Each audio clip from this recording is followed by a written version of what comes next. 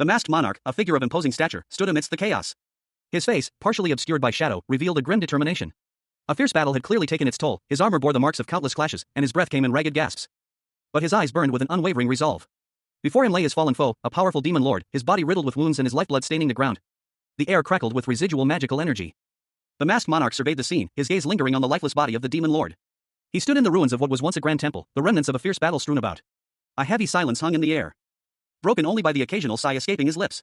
He turned away from the corpse, his shoulders slumping slightly under the weight of his victory. He seemed lost in thought, his mind replaying the events of the battle. A faint tremor ran through his body, a testament to the exertion he had endured. A battle that had pushed him to his absolute limits. From a distance, a shadowy figure watched him, their presence ominous and foreboding. The demon lord's death did not bring peace, a new threat loomed. The shadowy figure, the demon king, revealed himself, his presence radiating malice and power. The masked monarch, despite his exhaustion, braced himself, his eyes narrowing in defiance. He would not yield, he would face this new challenge head-on. His expression hardened, a fierce determination etched onto his features. He would not let the world fall to the demon king. A cold sweat beaded on his brow as his breath hitched in his throat. A lone figure in crimson armor stood amidst the desolation, his breath ragged. Before him lay a fallen foe, a demonic lord, his once mighty sword now discarded in the dust. His mind reeling from the battle's intensity, a bitter realization dawned on him, this is ridiculous. So everything up till now was just a lie? He roared, his voice raw with disbelief and fury, is that any less ridiculous? Overcome with nausea, he retched violently. The demonic lord, observing from above, spoke with a chilling calmness. There's no need to be so disappointed. You did a lot better than expected. The warrior's vision blurred, his mind flashing back to a distant past. 22 years. He had spent 2 decades in the game, striving to reach and kill the demon king Ball in the hopes of returning to the real world. That's how long it took to get here. More than 400 soldiers died in this journey. The vast battlefield stretched before him, a grim testament to the cost of his quest. The fallen soldiers, from USA, UK, France, lay scattered across the desolate landscape. A party of seasoned adventurers, handpicked from the elite guilds across various nations, had been assembled to face a formidable challenge. But their journey was cut short. 2 years prior, they were completely annihilated after failing to overcome the formidable 24th-ranked demon king, Belius, and his impenetrable defenses. Following this devastating defeat, the protagonist was left to fight a series of lonely battles. When his stamina waned, he would seek refuge to recuperate, and he steadily increased his level by defeating 23 demon lords, one by one. Finally, after 2 years of relentless struggle, he confronted the demon king Ball. The battle raged for 3 days, a grueling contest that he miraculously won by a hair's breadth. But was this victory a mere fabrication? A sinister grin spreads across the protagonist's face as he reveals a hidden truth. He activates his game interface, revealing a collection of in-game items and abilities. The masked monarch, a figure of immense power within the now shattered world of Eternal World, stood poised, his crimson armor gleaming under the harsh sunlight. He gripped his luminous, ethereal blade, its energy thrumming with barely contained power. And with a ferocious cry of just die, he unleashed a devastating blow, a torrent of energy erupting from his blade. The force of the attack shattering the earth around him, leaving a trail of destruction in its wake. The masked monarch stumbled back, his breath ragged, the exertion evident in his strained posture. His eyes widening in surprise as he saw his opponent, a towering, demonic figure with horns and a cruel smile, emerge from the dust. The demon king, seemingly unscathed by the attack. He spoke, his voice a low, chilling chuckle, I'm looking forward to it already. The demon king's amusement was palpable as he continued, I wonder how much you'll entertain me. The masked monarch's jaw clenched, his eyes blazing with fury. He was clearly enraged by the demon king's arrogance. Suddenly, another voice cut through the air, stop that. Don't use such underhanded tactics. The masked monarch, despite his anger, seemed surprised by the interruption. The demon king smirked, whether you want to kill me or not, do it fair and square. The masked monarch, his face grim beneath his helmet, surveyed the battlefield. He muttered to himself, deciding to postpone a certain action. He braced himself, preparing for the next attack. A powerful blow sent him reeling, the force of the impact throwing him back. And he found himself facing the demon king. Defeated and desperate, he cried out, begging for death. He stood defeated, his sword lying discarded beside a fallen foe. The dust settled around him, highlighting his solitude. The masked monarch, battered but still defiant, looked up, his gaze fixed on something in the distance. He shouted a warning, his voice carrying across the ravaged terrain. His strength failing, he collapsed, tears streaming down his face. He had no more fight left in him. He pleaded for an end to his suffering, his voice filled with despair. He looked up, a flicker of determination in his eyes, despite his exhaustion. A young man, clad in crimson armor, stood amidst a scene of devastation. Dust and debris swirled around him, the remnants of a fierce battle. His expression was one of grim determination, his eyes narrowed in focus. Suddenly, a wave of disorientation washed over him. A feeling of utter confusion as he stammered, what just happened? The ground beneath his feet trembled. With a resounding thud, his armored foot came down, shattering the stone beneath him. A force beyond his comprehension rippling outwards. His eyes widened in alarm. A scream escaped his lips as he was thrown backwards. The ground exploding around him in a chaotic display of energy. He landed hard, the impact jarring him to his core. A powerful figure, cloaked in shadow, landed with a resounding thud. The ground trembled beneath his weight as dust and debris erupted around him. Revealing a towering warrior clad in crimson armor, his form radiating an aura of immense power. The intricate details of his helmet and breastplate hinted at an ancient, otherworldly craftsmanship. His face, partially obscured by the helmet, was still visible, revealing piercing blue eyes that held a hint of weariness and determination. He was the masked monarch, returned from the digital realm of Eternal World. He stood amidst the ruins of a once thriving city, a stark reminder of the chaos unleashed upon the world. A colossal castle loomed in the distance, a symbol of the encroaching darkness. The year is 2018. New Year's Eve in New York City pulsed with anticipation as the city glittered under the night sky. A massive crowd gathered in Times Square, their faces a mixture of excitement and expectation for the upcoming festivities. As the countdown to the new year began, the energy was palpable, a collective breath held as the final seconds ticked away. Cheers erupted as the clock struck midnight, the joyous sounds of celebration filling the air. A spectacular fireworks display illuminating the night sky above the ecstatic crowd. Happy New Year! But unbeknownst to the revelers, a new sun had risen on 2019, one that would cast a very different light on the world.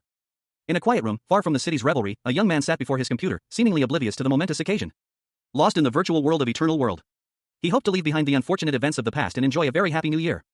The imposing facade of the White House stood against a clear blue sky, a stark contrast to the turmoil brewing within its walls. A man in a dark suit, his blonde hair neatly combed, strode purposefully through the halls of power. His footsteps echoing as he approached a heavy oak door, which he swiftly opened. Inside, the Oval Office hummed with quiet intensity. The man paused, a bead of sweat trickling down his temple. A sense of foreboding weighing heavily on him. He had something to report. He addressed the president, his voice barely a whisper above the hushed atmosphere of the room. The president, a stern-faced man with a powerful presence, listened intently, his expression unreadable. Elsewhere, a phone rang, the shrill tone cutting through the mundane office environment. A harried voice answered, 911, what's the emergency? The voice on the other end reported a missing person, the urgency in their tone palpable. A 911 operator, his face etched with concern, stared at the multiple screens displaying a flurry of incoming calls.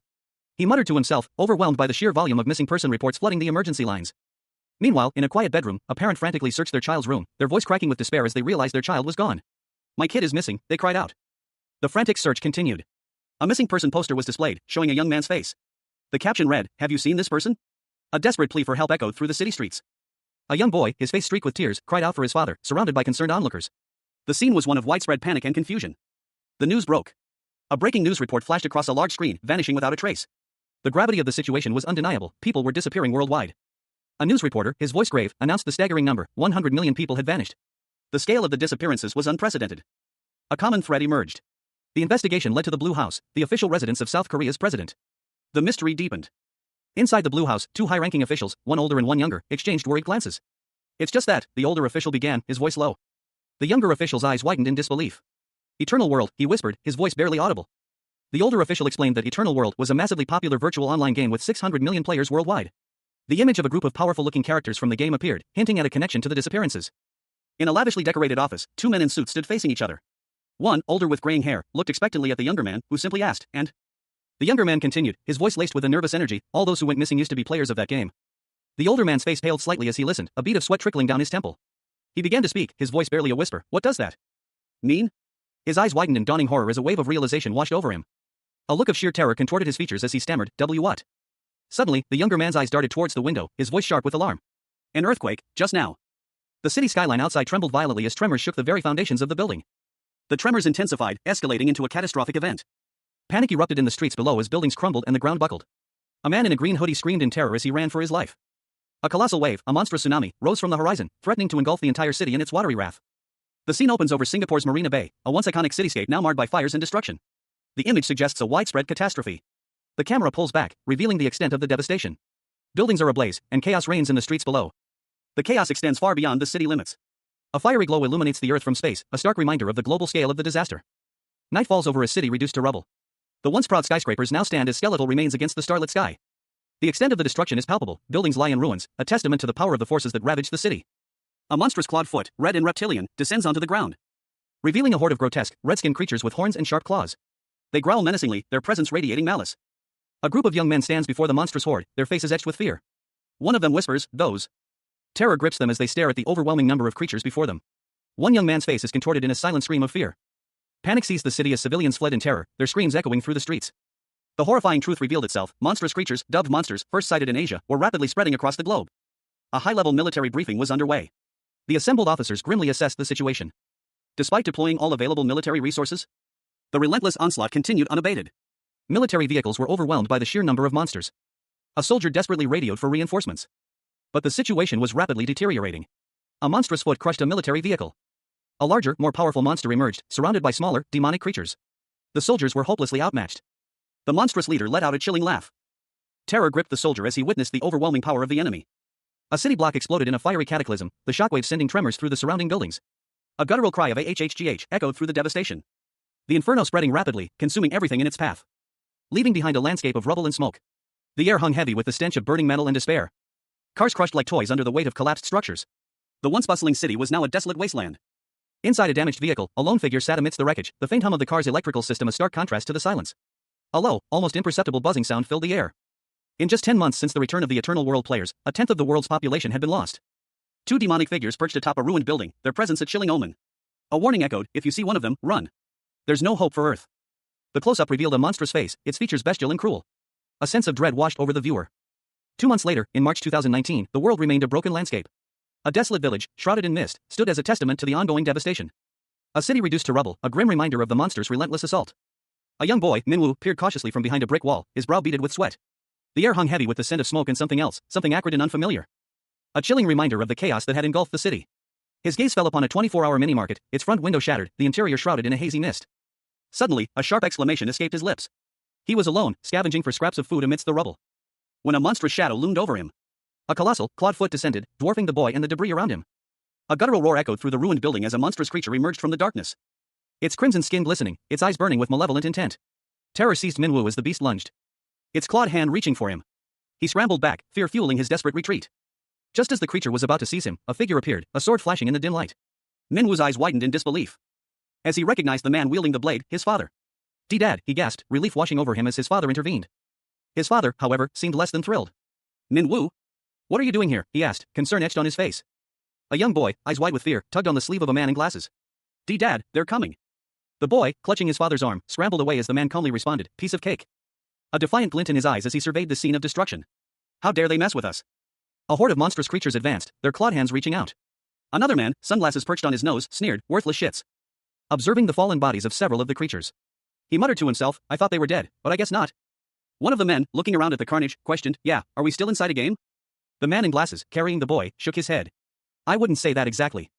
A woman in goggles approached them, her gaze fixed on the man in glasses. He smiled confidently, "I believe we are back." A monstrous figure, clad in crimson armor and bearing a vaguely reptilian visage, crashed to the ground, its fall sending up a small cloud of dust.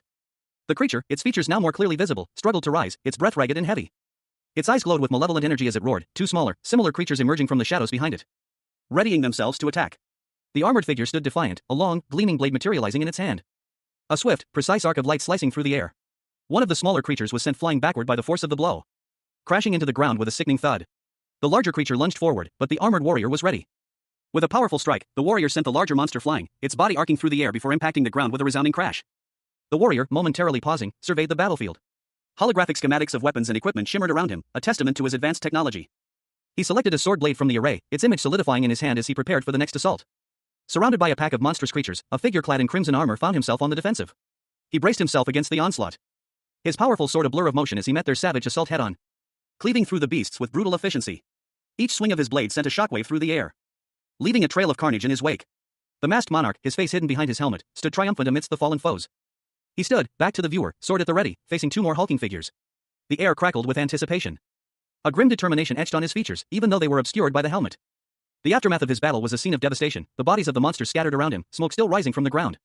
A ghostly image of the masked monarch, silhouetted against a backdrop of a city in ruins, appeared before him. He was alone, a lone warrior against a world consumed by chaos.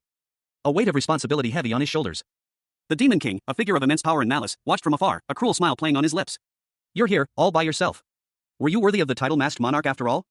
The Masked Monarch, the most powerful player of Eternal World, declared that an era of suffering was over. A blinding light erupted from the ground, and from it emerged a horde of monstrous creatures, their forms twisted and grotesque. Surrounding a group of human survivors, their desperate struggle against the overwhelming numbers evident in their strained expressions. A powerful, red-armored figure emerged from the chaos, its eyes burning with malevolent intent. A lone spear, primitive yet menacing, is shown against a backdrop of an orange-tinged sky. A young man with glasses, clad in simple yet sturdy armor, grips the spear with a fierce grin. Sparks fly from the weapon, hinting at supernatural energy. Two demonic figures, red-skinned and horned, roar in rage, their movements blurred by speed. A swift, blue energy blast cuts through the air, striking one of the demons. While other players, armed with various weapons, engage in desperate combat against a horde of similar creatures. The scene is chaotic, filled with the sounds of battle and the destruction of urban structures. A city skyline is shown, ravaged by fire and destruction. The narration box states that people who can deal with the monsters have appeared. A news report discusses the monsters, emphasizing that even the strongest weapons are ineffective against them. These individuals are referred to as players. A young man asks a professor for clarification on the identity of these players. The professor, Park Sang-jin, confidently states that everyone will remember them. The image shows the title card for the game Eternal World. A caption asks if the reader remembers the 1.2 billion people who disappeared. A group of men in suits sits around a table, discussing the disappearance. They conclude that the missing people were pulled into the game. One of the men expresses uncertainty about the reason for the disappearances, but acknowledges that the theory of being pulled into the game seems plausible. The scene shifts to a man in a red robe fighting a monstrous creature. The man questions if the superhuman powers are a result of the game. The narration explains that those who were players in Eternal World experience time differently, with a year in the game equating to a month in the real world. Another scene shows a man in a medical setting observing a fight between more monstrous creatures and a human. The narration explains that the players started at level 1 and gained abilities through leveling up. Two men discuss a curious development. That all the people who returned died in the game. The narration confirms that all those who returned died in Eternal World. The scene opens on a desolate cityscape, buildings reduced to rubble, smoke rising from the wreckage. A heavy, oppressive atmosphere hangs in the air, a stark reminder of the devastation wrought upon the world. A man's foot rests near a grotesque, slain monster, its head severed from its body. The creature's crimson skin and sharp claws are a chilling testament to the horrors that now plague Earth. One man speaks to another, expressing gratitude for their assistance in defeating the monsters. He points out that they were only low-level enemies. Two figures, one in a yellow hoodie and the other in more armored attire, stand amidst the ruins. The man in the hoodie asks how long the other has been playing the game, to which the armored man replies that he's played for about 2 years. The man in the yellow hoodie processes this information, realizing the grim truth of their situation. Death in the game means returning to the real world. He questions whether only those who played for their first or second year have returned. A shadowy figure looms behind him, hinting at a lurking danger. The man's apprehension grows as he contemplates this unsettling possibility. And suddenly, a monstrous creature attacks him from behind. The creature, a bizarre, aquatic-like being, grabs the man, its grip tightening around his neck. Terror fills the man's eyes as he struggles for air. Meanwhile, the armored man rushes to his aid, sword drawn, ready to confront the threat. Vicky, a level 2 player, encountered a monstrous creature. A look of disbelief and anger contorted her features as she exclaimed about the unexpected presence of this beast. Elsewhere, a building crumbled, sending debris raining down. A cry of shock and alarm escaped someone witnessing the destruction. The cause of the devastation became clear as two monstrous, winged creatures with demonic features swooped into view. Hugo, a level 3 player, watched in horror as they approached. On the ground, a desperate battle raged. Players fought back against the invading monsters, but the creatures' levels were increasing, overwhelming the defenders. One player fell, succumbing to the superior strength of the enemy. Meanwhile, at the military command center, reports of a massive monster overflow in Yujongbu flooded in. The situation was rapidly deteriorating. A military officer addressed his troops, his face grim. The sudden surge in monster strength had made this situation critical once more.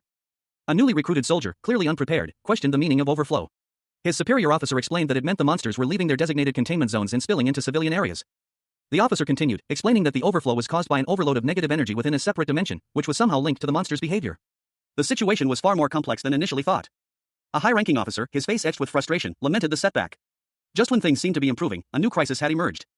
The scene shifted back to the ongoing battle, showing a larger, more powerful demon leading the charge, flanked by smaller, winged demons. The intensity of the conflict escalated dramatically. A group of soldiers, clearly outmatched, faced a terrifying horde of monsters. Their leader, a grim-faced man, voiced their predicament. They lacked the strength to overcome such powerful foes. He grimly acknowledged their only option was to use sheer numbers to push back the relentless onslaught. Suddenly, a monstrous, red-skinned devil with horns charged towards one of the soldiers, a young woman with short brown hair. A look of sheer terror froze her features as the creature lunged. Another soldier, his eyes wide with fear, braced for impact as the creature's attack neared. A different soldier attempted to defend himself against a similar beast, but the creature's strength proved too overwhelming. The soldier's desperate parry was easily brushed aside. The monster was sent sprawling by a powerful blow, its body crashing to the ground. The soldier who had been attacked stared in disbelief, his mouth agape. He couldn't comprehend what had just happened.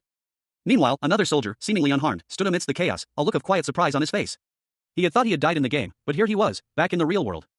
A narration box appeared, stating that it was May 2019, and a third player from the game had returned. The scene shifted to a government building, where a man in a suit was explaining the situation to someone off-panel. He revealed that players who died in the game were returning in batches, 1 month at a time. A news report flashed on a screen, showing a picture of a demonic creature. The caption read, "Then that means even the monsters." 3 monstrous figures loomed over a city, their levels displayed: Smoke, LV8, Veil, LV10, and Sulker, LV15. A group of 5 players from the game, Eternal World, stood amidst the chaos. One of them, a 6th-year player, voiced a desperate hope: "If we die here, perhaps we can go back into the game?" An 8th-year player, clad in green armor, rebuked the suggestion. "It's not the time to be making jokes." Another player, seemingly confident, declared, "If you want to live, kill them." The scene shifted to a fierce battle. A player unleashed a powerful blast of energy at a demon, sending it reeling. Another player engaged in close-quarters combat with a demon, their sword clashing against the creature's claws. And another player joined the fray, their sword flashing as they attacked another demon. Amidst the chaos of the battle, a large explosion rocked the city, sending shockwaves through the area. The scene ended with a dramatic flourish, leaving the outcome uncertain. A colossal, monstrous claw, dripping with an unnatural green slime, descended from the heavens, its sheer size dwarfing the surrounding buildings, smashing through the city's infrastructure with terrifying ease. The impact sent shockwaves through the ground, leaving a trail of destruction in its wake. Revealing the full horror of the creature, a grotesque, gargantuan beast with a single, pulsating eye at its center, its body a mass of writhing, greenish flesh. The word drain appeared ominously below it. The creature, identified as Drain LV-150, loomed over the city, its malevolent eye fixed on its next victim. But from the rubble, a figure emerged. Clad in crimson armor, the masked monarch strode towards the beast, his presence a stark contrast to the devastation around him. The masked monarch stood before the monstrous Drain, his imposing figure a testament to his power. As the creature opened its maw, revealing rows of razor-sharp teeth, ready to unleash its destructive power. A blinding flash erupted from the masked monarch's position, followed by a deafening roar, leaving behind a massive crater where the Drain once stood. The masked monarch's foot landed heavily on the scorched earth. As he surveyed the ravaged cityscape, his silhouette a symbol of both destruction and hope amidst the ruins. A powerful, demonic presence loomed, its crimson armor hinting at immense strength. Jagged teeth and a sharp jawline were visible beneath the helmet, promising brutal force. The full figure of the warrior revealed itself, a terrifying spectacle of might and menace. The red armor gleamed, reflecting the light with an almost ethereal glow. A closer look at the face, partially obscured by the helmet, revealed piercing blue eyes. The text below identified him as a 22nd-year player, a veteran of the Eternal World game, his presence radiating power and experience. The title Monarch of the Mask confirmed his identity. He stood amidst the ruins of a once great city, a testament to the chaos unleashed upon the world since the player's return from Eternal World. A monstrous figure, a demon with blonde hair and dark horns, lay wounded on the ground, his pained groans echoing through the desolate landscape. The camera focuses on the face of a man in red armor, his expression one of grim determination as he breathes heavily. He stands over the fallen demon, his sword planted firmly in the ground, the scene bathed in the warm glow of the setting sun. The air crackles with residual energy. He turns his back to the viewer, his shoulders slumped slightly, a hint of exhaustion in his posture. A close-up reveals the weariness etched onto his face, his jaw clenched tight. The battle has taken its toll. The man stands defiantly, his red armor gleaming faintly in the fading light. In the distance, a shadowy figure watches from a high vantage point. The shadowy figure is revealed to be another demon, this one older and more powerful, his eyes burning with malice. He seems to be assessing the situation. The man in red armor glares at the fallen demon, his expression hardening. He is clearly not finished fighting. A young man's eyes widened in disbelief, beads of sweat trickling down his temples. He knelt beside a fallen comrade, a powerful warrior in ornate armor, his body still smoldering from a recent attack. A monstrous shadow loomed over them. He muttered to himself, his voice barely a whisper, "This can't be real. Everything was nothing but an illusion?" He roared, his voice filled with disbelief and defiance, "This is not possible." He stumbled backward, his eyes fixated on a towering figure silhouetted against the skyline. A powerful, dark-robed figure who spoke with chilling calm, "Don't be too disappointed." The dark figure continued, a hint of amusement in his tone, "You did better than I expected." With a surge of power, he summoned his weapon, the Summon Ventress sword. A brilliant blue blade erupting from his hand, unleashing a devastating attack that shattered the ground around him. The masked monarch, the most powerful player of Eternal World, lay wounded on the scorched earth, his crimson armor bearing the marks of a brutal battle. Dust swirled around him, obscuring the full extent of his injuries. His eyes, wide with a mixture of pain and disbelief, darted around, taking in the devastation. A cold sweat beaded on his brow as his breath hitched in his throat. He had faced countless foes within the game, but nothing could have prepared him for the sheer power of the Demon King, now manifested in the real world. Before him stood a towering figure, cloaked in shadow. The Demon King, a monstrous entity with horns and a cruel smile, emerged from the dust cloud. His eyes gleamed with malevolent amusement as he surveyed his fallen opponent. He would not be defeated so easily. With a grunt of exertion, he raised a hand, a faint glow emanating from his gauntlet. The Demon King, momentarily surprised by this unexpected display of resilience, watched as the monarch began to channel his remaining power. "Hey, you bastard. Come and kill me now," the monarch roared, his voice filled with bitter defiance. His face contorted in a grimace of pain and fury, his eyes burning with an unwavering resolve. He would fight to the very end. "I said stop," he screamed, his voice raw with desperation. The Demon King, however, remained unmoved. The monarch collapsed, his body spent, his spirit unbroken. His sword lay discarded beside him, a testament to the ferocity of the battle. He had given everything. His gaze, though weary, held a flicker of defiance. Even in defeat, he refused to yield. The scene ended with the masked monarch's defiant glare. A tremor shook the earth, sending debris raining down from the crumbling ceiling. A young man in crimson armor braced himself, his face contorted in a grimace. But the force was too great, he was thrown backward, a scream escaping his lips as more rubble crashed around him. The camera angle shifted, showing the falling debris from above, emphasizing the sheer destructive power of the attack. The scene shifted to a devastated cityscape, smoke billowing from ruined buildings. Wrecked cars littered the streets, a testament to the chaos that had unfolded. A monstrous creature, its body a grotesque amalgamation of flesh and roots, lay amidst the destruction. The masked monarch, the most powerful player of Eternal World, had returned. The masked monarch, a figure clad in crimson armor, stood amidst the devastation. His expression was grim, his gaze fixed on something unseen. He observed the wreckage buildings reduced to rubble, cars twisted and mangled, and the lingering scent of death. It was a scene eerily familiar. Just like 22 years ago, when the Eternal World players first returned. His gaze sharpened as he spotted something in the distance. 3 figures stood before him, their faces etched with a mixture of fear and awe. One of them, a young man in a business suit, whispered his disbelief. The masked monarch's attention was drawn to their equipment. He recognized the distinctive gear instantly. These were no ordinary items, they were artifacts from Eternal World, powerful beyond anything found on Earth. With a decisive movement, he activated a hidden mechanism, a silent signal to his team. He turned, his back to the onlookers, a solitary figure against the backdrop of urban decay. A wave of weariness washed over him.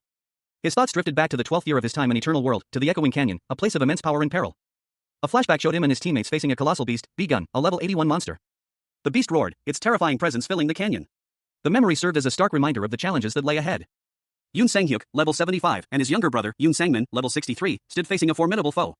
Sang-min, his face etched with worry, asked his older brother, "What do we do, Hyun?" Sang-hyuk, assessing the situation, responded grimly, "We can't take him ourselves. I need you to run away while I distract him." Sang-min, shocked by his brother's words, exclaimed, "What? What do you mean?" Sang-hyuk, his expression hardening, urged, "There's no time. Run now." With that, Sang-min, his eyes wide with fear, turned and fled, his sword drawn. Sang-hyuk engaged the monstrous beast, a powerful swing of his blade connecting with the creature's hide. The impact sending him flying backward. He landed hard, the force of the blow momentarily stunning him. But he quickly recovered, his eyes narrowed in determination as the beast lunged. With a roar, Sang-hyuk unleashed a powerful attack, a torrent of energy erupting from his blade, striking the beast. He shouted, "Dragon Slave!" The creature roared in pain, its body convulsing from the attack. Sang-hyuk, despite his own injuries, yelled one last time, "Run now!" A monstrous claw swiped at Yoon Sang-min, the masked warrior, sending him sprawling. Blood gushing from his mouth as he cursed his attacker, a furious roar escaping his lips. Despite the injury, Sang-min launched himself into the air, his sword ablur. A brilliant blue energy slicing through the monster's arm. The blow sent the creature reeling, but it was clear the fight was far from over. Sang-min's comrade rushed to his side, his friend desperately trying to rouse him from unconsciousness. Sang-min stirred, a pained groan escaping his lips as he weakly addressed his companion. His thoughts turned inward, a wave of regret washing over him as he realized the extent of his injuries. He knew he was at his limit, but he had hoped to see the end of their quest together. Tears streamed down his face as he apologized to his friend for failing him. His friend, however, refused to give up, his voice filled with determination as he urged Sang-min to fight on. A young man, Sang-min, lay on the ground, seemingly lifeless, as another man, his face etched with worry, knelt beside him, his hand resting on Sang-min's chest. Sang-min's eyes snapped open, his gaze sharp and filled with a newfound intensity. He was back. He sat up, his expression a mixture of confusion and disorientation. The world around him seemed different. A moment later, he found himself back in his apartment, the familiar surroundings offering little comfort. He was home, yet he felt profoundly out of place. A knock on the door startled him. His heart pounded in his chest as he cautiously approached. He opened the door to reveal a friend, his face a mixture of surprise and concern. The reunion was unexpected, yet strangely familiar. They sat down at the kitchen table, the silence punctuated only by the clinking of mugs. The friend's question hung heavy in the air. Sang-min's response was hesitant, a simple confirmation of the unbelievable truth. His friend's next question revealed the extent of the situation. The return of the players was not limited to those who had died in the game. The gravity of the situation settled upon them both as Sang-min confirmed the shocking news, even the players who had survived the game were returning. The narration box reveals a widespread rumor, the virtual reality game, Eternal World, has collapsed. Two young men are seated at a table, engaged in conversation. One of them holds a mug. The focus shifts to one of the young men, his expression thoughtful as he touches his chin. He reflects on his premature death in the game, mentioning that he didn't get to know much about it, but he's heard that the Masked Lord has been playing exceptionally well. A narration box reveals that even today, Richard Paulson, the US clan leader of Absolute, stated that the only player to have slain the evil king would be the Masked Lord. One of the young men expresses surprise at Paulson's statement, while the other asks if he knows Paulson. One of the young men suggests they don't need to delve into all the details today. He then observes that the world is changing, similar to the virtual world, and questions what is happening. A panel shows several high-level monsters emerging from a portal, along with a narration box stating that high-level dungeons are also appearing. Returning to the two young men, one asks the other what level they reached in the game. A young man with short brown hair, dressed in dark clothing, was approached. His expression was one of mild curiosity, a slight furrow in his brow as he asked, "Why do you ask?" The questioner, another young man with a similar build but a more open and friendly demeanor, explained that he wanted to invite him to his guild. The Korean guild, Balhae. The first young man's eyes widened slightly at the mention of the name. The name Balhae Guild echoed in his mind. A purple emblem with 3 stylized commas was shown, followed by the explanation that the guild's reputation stemmed from its members' high levels and their history of enslaving those with lower levels. A flashback revealed a dark scene, a powerful figure, cloaked in shadow, standing amidst a massacre of fallen figures. The young man had been forced to kill them himself to end their suffering. Returning to the present, the first young man asked if the other was a member of the Balhae Guild. The second young man confirmed that he was. He admitted that the guild didn't have the best reputation, but that things had improved since the past. He believed that the guild would welcome the first young man as a member. A tense scene unfolded between two men seated at a table. One, sharply dressed in a dark turtleneck, delivered an ultimatum: "I want you to leave the guild." His words carried a weight of finality, his expression hardening as he continued, "Trash is still trash, no matter what. I want you to leave the guild now." The man in the turtleneck offered a final, dismissive statement: "If you can't do it, let me know." His confidence was unwavering. The other man, his face etched with confusion, questioned this bravado: "Why are you so confident?" Intrigued, the second man pressed further, his curiosity piqued: "What level are you exactly?" The man in the turtleneck met his gaze, a hint of a smirk playing on his lips. Before delivering a single, powerful word, "Max level." Two young men sat in a cafe, one looking surprised as the other spoke. He questioned, "Did you say, max level?" The second man, seemingly unimpressed, responded that the highest level currently achieved in the game was 228, held by Richard Paulson, the Sun Knight. The first man, still skeptical, questioned whether the game, Eternal World, even had a maximum level. The second man, with a knowing smirk, gestured towards a holographic display appearing before them and commanded it to open his inventory. The first man's eyes widened in disbelief as he witnessed the impossible, the inventory interface displayed before him. He exclaimed in astonishment, "How did you do that? No way, inventory." A look of dawning recognition crossed the first man's face as the second man revealed his identity. The scene opens on a quiet residential street in a city that seems both familiar and subtly altered. Buildings with a blend of modern and medieval architectural styles line the street, hinting at the unusual circumstances that have reshaped the world. A young man with short brown hair walks down the street, his posture suggesting a thoughtful, perhaps slightly anxious demeanor. He seems lost in his own thoughts, oblivious to the strangeness of his surroundings. Until he looks up and sees something that makes him stop dead in his tracks. A gasp escapes his lips as he utters a single, incredulous exclamation: "No way!" The source of his astonishment is revealed. A man with short brown hair, holding a striking crimson mask, stands before him. The mask is ornate and menacing, hinting at the power it represents. The young man's internal monologue echoes the question forming on his lips: "The masked monarch?" The masked monarch smiles, a knowing glint in his eyes. He addresses the young man, his tone suggesting a mixture of amusement and something else, perhaps a hint of weariness. "My friend." The young man, clearly overwhelmed, stammers out his own revelation. I couldn't even get EXP because I've reached LV 300. The young man's shock is palpable as he processes the implications of this encounter. His brother, the legendary masked monarch, is standing before him. I can't believe it. My brother is the masked monarch. The conversation continues, revealing a darker side to the masked monarch's actions. Then the one who wiped out the Balhi Guild is you too. The masked monarch responds calmly, his justification laced with a chilling pragmatism. I did it because they did too much dirty work. The young man's initial shock gives way to a more pressing question, a mixture of awe and disbelief. Hold on. More importantly, how did you do that? Two young men sat across from each other at a table. One of them, with a thoughtful expression, asked the other how he managed to open something. The second man replied nonchalantly that he simply opened it normally. The second man's face lit up as he excitedly explained that all the players who had returned from the game had lost all their weapons and items, leaving them only with the status window and leveling system. The first man, however, looked skeptical, questioning how that could be possible. The first man held up a small, red, crystalline object. He explained that the final quest in the game was the inheritance of inventory. The second man reacted with disbelief to this revelation. The first man then asked if it meant the second man had actually killed the Demon King. The second man's jaw dropped in shock and disbelief, eyes wide with astonishment. The first man expressed his surprise at the second man's return and the fact that he had defeated the Demon King, questioning if he was dreaming. The conversation shifted to the second man's current level in the game, which he revealed to be 154. Two glowing blue interfaces appeared before the second man. He pondered which one to choose. Hyung, noticing something unusual about his friend's arm, exclaimed in surprise, questioning the strange appendage. He explained that it was a spatial storage device, something his friend had never seen before. A portable storage unit that exists between dimensions. With a flourish, he presented his friend with a gift. Two swords materialized, their stats displayed, Hamori's Will and Hamori's Rage, each boasting an attack power between 450 and 800. His friend, awestruck, questioned the reality of the situation and the uniqueness of the items. The giver paused, a thoughtful expression crossing his face as he wondered what was happening. His friend, however, was filled with unrestrained joy and amazement at the gift.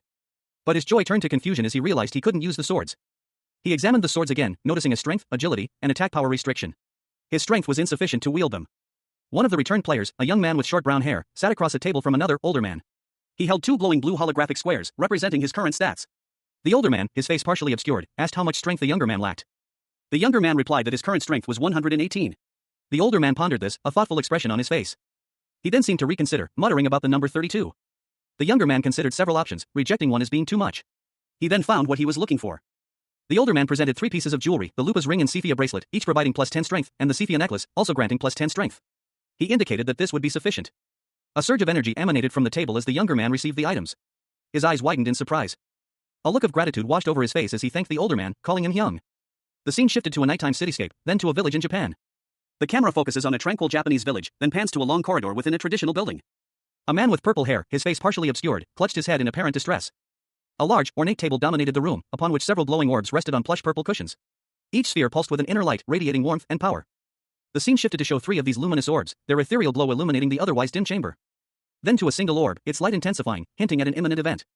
A man with short, dark hair and a serious expression entered the room. He surveyed the glowing orbs, a hint of anticipation in his eyes. He spoke, his voice calm but firm, "You're here." Another voice responded, "Yes, long time no see." The first man continued, "The others are still not here, huh?" The second man replied, "Well, they're not the type who come on time." The first man dismissed the matter with a wave of his hand, "Never mind. What's the reason for today's meeting?" The second man answered, his tone serious, "It seems like the masked monarch has returned." One of the orbs began to glow even brighter, its light pulsating with an almost unbearable intensity. The light intensified, revealing intricate patterns within the orb. Within a shimmering orb, a woman with long, flowing hair smiled serenely. Her expression held a hint of knowing amusement as she calmly stated that the current events were entirely expected. Meanwhile, a man in traditional Korean garb anxiously inquired about the whereabouts of the masked monarch. His question answered simply, "Korea." The scene opens with a high-angle view of the Yongsan-gu office district, towering skyscrapers piercing the clear blue sky. Inside, a man holds a document titled Reality Returnee Declaration Form. He is congratulated on becoming an official player, a statement he questions. Outside, 2 men walk down the street, one in casual clothes, the other in more armored attire. The armored man comments on the difficulty of the situation. He observes other players around them, remarking on their significant number now that all players have returned. One of the men mentions that the armored man couldn't bring his equipment from the game. He questions what happened to it.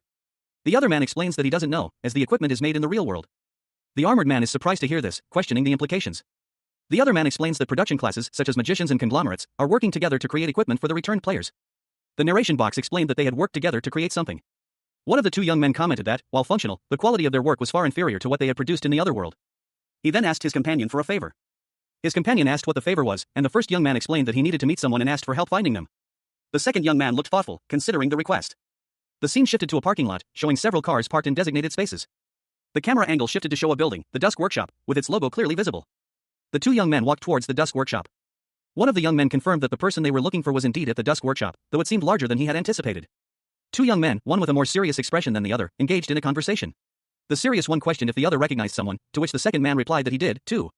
The less serious young man exclaimed excitedly that he knew the Dusk Blacksmiths. A man with goggles and a shadowed face sat pensively, stating that even though they weren't a combat line class, during the Demon King's castle raid, they were part of the 400 people who were chosen. The image showed a blacksmith's hammer and anvil resting on a world map, symbolizing the Dusk Workshop's global reach. The less serious young man continued, expressing his lifelong dream of obtaining equipment from the Dusk Workshop. The serious young man smiled, promising to get him something from there this time. The less serious young man's face lit up with excitement. A shot of the Dusk Workshop building, showing its exterior. The three young men approached the building's automatic doors. Inside, a woman greeted them, welcoming them to the Dusk Workshop and offering her assistance.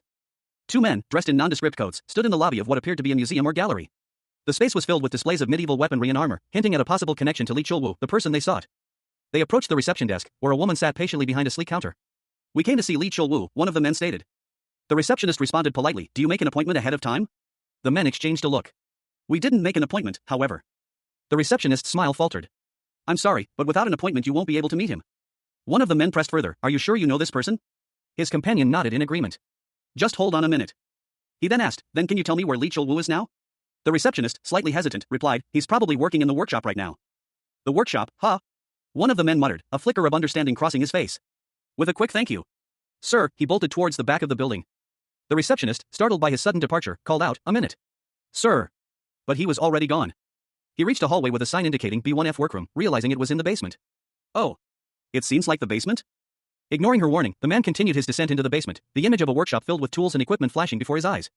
The chapter opens with a wide shot of a blacksmith's workshop, filled with an array of weapons hanging on the walls. The air is thick with the scent of metal and fire. A blacksmith, Li Chulwu, is hard at work, his hammer ringing against the anvil with rhythmic precision. He is focused on his task, his brow furrowed in concentration.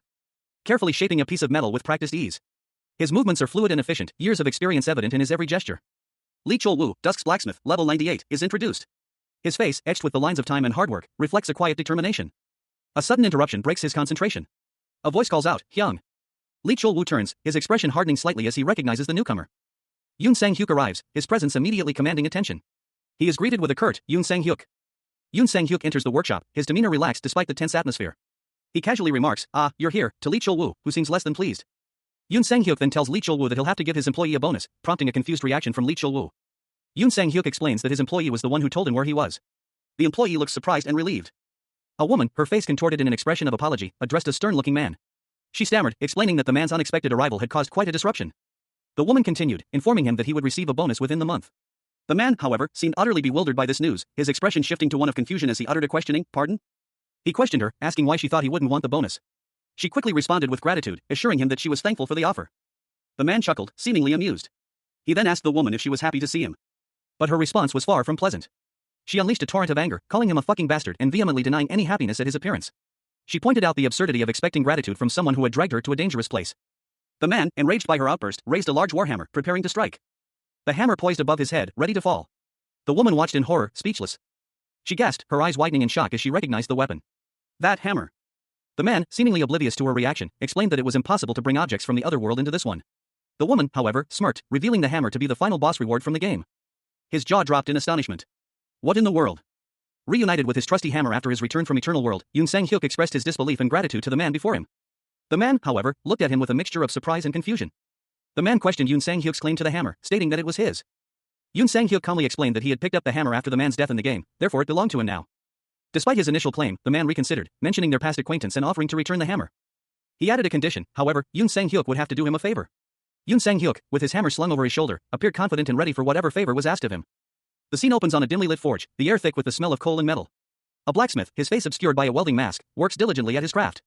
Hammering rhythmically on a piece of glowing metal. Sparks fly as he shapes the material with practiced ease. The rhythmic clang of the hammer is punctuated by the sudden opening of a heavy wooden door. A figure in red armor stands silhouetted in the doorway. The blacksmith, without turning, gruffly asks the newcomer if they didn't see the sign on the door that said not to come in. The armored figure replies that if he has something to say, he should come back later. The blacksmith, seemingly unfazed, continues his work, placing a bag of materials onto the workbench, revealing a collection of shimmering gems and rare materials. The blacksmith's eyes widen in surprise. He recognizes the items as Avron steel, the shining black stone, and Panhard's horn, all incredibly rare S-rank items. The armored figure asks how the blacksmith obtained these items, explaining that he needs an item crafted for him. A man with a weathered face, clad in a simple yellow shirt, peered at a mysterious object.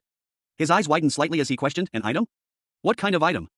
A young man with short brown hair, wearing a striking red and black armor, stood before him. Only his upper body was visible, but his expression was one of quiet confidence. The young man's face was now fully visible, a subtle smirk playing on his lips as he revealed the answer, a mask. The scene shifted to a well-equipped workshop, far larger than it once was. The young man, now identified as the masked monarch, gazed at the impressive collection of weapons and armor. He mused, when I just saw it for the first time, it wasn't like this. The masked monarch turned to address the older man, his tone a mix of amusement and impatience. Can you stop looking and sit down here? The older man, Yoon Sang-min, introduced himself. Over here is your Dong-sang? Ah, hello. I'm Yoon Sang-min. Yoon Sang-min continued, his words laced with a hint of sarcasm, right. Unlike someone here, you look pretty kind. The masked monarch's patience wore thin. He warned, if you keep being annoying, I'm gonna just leave.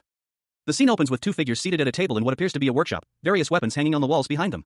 One, a younger man with short brown hair, is addressed by an older man with goggles perched on his forehead. The older man inquires about the younger man's recent experiences, specifically asking if he truly managed to clear the other world. The younger man replies that he believed he had cleared the other world, explaining that for 2 years he single-handedly defeated the demon's army and finally vanquished the demon king Ball. However, the older man reveals a crucial detail: the entity the younger man defeated was merely an illusion created by Ball. The younger man's expression shifts to one of contemplation and slight annoyance. The older man, still looking thoughtful, comments on the irony of the situation, expressing disbelief that even the masked monarch, renowned for his power, could be fooled by such a simple illusion. Despite the revelation, the older man acknowledges the younger man's return, emphasizing the positive aspect of his survival. The older man's expression turns serious as he considers the implications of the situation. The scene concludes with the older man asking the younger man about the favor he desires. A young man with short brown hair, a smirk playing on his lips, addressed his companion. He stated simply that the process was straightforward. He continued, explaining that he would be a frequent visitor from that point on, and requested to be prioritized in the production line. He also requested a custom item for his younger brother, though he acknowledged that altering the production schedule for someone else might prove troublesome. Meanwhile, a grizzled craftsman with goggles perched on his head listened intently. The craftsman, addressed as Ham, agreed to the request. Suddenly, the young man threw a large hammer across the workshop. The craftsman reacted with a surprised outburst.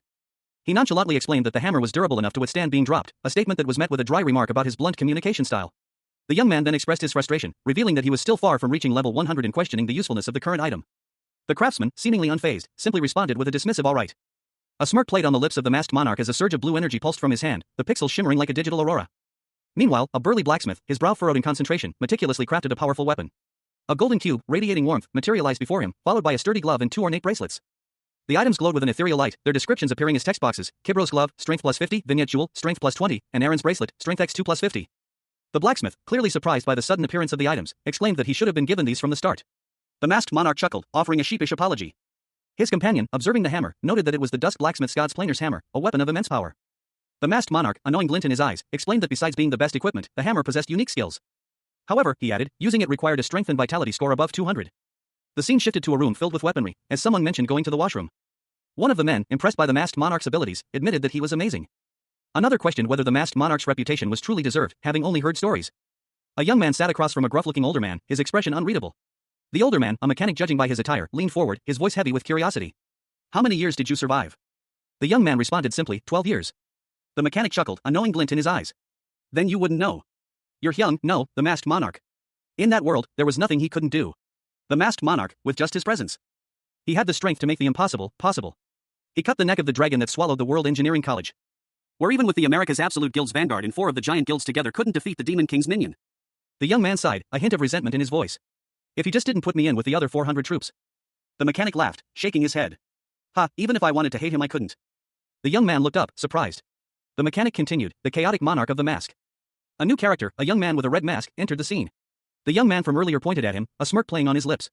The one who made this is the guy right there. He gestured towards the mask. Best work. A man with a neatly trimmed beard and a contemplative expression is shown. His eyes, half-lidded, convey a sense of quiet confidence. He casually inquires about the existence of a spectacular castle in Seoul, his tone suggesting a hidden agenda. Another man, younger and more sharply dressed, looks at him with suspicion, questioning his motives. The older man's face is etched with disbelief as he utters the name Yoon Sang-hyuk, his voice laced with astonishment and a hint of fear. He seems to recognize the younger man's identity. Yoon Sang-hyuk, the younger man, smiles confidently, revealing a hint of mischief in his eyes. He declares that it's time for him to move. He clarifies his intentions, stating that he's moving to a new house. The older man's expression shifts to one of utter bewilderment, his eyes wide with shock and uncertainty. Under the cloak of night, several armed guards stood watch outside a heavily secured perimeter. A lone figure, silhouetted against the dim light, patrolled the area, his gaze fixed on the darkness beyond the barriers. Meanwhile, a group of soldiers kept vigilant watch from an elevated position, their rifles held at the ready. The atmosphere crackled with tension. 2 young men, casually dressed, walked past the heavily guarded area. One of them observed the scene with a thoughtful expression. Security is pretty strict, huh, he remarked to his companion. His friend responded, well, that's because overflow will happen if the monster crosses over the boundary. They're just preparing in case trouble happens. A guard approached the pair, his voice sharp. Why are you here? This is a restricted area. One of the young men quickly replied, attempting to defuse the situation, we're only passing by. As they hurried away, one of the young men muttered to himself, "But this place. Wasn't it the National Museum of Korea?" The chapter begins with a title card, announcing the return of the masked monarch. His return marks a pivotal moment in the ongoing struggle against the monsters that have invaded Earth following the disappearance and return of 120 million players from the virtual reality game, Eternal World. The scene shifts to a workshop, where several men are gathered around a table littered with weapons and artifacts. Among them is a man with short brown hair, dressed in a dark coat, who is the focus of the scene. Another man, older with goggles and a more rugged appearance, speaks to him, his words hinting at a significant event. The man in the dark coat is addressed directly. The question posed to him is about taking over a monster castle, a clear reference to his past exploits in the game, Eternal World. He remains silent for a moment, his expression unreadable. Another man, dressed in a lighter-colored coat, interjects, clearly confused by the conversation. The older man with goggles explains that the man in the dark coat's brother was known for his daring feat of taking over a vampire queen's castle in the game. This revelation is met with surprise. The man in the lighter coat, seemingly the brother of the man in dark coat, is shocked by this information, questioning its truth. The conversation continues, with the man in the lighter coat pondering the implications of his brother's actions. He wonders if his brother simply took over the castle or did something more. The older man reveals a shocking detail: instead of killing the vampire queen, the final boss of that location, the man in the dark coat's brother enslaved her, even changing the castle's name to the Castle of Masks. The scene returns to the workshop. The man in the lighter coat asks about a recently appeared castle in Seoul. The older man confirms its existence, his expression serious and foreboding. The ominous silhouette of a castle loomed against the night sky, a chilling reminder of the nightmare that had engulfed the world. Two young men stood before a modern building, their backs to the viewer, gazing up at the imposing structure. The contrast between the ancient castle and the contemporary architecture was stark. One of the men, with a thoughtful expression, commented on the building's ideal location, highlighting its convenient transportation and stunning view. His companion, however, voiced a concern about their current residence, quickly reassuring him that he had no intention of selling their family home. He explained that it held sentimental value, being a precious gift from their mother. The first man acknowledged the inherent risks associated with their current home, considering the unpredictable nature of the post-game world. He confidently stated that as long as he, the masked monarch, remained alive, their home would be safe from both monsters and opportunistic players seeking his valuable items. A flashback showed a group of players and monsters attacking. The second man, accepting his friend's assurance, suggested they remain in their current home until the situation improved. His friend nodded in agreement. Two young men, one in a purple jacket and the other in a beige coat, walked side by side, their expressions serious. The man in the purple jacket, his brow furrowed in thought, asked his companion, "How do we pass the guards?" His companion, a look of quiet confidence on his face, replied, "Do you think I came here without considering that?" The man in the beige coat revealed a shimmering, translucent blue cloak, stating, "Invisibility robe." "A.K.A an invisibility cloak," he added with a smirk. The man in the purple jacket's eyes widened in surprise. "What? Hyung, you have stuff like this too?" The man in the beige coat chuckled, "Did you forget already? I'm the masked monarch." With the invisibility cloaks deployed, the two men approached a heavily guarded area. Two armed guards stood watch. One of the guards looked around suspiciously, a hint of unease in his expression. The masked monarch and his companion passed unseen through the guards' patrol, their cloaks rendering them invisible. Two soldiers stood on a platform overlooking a swirling, ethereal blue energy field. One asked if it was rotation time, to which the other replied that he didn't know. Meanwhile, two hooded figures watched the energy field from below. One exclaimed that it was really dope. One of the hooded figures cautioned his companion not to relax yet, pointing out a nearby guard post. They agreed to meet up again after passing it. One of the hooded figures, holding a piece of the blue energy field, asked the other if he could have it, expressing disbelief that it wasn't a joke. The other refused, stating it was suspicious. A large, imposing castle was shown in the distance, perched atop a cliff. It was identified as the Nightmare Castle. The two hooded figures walked along a path, observing the castle. One noted that it hadn't been attacked yet, suggesting that the returned players had become weaker. One of the figures explained that the Nightmare Castle's inhabitants were succubi and incubi. He continued, explaining that they were still difficult to fight because they attacked people's minds, but that talented magicians must have already returned. Finally, one of the figures wondered aloud why a mental tolerance item hadn't been created yet. Two figures, a woman with purple hair and a pointed hat wielding a staff, and a masked individual with a glowing circular device, engaged in a conversation. The woman stated that while there were many of something, they lacked the necessary ingredients to create it. The masked figure countered, questioning the significance of the lack of ingredients if they didn't intend to make it. Meanwhile, two young men, one with slightly longer hair than the other, stood in a different location. The longer-haired man expressed relief at a fortunate turn of events. The narration box explained that a mountain had recently appeared in the middle of London, and that a mana stone mine had been discovered there. The two young men from the previous panel hurried along, reacting to this news. They arrived at a location with incredibly high walls, seemingly a castle or fortress. One of the young men, the one with shorter hair, instructed the other to open his inventory. The longer-haired man complied, accessing a digital interface. He scrolled through various items, including what appeared to be weapons and shields, and finally selected a dragon-like symbol, indicating his choice to use it. With a gesture, the young man activated the item, a surge of blue energy enveloping him. His expression shifted to one of surprise and awe as the energy intensified. The imposing figure of a crimson-armored monster loomed, its silhouette sharp against the pale blue sky. A question hung in the air, unspoken but heavy with implication: solvent set? A young man, startled, found himself unexpectedly close to the monstrous figure. The creature's clawed hand rested casually on his shoulder, its presence both menacing and strangely calm. A sudden, sharp movement followed, the monster's hand striking the ground with surprising force, sending tremors through the earth as the young man's eyes widened in terror. The monster effortlessly lifted the terrified young man into the air, its grip firm and unwavering. A sense of impending doom filled the scene, as they soared upwards, leaving only a swirling vortex of dust and disbelief in their wake. His face contorted in a mixture of fear and disbelief, the young man could only utter one word: shit. Is this possible? The monster, unfazed, continued its ascent, carrying its captive effortlessly. The speed was breathtaking. Before pausing, its gaze fixed on a distant, imposing structure. Then, shall we go? The young man's thoughts turned inward. I'm curious what the monsters in real life are like. A shadowy figure, cloaked in darkness, peered from a high window overlooking a grand castle. The night sky was a deep indigo, punctuated by a few distant stars. Her lips curved into a sly, knowing smile. A glint of mischief sparkled in her eyes, hinting at a plan unfolding. Inside the castle, a young woman with dark hair and a striking red dress descended a grand staircase. A thought bubble above her head revealed her inner monologue. A guest finally came after a long time. A tranquil garden, bathed in the soft glow of the moon, lay nestled amidst the chaos. Petals danced on the gentle night breeze. The scene is stark contrast to the turmoil that had gripped the world since the return of the Eternal World players and monsters. Two figures, one in a trench coat and the other clad in vibrant red armor, stood within this unexpected oasis. A garden in this kind of place, remarked the man in the trench coat, his voice laced with surprise. The armored figure, however, remained focused. Be sharp. It's the beginning from here. The man in the trench coat, his expression one of concern, explained, nightmares use mental spells to drain your life. If you go in without thinking you're gonna die with nothing but bones. He added, almost as an afterthought, it'll be a good idea to be careful. Suddenly, the armored man's fist clenched, a powerful aura emanating from his armored gauntlet. Right. The man in the trench coat simply replied. They entered the building, the armored man leading the way, his gaze sharp and alert. Two figures, one in a trench coat and the other clad in ornate red armor, walked away from the viewer, their backs turned.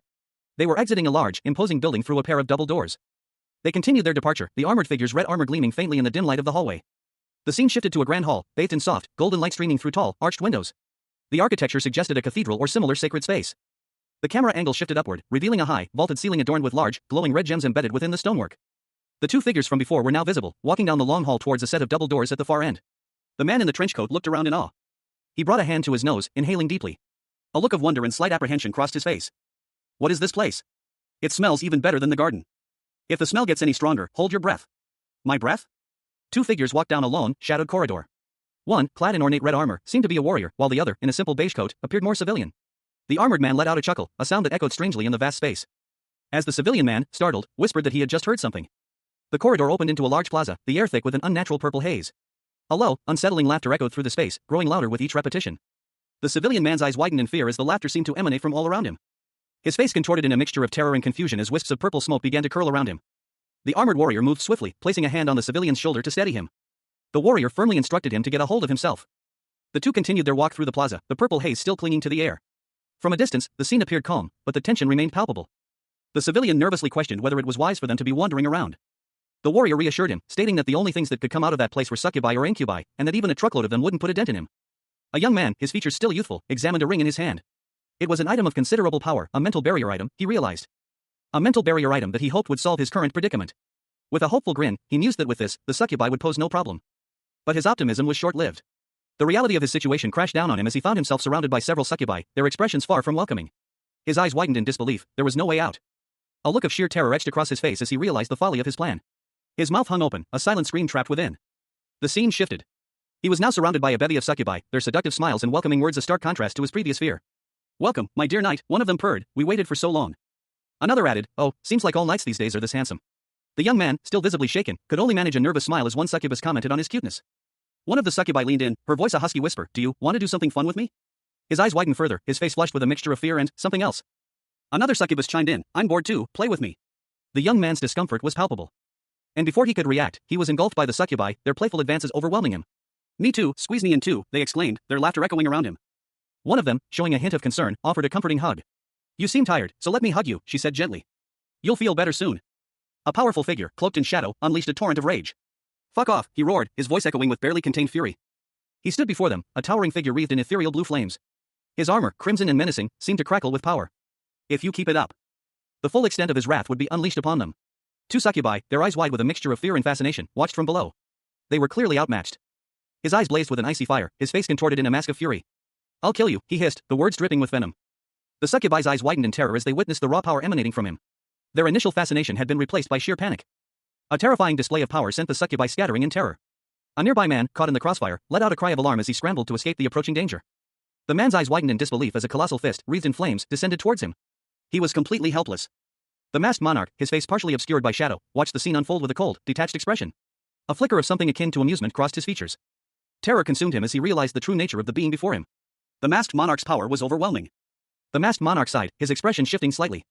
I'm disappointed, Yoon sang Min, even within the succubi, those were the lowest tier. A young man with short brown hair, dressed in a beige coat, stared intently at something off-panel, his brow furrowed in concern. A silent question hung in the air, unspoken but palpable. He looked up, his gaze falling upon a figure clad in crimson armor, their back turned to him. The armored figure seemed to be walking away, leaving the young man alone with his worries. But he quickly reassured himself. Don't worry, he thought, a sense of determination hardening his features. If I secure the owner of this, it'll be over. The scene shifted to a grand staircase within a palatial building. The young man and the armored figure, now revealed to have horns and demonic features, stood at the top of the stairs. Wait, the young man questioned, those were succubi, right? The armored figure, seemingly amused, responded with a smirk. Did you perhaps hope to see them nude or something? He teased, his tone laced with playful sarcasm. The young man stammered a denial, flustered by the unexpected question. No, that's not it, but, he trailed off, unable to articulate his true thoughts. A succubus's image appeared, her appearance shifting and changing.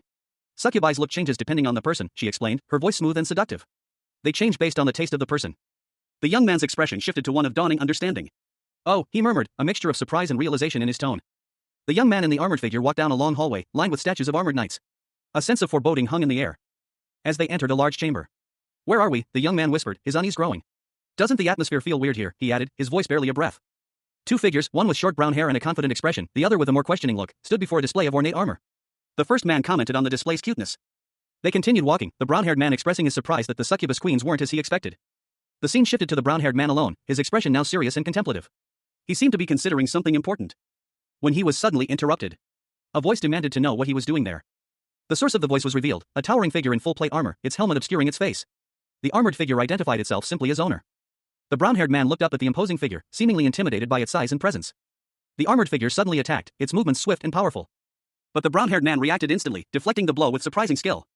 The armored figure questioned his intentions, demanding to know where he was going. The brown-haired man smirked, seemingly unfazed. Before leaving, the armored figure insisted he sign a contract. The masked monarch, in his signature crimson armor, launched a swift, powerful attack against a monstrous foe. His movements were a blur of motion, a whirlwind of strikes that tore through the air. Each blow imbued with the raw power of a max-level warrior. He sliced through the creature's defenses with ease, leaving a trail of shimmering energy in his wake. But the beast proved resilient, its dark form barely flinching under the assault. A sinister voice echoed, warning him against attempting to flee again. The masked monarch's eyes widened, a flicker of surprise crossing his features. He recognized the voice, a chilling familiarity sending a shiver down his spine. From the shadows, a figure emerged, a young woman with dark hair, horns, and a surprisingly cheerful red dress. She seemed almost playful, a stark contrast to the gravity of the situation. The masked monarch's jaw dropped. He whispered a single name, his voice laced with disbelief, Lilith? The aftermath of a cataclysmic event unfolded before a desolate landscape. Buildings lay in ruins, reduced to rubble and ash under a fiery sunset.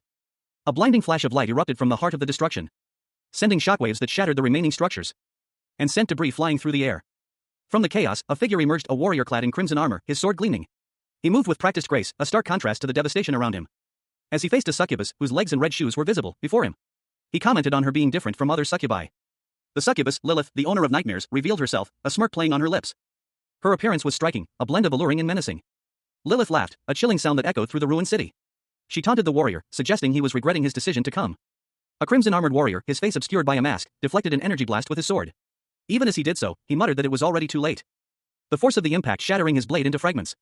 The warrior remained unfazed, a smirk playing on his lips as he surveyed the damage.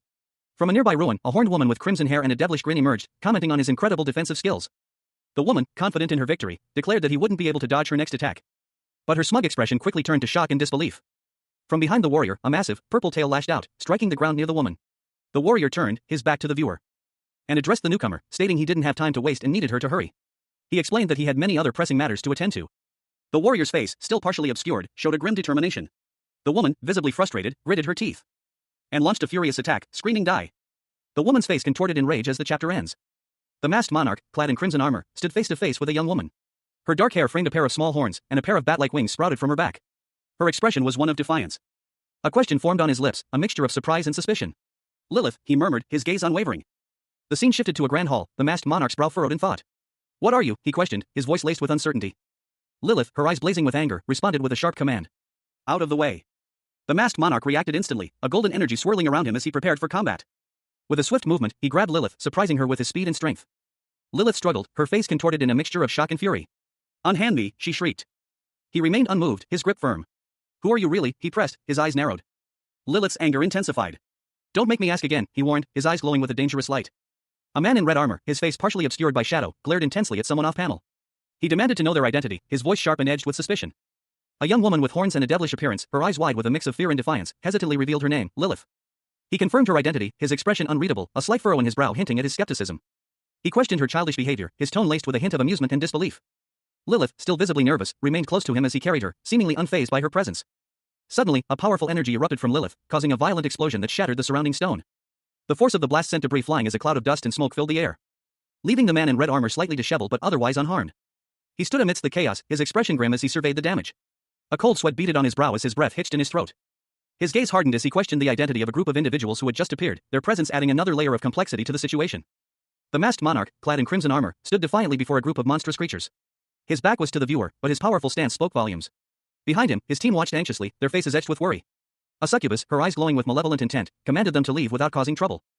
Marianne, the highest-tier succubus, addressed a nervous-looking young man, her hand resting casually on his shoulder. He seemed utterly intimidated by her presence. The text box identified her as highest-tier succubus Marianne. The masked monarch turned, his gaze sharp and unwavering. He seemed to assess the situation, a hint of annoyance in his expression. He calmly stated that it seemed like they were misunderstanding something. The masked monarch's expression shifted. He countered Marianne's command, suggesting that instead of ordering him around, she should be the one begging for mercy. Marianne, enraged by his defiance, roared at her underlings to eliminate the human immediately. The succubi and their monstrous allies lunged at the masked monarch, their attack swift and brutal. Marianne herself joined the fray. But he effortlessly deflected their blows, his movements a blur of speed and precision, sending Marianne flying backward with a powerful strike. The force of the blow caused a small crater to form where she landed. The masked monarch stood amidst the chaos, his expression grim but resolute. He was clearly prepared for a protracted battle. A powerful demoness with vibrant pink hair and horns sneered down at her opponents. "Do you think you can get rid of me with 6 of them?" she scoffed, her eyes blazing with contempt. With a furious roar of bastard, she unleashed a devastating attack, a crimson wave of energy erupting from her hands. The force of the blow sent a young man, seemingly caught off guard, flying backward into the arms of a red armored figure, who looked concerned. "Escape?" the armored figure asked, his voice low and serious. The young man nodded, replying, "Yeah." Meanwhile, 2 more demonesses, one with teal hair and the other with crimson, prepared their own assault, their eyes filled with malevolent intent. They launched a combined energy blast. The red armored figure, seemingly caught in the crossfire, braced for impact. The blast struck, creating a massive explosion that rocked the earth. Debris flew everywhere as the armored figure was thrown back. The pink-haired demoness moved to deliver a finishing blow to the armored figure, but he quickly blocked her attack. "One more time. I'll cut all your fingers," he threatened, his voice laced with icy determination. The pink-haired demoness was sent flying backward by the force of his counterattack, landing upside down in a cloud of dust. 2 hands reached out from the bottom of the panel, a bright light emanating from the center, suggesting a powerful spell or ability being prepared. A demoness with long pink hair and horns, adorned in a dark, low-cut dress, raised her arms dramatically. Her piercing green eyes blazed with power as she unleashed a devastating attack, shouting, "Butterfly dash!" She launched herself forward. A wave of emerald energy erupting from her hands as she propelled herself through the air, leaving a trail of shimmering particles in her wake. From a distance, a figure clad in crimson armor watched the attack unfold. The armor was intricately designed, with sharp angles and a menacing helmet obscuring the wearer's face. A bolt of lightning suddenly struck a nearby building, the impact shaking the ground. A swarm of butterflies materialized from the air, their wings shimmering with an ethereal glow. A sword, crackling with blue energy, appeared, seemingly summoned by the lightning strike. 3 young individuals with horns watched in shock and awe as the events unfolded before them. The demoness from earlier, now visibly shaken, stared in disbelief. 2 women watched in awe as a powerful figure, bathed in ethereal light, appeared before them. His form was vaguely visible, but his imposing presence filled the scene. The masked monarch, clad in crimson armor, stood tall, his greatsword held aloft. Beside him stood a young woman, her crimson dress contrasting with his imposing stature. She looked up at him with a mixture of fear and reverence. The masked monarch turned his gaze towards the women, his helmet obscuring his features. He spoke, his voice echoing with power, "Are you ready to talk now?" One of the women, her crimson eyes blazing with defiance, glared back at him. Her horns, a stark contrast to her otherwise human-like features, hinted at a hidden power. The sun cast a warm glow over a grand castle, its architecture hinting at a history both ancient and imposing. Inside, a young woman with dark hair, horns, and a devilish tail sat on a bed, her expression unreadable.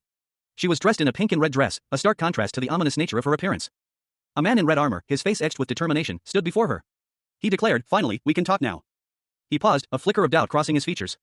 The horned woman responded sharply, "Yeah, this is Nightmare Castle, where else are we?" The armored man countered, "It must be the Castle of Fascination, not Nightmare Castle." She questioned, "Castle of Fascination?" A shadowy figure, silhouetted against a pinkish sky, stood before a grand building. The figure, with dark hair and horns, was clearly not human. They declared, "Yeah, this is the nest of Lilith, Master of Nightmares." Another man, observing the scene from a distance, commented that Lady Lilith was still unaware of the circumstances surrounding her arrival. He added that it had only been 100 days since her emergence. The 2 men, one in a red armored suit and the other in civilian clothes, exchanged a look of concern. The armored man's expression was one of grim determination. The armored man, along with his companion, stood before Lilith and a group of succubi. The tension was palpable. One of the succubi, her expression questioning, approached the armored man. She asked if he was the only top-grade succubus among them. Lilith, the Master of Nightmares, responded that she wasn't sure of her own ranking. Lilith continued, stating that the one who assigned their rankings was the human before her. The armored man then inquired if they were the highest-ranking succubi present. The succubi responded that they didn't know the specifics, they only knew they were there when they opened their eyes. A demon woman with long pink hair and pointed ears glared intently, her crimson eyes narrowed in suspicion. Across from her, a man with short brown hair and a determined expression watched her cautiously.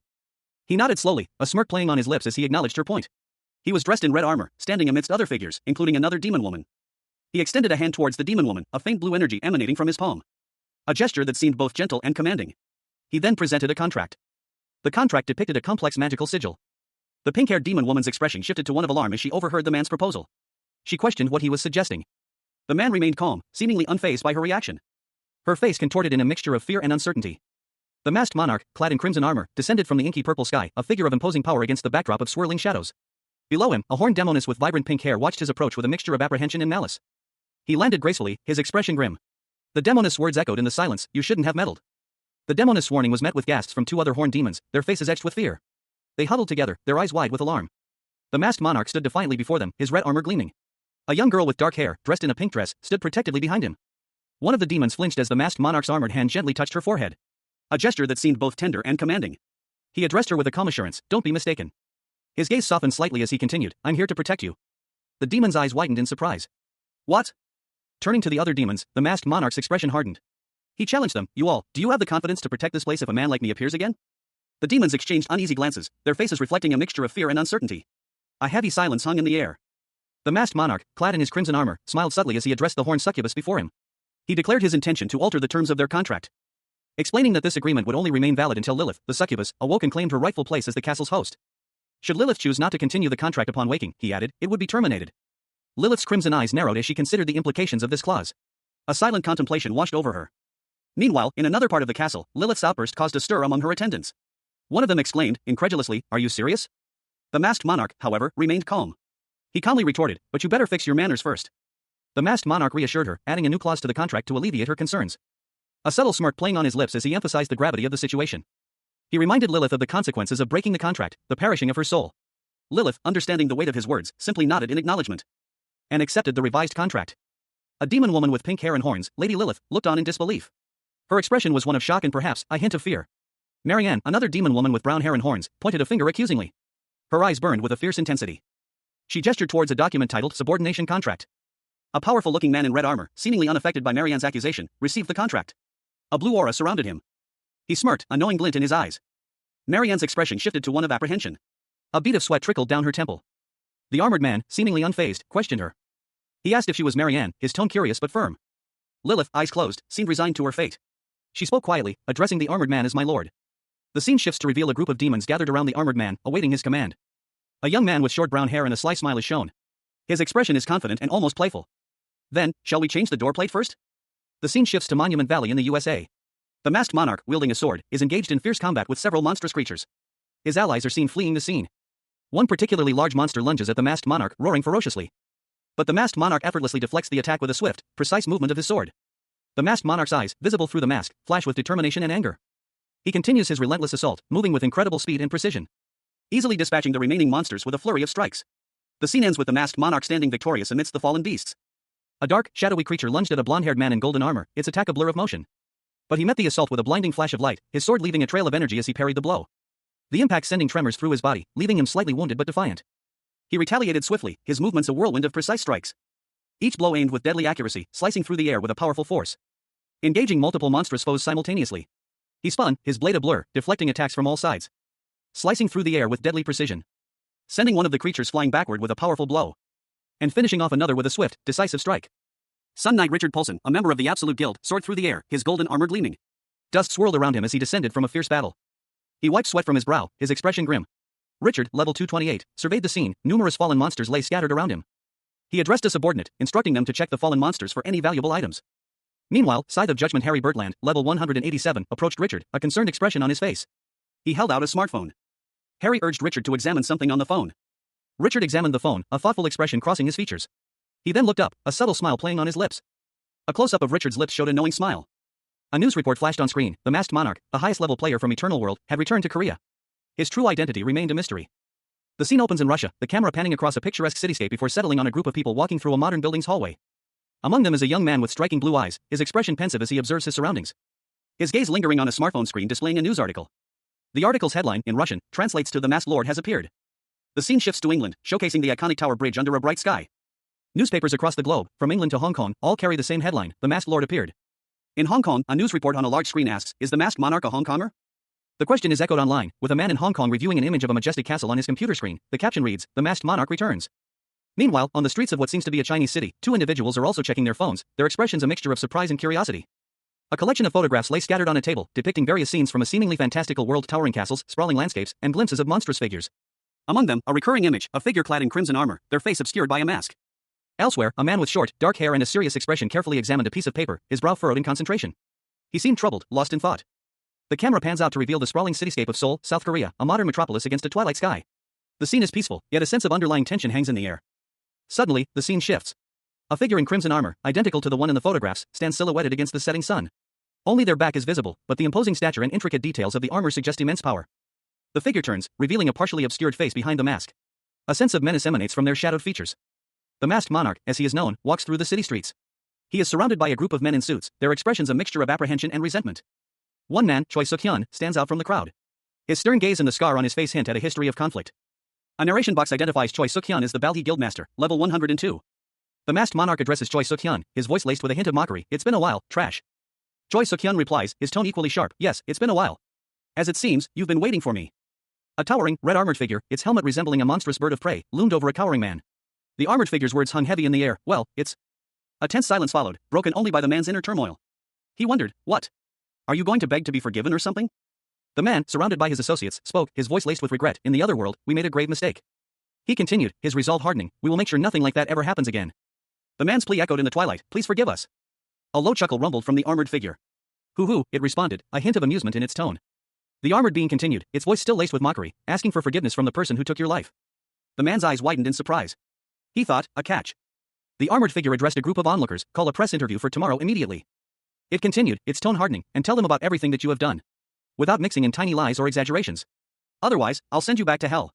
Close up on a man's intense, worried eyes. Beads of sweat glistened on his forehead, betraying his inner turmoil. He nodded slowly, his gaze fixed on the imposing figure before him. A powerful warrior, clad in crimson armor, stood silently, his presence radiating strength and menace. The warrior's expression remained unreadable, a mask of stoicism concealing any hint of emotion. A single word escaped his lips, good choice. The scene shifted to a cityscape at night. A voiceover warned of impending hardship, foreshadowing the challenges that lay ahead. The voiceover continued, emphasizing that true growth requires overcoming adversity. The image showed ordinary people going about their daily lives, unaware of the looming threat. The voice promised aid to those who persevered, offering a glimmer of hope amidst the despair. The scene focused on a man in a dark jacket, listening intently. A news report showed a man in a suit delivering an apology on behalf of the Balgi Guild to Korea. He spoke of guiding people towards the right path. The final panel shows a grand castle with a prominent insignia on its gates, hinting at a significant location. A large castle loomed in the distance, its imposing structure a stark contrast to the bustling activity at its gates. Reporters and cameramen milled about, their equipment pointed towards the imposing stone walls. A female news anchor, poised and professional, held a microphone, her gaze fixed on the castle. The camera crews were a mix of seasoned professionals and eager young journalists, their faces a mixture of anticipation and nervous energy. Their voices rising in a chorus of pleas. We know you're inside, one shouted, just please answer a few of our questions. The massive gates of the castle remained closed, a silent barrier between the press and whatever secrets lay within. Player management director Oh Myung stood tall and imposing, his arms crossed, a picture of confident authority. He surveyed the scene with a critical eye. His gaze drifted back to the castle, a question forming in his mind, so you're sure the masked monarch is inside there? One of his subordinates, Park Sung-shik, approached cautiously. He voiced a concern, suggesting a retreat. Director, don't you think it'd be a good idea to just go back? If we end up bothering him. What the fuck are you saying? That masked whatever hasn't even introduced himself and you want me to leave? A portly man in a suit, his face etched with concern, addressed his more slender, bespectacled companion. He expressed his uncertainty about the capabilities of the person they were waiting for, but also revealed a nervous excitement, repeatedly mentioning the name Myung-chul. The bespectacled man, clearly agitated, slammed his fist on a wooden table. He identified himself as South Korea's player management director, emphasizing his authority and frustration. He demanded to know why, if the man they awaited had returned, he hadn't immediately sought them out. His frustration escalated as he ordered the gate to be opened at once. The portly man, his face a mask of anticipation, opened a large wooden gate. Beyond it, a crowd of people and security personnel awaited, their attention focused on the approaching figure. The portly man muttered to himself, expressing his belief that this situation should have been handled differently from the start. The bespectacled man, his expression one of intense curiosity, prepared to observe the returning player, eager to assess their abilities. His eyes widened in shock as he witnessed something unexpected. The bespectacled man, his voice filled with alarm, shouted for everyone to stop breathing. A wave of pink energy was rapidly approaching. He urged everyone to flee immediately. The pink energy engulfed the crowd, and the bespectacled man and his colleague struggled to escape the overwhelming force. Two men in suits stood amidst a flurry of pink petals, one of them looking concerned while the other, wearing glasses, seemed to be checking something. He muttered to himself, questioning if everything was truly over. The man in glasses narrowed his eyes, his expression shifting from uncertainty to focused observation. Suddenly, a large man in orange shorts appeared, running frantically through a field of pink blossoms. His colleague shouted, "Director!" His eyes rolled back in his head, his mouth agape, as he appeared to be hallucinating. The other man exclaimed, oh no. He's hallucinating. Quick, protect the director. The scene shifted to two men observing the situation from a distance. One of them commented that the person in distress seemed important. Another man, with brown hair and a serious expression, retorted, just because you're an important person doesn't mean you can make a disturbance at someone else's house. The first man simply replied, well, that's true. The brown-haired man checked his phone, a thoughtful expression on his face. The screen displayed an incoming call from an unknown number. He answered the call, simply saying, hello. The masked monarch, a man of mystery even after his return from the virtual world of Eternal World, received a call. His expression was one of mild surprise as he questioned the caller's identity, Rosilio? He questioned how the caller obtained his number, a natural reaction given the circumstances. The caller responded with a hint of arrogance, do you think there is anything I don't know? The caller identified himself as Jay, the leader of Eternal World's infamous Dark Chamber, a revelation that caused the masked monarch to pause. A beat of silence hung in the air before the masked monarch inquired about the purpose of the call. Jay, seemingly unfazed, responded casually. Remarking on the length of time since their last contact and the masked monarch's apparent lack of curiosity regarding Jay's well-being. His tone suggested a familiarity bordering on condescension. Jay's nonchalant attitude continued as he subtly hinted at a proposition, prompting the masked monarch to hang up the phone, only to receive another call from an unknown number moments later. The masked monarch, now slightly more intrigued, asked Jay what he was up to. Jay explained that he simply thought the masked monarch might need something. Meanwhile, in a separate location, a woman with blonde hair, dressed in business attire, spoke to someone off-panel about an upcoming auction on the black market, run by the Dark Chamber. She expressed concern about their lack of items to sell. She then received a call, and after a brief conversation, she expressed her inability to help, but suggested that the caller might need money. Back with the masked monarch, he received another call, and this time, he agreed to a single transaction. A woman with long blonde hair, dressed in business attire, examined a pink smartphone. She questioned the nature of a ring, her curiosity evident in her expression. The smartphone displayed the ring's stats, a 5% cooldown reduction, a 5% fire reduction, and a 5% increase in fire magic effectiveness. A look of impressed awe spread across the woman's face. She gazed out of a skyscraper window at the sprawling cityscape below, her thoughts turning to the ring's origins. A narration box revealed it to be the property of the Requiem Witch. A large truck rumbled down a road, its presence barely noticed amidst the mundane hustle of daily life. Until it arrived at a location teeming with anticipation. A crowd of reporters and onlookers had gathered, their cameras poised and ready. Their collective breath held as the truck came to a stop, the air thick with unspoken questions and mounting suspense. The crowd surged forward, a wave of eager bodies pressing against each other. A convoy of red trucks snaked its way through the throng of people, heading towards a grand castle in the distance. Each truck a silent promise of the mysteries held within. The scene was one of controlled chaos, a mixture of excitement and apprehension.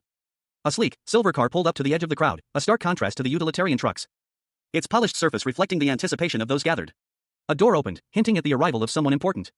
A pair of feet, clad in dark brown shoes, stealthily approached a door, the sound of a soft thud echoing as the heel made contact with the floor. Revealing a man in a sharp suit, his face partially obscured by a pair of goggles perched atop his head. He stood confidently beside a vintage car, his hand casually resting in his pocket. The man's face, now fully visible, showed a serious expression, his eyes narrowed in thought. A hint of a beard shadowed his jawline. He was informed that someone was waiting for him. The message was delivered by a woman in a purple dress, her presence only partially visible in the background. 3 women with horns, dressed in elegant, revealing dresses, stood poised and expectant. The central figure, with blonde hair, seemed to be the leader of the trio. The man's face, once again, showed a contemplative expression, his gaze fixed on something unseen. A pair of ornate golden doors stood slightly ajar, hinting at a grand interior beyond. The man in the goggles entered a room, where another man, with short brown hair and a turtleneck, awaited him. The room was well lit and furnished with bookshelves. The man in the turtleneck greeted the other with a smirk, stating that he was late. The man in the goggles remained silent, his face still obscured, as the two men stood facing each other. A gruff-looking man with goggles perched atop his head roughly grabbed the younger man, muttering about the trouble the younger man would inevitably cause. He continued to berate the younger man, emphasizing the global chaos his actions had unleashed. The younger man, unfazed, calmly requested to be released so they could talk. The older man, seemingly exasperated, internally labeled him as a muscle brain. He released the younger man, who coughed slightly, and then produced a small, white object from his pocket, which he then tossed aside dismissively. The younger man's response was a question of his own. Did he want to move his workshop there? The older man's eyes widened in surprise. He vehemently denied that his actions were motivated by any fondness for the younger man. He explained that all the necessary components for his work were already present in this location. In a richly appointed study, a man in a suit considered an offer. He questioned the functionality of electricity in this unusual location. He explained that he would need a month to complete the task, as he had to start from scratch, replicating the process manually, just as he did in the game. His companion expressed hope that the project would be finished within the month. But the man in the suit remained firm in his resolve, prioritizing the creation of a weapon for the upcoming monster. The man in the suit's companion muttered a frustrated curse. A solution was proposed, using a mana generator. The man in the suit's companion asked if he meant the Heart of Phoenix. The man in the suit revealed the Heart of Phoenix, a glowing organ, to his companion. He declared it more than sufficient for the task. The man in the suit's companion, seemingly pleased, offered more of the Hearts of Phoenix, stating he had plenty. The man in the suit, with a subtle smile, accepted the offer of additional Hearts of Phoenix. A man's face, etched with worry, is shown. His brow is furrowed, and a question mark floats above his head, reflecting his uncertainty about the unfolding events. The scene shifts to a chaotic battlefield.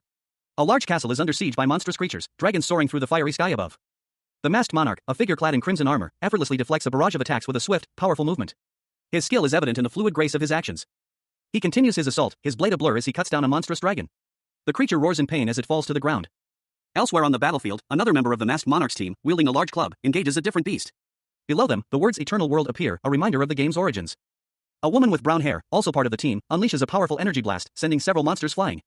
Her movements are precise and deadly. The blast continues its destructive path, clearing a swathe through the enemy ranks. The words "final quest" appear, underscoring the gravity of the situation. The masked monarch's team assures him they can handle the remaining enemies, urging him to proceed with his mission. Their loyalty and confidence are palpable. They identify themselves as the masked soldiers, a testament to the monarch's leadership and training. Another member of the team, a woman with red hair and glasses, confidently states that they can handle the situation, advising the monarch to conserve his energy for the final confrontation with the Demon King. A woman with a teal mask urged a group of diverse monsters to hurry, warning them not to waste time.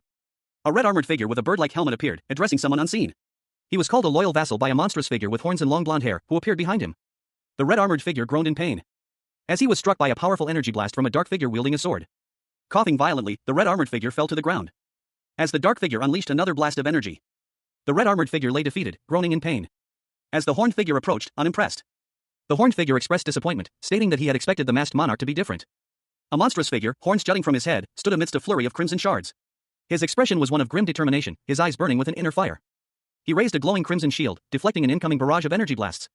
The force of the impact sending tremors through the ground. A fierce clash of power ensued. A blinding purple beam erupted from the masked monarch, striking his opponent with devastating force, sending him sprawling across the scorched earth. Another figure, a young woman with glasses, launched a swift, turquoise energy attack. The woman, her eyes wide with determination, questioned the situation, a look of confusion on her face. She vowed to eliminate the monstrous horde before them, her voice filled with righteous anger. A powerful blow sent one of the monsters crashing to the ground. The masked monarch, wounded but resolute, ordered a retreat for his forces. One of his companions, Butcher, approached, concerned for the monarch's well-being. The masked monarch, his face partially obscured by his signature mask, exchanged a grim look with a heavily armored warrior. "It seems, still too early," the warrior stated, his voice heavy with the weight of the situation. The monarch responded, "We'll buy you some time." The monarch's expression hardened, his gaze resolute. He urged the warrior, "Please escape first. We'll follow you."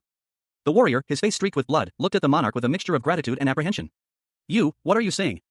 Meanwhile, another member of the masked monarch's team, the master of Dusk Blacksmith, watched the scene unfold. He instructed another comrade, "Then please take care of him." A beat of silence hung in the air as the blacksmith's gaze lingered on the injured warrior. The blacksmith approached the warrior, concern etched on his face. "Can you stand up?" The warrior, despite his injuries, pushed back. "Put your hands off me."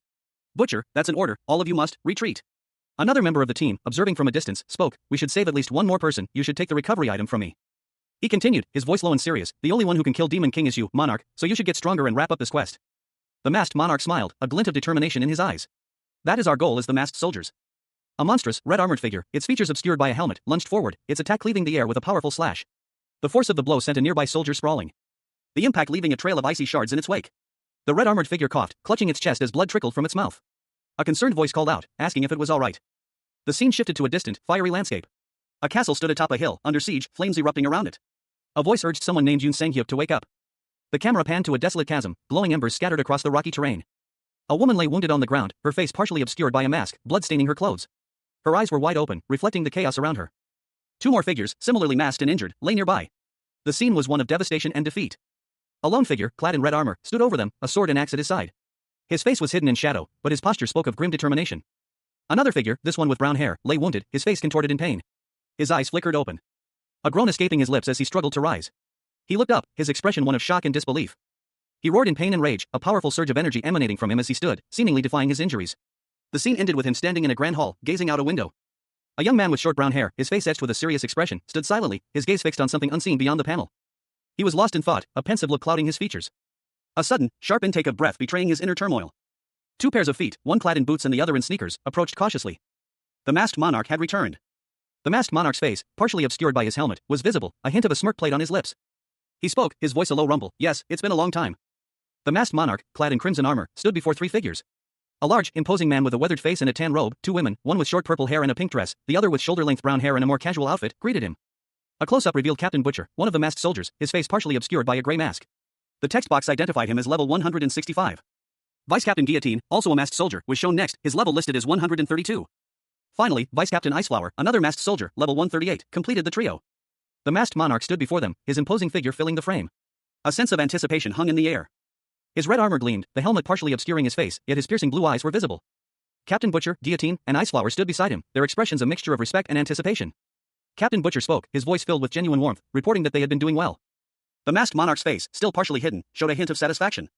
The masked monarch, clad in his imposing crimson armor, stood amidst his former team. He questioned if they were still in contact with the other members, his voice carrying a hint of concern. One of his companions confirmed that they had come to Seoul upon hearing of his return, explaining that the entire team had been preparing for his arrival. Another member added that one of them even immigrated with their whole family to be closer to the masked monarch, highlighting their unwavering loyalty. The masked monarch, however, found this level of dedication to be somewhat burdensome. His team reassured him that they were all eagerly awaiting his command, ready to act at a moment's notice. The three remaining members of the team, a woman with short dark hair and a yellow mask, a man with a tan complexion and a white mask, and another man with purple hair and a white mask, stood together, a picture of unwavering support. The masked monarch's gaze was intense, his expression unreadable behind his mask. A subtle smile played on his lips, hinting at a plan forming behind his masked visage. One of the masked figures, seemingly startled, opened a briefcase, revealing its contents. The masked monarch, his identity still shrouded in mystery, carefully examined the metallic briefcase. His brow furrowed in concentration. A hefty sum of money, 3 billion won, lay inside. His companion, startled by the amount, gaped in disbelief. The masked monarch, unfazed by his companion's reaction, issued a curt instruction: use the money to relocate the soldiers' headquarters to this new location. His team, a trio of masked individuals, watched with a mixture of awe and apprehension. Their expressions reflected a shared uncertainty about the scale of their leader's plans. Construction crews worked diligently on a large-scale project, their efforts focused on building a new military base. The speed and organization of the construction was remarkable. Two figures observed the construction from a distance. One commented on the surprisingly rapid progress, while the other simply nodded in agreement. The observer elaborated, noting that over 100 people, including the masked soldier, were involved in the project. Workers toiled diligently in a workshop, their movements precise and efficient. The rhythmic clang of metal on metal filled the air as they shaped and refined their materials. Meanwhile, inside a dimly lit room, two figures conversed. One, a man with short brown hair, spoke confidently. He declared that he was ready, prompting the other to ask, for what? A sinister grin spread across the brown-haired man's face as he uttered two chilling words: world conquest. His companion's eyes widened in shock and disbelief at the audacious declaration. The scene shifted to a picturesque Italian town, nestled beneath a sprawling castle. The sun cast a warm glow over the quaint buildings and cobblestone streets. The camera moved through the town, showing a charming staircase leading up to a row of buildings. She wore sunglasses, giving her an air of mystery and intrigue. The woman continued to sip her drink, her expression unreadable behind her dark glasses. A man in sunglasses, his expression serious and guarded, sat across from someone unseen. His gaze was sharp, betraying a keen awareness of his surroundings. Only the top of a head of blonde hair was visible, suggesting the other person was seated opposite him. The woman, identified as Crimson Witch, a level 205 player from the Red Magic Tower Guild, sipped her tea calmly. Her sunglasses hid her eyes, but her expression was one of quiet confidence. She glanced at the man across the table, a slight smirk playing on her lips. He then presented her with a small, crimson box. Crimson Witch opened the box, her curiosity piqued. Revealing a ring with a large, glowing red gemstone. Her eyes widened in surprise. It was her ring, a powerful artifact from the game, and she was astonished to see it here, in the real world. She held the ring, lost in thought, wondering how such a thing could have possibly appeared in this reality. A man in sunglasses, his expression unreadable, pondered a question. Could it be related to the masked monarch? He continued his internal monologue, the price being 200 billion. The camera focused on a woman's face, her eyes hidden behind sunglasses, her expression inscrutable. She spoke, her tone skeptical. No chit-chat, huh? The account is still the same, right? The woman instructed the man to send 200 billion to the account from last time. She requested verification. He reached into his jacket pocket. And the woman's attention was drawn to a specific item, confirming that they had obtained it from the masked monarch. The woman's eyes widened in surprise. The woman's thoughts turned to the masked monarch's actions, questioning his motives. The scene opens with a tranquil vista of Gangwon-do, Inji, a picturesque region of rolling hills and mountains, bathed in the soft light of dawn. Suddenly, the idyllic scene shatters as explosions rock a city, sending panicked civilians scattering amidst fiery chaos. A wave of destruction tearing through the urban landscape. Terror grips the fleeing citizens as monstrous figures emerge from the explosions, their demonic forms striking fear into the hearts of all who witness them. The creatures, grotesque parodies of humanity, advance relentlessly, their terrifying presence amplifying the chaos. The scene is labeled Echo Canyon War. Meanwhile, a group of individuals, their faces partially obscured by masks, sit around a table, reviewing reports. A newspaper headline reads, Overflow again, detailing the escalating crisis in Inji, Gangwon-do, noting the vast scale of the disaster. Elsewhere, emergency responders struggle to cope with the overwhelming number of casualties, carrying injured people away from the scene. The sheer scale of the devastation is causing significant concern, even for the government, as one of the masked individuals notes. The masked monarch, flanked by his team, declared that a particular location would be their first target. One of the team members questioned the decision, noting that the masked soldier was taking on a problematic area that others had given up on. But the masked monarch saw an opportunity to win public favor with a decisive victory. He proposed a large-scale public event to mark the beginning of their campaign. He declared that the entire world would witness the new beginning of the masked soldier. A news reporter, microphone in hand, addressed the camera, his expression a mixture of concern and urgency. Everyone. We are reporting from the front of the masked monarch's gates. In a moment, the masked soldiers will be having their ceremony. The reporter continued, his voice carrying a sense of awe and trepidation. It seems that the masked monarch has tasked the masked soldiers with a huge mission. They say they will be subjugating the horrid Warcry Gorge that has been haunting everyone. He glanced at his watch, a nervous twitch in his eye. I think the ceremony will start shortly. At this moment the castle of the masked gates are opening. A low rumble echoed as the massive gates began to swing inward, revealing a glimpse of what lay beyond. The camera zoomed in on the soldiers' boots as they marched in formation. A sea of identical figures emerged from the darkness, their armor gleaming under the light. The sheer number of soldiers was breathtaking. At the head of the formation, a figure stood tall, his face partially obscured by a mask. He was the masked monarch, leader of the elite masked soldiers. He turned, his cape billowing slightly in the breeze, a symbol of authority and power. The masked monarch was ready. The masked monarch, the most powerful player of the virtual reality game Eternal World, stood amidst a throng of flashing cameras and eager reporters. His return to Earth after the game's catastrophic event had made him a global phenomenon. His face was partially obscured by a sleek, silver mask, yet his intense gaze held an unwavering resolve. He was the only hope for humanity, now facing a monstrous invasion from the game's creatures. Inside a dimly lit armory, the masked monarch addressed his former team. He declared, going forward, if you want to work, that equipment just won't do. He reassured them, if you need anything, just ask. The armory was a sight to behold, overflowing with weapons and armor from Eternal World. One of the team members, awestruck, commented, I have everything, isn't this all from the other world? The masked monarch responded, from now on, there's going to be a lot of this you guys will need to do for me. He continued, explaining, just think of it as an advance cost for scouting. The masked monarch's expression remained serious, his gaze unwavering. The weight of the world rested on his shoulders. A narration box declared, at this moment, the masked soldiers will subjugate the Warcry Gorge. A figure, cloaked and commanding, stood before a throng of armored soldiers. He gestured broadly, his voice carrying across the assembled ranks. Everyone, get in, he urged, his words filled with a sense of urgency. The news reporter, his face etched with concern, continued his broadcast.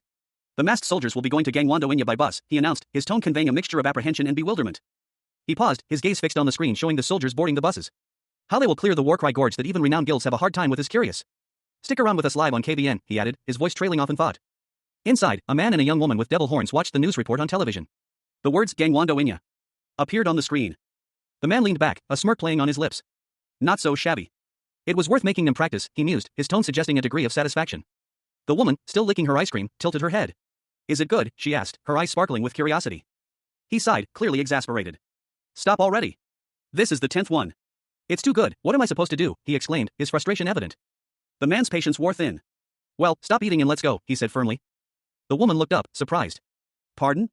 Are we going somewhere, she questioned, her voice laced with confusion. He nodded, a subtle smile playing on his lips. We also have something to do. I left something somewhere so. A group of masked soldiers stood guard outside a building, their attention focused on a nearby street. One soldier, checking his phone, noted the masked monarch's absence, wondering if he would appear at all. Another soldier, observing the same information on his phone, expressed a different opinion. He believed the masked monarch was simply planning his next move. The first soldier, however, remained unconvinced. He mused that even if the masked monarch's actions caused a significant embarrassment, it would still be entertaining. Suddenly, a look of alarm crossed the soldier's face as he noticed something. A strange purple energy emanated from a distance, causing the two soldiers to react immediately. One of the soldiers, mouth agape, began to utter a warning before collapsing to the ground, unconscious, along with his comrade. Their weapons lay scattered nearby. A young woman with horns and a red dress, accompanied by a man with dark hair, appeared on the scene. She questioned the state of the fallen soldiers. The man, seemingly unfazed, urged the woman to follow him quickly, as he didn't have much time. They descended a staircase into an underground passage. The masked monarch, cloaked in shadow, walked alongside his companion, a young woman with devilish horns and a vibrant red dress. They moved with purpose through a dimly lit corridor, the only light source emanating from several bulbs overhead. Her expression shifted, a flicker of apprehension crossing her features. The woman's unease was palpable, she confessed her fear of scary things to the masked monarch. As they arrived at the Brodel underground graveyard, a place of immense spiritual significance in the Eternal World, where priests came to worship and paladins to rest after death. A sinister figure, Demon Kingball, explained that the graveyard's desecration stemmed from the disruption of the priest's worship, an act tantamount to rejecting divine authority. He continued, emphasizing that the more divine authority was rejected, the stronger the demons became, transforming the sacred site into a kingdom for the undead. Suddenly, a terrifying skeletal warrior emerged, its glowing red eyes fixed on the woman. The woman screamed as the creature lunged, its attack narrowly avoided. The masked monarch swiftly intervened, shattering the skeletal warrior with a powerful blow. A collection of bones lay scattered on the ground, some appearing to be human remains, others monstrous. A chilling silence hangs in the air. A sudden, guttural sound echoed from within the pile, as one of the skulls began to animate. The skull, now a skeletal warrior, lunged forward, its empty sockets burning with an eerie light. A young woman with horns and a red dress, startled, cried out. But before the creature could reach her, a powerful blow shattered its skull into fragments. The force of the blow sent the skeletal remains flying, the young woman and another figure in red armor watching from above. The impact created a shockwave. As the man in red armor observed the scene, he noted the power behind the attack. It seems like Baal himself used his dark authority here. Even the undead are on a different level, he mused. A narration box appeared, explaining that even the Pope, after losing his divinity, became a level 200 undead. The panel showed a powerful undead figure, the former Pope, wielding a staff. He was one of the strongest named bosses. The man in red armor pondered his situation. But why did I come here, he wondered. He and the horned woman stood before a large gate, flanked by rows of undead figures in priestly robes. The scene was ominous and foreboding. A young man in red armor stood patiently, his expression stoic. Beside him, a petite girl with purple hair and devil-like horns fidgeted nervously. He instructed her to wait quietly. But she confessed that the place felt rather frightening. Before them, a large, imposing door opened slowly, revealing a bright light beyond. Two armored guards stood on either side, their presence adding to the ominous atmosphere. The young man's gaze sharpened, his eyes fixed on the path ahead. He advanced confidently. His steps measured and deliberate as he approached a pedestal bearing a magnificent sword. The sword's hilt was intricately carved, its pommel a brilliant ruby. The golden blade shimmered with an ethereal glow. A symbol of immense power, recognized as the strongest weapon from the Eternal World, the Dragon Lord Admarian's respect. The young man stood before the legendary blade, his expression unreadable behind a partially obscured face. He reached out. A hint of a smirk playing on his lips as he contemplated the weapon's power. With a decisive movement, he plunged the sword into a pedestal, the action echoing with significance. The image focuses on a gleaming, golden sword, its tip pointed sharply upwards, radiating a brilliant light against a warm, orange-brown background. This is clearly a weapon of immense power. Held by a figure clad in crimson armor, his back to the viewer. Only his dark hair and the powerful build of his shoulders are visible. He seems to be contemplating the weapon in his hand. A thoughtful expression on his face. Even though he had defeated a foe, it was merely a fake demon lord. This is the sword that cut the throat and severed the heart of the true demon lord. A powerful aura surrounds the figure as he stands atop a stone staircase, the sword held aloft. He is the masked monarch, and he is ready. He pauses, a thoughtful expression on his face. A silent contemplation. As he is suddenly confronted by a massive army of skeletal warriors, their red eyes burning with malevolent intent. They advance relentlessly. Their ranks led by several imposing figures, clad in dark armor and wielding wicked weapons. The air crackles with dark energy. One of them, a skeletal figure in a bishop's mitre, stands out, radiating an aura of immense power. This is no ordinary undead army. A smirk plays on the masked monarch's lips. Now, it finally feels a bit like a game. Clad in crimson armor, a figure with a menacing red helmet and a cruel smirk emerged from the ethereal glow. He brandished a gleaming sword, a wicked glint in his eyes. "Why don't we play a little?" he taunted, his voice echoing with malicious intent. The figure lunged forward, his sword a blur of motion. A whirlwind of steel met a field of scattered bones and skeletal remains, the air thick with the stench of death. He stood amidst the carnage, surveying his gruesome handiwork. A question mark floated above his head, a silent query hanging in the air. Skeletal warriors, their bony forms barely holding together, surrounded him, their movements jerky and unnatural. In the distance, a cloaked figure watched, their face obscured by shadow. The cloaked figure remained motionless, observing the scene with unnerving calm. The masked monarch, his face partially visible, stood defiantly, sword at the ready. The masked monarch's gaze locked onto the cloaked figure. "I see we meet at a place like this," he stated, his voice devoid of emotion. The cloaked figure slowly revealed himself, his face partially obscured by a skull-like mask. His attire suggested a seasoned warrior, prepared for battle. A lone figure in red armor, wielding a magnificent golden sword, stood defiantly before a horde of skeletal warriors. He surveyed the scene, his gaze settling on a cloaked figure in the distance who beckoned him closer, uttering the words, "Meet you here." The cloaked figure's face was partially obscured, but the chilling glint of crimson eyes and a skull-like mask was clearly visible. A sinister smile played on their lips. The armored warrior's features were now fully revealed, his face grim and determined beneath a fierce helmet. He was clearly prepared for a fight. Suddenly, a skeletal warrior lunged, its rusty axe whistling through the air as it aimed a blow at the cloaked figure. A guttural cry of "Kra" echoed across the desolate battlefield. The armored warrior moved with surprising speed, his powerful leg connecting with the skull of an attacking skeleton, sending it flying with a bone-shattering crunch. More skeletons swarmed, their swords clashing against his armor. A glint of light caught the eye, a blade piercing the ground with surprising force. The cloaked figure began a ritual, their hands moving with practiced grace over a circle drawn on the ground, composed of bones and skulls. A look of grim determination settled on the skull mask as the ritual neared its end. A ritualistic scene unfolded, marked by a pentagram etched onto the ground. Scattered within its boundaries lay a ribcage and several skulls, bathed in an eerie, purplish light. The words Isuramanga and Liam Harana were inscribed nearby, hinting at the incantation's purpose. As two long bones suddenly launched themselves into the air, propelled by an unseen force. The word Berry one appeared nearby, adding another layer of mystery to the unfolding event. Amidst a flurry of bones, a figure emerged, a masked individual clad in green, their face partially obscured by a skull-like mask. A sinister grin stretched beneath the mask as they exclaimed, "Nananian Beben." A chilling command echoing through the air, "Show yourself." Responding to the summons, a skeletal army materialized, their bony forms radiating an ominous purple aura. At their center stood a cloaked figure, their presence commanding the attention of the assembled undead. The masked figure addressed them, calling them born hounds. Three skeletal warriors, their faces grim, stood at the forefront of the army. Their gaze fixed on something beyond the frame. A massive skeletal foot descended, its weight threatening to crush the earth beneath it. As masked monarch, astride a skeletal mount, declared, "It's time for dinner." The skeletal beast lunged forward, its movement a blur of bone and shadow. A horde of skeletal warriors, clad in decaying armor and wielding rusty weapons, advanced relentlessly. Their bony faces, devoid of any emotion, were set in a grim determination as they marched forward. A monstrous skeletal wolf, larger than any of the warriors, emerged from the ranks, its ribcage exposed and its eyes burning with an eerie glow. Its terrifying presence sent shivers down the spines of even the most hardened warriors. A swift, powerful blow shattered one of the skeleton's skulls. The skeletal wolf lunged forward, its jaws snapping shut with a terrifying crack. It bounded across the battlefield, leaving a trail of destruction in its wake. A desperate cry pierced the air as three more skeletal warriors charged, their swords glinting menacingly in the dim light. Their attack was swift and brutal, but it was met with an equally fierce counterattack. A powerful blow sent one of the skeletons flying backwards. Another skeleton was crushed under a devastating blow, its bones shattering into a million pieces. The skeletal wolf, weakened but still dangerous, collapsed to the ground. The masked monarch, the most powerful player of Eternal World, stood amidst a gruesome scene. Skeletal remains of his enemies littered the ground, a testament to his overwhelming power. A whirlwind of bone and energy erupting from his attacks as he effortlessly decimated his foes. Each strike a precise, devastating blow that shattered the skeletal warriors, leaving only scattered fragments in their wake. He stood victorious, but his expression remained stoic. The masked monarch surveyed the battlefield, a hint of weariness in his eyes. He had defeated this wave of monsters, but more were surely coming. A thought bubble revealing his silent contemplation. A skeletal wolf, seemingly stronger than the previous enemies, emerged from the shadows. Its glowing red eyes fixed on the masked monarch. The battle was far from over. More skeletal warriors appeared, their bony forms rising from the dust. The masked monarch prepared for another onslaught. A monstrous skeletal dragon's head loomed in the distance, a terrifying sign of the escalating threat. And a lone, weakened skeletal wolf limped into view, its life force nearly extinguished. The scale of the invasion was becoming terrifyingly clear. A monstrous skeletal dragon, its bones glowing with an eerie light, descended from the heavens, its shadow engulfing the land. But before it could unleash its full might, the masked monarch appeared, his green cloak billowing behind him as he raised his weapon, a powerful blow shattering the creature's skeletal frame. A grim smile played on the masked monarch's lips as he surveyed the scene, a hint of satisfaction in his eyes. But his moment of triumph was short-lived. A swirling vortex of dark energy materialized before him, signaling the arrival of a far more formidable foe. A towering figure emerged from the vortex, clad in purple robes and wielding a golden staff, his skeletal face radiating an aura of immense power. This was the Demon King. The Demon King raised his staff, unleashing a wave of dark energy that crashed down upon the masked monarch. The impact sent tremors through the earth, leaving the masked monarch reeling from the force of the blow. He braced himself, preparing for another attack, his resolve unwavering. With a surge of power, the masked monarch countered, a blinding flash of light erupting from his weapon. The resulting explosion tore through the landscape, leaving a trail of destruction in its wake. The masked monarch, however, was clearly injured, a pained groan escaping his lips. A powerful, skeletal figure, cloaked in purple robes and adorned with a golden crown, descended from the heavens. Its glowing red eyes burned with malevolent energy. The masked monarch and another figure, clad in dark green, braced themselves for impact, their weapons raised in a desperate defense against the oncoming force. The resulting explosion rocked the earth, sending tremors through the very ground. A skeletal figure, its face a horrifying skull, emerged from the dust cloud, its eyes burning with an eerie light. Uttering the name Naruparosuma in a chilling whisper. The skeletal figure, Naruparosuma, then commanded his forces, bellowing the name Barut.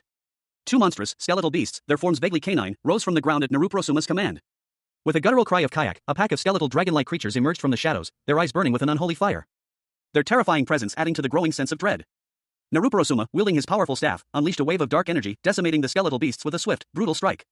The power of the Dark Lord on full display as he effortlessly commanded his army of the undead. The masked monarch, wielding his staff, unleashed a series of powerful blows against a pack of skeletal beasts. Each strike sending shockwaves that shattered the bones of his foes. He watched as the last of the creatures crumbled into dust, a grim expression settling on his face. He stood amidst the wreckage, his form silhouetted against the fading light. A sudden, violent tremor shook the ground, revealing a towering figure emerging from the dust and debris, the Demon King. The Demon King, a skeletal figure clad in ornate purple robes, surveyed the scene with burning red eyes, his expression a chilling blend of malice and amusement. Suddenly, a figure clad in crimson armor appeared, shielding the masked monarch from the Demon King's gaze.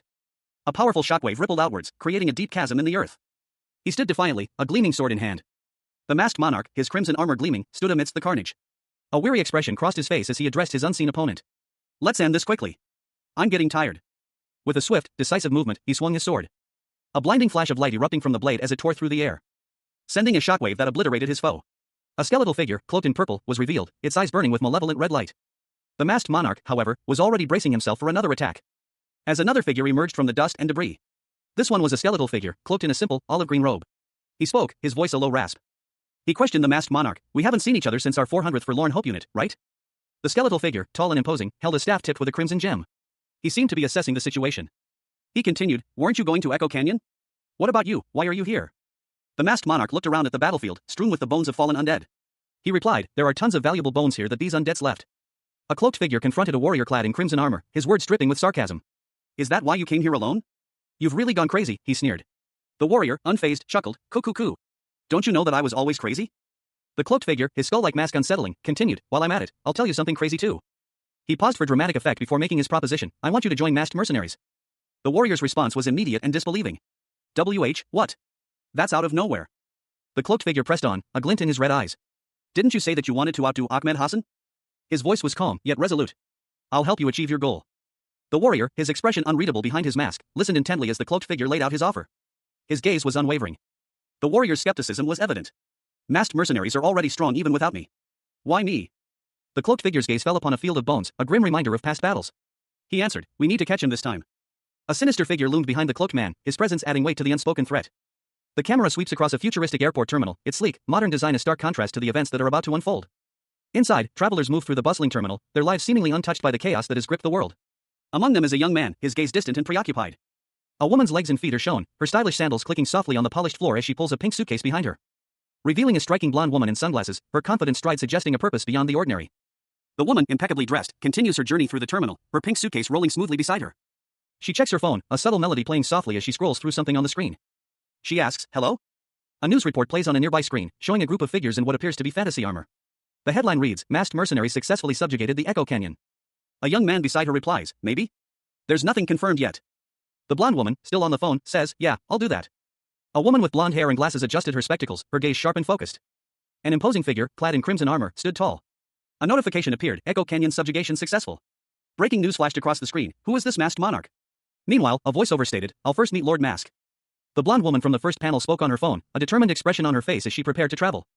The scene opens on a quiet city street, the sun casting long shadows as a lone figure approaches Cafe 24.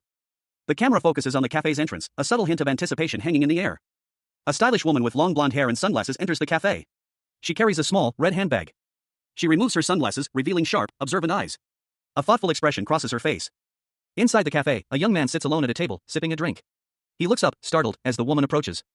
The woman's question hangs in the air, a silent query, "Sang Min?" She speaks, her voice laced with a hint of concern. He seems surprised and slightly flustered by her sudden appearance. The conversation shifts to the language barrier, revealing that the woman struggles with English. He, however, understands a different language. Roselian, the common language used by players of Eternal World, is mentioned. The woman explains that it became necessary due to the global influx of players from all over the world. A young man with a nervous expression offered a polite greeting. "Anyways, it's nice to meet you." A blonde woman with striking features introduced herself confidently. "My name is Jay, the leader of the Dark Chamber." Jay, the leader of the Dark Chamber, adjusted her sunglasses with a self-assured air. The scene shifted to a cafe. Jay and the young man sat at a table. Jay received congratulations for a recent victory. "Congratulations on the subjugation of the gorge." Jay explained the absence of another individual. "Ah, he had something else to attend to, so I came in his stead." She continued, casually sipping her drink. "Of course, the monarch is busy." The conversation turned to business. "Well, shall we get to seeing the item?" Jay confirmed the item's presence. "Yes, it's right here." A plain, unmarked box sat on the table. A young woman with long blonde hair sat before a computer screen, her fingers dancing across the keyboard with practiced ease. Her expression unreadable, a subtle hint of anticipation in her eyes. She seemed to be waiting for something. Inside a modern cafe, a man sat across from the blonde woman. He expressed relief, stating that she would handle the product's sale, relieving him of that burden. The woman's eyes narrowed slightly, a flicker of something unreadable crossing her face. "Actually," she began, a thoughtful expression replacing her previous calm. She explained that she had followed the monarch's instructions and set aside the grand prizes. A subtle worry creeping into her tone as she added that it was only a matter of time before others arrived. At an airport arrivals gate, a large, muscular man with short brown hair and sunglasses strode confidently through a crowd of onlookers. He appeared to be expecting someone. Reporters swarmed him, demanding to know the purpose of his trip to Korea. He responded curtly, identifying himself as Richard Paulson, Knight of the Sun from the Absolute Guild in America. The blonde woman from the cafe looked out at a view of Gwanghwamun Plaza, a thoughtful expression on her face. She wondered if this was the place. In a luxurious car, a blonde man with a goatee sipped wine, a self-satisfied smirk playing on his lips. He introduced himself as Michael Bullen, God's Hammer from the Cathedral Knights of England. Two men observed a striking woman in a red dress, escorted by two bodyguards, entering a building. One of the men wondered aloud who she was, while the other recognized her from television. The second man commented on her beauty, while the image revealed her identity, Jiami Luo Xiao, from the Kowloon Society in China. Elsewhere, a man exclaimed that his food was delicious. Another man, Ian Galeev from the Emperor Guild in Russia, asked for another pancake. Heisgeo Ryota, from Nature's Sword in Japan, was shown sitting in a cafe, seemingly lost in thought, flanked by two bodyguards. He sipped his tea, his expression unreadable. A foot in a brown shoe stepped onto the floor, causing a slight tremor. The camera panned up to reveal Manuel Mateus, the Dragon Slayer from Germany, standing with his bodyguards. Manuel's gaze was fixed on something in the distance, a look of contemplation on his face. He muttered about the mask's castle and began walking towards it, disappearing into the mist. A news report breaks, announcing that representatives from every nation's guild have arrived in Korea. The report continues, surprisingly revealing that all the representatives have gathered in front of the masked monarch's castle. Inside the castle, representatives from various nations are seen dining together at a lavish table. Among them is a man in a yellow jacket. The man in the yellow jacket sits beside a woman with dark hair, both observing the scene with a mixture of curiosity and apprehension. Elsewhere in the castle, another man sits alone, contemplating the unusual gathering. His expression is one of deep thought. Two other figures are seen in the background, their faces obscured, adding to the air of mystery. Two men, one in work clothes and the other in more rugged attire, discuss the situation. One expresses his bewilderment at seeing so many representatives in one place. Despite the chaos, he acknowledges the remarkable nature of the masked monarch's influence. A blonde-haired man, clearly impatient, slams his fist on the table, questioning how much longer they will have to wait. Frustrated with the delay, he declares his intention to leave if the waiting continues. One of the men, his face etched with impatience, addressed his companion. He noted the other's lack of patience. A revelation causing a sharp intake of breath. It seemed the masked monarch, the most powerful player in Eternal World, was also among them. A woman, her expression thoughtful, observed the situation. She mused that the masked monarch still viewed them as expendable. The man with the blonde hair reacted to the woman's statement, questioning if it was true. She confirmed that even in Eternal World, they had been treated as expendable. The woman hesitated, disagreeing slightly. She pointed out their contribution to the final quest in Eternal World. The blonde-haired man pondered whether the masked monarch could have completed the final quest without their help. The woman angrily retorted that after completing the quest, he had taken all the glory for himself. Another man, his face obscured by sunglasses, interjected, stating that it wasn't about glory, but the rewards. He questioned why everyone was there, clarifying that he meant to see what rewards the masked monarch had obtained. The blonde-haired man concluded that the one certain thing was that the masked monarch had brought back all the items from Eternal World. A man with blonde hair and a stern expression observed two figures clad in ornate, fantastical armor. "Look at the masked soldier's equipment," he remarked, his voice laced with a hint of disbelief. "It's not the equipment from the real world, am I right?" A woman's voice echoed in the room, filled with a mixture of surprise and apprehension. "What's with this atmosphere?" The scene shifted to a group of people seated around a large table, their faces etched with varying degrees of concern and curiosity. A woman with shoulder-length brown hair stood prominently, her posture suggesting a commanding presence. A figure in dark clothing stood silhouetted against a brightly lit doorway, observing a group of individuals emerging from it. They were dressed in the same fantastical armor as the figures seen earlier. "You gotta enjoy a fun day like this," a voice said, the tone suggesting a hint of amusement. The masked monarch, the leader of the group, emerged fully into view. His face was partially obscured by his helmet, but his eyes shone with a mixture of excitement and anticipation. "Did you even imagine that we would gather like this again?" He chuckled softly, a hint of amusement in his tone. "Ha!" One of the seated men, with blonde hair, spoke up, his voice sharp and edged with suspicion. "We didn't get together for old time's sake." He pressed further, his question laced with impatience. "What's the reason for calling us all here?" The masked monarch smirked, a glint of mischief in his eyes. "You ask for the reason?" The masked monarch raised a hand, a subtle gesture that commanded attention. A red-handled blade, imbued with a faint blue glow, pulsed with energy. Data streams, like shimmering digital particles, emanated from its surface. Two men watched, their faces etched with disbelief. One, in a yellow sweater, gaped, his mouth agape. "What is that?" he exclaimed. The man in the suit, his eyes wide with dawning comprehension, muttered to himself, "Subspace storage?" The same glowing blade reappeared, now held within a crimson gauntlet. More data streams flickered around it, as if being drawn into the weapon. A moment later, a large blue axe materialized in the same manner, held aloft by a figure in red armor. The figure's back was to the viewer. A group of people, including a striking woman in a red dress and a blonde man in a suit, stood in a tense formation. The blonde man's expression was one of controlled anger. The blonde man's face contorted further. "Why do you have that?" he began, his voice strained. The red-armored figure responded, "Oh, this? Michael, this used to be yours, right?" The blonde man, Michael, watched as a large war hammer materialized in the same way as the other weapons. "I think it was called war hammer." The armored figure raised a hand, calming him. "Calm down. I invited you all here to find the owner." High above, a blonde man with wide, fearful eyes looked down. He anxiously asked, "Shall we get started?" Below, a figure clad in crimson armor, their face obscured by a mask, held a large, glowing weapon. They responded, "The weapon auction." A blonde man in a suit stood before a group of adventurers. The adventurers, clad in fantastical armor and attire, consisted of a woman in a schoolgirl-like outfit, a warrior in imposing red armor wielding a massive warhammer, and a cloaked figure. They stood in a stark, white room, the only decoration a shield emblazoned with a fiery emblem on the wall. Meanwhile, in a lavish dining room, a group of elegantly dressed individuals sat around a large table, enjoying a meal. The atmosphere was one of quiet luxury and subtle tension. The blonde man from the previous scene burst into the dining room, his face contorted in anger. He pointed at the warhammer-wielding warrior, shouting that the weapon was his. The diners reacted with surprise to the outburst. The warrior, seemingly unfazed, stood his ground. The warrior calmly explained that he had only retrieved an ownerless weapon from the game. The warrior's expression shifted, a hint of menace in his eyes. He challenged the blonde man, asking if he had a problem. The blonde man's anger intensified, his jaw clenched tight.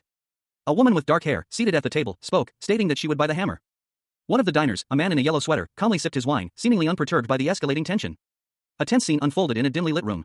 One man, his face contorted in anger, roared at another, who was calmly sipping a drink, to shut his mouth or face deaf. The second man, unfazed, mused that he hadn't heard what the masked monarch had said. He wondered if it would be worthwhile to join the auction the monarch was holding. The angry man, his threat still echoing, vowed to kill the other man first if he got his item back. He stood, his fist clenched, amidst a group of other wealthy individuals seated at a large table. A calm voice cut through the tension. The man with blonde hair, now composed, demanded silence from the room. The auction began. The starting price was announced as $10 million, with the bidding increment set at $500,000. And the auctioneer declared the bidding open. A new scene opened, showing a woman in a professional office setting. A man, seemingly a subordinate, was addressed as wicked by an unseen speaker. The woman, identified as Dark Society Boss J, awaited his answer. The masked monarch, clad in his crimson armor, sat before a woman, his expression unreadable. He posed a question, a choice: do you want to control them? Or do you want astronomical wealth? The woman, her striking blonde hair framing her intense blue eyes, listened intently, her gaze unwavering. Considering the implications of his offer, the masked monarch remained calm, a subtle smirk playing on his lips. He spoke again, his tone confident. "Yeah, I've thrown the bait so they should bite it now." His words hinted at a larger plan, a calculated risk. The blonde woman's expression remained unreadable, her thoughts hidden behind a mask of composure. The scene shifted to a lavish auction hall. Several wealthy individuals sat in anticipation, a tense atmosphere hanging in the air. A man stood at a podium, ready to announce the next bid. A hand shot up, a bid of $31.5 million was announced. One of the bidders, a man with blonde hair, reacted with anger, muttering that, "Bastard." Another bid was made, this time for $220 million, causing a ripple of shock among the attendees. The auctioneer announced a bid of $200 million from Manuel Mateus, prompting him to inquire if anyone wished to raise the offer to $250 million. With no further bids, the auctioneer declared they would move on to the next item. A bid of $210 million was then made. The auctioneer, flanked by two assistants, one wielding a large weapon, asked if anyone else wanted to bid. Among the attendees, a woman and two men watched intently, their expressions unreadable. With no further bids, the auctioneer announced that the tie and punishment had been sold to Sir Michael Buren. Sir Michael Buren, the successful bidder, showed a slight smirk of satisfaction. Revealing the next item to be auctioned, the Sun Grace. The reveal of the Sun Grace caused a stir among the audience. His expression hardening into one of intense focus. For men, their faces etched with grim determination, stood in profile, their gazes fixed on something unseen beyond the panel. The air crackled with unspoken tension. One of the men, Michael Buren, dramatically gestured, his voice booming with the weight of his announcement, $200 million. The news registered on the faces of his companions, a wave of disbelief and perhaps a touch of resentment, washed over them as they processed the staggering sum Michael had just bid. Later, under the pale glow of a full moon, Michael Buren walked briskly through the night. He was approached by another man, who seemed to have been waiting for him.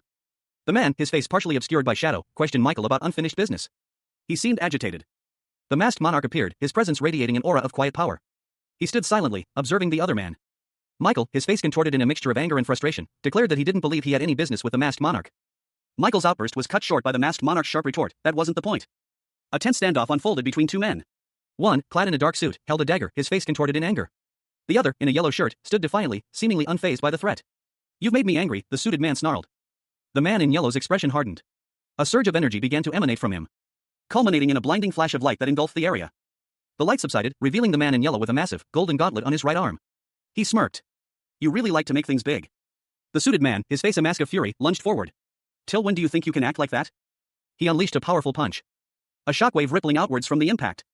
The man in yellow prepared another attack, his golden gauntlet glowing with energy. He struck again, a devastating blow that sent the suited man crashing to the ground, leaving him dazed and vulnerable. A blonde-haired man in a suit, his face etched with strain, slumped to the ground, his body trembling slightly. He looked up to see a figure looming over him, clad in a yellow jacket, his face obscured by shadow. "You," the figure said, "don't forget you weren't even my match in that world." The shadowed figure continued, his voice low and menacing, "Nothing will change here." The blonde man, eyes blazing with defiance, lunged forward, a glowing crescent-shaped energy blade materializing in his hand. He swung the blade with furious speed. A surge of blue energy erupting from the point of impact, engulfing the shadowed figure. The energy blast subsided, leaving behind only scattered debris. The blonde man lay defeated amidst the ruins, his breath ragged. The shadowed figure, seemingly unharmed, approached him slowly.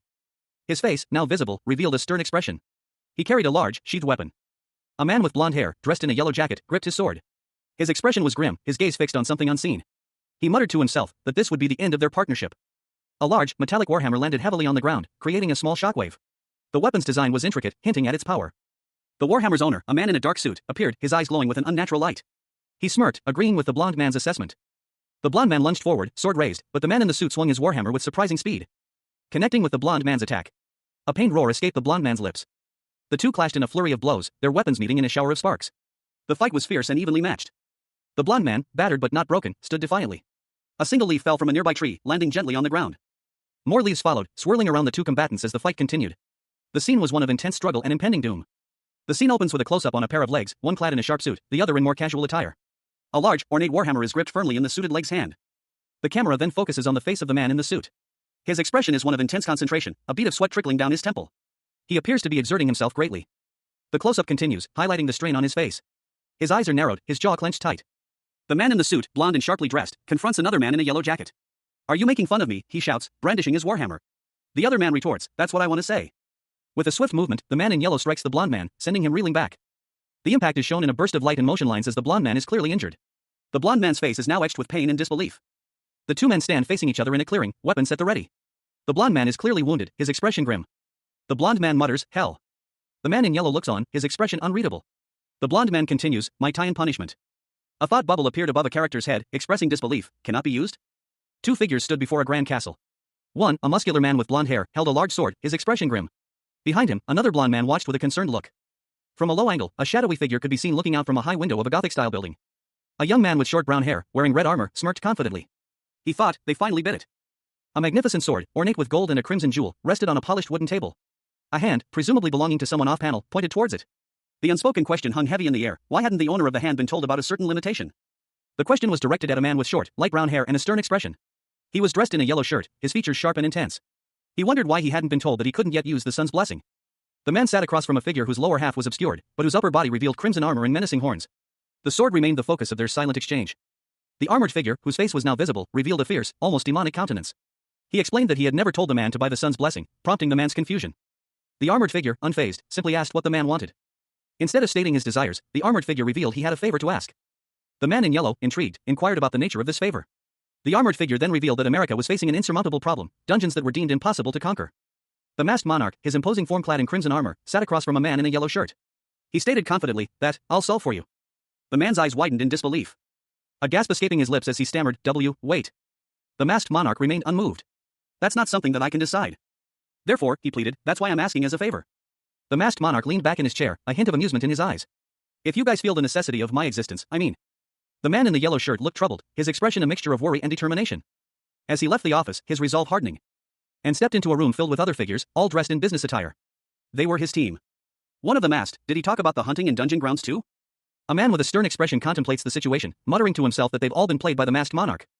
Suddenly, a fist connects with the face of a blonde man in a yellow suit. The impact is swift and brutal. The blonde man, Michael Buren, enraged, retaliates, shouting that he dares to be played with. He declares that one of them will die, ending this conflict. Michael Buren unleashes a powerful kick, sending debris flying. A woman observes Michael Buren's actions, questioning whether he is simply foolish or naive. Another man, exasperated, tells Michael Buren to think before acting. A man in a military-style jacket scoffs at Michael Buren's weapon, questioning its effectiveness. Michael Buren looks thoughtful, seemingly considering the man's words. Finally, Michael Buren urges everyone to carefully consider the situation. A man in a yellow suit pondered a difficult choice, whether to cling to the remnants of a decaying past or to forge a new path. He stood before a large golden door, emblazoned with a stylized winged emblem, flanked by two other men, their expressions mirroring his own uncertainty. The location was identified as Odizan, Kanwandu, a mountainous region. Suddenly, a horde of grotesque, multi-limbed creatures emerged from the shadows, their guttural cries echoing through the valley. Their appearance was monstrous, a horrifying blend of human and beast. A skeletal warrior, seemingly animated by some dark magic, met the onslaught with a powerful energy blast, shattering several of the creatures. The battle raged on, their clash sending a shockwave through the battlefield. One particularly large and ferocious beast lunged at a skeleton warrior, its massive claws tearing through the skeletal frame. But the warrior, surprisingly resilient, retaliated with a swift counterattack. The beast roared in pain and fury as a powerful energy wave sliced through its body. A powerful, crimson-skinned beast lunged forward, its massive claws outstretched. But before it could land a blow, a squadron of skeletal warriors, clad in dark armor and wielding swords, intercepted the attack. Their blades flashing in a whirlwind of bone and steel as they engaged the monstrous foe in a brutal melee. The clash of weapons echoing through the desolate landscape as the skeletal warriors fought with surprising ferocity.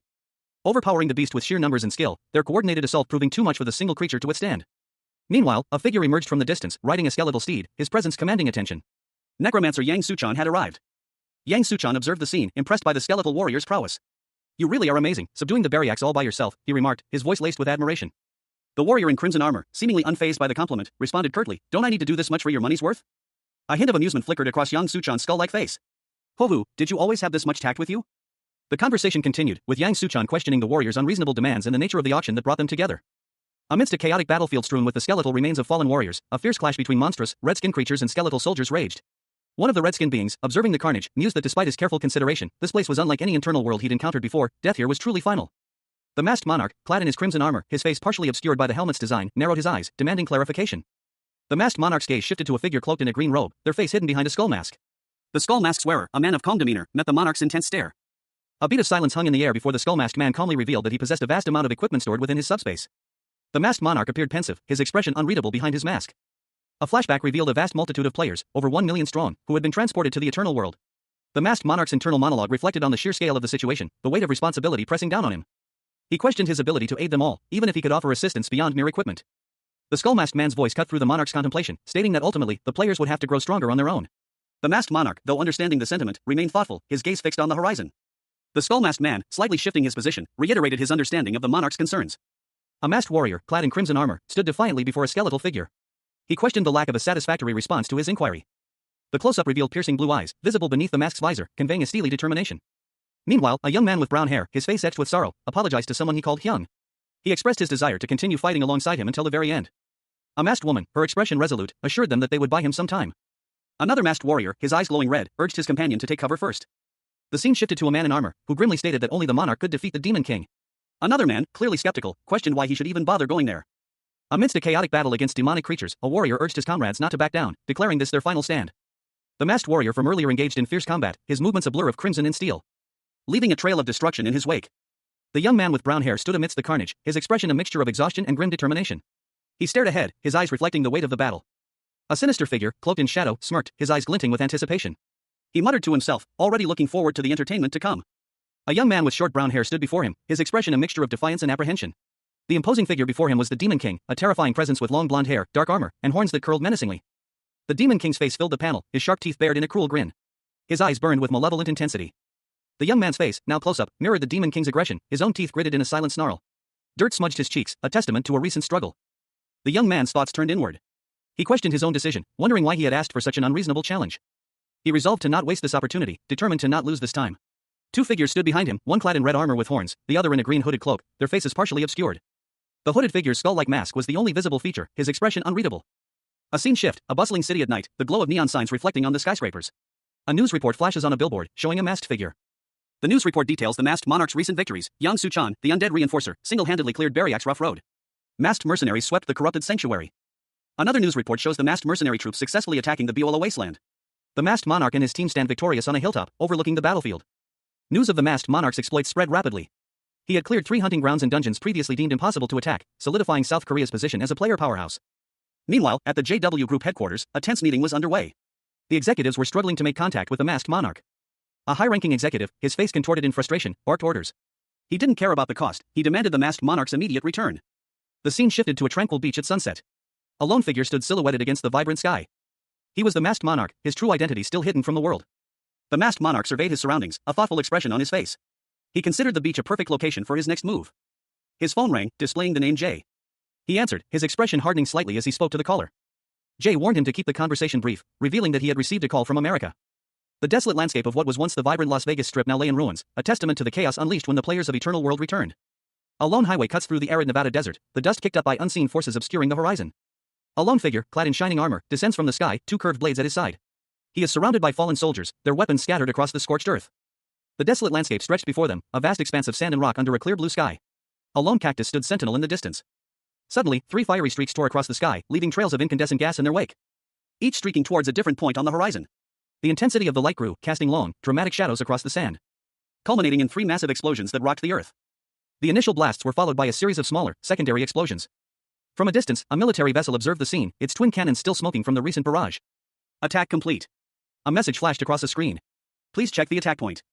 A monitor displayed a chaotic, fractured image of the impact zone. The resolution was too poor to make out any details. Impossible to secure a clear view. Inside a brightly lit command center, a team of military personnel monitored a series of screens displaying various data streams. A female officer, her face partially obscured by a headset, addressed a group of soldiers, her voice calm but firm as she issued a clear instruction. Meanwhile, high above, a fighter jet soared through the sky, its mission hampered by a thick fog that obscured visibility. The pilot reported their inability to see through the dense cloud cover. On the ground, a military strategist, surrounded by tanks and soldiers, reviewed the situation. With the initial plan thwarted by the unexpected fog, he decided to switch to a backup strategy. A column of tanks and soldiers advanced across the desert landscape, their movements deliberate and cautious. The lead tank, a behemoth of steel and firepower, leading the charge into the unknown. Soldiers, faces grim and determined, prepared for whatever lay ahead. Suddenly, through the swirling dust and fog, 2 glowing red eyes appeared, piercing the haze. A sense of dread washed over the soldiers. A monstrous roar echoed through the air, signaling the arrival of something terrifying. A massive explosion rocked the desert as the unseen creature attacked, sending soldiers sprawling and equipment flying. Amidst the chaos and confusion, the soldiers reacted with shock and fear, their initial surprise giving way to a desperate struggle for survival. A fierce battle raged in the fog of war. Crimson stains blossomed across the dusty ground as a squad of soldiers fought desperately against an unseen enemy. The fog is covering our sight, one soldier shouted, his voice strained. Clear the sight first, another urged, his face etched with grim determination. He wiped sweat from his brow, his eyes scanning the swirling mist with growing unease. The air crackled with tension. A low growl echoed through the fog, a chilling sound that sent shivers down their spines. The soldier's eyes widened in terror as he gasped, EU. Yua, a strangled cry escaping his lips. Another soldier opened fire, unleashing a furious barrage of bullets into the fog. AAAACK, he roared, his desperate attack seemingly ineffective against the unseen foe. The relentless assault continued, but the unseen enemy proved too powerful. The scene ended with the soldiers lying dead, scattered amidst the fog and smoke. The scene opens on a private jet, its boarding ramp extended, poised against a bright, sunny sky. The overall impression is one of wealth and readiness for departure. A large, armored foot descends from the aircraft, clad in crimson plating, hinting at the arrival of someone powerful. The camera angle shifts to reveal the figure's imposing torso, the armor intricately detailed and bearing a fierce, almost monstrous aesthetic. The individual is clearly a warrior, ready for battle. The masked monarch, in full battle regalia, steps onto the tarmac. A man in a business suit watches him, a hint of satisfaction in his eyes. It has turned out as you wished, the suited man states, his voice calm but firm. The man continues, anyways, shouldn't you thank me for this? He gestures towards the monarch, flanked by 2 imposing bodyguards. The masked monarch offers a curt reply. You're welcome, he says, a hint of amusement in his tone. He extends a gloved hand to the businessman, who accepts the gesture with a slight nod. A handshake seals their agreement. The businessman's expression shifts to one of subtle concern as he observes the monarch. The monarch's gaze is intense, unwavering. A transition to a wide shot shows a clear sky, suggesting a change of location or a passage of time. The masked monarch and the businessman are now inside a luxury SUV, speeding down a highway. I bet you are already aware, but the situation is not good, the businessman says, his voice laced with worry. Long ago, the Absolute Guild and 5 other high-ranking guilds attempted to attack a specific location, but all their efforts ended in failure.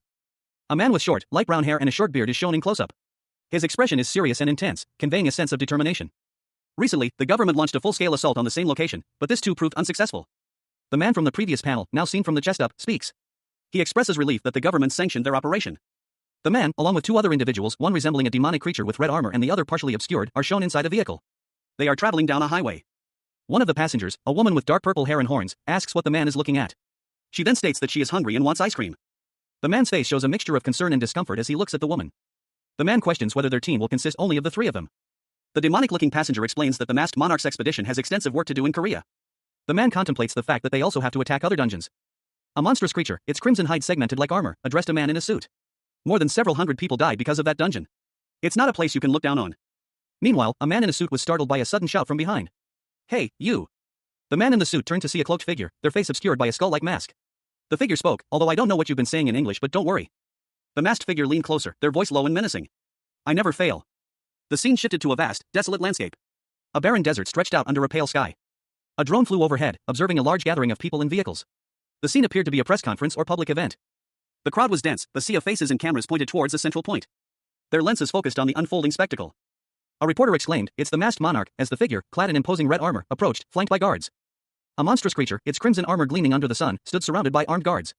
The creature, seemingly unfazed by the weapons pointed at it, calmly requested that they spare their time. Meanwhile, a young woman with brown hair, cloaked and hooded, watched the scene unfold from a distance. Her expression was one of skepticism as she questioned the feasibility of attacking such a heavily guarded location. The masked monarch, clad in his signature red armor, stood atop a small hill, surveying the scene with his two companions.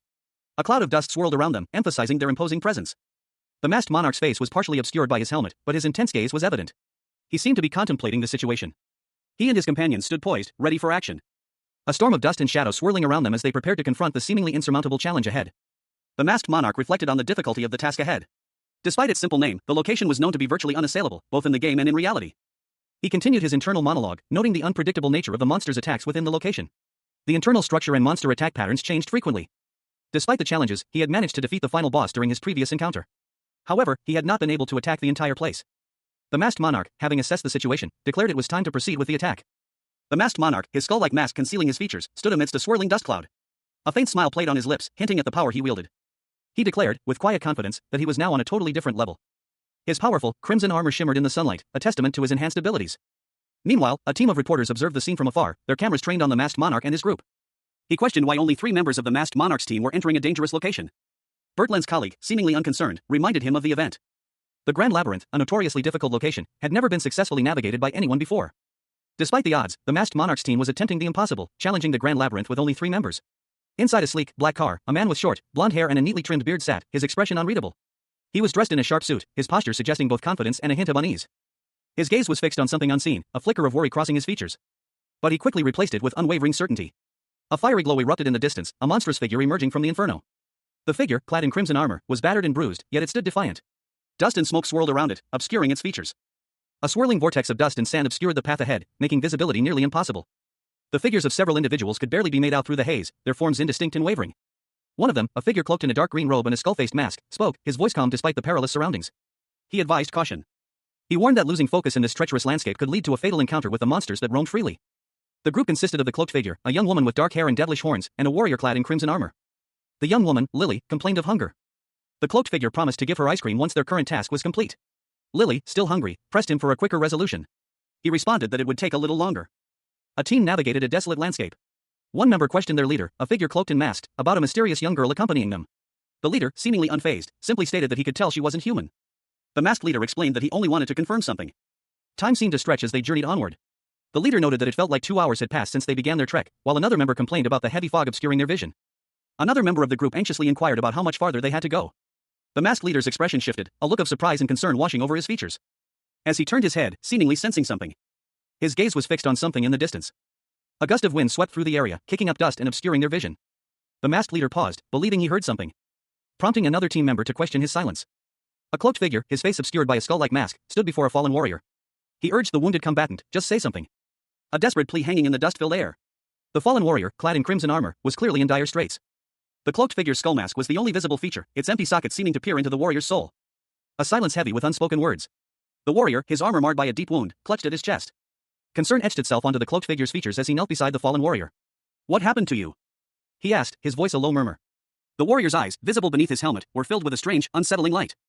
Suddenly, the warrior lunged, his crimson blade aimed at the cloaked figure. Yourself. A desperate attack. The cloaked figure barely managed to dodge the blow, the force of the strike sending tremors through the ground. A surge of energy erupted from the warrior, a blinding blue light engulfing him. The cloaked figure recoiled. As the light subsided, revealing the warrior transformed, accompanied by a demonic woman with dark hair and horns. The masked monarch, clad in his signature crimson armor, stood amidst a swirling cloud of dust and smoke. His powerful frame was partially obscured, but the intensity of his stance was undeniable. A stern expression etched on his masked face. Beside him, a dark-haired woman with devilish horns and a red dress, and a cloaked figure with a skull mask, completed the scene. The masked monarch addressed them, reminding them to stay focused. The cloaked figure, his skull mask slightly askew, offered a hesitant, almost sheepish, "Ah, yes." As the woman with horns, her expression a mix of concern and impatience, urged caution. The three figures, silhouetted against a fiery sunset, moved towards a distant, glowing blue lantern. The scene shifted to a wider view, revealing the lantern in greater detail. A blue flame flickered within its glass enclosure. The masked monarch's team had found it, the entrance to the next stage of their quest. The woman gasped, realizing they had been searching for this the entire time. The masked monarch explained that even in the eternal world, finding this entrance had taken him several weeks. He had only found it thanks to a clue from a non-player character. He held up a glowing blue staff, similar to the lantern's flame, indicating that more such lanterns would lead them further. The masked monarch, holding the staff aloft, confidently declared that as they moved forward, they would find more lanterns, guiding their path. The masked monarch, his face obscured by a menacing helmet, addressed his team. Despite the gravity of their mission, his tone was resolute. He stated that regardless of the challenges ahead, they only had access to 3 lanterns, the 3rd, 4th, and 7th. A skeletal figure, cloaked and wielding a glowing staff, questioned the plan, a silent query hanging in the air. Wondering aloud if lighting those specific lanterns would trigger the appearance of the entrance. One of the team members, clad in red armor, confidently confirmed the plan's simplicity. The skeletal figure, however, voiced his confusion. He could light the lanterns himself, why had the masked monarch given him this task? The masked monarch, his back turned, simply instructed him to ignore any distractions and focus solely on lighting the lanterns, no matter what happened. Leaving the skeletal figure with a look of quiet determination. The skeletal figure, staff in hand, advanced towards the team, his gaze unwavering. His skull-like face a mask of grim resolve. He then focused on the first lantern, a distant structure visible on the horizon. The skeletal figure approached the first lantern, his movements deliberate. He announced that this was the first one. And then, locating the second lantern, he proceeded to light it. He finally reached the third lantern, confirming it was the correct one before lighting it with a flourish. A skeletal figure, cloaked and wielding a staff that crackled with blue energy, stood amidst a swirling vortex of dark energy. The scene pulsed with an ominous energy.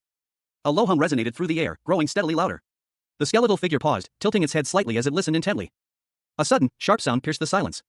The skeletal figure's eyes narrowed, a grim determination settling on its face. A voice, seemingly from a nearby figure, instructed him to ignore everything and light the lanterns. A low chuckle escaped the skeletal figure's lips.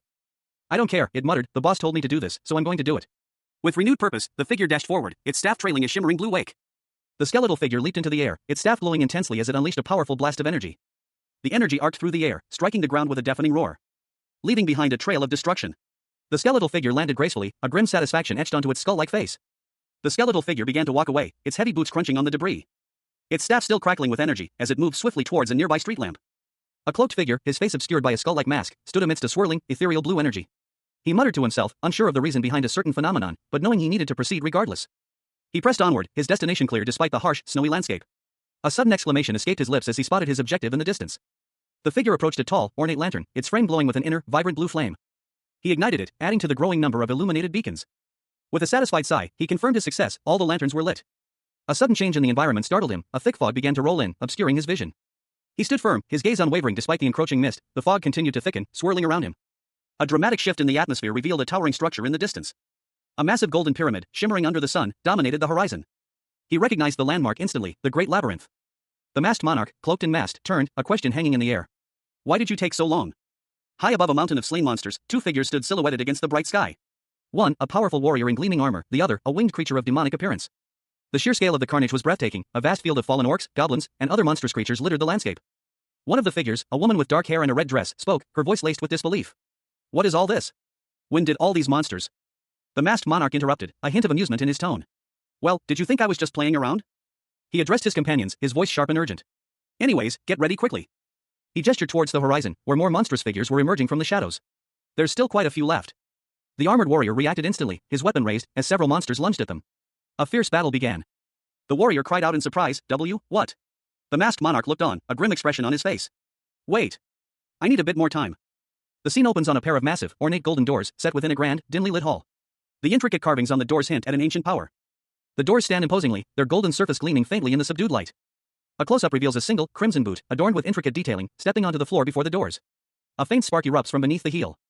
3 figures emerge from behind the doors, a warrior clad in crimson armor, a petite, horned woman in a red dress, and a skeletal figure draped in a dark green robe. They stand poised and ready. The skeletal figure's face is revealed, showing glowing red eyes that contrast sharply with the otherwise lifeless skull. A look of grim determination settles upon his features. The 3 figures descend a winding spiral staircase deep within a stone structure. The air is thick with anticipation. As they make their way down, the crimson-armored warrior speaks, commenting on the surprising quiet of their surroundings. The skeletal figure warns them about the numerous traps within the labyrinth. The masked monarch, clad in his signature crimson armor, surveyed the treacherous landscape. "Even for me, it's hard to tell where all the traps are," he muttered, his voice tight with caution. A teammate, whose form was partially obscured, responded, "We don't know where the traps will spring from, so stay focused." A figure cloaked in a dark green robe, his face a skull-like mask, calmly replied, "Oh. I'm looking forward to it." As the masked monarch stepped forward, he triggered a trap. Well, even if you say traps, all traps in a game are all the same, he said, his tone betraying a hint of amusement as he effortlessly avoided the danger. But his confidence was short-lived. A sudden barrage of arrows erupted from the ground, narrowly missing him. The cloaked figure's eyes widened slightly. More arrows followed, forcing the masked monarch to dodge and weave through the deadly projectiles. Each arrow a testament to the deadly precision of the traps. The cloaked figure, seemingly unfazed, calmly observed the scene. I told you to be careful, he said, his voice laced with a hint of amusement. The masked monarch, slightly irritated, retorted, well, if it's just this. Suddenly, a spiky, orb-like creature emerged from the ground, its expression one of surprise and alarm. The cloaked figure reacted instantly, his movements a blur as he effortlessly dispatched the creature. As the dust settled, the masked monarch and the cloaked figure found themselves facing a new threat, a monstrous creature unlike anything they had encountered before. The masked monarch stared, speechless. This can't be. Before he could react, the cloaked figure was swallowed by a pit trap, his surprised exclamation echoing in the air. A cloaked figure, his face obscured by shadow, lunged forward with surprising speed. His attack impacting with a powerful force that sent shockwaves rippling outwards. The impact left a crater in the ground as the cloaked figure recoiled slightly, a pained grunt escaping his lips. A woman with purple hair and horns, clad in a red dress, watched the scene unfold with a smirk. The woman addressed the cloaked figure, her words laced with a hint of amusement. She would take back what she had said before. Before them stood a legion of skeletal warriors, their bony forms eerily silent. The scene shifted to a grand hall, two ornate doors standing opposite each other, bathed in a warm, golden light. The cloaked figure and the woman with horns entered the hall, the cloaked figure expressing relief that this was the simplest chamber maze in the great labyrinth. The red-armored figure explained that solving the maze was simple, choose one of the two doors. There were 30 tries, failure resulted in being sent back to the beginning. A figure cloaked in a dark green robe, his face obscured by a skull mask, spoke with an air of nonchalant confidence. This will be simple. In other words, if we get it within the 30th try. A sinister glint shone in the empty sockets of the skull mask, hinting at a hidden intensity beneath the calm exterior.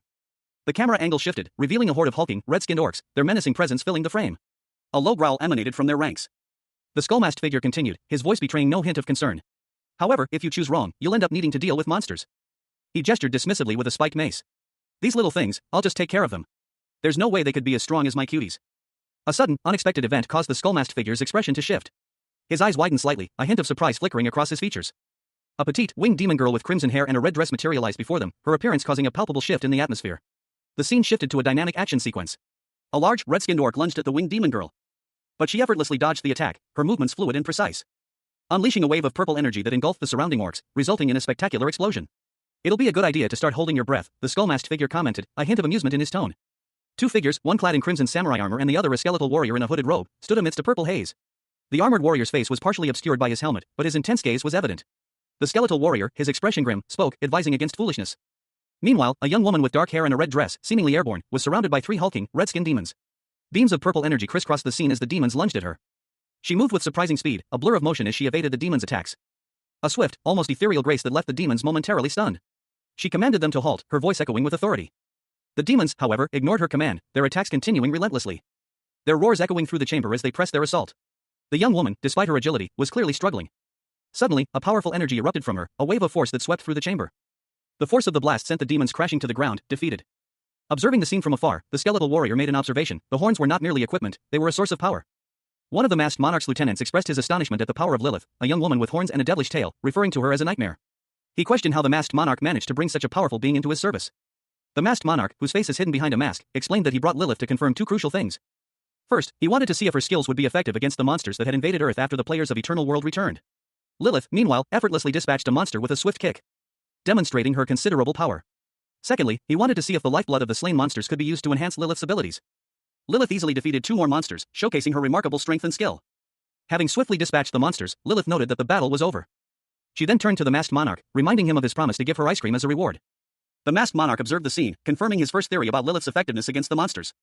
He then pondered whether he needed to further test Lilith's abilities to confirm his second theory. The scene shifts to a large group of orcs, suggesting a larger-scale conflict is imminent. A horde of hulking, crimson-skinned demons, their fangs bared in ferocious snarls, charged forward, muscles bulging with raw power. From the opposite direction, a terrifying army of armored skeletons, their empty sockets burning with malevolent red light, marched relentlessly, swords raised high. Their bony hands gripped their weapons tightly, a chilling display of undead might. The clash between the two forces was brutal and chaotic, a whirlwind of steel and bone against snarling fangs and demonic fury. The demons, despite their ferocity, were being pushed back by the relentless advance of the skeletal army. The subjugation of the Great Labyrinth was proceeding smoothly. Lilith's power had secured the first half of the operation, while Yang Su-chan's skeleton army handled the middle section. With the combined might of Lilith's power and Yang Su-chan's skeleton army, they had successfully defeated all the monsters within the Great Labyrinth. The masked monarch, along with Lilith and Yang Su-chan, emerged from the labyrinth, their figures silhouetted against the setting sun. Their boots crunched on the stone floor as they walked with purpose. Their arrival marked the end of a significant victory, but also the beginning of a new chapter in their ongoing battle against the Demon King. The masked monarch, along with his teammates, a petite demon-like girl and a cloaked figure, stood before the entrance to the Great Labyrinth's boss chamber. The air crackled with anticipation as they approached the place where the red-eyed Shikiri rested. Above them, a large purple crystal pulsed with an ominous energy. One of the teammates explained that breaking this crystal would unleash the boss. The masked monarch's teammate questioned whether the boss was stronger than him. He responded that their chances of victory depended on luck. If they were lucky, they would win, otherwise, they would lose. The cloaked figure scoffed, stating that he could have told them that himself. The masked monarch explained that this was a raid boss, not meant to be defeated by a single person. His teammate, however, questioned if he intended to fight it alone. The masked monarch, despite acknowledging his teammate's concern about his lack of luck, simply responded with a dismissive chuckle, "Think whatever you want." He then told his cloaked teammate that he could sit this one out. The cloaked figure was surprised by this sudden decision. The masked monarch explained that his teammate had other matters to attend to, and he would face the boss alone. A skull-faced figure, his eyes burning with an ominous red glow, smirked. The camera panned over a sprawling cityscape, the towering buildings casting long shadows in the twilight. Below, on a city street, several people walked along, heads down, engrossed in their smartphones. One young man, in particular, stopped short, his eyes widening in surprise as he looked at his phone. A look of dawning comprehension slowly spreading across his features. Inside an office, a man sat at his computer, his expression one of stunned disbelief. Elsewhere, a teacher burst into a classroom, excitedly announcing some big news. The news? A live stream of the masked monarch battling the red-eyed Shikiri on Xtube. Students gathered around their phones, watching the incredible battle unfold. The live stream showed the masked monarch in action, his power and skill on full display. Over 30 million people were watching. A lone figure, clad in crimson armor, ascended a grand staircase. The path led to a towering structure, bathed in the warm glow of the setting sun, its apex marked by a pulsating purple crystal. The crystal rested atop a golden pyramid, its ethereal light illuminating the scene. As the armored figure neared, he paused, his foot hovering above the final step. Below, a monstrous figure emerged from the shadows, its crimson armor mirroring the hero's own, but with a distinctly more savage aesthetic. The monstrous figure loomed large, its presence filling the chamber. A palpable tension hung in the air as the two figures faced each other. The monstrous figure reached out a clawed hand towards the crystal. Its eyes burned with malevolent intent as it prepared to seize the artifact. With a sudden burst of speed, the armored figure lunged forward, striking the monstrous figure with incredible force. A blinding flash of light erupted from the point of impact. The resulting shockwave sent tremors through the ancient chamber. The monstrous figure recoiled, its form momentarily obscured by the intense energy. A powerful figure, clad in crimson armor, stirred from his slumber. His eyes snapped open, and a low growl rumbled in his chest, demanding to know who dared to disturb his rest. Before him stood a towering warrior, his golden armor gleaming, a cruel smile twisting his lips as he declared that death would be the only reward for the interruption. The golden warrior, arms crossed, exuded an aura of immense power. The crimson-armored figure, unimpressed, retorted that the golden warrior's personality remained as unpleasant as ever, his words laced with a hint of annoyance. He then produced a scroll, its surface etched with arcane symbols. It was a warp transmission scroll, capable of sending him to a specific location. A wry smile playing on his lips as he explained its function to the golden warrior, who responded with a comment about the crimson warrior's reclusive habits. A surge of energy enveloped the golden warrior. As he prepared to teleport, revealing two figures lurking nearby, a skeletal figure in a hooded robe and a young woman with devilish horns and a mischievous grin. The scene shifted to a grand, ancient structure, its steps leading to a massive entrance. The crimson-armored warrior stepped through the gateway. A man sat at his desk, his gaze fixed on a computer screen displaying a live stream of a battle. The title read, Masked Monarch vs. Red-Eyed Shikara. The video showed the masked monarch, a figure clad in imposing armor, facing off against a monstrous opponent. The scene shifted to a vast, desolate landscape where the two titans stood poised for combat. The camera focused on the masked monarch's back, his red armor gleaming under the harsh sunlight. He turned, revealing his imposing figure to his opponent, Red-Eyed Shikara. Shikara's eyes narrowed, a silent challenge passing between them. Meanwhile, a hooded figure and a small, winged demon watched the confrontation from a distance, the hooded figure taking a picture with his phone. If we're outside the dungeon, there shouldn't be any problem with using a phone. The hooded figure stated, his voice calm and collected. Our boss, when did he think of all this? The masked monarch's subordinate wondered, his expression a mixture of awe and disbelief. Shikara's eyes glowed with an eerie green light as he unleashed a powerful energy blast towards the masked monarch, who swiftly dodged the attack. A blinding green energy beam erupted from the masked monarch's hand. The force of the attack sending the monstrous red-eyed Shikara hurtling through the air. The creature, momentarily stunned, roared. It was revealed that the red-eyed Shikara's first phase was deceptively simple. Seizing the opportunity, the masked monarch launched a series of swift attacks. Each strike precise and powerful, impacting the Shikara with bursts of green energy. But the monster quickly recovered, its movements becoming more aggressive. The masked monarch, however, had anticipated this. He closed the distance, preparing for a close-range assault. A powerful clash ensued, sending a shockwave across the battlefield. The masked monarch's sword meeting the Shikara's defenses in a shower of sparks. A monstrous figure, cloaked in shadow with glowing blue eyes, stood defiantly before a powerful warrior clad in golden armor. The narration box above them stated a simple fact, the shield protecting the warrior's body was exceptionally strong.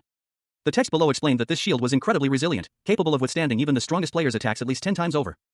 A warrior in crimson armor launched a fierce attack against the shielded figure. But the blows, though powerful, seemed to barely faze the monstrous opponent. The shielded figure grimaced, stating that he didn't need such a strong defense. With a powerful punch, the crimson-armored warrior shattered the monster's defenses, revealing a second, more dangerous phase was about to begin. The crimson-armored warrior, anticipating the change, unleashed a devastating attack, creating a massive explosion. From the dust and debris, a monstrous centaur emerged, roaring its challenge. The centaur, wielding a massive sword, prepared for battle. The crimson-armored warrior, observing the centaur, noted that this form of the creature had 3 distinct attack patterns. A monstrous centaur-like creature, its eyes glowing ominously, prepared for an attack. The word stomp attack appeared above it, indicating its imminent move. The ground trembled as the beast brought its massive hoof down with tremendous force. A red armored figure, wielding a sword, braced for impact. The impact sent a shockwave through the earth. The armored figure, identified as Shakira, stood ready, a warning appearing above her. It contains a fear effect with a strong stun, so you must be cautious. Another warning appeared: if you get hit by the stun, he uses his second pattern. The centaur prepared another attack, labeled wide range attack. Shakira, anticipating the attack, leaped back to avoid the wide-ranging energy blast. A narration box explained: with his shape blade he attacks everything around him, cutting his surroundings to pieces. The centaur lunged forward, its attack narrowly missing Shakira. A thought bubble above Shakira's head emphasized the urgency: must evade no matter what. Shakira, with a swift and precise movement, dodged the attack and created distance between herself and the creature. The centaur, enraged, prepared another attack. A final narration box explained the centaur's weakness: if you evade his third pattern, Shakira becomes stunned for about 5 seconds. The masked monarch, clad in crimson armor, stood defiantly amidst the swirling desert sands. His gaze swept across the battlefield, a question hanging in the air: everyone knows what to do in this situation, right? He plunged his massive sword into the earth, the impact sending a shockwave through the sand. A prelude to the battle that was about to unfold. A monstrous centaur-like creature charged towards him, its own blade raised high. But the masked monarch was ready. With a burst of speed, he dodged the attack, his movements a blur of crimson. And unleashed a devastating energy blast, a concentrated wave of power that tore through the air, striking the centaur with brutal force. The creature's armor shattered, its form dissolving into dust, leaving only fragments of its once mighty frame behind. The masked monarch's attack was swift and decisive. Another explosion rocked the desert as the masked monarch continued his assault, leaving a trail of destruction in his wake. He stood amidst the chaos, his armor slightly singed, but his resolve unwavering. The battle was far from over, but for now, the masked monarch had secured a decisive victory, leaving only 2 broken swords in the sand as a testament to his power. A powerful figure, clad in crimson armor, stood defiantly. The text box above him declared: the reward items are the Shakira's blades. The camera focused on the imposing figure's lower body, showcasing the intricate details of his armor. Then shifted to a close-up of his masked face, his eyes intense and unwavering. The raid was over. A man sat at his computer, reviewing a video of the raid. He appeared thoughtful, a slight frown etching itself onto his face. He let out a soft gasp, his eyes wide with surprise. As news of the masked monarch's actions spread rapidly, people on the street reacted with shock and disbelief, their phones displaying the same footage. One man, wearing a red cap, exclaimed: "Is this real? The masked monarch's no joke." Another added: "Wow, this is big news." Another man, in a suit, scrutinized the footage on his phone, a thoughtful expression on his face. He muttered to himself: to beat Shakira this easily. The man in the suit remained silent, his gaze fixed on his phone. A man with short, light brown hair and a serious expression listened intently as someone explained the nature of the great labyrinth within the Eternal World game. The labyrinth, it was explained, was a place that changed each time it was cleared, becoming a completely new dungeon with each subsequent playthrough. The explanation continued, focusing on a particular boss within the labyrinth, Shakira. It was revealed that Shakira was immortal within the game's world, meaning players could face him repeatedly. A man with blonde hair and a concerned expression checked his phone, a look of growing alarm spreading across his face as he received an urgent notification. He immediately made a phone call, his voice tight with urgency as he reported the alarming news. The alarming news was that the fishmen, creatures from the game's underwater kingdom, had appeared in the real world. His companion, the man with brown hair and glasses, looked on in stunned silence, clearly overwhelmed by the sudden and unexpected development. The blonde-haired man continued to process the information, his expression grim as he contemplated the implications of Inez's arrival. The gravity of the situation weighed heavily on him as he muttered the name of the underwater kingdom. The final panel showed a large, imposing floating castle, a breathtaking sight that was now a terrifying reality. 2 men, one with a serious expression and the other wearing glasses, engaged in a conversation. The man in glasses anxiously pondered the implications of the game's monsters materializing in the real world, voicing his concern about the potential consequences. While the other man, seemingly unfazed, confidently asserted that the masked monarch, the game's most powerful player, wouldn't be able to handle the situation alone. He believed the monarch would need help to face this new threat. The scene shifted to a phone screen displaying a monster's profile. The implication was clear: the masked monarch was urging other players to increase their strength to combat the growing danger. A smartphone displayed a disturbing image: a grotesque humanoid creature, its skin a sickly green, possessed extra arms ending in clawed hands. A young man with short, dark brown hair, wearing an orange t-shirt, examined the unsettling picture with a frown. He exclaimed in disbelief, his voice laced with alarm: "Hey, what the hell is this image?" The image showed a close-up of the creature's snarling face, its teeth bared in a menacing grin. He whispered, "I've never seen this kind of monster." Another young man, standing beside him, looked on with a questioning expression. The first young man, still staring at the phone, muttered, "There was a certain lunatic who created new lifeforms, by crossbreeding humans and monsters." His companion, surprised, questioned, "Crossbreeding?" The first young man, his eyes wide with dawning realization, stated, "Then this monster is." He continued, a grim expression settling on his face, "I'd forgotten that he'd also came back to the real world." The title card introduces the series, Max Level Returner, and the name Edgar Gonzalez. The scene opens on a quaint village, seemingly peaceful at first glance. But a closer look reveals chaos erupting in the streets. Villagers are fleeing in terror as grotesque, monstrous creatures with multiple limbs and distorted features attack. The camera angle shifts, revealing a figure in imposing red armor approaching the scene from a distance. The masked monarch, his face partially obscured by his helmet, observes the unfolding carnage with a stoic expression. He remains silent, his thoughts unreadable. Inside a building, a tense meeting is underway. A voice urgently demands that a certain Mexican be apprehended. The speaker explains that several villages have been attacked in recent weeks, highlighting the urgency of the situation. Another individual points out that even if the target is just a non-player character, NPC, their actions are hindering a crucial quest and causing significant problems. The discussion escalates as the group reveals that the Mexican is using players as lab subjects for his experiments. A bounty is suggested as a means to capture him. A figure, cloaked in shadow, reported to another that he had found the location of the crossbreeds. The second figure, a monstrous humanoid with crimson armor and feathered wings, demanded to know where. The cloaked figure, a woman with long blonde hair, replied that revealing the location would be expensive, but offered to give the information cheaply, just this once. The scene shifted to a dark, cluttered room. A man in simple clothing coughed, a pain sound escaping his lips.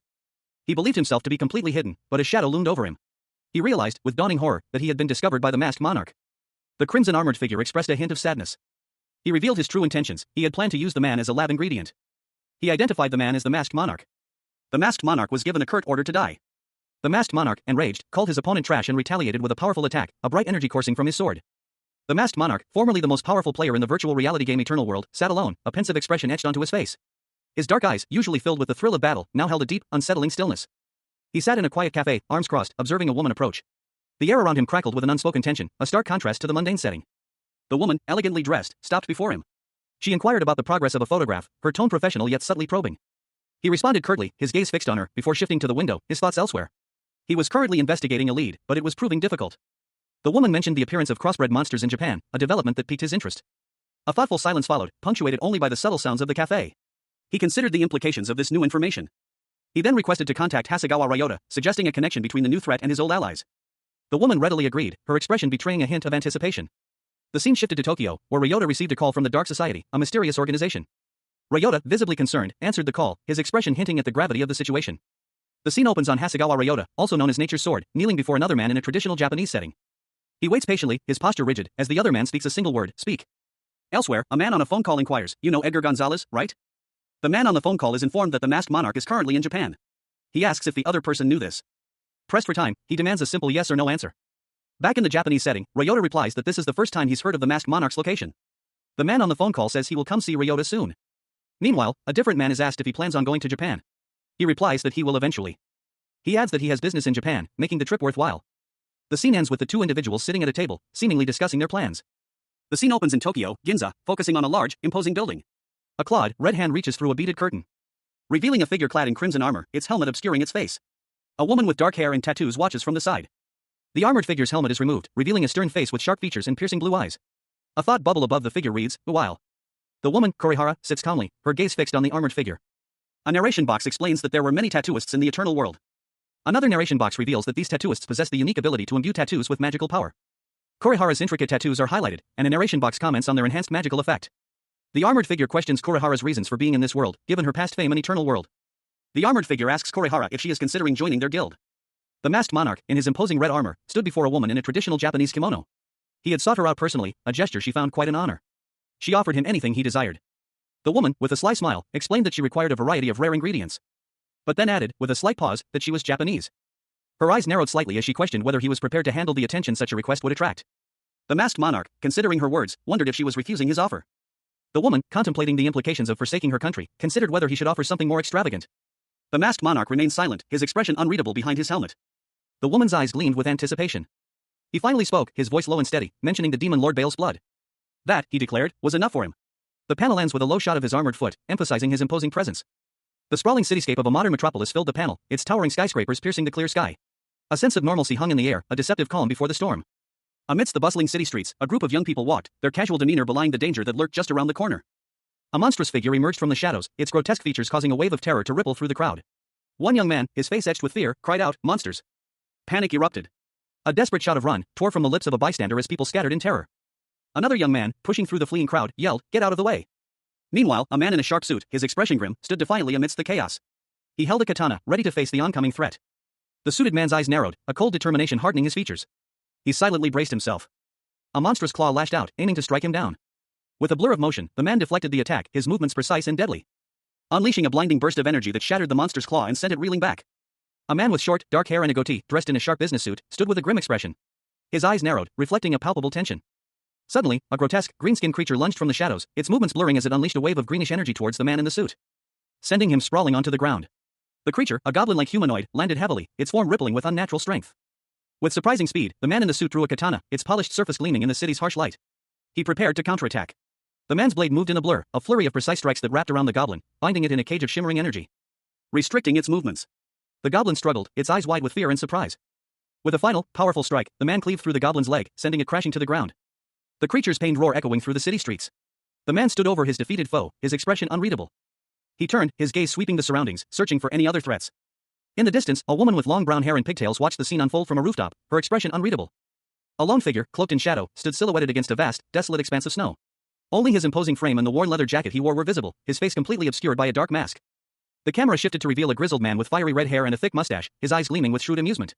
A knowing smirk played on his lips as he spoke the words, "The soul-severing swordman."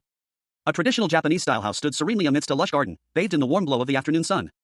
3 sharply dressed men in suits approached the house, their expressions grim and determined. They exuded an air of quiet menace. Inside, a door burst open violently, revealing a man in a traditional Japanese robe, sitting calmly in meditation. His posture was serene, a stark contrast to the chaos outside. He opened his eyes, a hint of surprise in their depths. "You're here." Standing before him was a towering figure clad in crimson, monstrous armor. The man's eyes widened. The armored figure loomed over him, its presence imposing. "Is this the first time we've met alone?" the man asked, his voice laced with a mixture of curiosity and apprehension. A dark, viscous liquid, the color of jade, was poured into a small, shallow bowl. A man with a short, well-groomed beard brought the bowl to his lips, taking a slow sip of the liquid. A subtle frown creasing his brow as he savored the taste. Across from him sat a figure clad in crimson armor, their helmet obscuring their face. "It seems like tea isn't your thing," the man in the kimono remarked, a hint of amusement in his voice. "What a shame. I even prepared it using the good leaves." The armored figure remained silent. "Did you look into the crossbreeder?" the armored figure finally asked, their voice low and serious. The man in the kimono sighed, taking another sip of his tea. "We're still looking into it," he replied, his tone suggesting a lack of progress.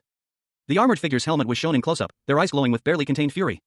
"How can you still be looking into it when it's happening in your country?" the armored figure exclaimed, their voice laced with frustration. The man in the kimono responded with a question of his own, "Is this all that the nature's sword got?" his tone sharp and challenging.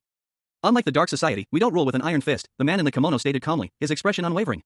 The armored figure responded with a low chuckle, "Hovu, is that so?" A man, seemingly in his own home, contemplates his next move. He mutters to himself, deciding that he will help. A monstrous creature emerges from a dungeon.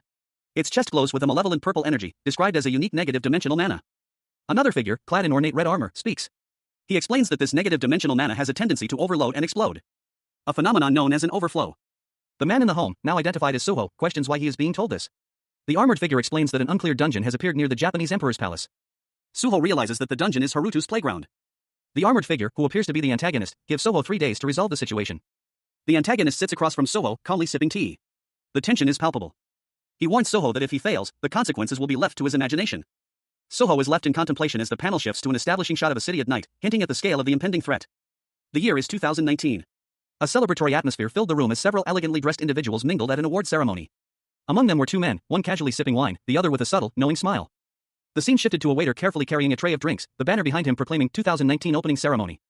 Then, focus fell on an older man, his face etched with lines of experience and a warm smile, holding a glass of wine. Suddenly, someone called out, "Senator." The older man, now identified as the senator, was congratulated for his election as top senator. He beamed, pleased by the recognition. He chuckled, adding, since it was an award given by the people. Later, as the senator was leaving, someone approached him, mentioning his next appointment. The senator, looking slightly concerned, walked towards a waiting car in a parking garage. A close-up on the senator's face showed a mixture of apprehension and anticipation. As he drove away, a voiceover stated, "The masked monarch has come to Japan." Inside a sleek, modern car, 2 men sat in tense silence. The older man, his face etched with worry lines, stared straight ahead, while the younger man, with his short, purple hair, looked out the window, his expression unreadable. He finally spoke, his voice low and measured. "It would be wise to deal with the crossbreeder as quickly as possible," he mused, before Haruto's playground overflowed. The older man responded, his voice laced with disbelief. He couldn't believe that there was going to be an overflow, and that the other man wasn't even acting like a god or anything. The younger man cut him off sharply. There was no need to go that far. If the older man wasn't willing to act, he would take care of the problem himself. His tone was cold, resolute. He then leveled a sharp gaze at the older man. Had he already forgotten why they had met? The older man sighed, his shoulders slumping. Japan was old, he admitted. Even in an era where a single sword could draw attention, how long would they continue to worry about the safety of the people? The younger man countered, his voice tight with urgency. Even so, the crossbreeder was different. He pressed his point, reminding the older man of his own words. Hadn't he said he wanted to surpass the masked monarch? An older man, his face etched with worry lines, spoke of the masked monarch, expressing his belief that the powerful player would personally handle the situation. A younger man, his expression stoic and calm, reassured the older man, telling him not to worry. The older man, now smiling confidently, explained that once he advanced in rank, a reward would be given. A close-up on the older man's face revealed a sly, almost sinister smile playing on his lips. The younger man, his gaze sharp and intense, seemed to consider the older man's words, a hint of suspicion in his eyes. The scene shifts to a nighttime city street, showing the bustling urban environment. A tranquil sky with birds in flight is shown, suggesting a peaceful interlude. 3 days later, the scene changes to a large, imposing building, possibly a palace or government building. A group of men in suits, seemingly bodyguards or officials, stand on a bridge leading to the building. 2 men in suits stand prominently, one with a stern expression, the other observing from behind. 2 men in suits stood by a river, their conversation serious. A third man, his back to them, observed the scene from a bridge. The man on the bridge, his gaze distant, seemed lost in thought. A troubled expression etched onto his face. He turned, his face partially obscured by shadow, a sense of determination hardening his features. A man with short, graying hair and a noticeable scar over his left eye. One of the men in suits, his face obscured, spoke, suggesting that the current situation presented a good opportunity. The other man in the suit, older and more portly, agreed, suggesting that any negative consequences could be blamed on the masked monarch. He further instructed that guards be stationed around the palace, just in case. The scarred man, however, voiced his concern for the people caught in the crossfire. He explained that the more people who die, the greater the punishment for the masked monarch will be. The scarred man's gaze hardened, his expression one of grim determination. A man in a sharp black suit stood tall, his posture radiating confidence. His dark hair was neatly styled, and his expression was one of quiet intensity. He tilted his head slightly, a subtle smirk playing on his lips. His gaze was sharp, calculating. The man checked his phone, a frown etching itself onto his face as he read a message. An unknown caller had attempted to reach him. He hesitated, considering whether to answer. But ultimately decided against it. He stood on a balcony, two figures in similar suits standing guard behind him. His eyes narrowed, a flicker of unease crossing his features as he looked at his phone again. A missed call notification glared back at him, the unknown number remained a mystery. A bead of sweat trickled down his temple, reflecting the growing tension. He turned his gaze towards the city skyline, his expression unreadable. A strange, towering structure was visible in the distance. The structure resembled a colossal, oddly shaped rock formation, yet it seemed to have windows and doors carved into its surface, suggesting it was a building of some kind. Several men in sharp suits surrounded a shorter man with dark hair and a determined expression. They moved to restrain him. But he easily evaded their grasp, his movements surprisingly agile. A look of grim anticipation hardening his features. He sensed something was about to happen. A question formed in his mind, is it finally happening? Suddenly, the ground beneath him cracked open, revealing monstrous claws. Panic seized the onlookers as a monstrous lion and a serpentine creature joined the ram-headed beast. A chaotic scene unfolded in the city as monstrous creatures, a hydra, three-headed lions, and winged beasts, descended from the sky, wreaking havoc amongst the buildings. Their roars echoing through the streets as they charged through the urban landscape. Meanwhile, inside a tall, slender tower overlooking the city, a different kind of tension brewed. From a window, a view of the city below showed the extent of the monster's rampage. A woman watched, her gaze fixed on the reflection of a figure in the glass, the masked monarch, clad in his imposing red armor. The woman, her expression a mixture of apprehension and determination, turned to the masked monarch, questioning him about the wisdom of his actions. He responded that he had warned them, anticipating the ensuing chaos. The masked monarch and the woman stood by the window, observing the city below. He reiterated that he had given a warning, and those currently suffering were those who ignored it. The masked monarch's statement hung heavy in the air, a grim confirmation of the consequences of inaction. The masked monarch, his identity hidden behind an imposing mask, observed from the shadows. Three figures reclined carelessly on a plush bed, a man with devilish horns and a sharp suit, a woman with similar horns and an elegant dress, and another woman, Lilith, with vibrant purple hair and horns, wearing a frilly, dark red dress. They exuded an aura of power and casual menace. Meanwhile, a group of soldiers confronted a trio of hulking, red-skinned demons. The soldiers looked apprehensive, their faces etched with worry as they faced the monstrous creatures. A narration box above them posed a question: what is an overflow? The answer, explained in a narration box, was simple: an overflow occurred when the total mana of the monsters became overloaded. This was the reason for the regular culling of monsters, a grim necessity to prevent catastrophic events. However, another narration box revealed a disturbing truth: with basic knowledge, one could easily create an overflow. This implied a sinister plot was afoot. The scene shifted to a skilled tattoo artist, her face serious and focused as she held a sharp instrument. The narration box identified her spell as mana amplification. She began to apply the spell to Lilith's body, a complex design forming under her skilled hand. The narration box explained that applying the spell to Lilith, nicknamed the Nightmare, would have dire consequences. As the tattoo was completed, Lilith's eyes widened in shock and pain as a surge of energy erupted from her body. A massive explosion rocked the area, a powerful shockwave emanating outwards, obliterating everything in its path. The resulting devastation was immense. Three young men stood on a city street, their expressions a mixture of apprehension and curiosity. A fourth man, sharply dressed in a suit, addressed them, his words clearly causing unease. Their eyes widened in disbelief as the man spoke, his words painting a picture of escalating chaos and danger. Their faces reflecting a growing horror at the unfolding reality. Suddenly, monstrous creatures, a serpentine hydra, a ram-headed lion, and a powerful lion emerged from a nearby alleyway, their roars echoing through the street. One of the young men, seemingly more prepared than the others, found himself facing the terrifying beasts. A voice, calm yet authoritative, cut through the chaos. The voice explained that an immense power, an overflow, could be generated without relying on the monster's own mana overload. As the monstrous creatures attacked, the young man reacted swiftly, his movements precise and powerful. He effortlessly deflected their attacks. Another young man, observing from a distance, watched with a mixture of fear and awe. His expression hardened as he made a decision. He would not stand idly by. Meanwhile, a third young man checked his phone, a call from Senator Moriyasu Yasuhito illuminating the screen. An older man with short, graying hair, dressed in a brown suit, sat comfortably in his luxurious office, speaking on the phone. He confirmed the information he'd received, stating that the overflow had indeed occurred as predicted. He then inquired about the situation unfolding on the ground, his gaze fixed on a news report playing on a large screen in his office. The report showed chaotic scenes of people fleeing from monstrous creatures. The man on the phone call curtly dismissed the concerns, simply stating that he had already relayed the necessary information. A different man, younger with dark hair, spoke on a separate phone call. He coldly rationalized the escalating casualties, viewing them as a necessary sacrifice for a better future. His expression hardened, his eyes narrowed in grim determination as he continued his conversation. Meanwhile, in the city streets below, chaos reigned. Explosions rocked the buildings as monstrous creatures rampaged through the city, causing widespread destruction and panic. Civilians fled in terror, desperately trying to escape the rampaging beasts. The scene was one of utter pandemonium. A young woman with blonde hair was caught in the chaos, knocked to the ground by a fleeing man. She landed hard, the impact taking her breath away. As a monstrous lion emerged from the shadows, its eyes glowing menacingly, a low growl rumbling in its chest. A young woman with blonde hair, her eyes wide with terror, stumbled through a city street. A monstrous shadow loomed behind her, barely visible in the dust and haze. A chilling shriek escaping her lips as the creature's presence intensified. And a blur of motion indicated an imminent attack. The woman was thrown violently to the ground by an unseen force. Her purse flying from her grasp as she scrambled to her feet. Only to find herself facing a pair of monstrous claws. A cold voice echoed, "From now on we will be your opponents." Suddenly, a man in a suit appeared, his expression grim. He commanded, "Protect the people from the chimeras." He and several other similarly dressed individuals advanced towards the monstrous creatures, drawing their swords as the chimeras roared in response. The battle began. The man in the suit moved with surprising speed and skill, his blade ablur as he engaged a monstrous lion-like creature.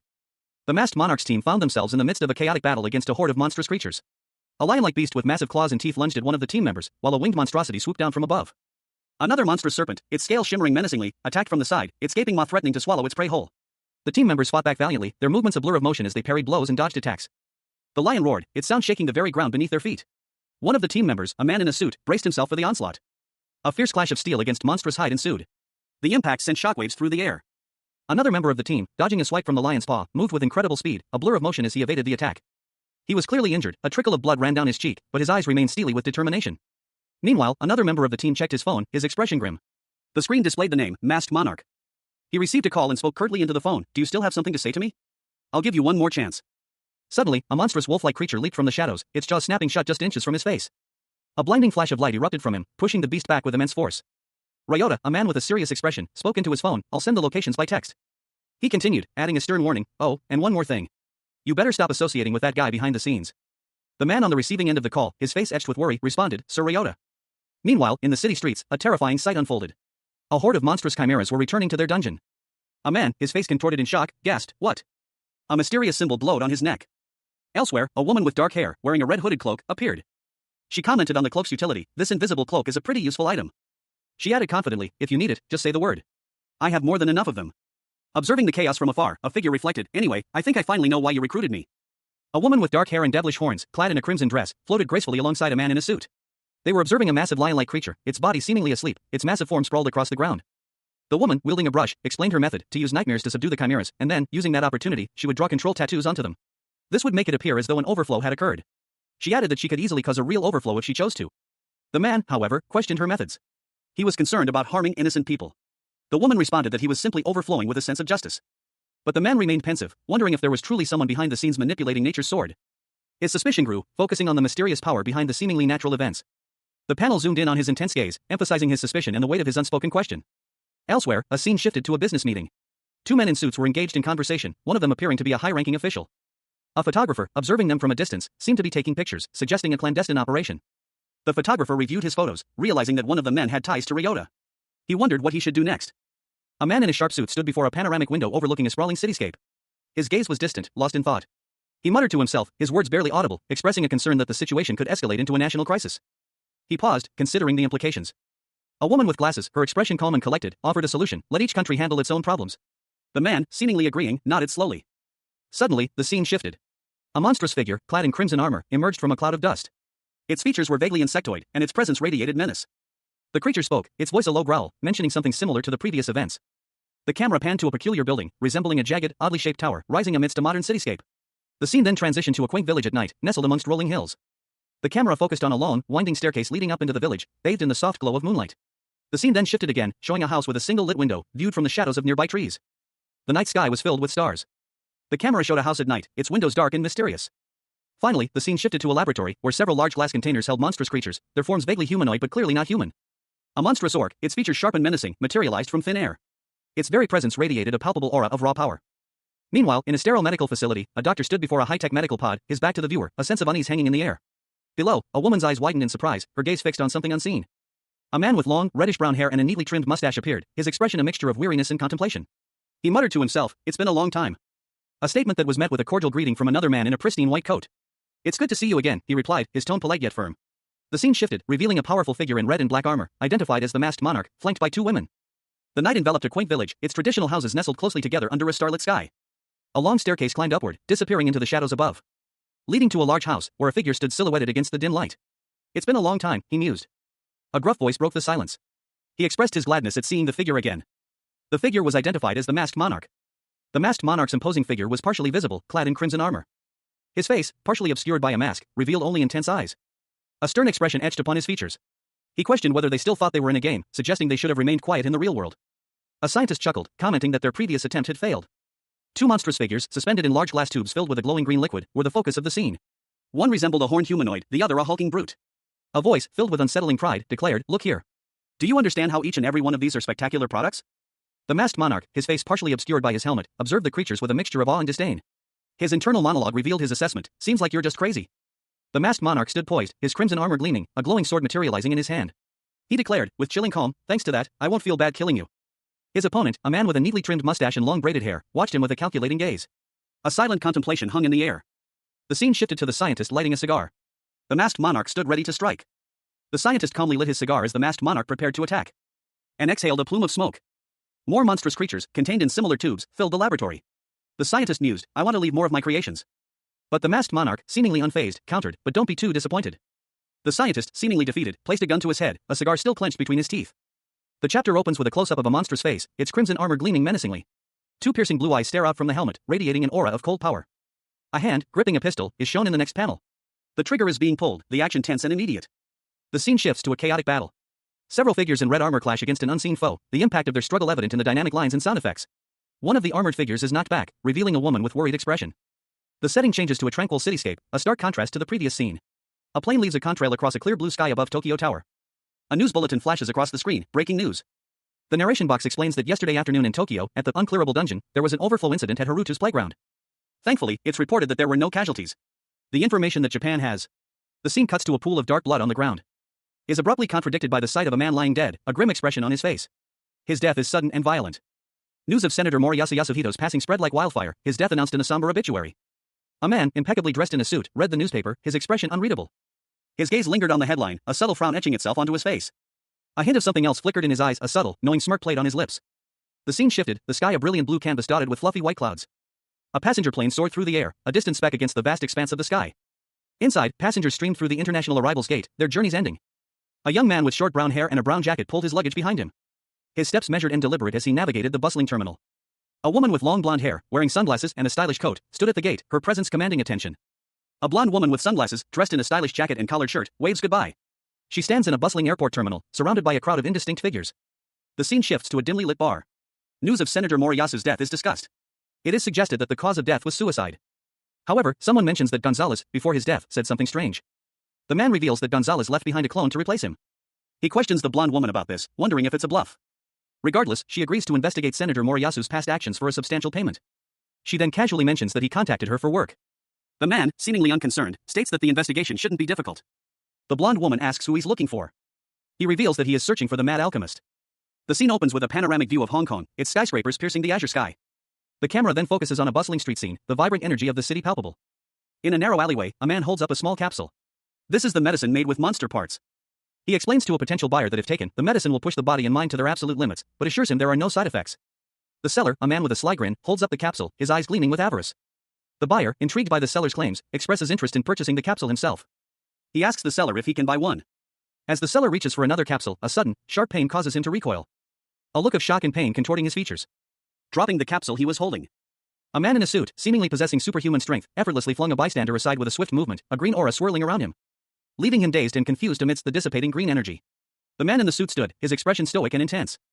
His gaze was sharp, unwavering, as if he were assessing his surroundings.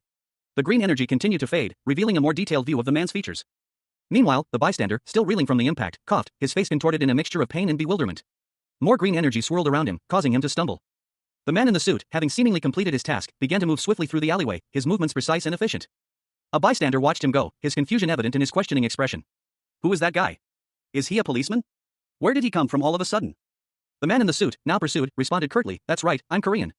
The bystander, startled by his sudden appearance and now his declaration, let out a cry of surprise as the man in the suit continued his escape. He called out to the fleeing man, "Hey you, calm down. Don't you recognize me?" The man in the suit, however, was adamant in his escape, shouting back, "Don't follow me.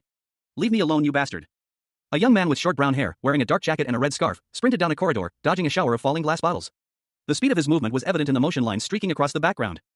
He slowed slightly, his gaze falling upon a small, round bottle containing a shimmering, yellow liquid that had fallen nearby. A look of curiosity crossed his features. Suddenly, a bright green explosion erupted behind him, sending a shockwave that rocked the corridor. A man in a business suit, his back to the viewer, was caught in the blast center. The man in the suit staggered, his body racked with pain. The green energy swirled around him, threatening to consume him entirely. The young man from the corridor appeared, a smirk playing on his lips as he calmly stated, "Won't die." The man in the suit let out a horrified scream. Who are you? How did you do that? The young man paused, a thoughtful expression crossing his face. He murmured to himself, "Ah. I wonder if it's because I'm not wearing my mask." He quickly covered his face with his hand, his eyes hidden from view. The man in the suit watched him with wide, fearful eyes. The man in the suit frantically called someone on his phone, his face a mask of terror. Lowering his hand slightly, the young man asked, "Do you recognize me now?" The masked monarch, a figure shrouded in mystery, stood amidst the bustling cityscape.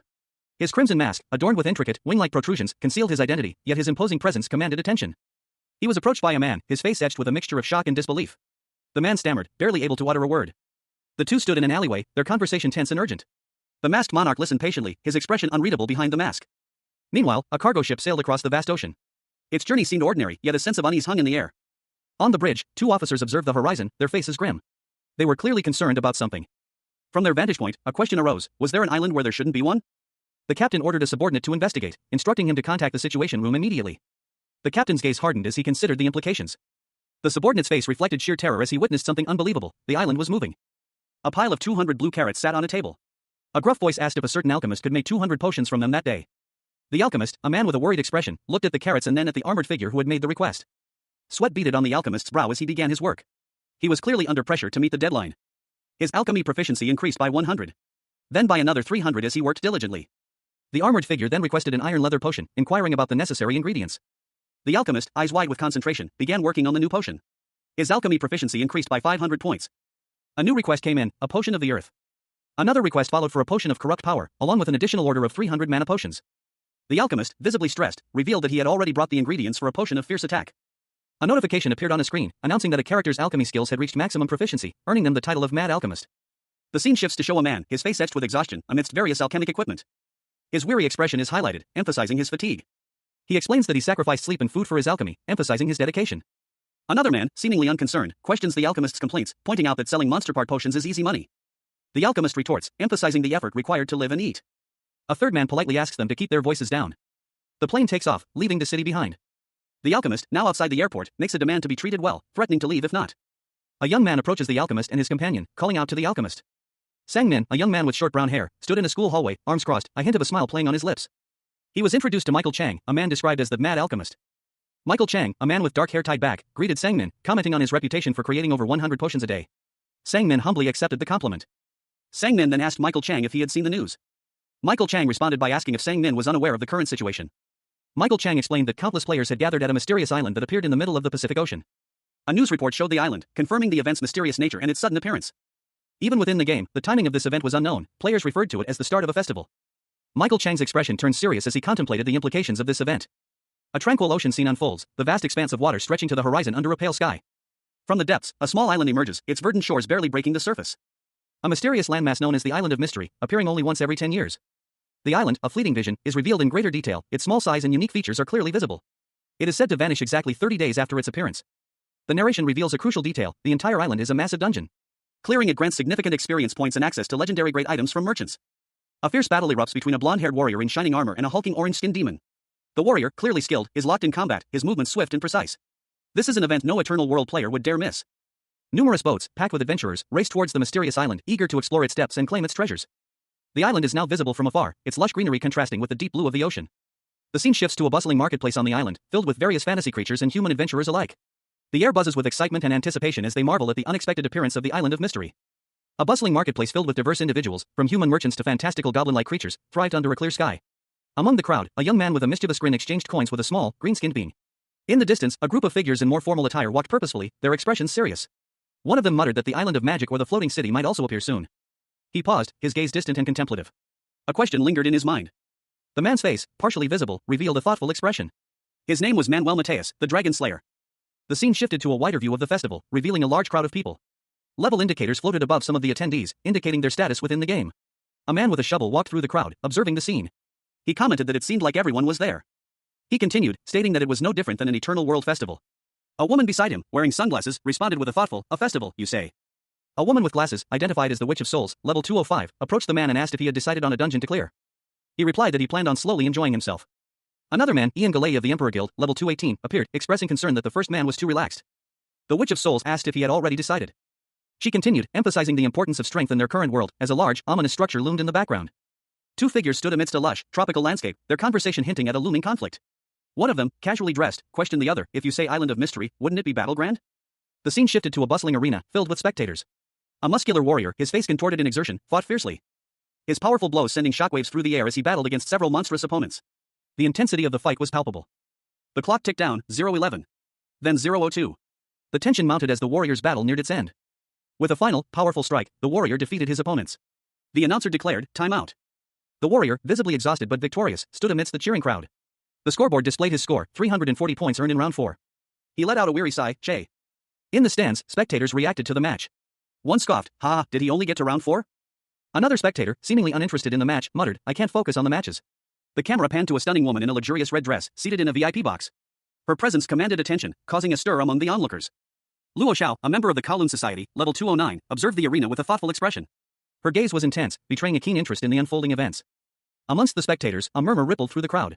One man questioned her presence, wondering if she had come merely to observe the competition. Another spectator noted that Luo Xiao held the highest score, having completed 23 rounds. He continued, emphasizing her position as the head of the Kowloon Society. A fact that added weight to her presence. But the man's expression shifted, he anticipated that the current record would soon be broken. As the anticipation built, a figure emerged into the arena. A spectator announced that the awaited competitor had finally arrived. The newcomer, clad in shining golden armor, stood poised with a sword at his side. His presence commanded attention. His face, partially obscured, revealed a stern and determined expression. The scene shifted to a grand, imposing staircase leading to a large hall, hinting at the scale of the upcoming event. The scene opens on a chaotic battlefield, bodies strewn across the dusty ground. A lone figure, clad in yellow armor, stands amidst the carnage, his breath ragged. He looks around, his eyes scanning the fallen warriors. A grim expression etched onto his face. He clutches a bloodied axe, his muscles tense with exertion. The weight of the battle is heavy upon him. A silent testament to the brutal fight he's just endured. His armor is damaged, and a trickle of blood runs down his cheek. He is clearly wounded, but he stands defiant. A thought crosses his mind, I become stronger compared to then. His eyes narrow, a steely glint appearing within their depths. He is not broken, he is stronger than before. Suddenly, a monstrous roar erupts from behind him. He turns to see a massive, red-skinned beast charging towards him. Its eyes burning with rage. The beast lunges, its claws outstretched, aiming to tear the armored warrior apart. But the warrior is ready. With a burst of speed, he sidesteps the attack, his movements fluid and precise. His eyes locked onto his opponent. A fierce determination hardens his gaze as he prepares his counterattack. More beasts emerge from the shadows, surrounding the warrior. He is outnumbered, but his resolve remains unshaken. He prepares for a desperate battle. A whirlwind of steel and fury. The warrior fights with the skill and power of a seasoned veteran, his every move calculated and deadly. The masked monarch, clad in gleaming gold armor, effortlessly dodged a brutal blow from a hulking, crimson-skinned beast. He spun, his momentum carrying him into a counterattack, sending the creature sprawling across the sandy arena. Two more of the monstrous beings charged, their crude weapons raised. Their ferocious roars echoing through the dust-filled air. The masked monarch braced himself, a grim determination etched on his face. He moved with impossible speed, a blur of golden motion as he weaved between the attacks of the three beasts. The ground trembled with each impact. But the masked monarch remained unyielding. He unleashed his signature move, Blade Sun, a dazzling display of swordsmanship. A wave of radiant energy slicing through the air, leaving a trail of shimmering light in its wake. The force of the attack sent the creatures flying, their bodies impacting the ground with earth-shattering force. Screams of pain and agony filled the arena. As the masked monarch landed gracefully, his golden armor gleaming under the harsh sunlight. He brought his foot down, a small tremor rippling outwards, signaling the end of the battle. Dust swirled around him, obscuring his form for a moment before clearing to reveal the fallen beasts. The masked monarch stood victorious, his sword sheathed. A man in a yellow jacket watched from the sidelines, a smirk playing on his lips as he announced, round 1 clear. A colossal arena loomed, its dark, imposing structure hinting at the brutal battles to come. A wave of monstrous ogres charged into the arena, their crude weapons glinting menacingly under the harsh light. The announcement echoed, round 2, start. At the center of the arena stood the masked monarch, his golden armor gleaming, a stark contrast to the crimson horde bearing down on him. He held his sword, ready. Richard Paulson, a member of the Absolute Guild, watched from the sidelines, his expression grim. He was clearly assessing the situation. Paulson's gaze hardened as he recalled the masked monarch's previous record. They said that the masked monarch previously reached round 30, he thought, a flicker of determination in his eyes. The masked monarch moved with impossible speed, a blur of golden armor as he effortlessly dispatched the ogres one by one. Paulson's eyes widened as he saw the level displayed next to the masked monarch's name, level 240. That record, I'll break it for you, he vowed. The arena roared with the energy of the crowd as a warrior, clad in golden armor, effortlessly deflected blows from monstrous creatures. He moved with practiced ease, his every strike precise and powerful. Round after round, he continued his relentless assault, each encounter a blur of motion and skill. The monsters, despite their ferocity, proved no match for his superior technique. The clash of steel against bone echoed through the stadium as he dispatched another foe. His movements were economical, efficient, and utterly devastating. Round 21, and the warrior's face, though strained, remained resolute. His eyes burned with determination, reflecting the intensity of the battle. A triumphant grin spread across his face as he delivered the final blow. The crowd erupted in cheers, their admiration palpable. From the stands, a woman watched, her expression unreadable. Her gaze was fixed on the victorious warrior, a hint of intrigue in her eyes. She wondered, finally, will he take it from the masked monarch? The warrior, bathed in sunlight, stood proudly, his golden sword gleaming. He muttered to himself, the blessing of the sun.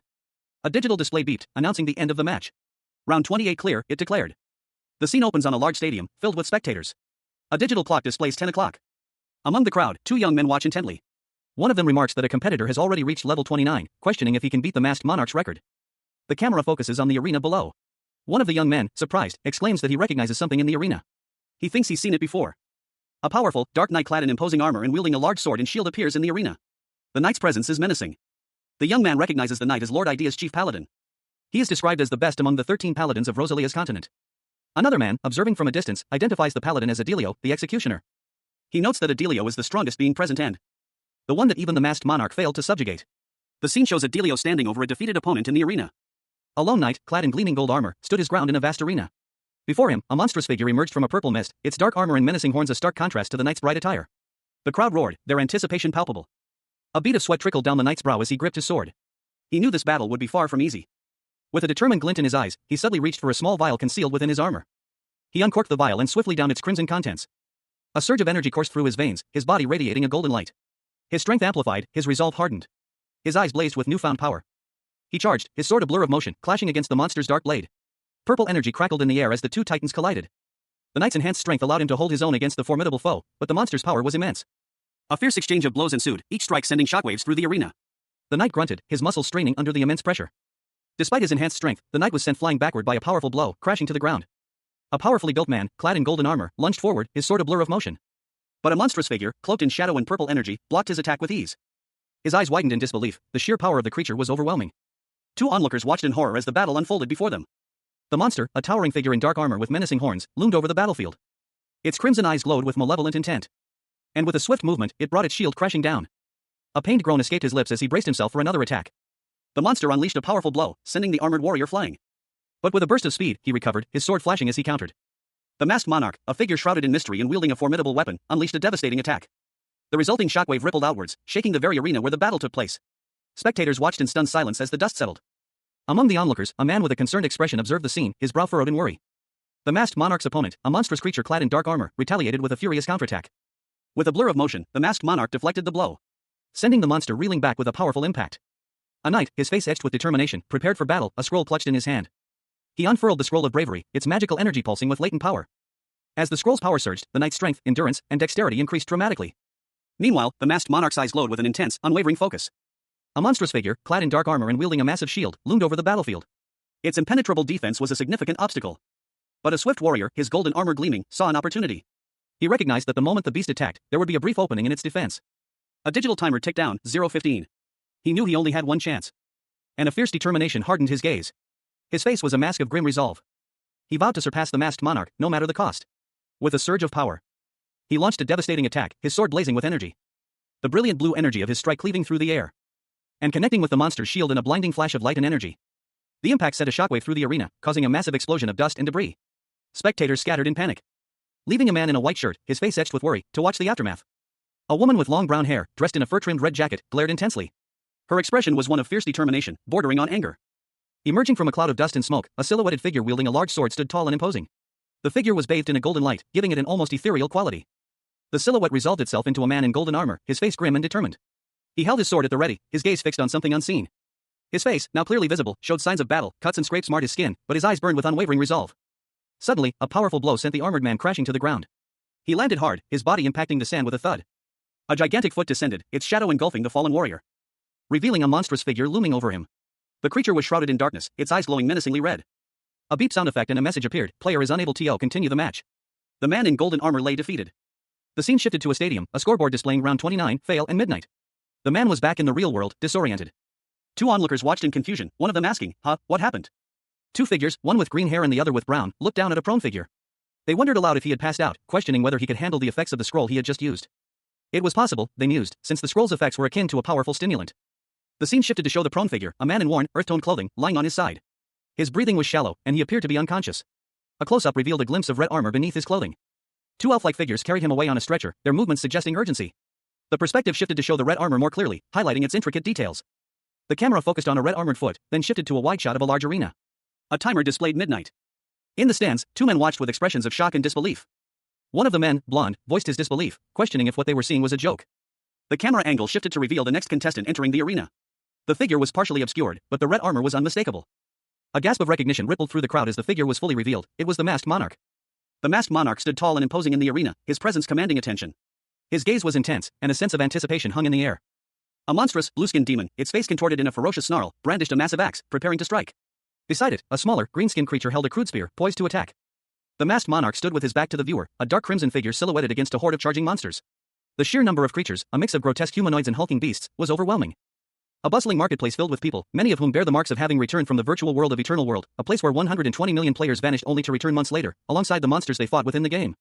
Among the crowd, a young man with a thoughtful expression stood, his gaze drifting over the scene. Nearby, a woman with dark hair styled in a bun was haggling with a merchant over a small vial of what appeared to be a rare potion. The scene was a testament to the strange new reality where the lines between game and reality had blurred. The woman, her expression sharp and calculating, turned to address a man beside her. "Do you plan on buying that?" The man, identified as Yoon Sangmin, also known as the Red Sky Swordsman, a prominent figure among the return players, replied, the Red Sky Swordsman. You know how to speak Japanese?" Yoon Sangmin chuckled, a hint of embarrassment in his tone. "So, it's a bit embarrassing." He then inquired about the whereabouts of his comrades. "Is everyone else around?" The woman explained that most of the masked mercenaries, their group, had gone to collect points, a task crucial in this new reality where leveling up without the game systems was a challenge. A sudden flash of violence interrupted their conversation as a group of skeletal warriors attacked a group of masked mercenaries. Meanwhile, Michael Chang, another member of the group, was seen enjoying himself at a casino, seemingly unconcerned with the ongoing chaos. The woman sighed, observing the scene. "I see that everyone started to have fun as soon as they arrived." A group of players walked through a bustling marketplace. One of them, a dark-haired elf, explained that the island of mystery was open to everyone. The image showed a display of rare and powerful items, hinting at the rewards available on the island. It was stated that with enough points, players could acquire a plethora of rare items and opportunities that were seldom available. A woman with dark hair and a serious expression approached Ian. She inquired if Ian needed any specific items. Ian, a young man with short brown hair, responded that he wasn't an attack-oriented character and that the masked monarch had many plans for him, so he was simply enjoying himself. The woman, seemingly surprised, asked if something was happening. Ian confirmed that something significant was about to occur. Ian explained that the event would likely be the main event of the Island of Mystery. The woman looked at Ian with a questioning expression. A muscular man with short brown hair lay asleep on a cot in a simple room. Another figure was also asleep on a nearby cot. The man awoke, looking confused and disoriented. The scene opens on a sparsely furnished room. Two simple wooden beds, each with a thin mattress, sit opposite each other. The overall atmosphere is bleak and sterile. A man with short, brown hair and a beard is shown in profile, his expression one of confusion and disorientation. He seems to be waking up from a deep sleep. He is now standing, clad in worn but sturdy plate armor, a sword at his side. A bandage is visible on his leg. He looks around the room, his brow furrowed in thought. A question forming in his mind: did he fall unconscious after some event? He reflects on his physical state, realizing his body gave out. The elf then reveals that the man, Richard Paulson, has earned 3,240 points by clearing 28 rounds in a game. The elf's face is shown in close-up, a sly grin spreads across his features. The elf explains that with the accumulated points, Richard can buy items at the stores on the Island of Mystery. Richard looks confused, processing the elf's words. He wonders what the elf meant and why he left. Richard sits on a bench, still bewildered, and utters a questioning "huh?" A crowd of spectators watched with bated breath, their faces a mixture of excitement and apprehension. Among them, one man in a yellow shirt stood out, his expression a blend of intense focus and anticipation. This man, with his short, light brown hair and a neatly trimmed beard, seemed to be the most invested in the unfolding events. In the arena below, a fierce battle raged. Several figures, clad in what appeared to be ancient armor, fought desperately against a powerful, shadowy foe. Their movements were frantic, their attacks desperate. But then, a figure emerged from the swirling dust and chaos. Clad in crimson armor, the masked monarch stood tall, his presence commanding and awe-inspiring. A gasp rippled through the crowd. "The masked monarch," someone whispered. The man in the yellow shirt's eyes widened in disbelief and a mixture of fear and wonder. He couldn't believe what he was seeing. As the masked monarch effortlessly dispatched the remaining enemies, his movements precise and deadly. A new figure, also in crimson armor, appeared, prompting a shocked whisper, "Adelio." A close-up of the masked monarch's helmet showed a digital display, round 29, clear. Below, a title card read, "Last round." The final battle was about to begin. The masked monarch faced a colossal foe, a towering figure in gleaming white armor wielding a massive warhammer. The sheer size of the opponent was intimidating. But the monarch met the challenge head-on, his movements a blur of speed and precision as he dodged the hammer's devastating blow. The impact of the hammer sent shockwaves through the ground, leaving a deep crater in its wake. The final battle had begun. The masked monarch, clad in crimson armor, launched a swift, brutal attack against a monstrous foe. His movements were a blur of motion, a whirlwind of power. A crimson flash slicing through the air as he effortlessly deflected the creature's clumsy blow. The force of the impact sent tremors through the ground. A monstrous roar echoing as the beast recoiled from the unexpected ferocity of the attack. The masked monarch pressed his advantage. Spinning with deadly grace, his leg arcing in a devastating kick that sent the creature sprawling. The impact created a shockwave. A powerful force that ripped through the air, leaving a trail of destruction in its wake. He moved with terrifying speed. A blur of motion as he closed the distance between himself and his opponent. The masked monarch unleashed a flurry of blows. Each strike precise and deadly, each blow aimed to exploit the monster's weaknesses. The creature staggered under the relentless assault. Its defenses crumbling under the overwhelming power of the masked monarch. He pressed his attack, unrelenting. A whirlwind of blows culminating in a final, devastating strike that sent the monster crashing to the ground. The battle was over. But the masked monarch stood ready, his gaze sharp and alert, prepared for whatever might come next. In an arena-like setting, two men watched from the stands as a monstrous wave of energy erupted from the center of the arena. The force of the blast sent several spectators sprawling across the ground. As a man in a yellow shirt braced himself against the shockwave. But he was clearly overwhelmed by the sheer power of the attack. A voice from the stands exclaimed that the attacker was on an entirely different level. The source of the immense power was revealed, a figure clad in crimson armor, wielding a massive sword. As the figure raised their weapon, the words "Dragon Blood Awakening" appeared dramatically. The armored figure unleashed a devastating attack, sending a shockwave that struck a nearby goblin-like creature. He commented that it had been a while since he last used this technique. The attack, labeled Dragon Blade, cleaved through a mechanical device with ease. The masked monarch, clad in his crimson armor, launched a devastating attack. His blade, imbued with otherworldly energy, sliced through the air. The force of the blow sending shockwaves that rippled outwards, connecting with his monstrous foe with a resounding impact. A pained roar echoed as the creature staggered back. The masked monarch pressed his advantage, his movements a blur of speed and precision. A flurry of blows raining down upon the stunned beast. Until finally, with a final, decisive strike, he brought the creature down. A series of beeps echoed from his armor as the battle concluded. A message appeared on his visor, "Last round, clear." The crowd erupted in cheers, their excitement palpable. Among them, one man watched with a mixture of awe and apprehension. He was clearly exhausted, sweat beading on his brow. As a strange sensation washed over him. A faint tremor ran through his gauntlet, and he muttered, "Huh?" The camera sweeps across a vast armory, weapons gleaming under a dim light. Rows upon rows of swords and spears line the walls, their metallic surfaces reflecting the faint glow emanating from a mysterious, red-tinged object in the foreground. A swirling vortex of energy slowly coalescing into a recognizable shape. A question hangs in the air, unspoken but palpable, "This is?" A figure emerges from the shadows, clad in crimson armor, its helmet obscuring the face. He speaks, his voice echoing with a strange reverence, "Yar, Yar. You have my admiration, hero of the Island of Mystery." The armored figure continues, gesturing towards a portrait on the wall, a depiction of an elderly man with a knowing smile. "The hero whom I've been waiting so long for. You have the right to claim everything." The armored figure presents a mystical book, its pages glowing with an ethereal light. "There must be a reward that suits you, so..." He opens the book, revealing strange symbols and illustrations. "Hero, you may choose." The hero, a young man with short brown hair, stares intently at the book, his brow furrowed in concentration. A voice, laced with a hint of urgency, cuts through the silence. "However, you may choose only one." The pages of the book turn, revealing a selection of powerful artifacts, a gleaming shield, a ring pulsing with arcane energy, and several formidable weapons. The emphasis is clear, only one. The hero's gaze falls upon a particular item, a small vial labeled Potion of Limit Transcendence. The hero makes his decision. "So it was here. I'll go with this one." A sinister, ancient-looking sorcerer cackled, a wicked glint in his eyes as he held up a vial of shimmering, dark liquid. His gnarled fingers, tipped with long, sharp nails, seemed to rife with arcane energy. Across from him, a young man with short, dark hair watched intently, his gaze fixed on the vial. A faint blue aura pulsed around the mysterious potion. He uncorked the vial and drank the liquid in one gulp. A searing light flashed from his eyes. A powerful energy coursing through his veins. His armor glowed with an intense, otherworldly light. The young man was enveloped in a swirling vortex of purple energy, his body lifted into the air. He ascended rapidly, disappearing into the ethereal glow. Moments later, a clawed hand reached down from above, landing heavily on the dusty ground. The hand was clad in crimson armor, the same as the young man's. He looked different, stronger, more powerful than before. The masked monarch, clad in his crimson armor, stood silently, a thoughtful expression hidden behind his mask. His piercing gaze fixed on something unseen, a subtle shift in his posture hinting at a hidden tension. A moment of quiet contemplation before the storm. A holographic notification shimmered into existence before him, a clear blue rectangle against the worn stone floor. Announcing a momentous achievement, level up 301. A subtle smile played on the lips hidden beneath the mask as he finally reached this milestone. The idyllic Russian countryside, a picturesque scene of rolling hills and a calm river, offered a stark contrast to the chaos that had recently engulfed the world. Months prior, 120 million players of the virtual reality game, Eternal World, had vanished. Now, they were returning, one by one, along with the monsters they had battled within the game. Inside a secluded studio, a man with blonde hair meticulously worked on a painting, his brow furrowed in concentration. He was unaware of the impending danger, lost in the artistic process. His brushstrokes were precise, each movement deliberate as he added the final touches to his landscape. He seemed to be capturing something more than just a scene, a memory, perhaps? Suddenly, a vibrant, otherworldly light erupted from the canvas, startling the artist. He turned, his eyes wide with surprise, as the painting seemed to come alive. The scene depicted in the painting shifted, revealing a chaotic battle between monstrous creatures and figures that resembled human warriors. A surge of energy pulsed from the canvas. A violent explosion shattering the frame and sending debris flying across the studio. The artist braced himself, anticipating the impact. The force of the blast sent the artist sprawling, his surroundings reduced to chaos. Fragments of the painting, imbued with strange energy, scattered across the floor. Each piece pulsating with a faint, ethereal glow. He cautiously approached one of the larger fragments. Carefully picking it up. A look of dawning recognition crossed his face as he examined the strange, almost mystical symbol etched into its surface. A man, blonde hair neatly combed, stood in a dimly lit room, a pensive expression etched on his face. He held a wad of cash in one hand, his other hand resting on a table. He seemed to be contemplating something, a slight frown furrowing his brow. A moment later, he picked up his phone, his eyes fixated on the screen. An incoming international call was displayed, the name of the caller obscured. The scene shifted to a quaint, snow-dusted street in Germany.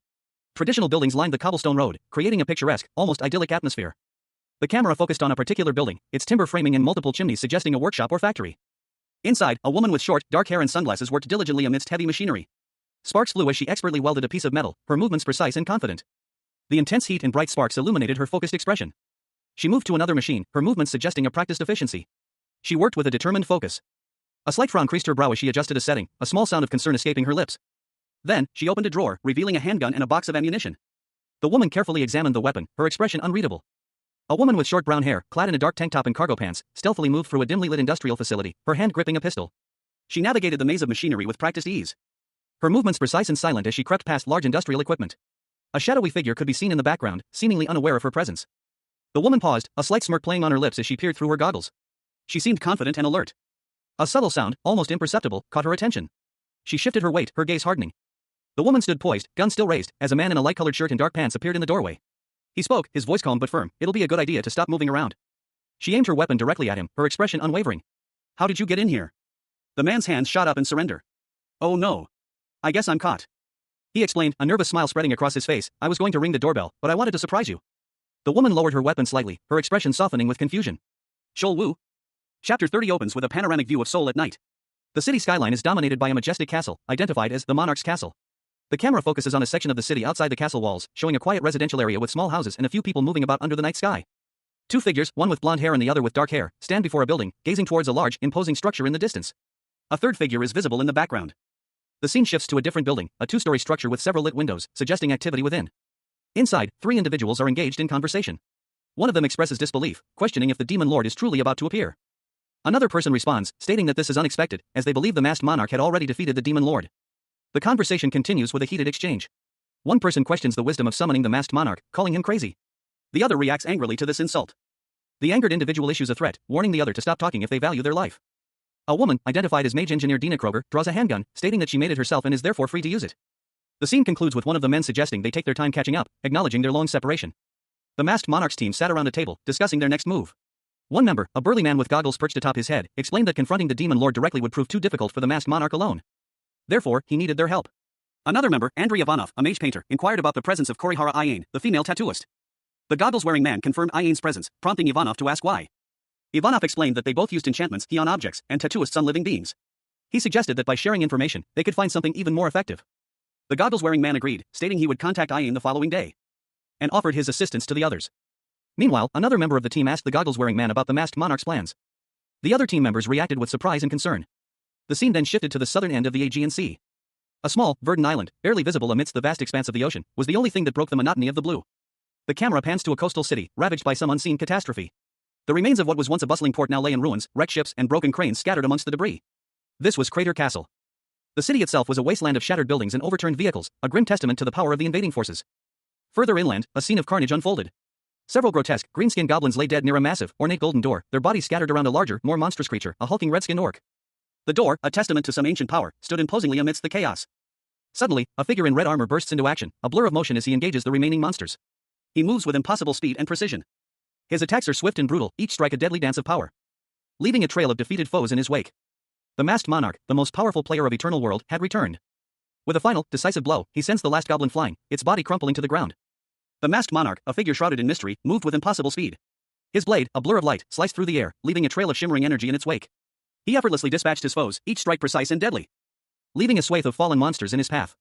He stood amidst the carnage, his crimson armor gleaming under the harsh light, a silent testament to his overwhelming power. Two monstrous figures, their faces contorted in rage, lunged at him, their weapons raised high. Their assault was brutal and swift. But the masked monarch remained unmoved. A cold sweat beaded on his brow as his breath hitched in his throat. With a swift movement, he sidestepped their attack, sending them sprawling to the ground. Lilith, a young woman with crimson hair and devilish horns, appeared behind them, a mischievous glint in her eyes. And with a flick of her wrist, she sent the remaining monsters flying. They crashed to the ground, defeated.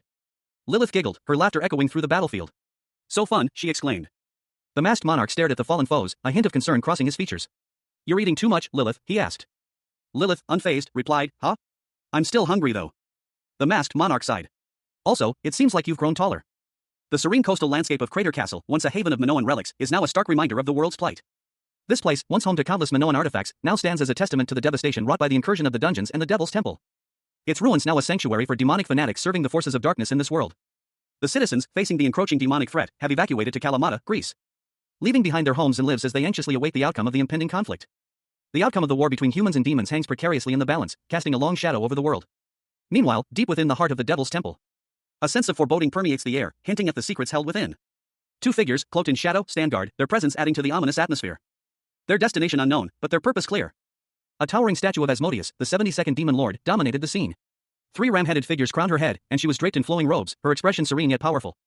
Two figures stood before the statue, a man in red armor, and a woman with small horns and a mischievous grin. "It's been a while, Asmodeus," the man stated, his voice carrying a hint of familiarity. The woman's eyes widened as she gazed at the statue. "Wow, so pretty," she whispered, her voice filled with awe. The man in red armor, however, seemed less impressed. "What's that?" he asked, his gaze fixed on a small, glowing object in the woman's hands. The man's expression softened. "Don't worry. I'm not going to take it from you." Lilith, however, remained suspicious. "Honestly," she muttered, her eyes narrowed. "Here, you can only look." The man carefully examined the item Lilith had found. An item of Asmodeus. But he still held on to it. Lilith, a young woman with dark brown hair, devil horns, and striking red eyes, examined the necklace. For her, this was an item of immeasurable value. A man in red armor, his features sharp and handsome, offered the necklace to Lilith. He urged her to try it on. She carefully put on the necklace. And a radiant light enveloped her as the pendant glowed brightly. A look of surprise and wonder filled her eyes. Lilith expressed her delight at the necklace's beauty. The man in red armor speculated that there might be more items like the necklace nearby. He enthusiastically proposed they embark on a treasure hunt together. Lilith readily agreed to the proposal. A horde of monstrous, snarling orcs charged forward, their guttural cries echoing across the battlefield. But they were met by an imposing figure clad in crimson armor, the masked monarch himself, standing defiantly at their head. His red visor reflecting the chaotic scene before him. He stood ready to face the onslaught. Suddenly, a small, dark-haired figure with devilish horns and a red dress darted into the fray from above, spinning and slashing through the orcs with surprising speed and agility, leaving a trail of defeated foes in her wake. She was clearly a skilled warrior. The masked monarch, observing his teammates' prowess, moved with a swift, precise strike, cleaving through several more orcs with his sword. His companion, noticing the lack of special items dropping, wondered aloud when the next one would appear. The masked monarch simply shrugged, stating that at least one should show up eventually. High above, two figures, one clad in red and the other in black, plummeted through the air. The red-clad figure exclaimed that they were bored, while the black-clad figure reassured them, saying they were almost done and to just bear with it a little longer. The red figure landed heavily, a small spark erupting from the impact. Below, a pile of discarded armor lay scattered on the ground. The two figures stood before a row of imposing, armored statues, their forms silhouetted against the dimly lit chamber. It seemed they had reached the end of their descent. The red-armored figure, whose helmet concealed their face, observed that they had reached the end. The black-clad figure, a demoness with dark hair and horns, asked if the other wanted to wait there. The red-armored figure replied that they wanted to go in as well, and asked if they should proceed. The two figures stood before a large, imposing figure in white armor, flanked by other armored figures. They were approaching a large chamber.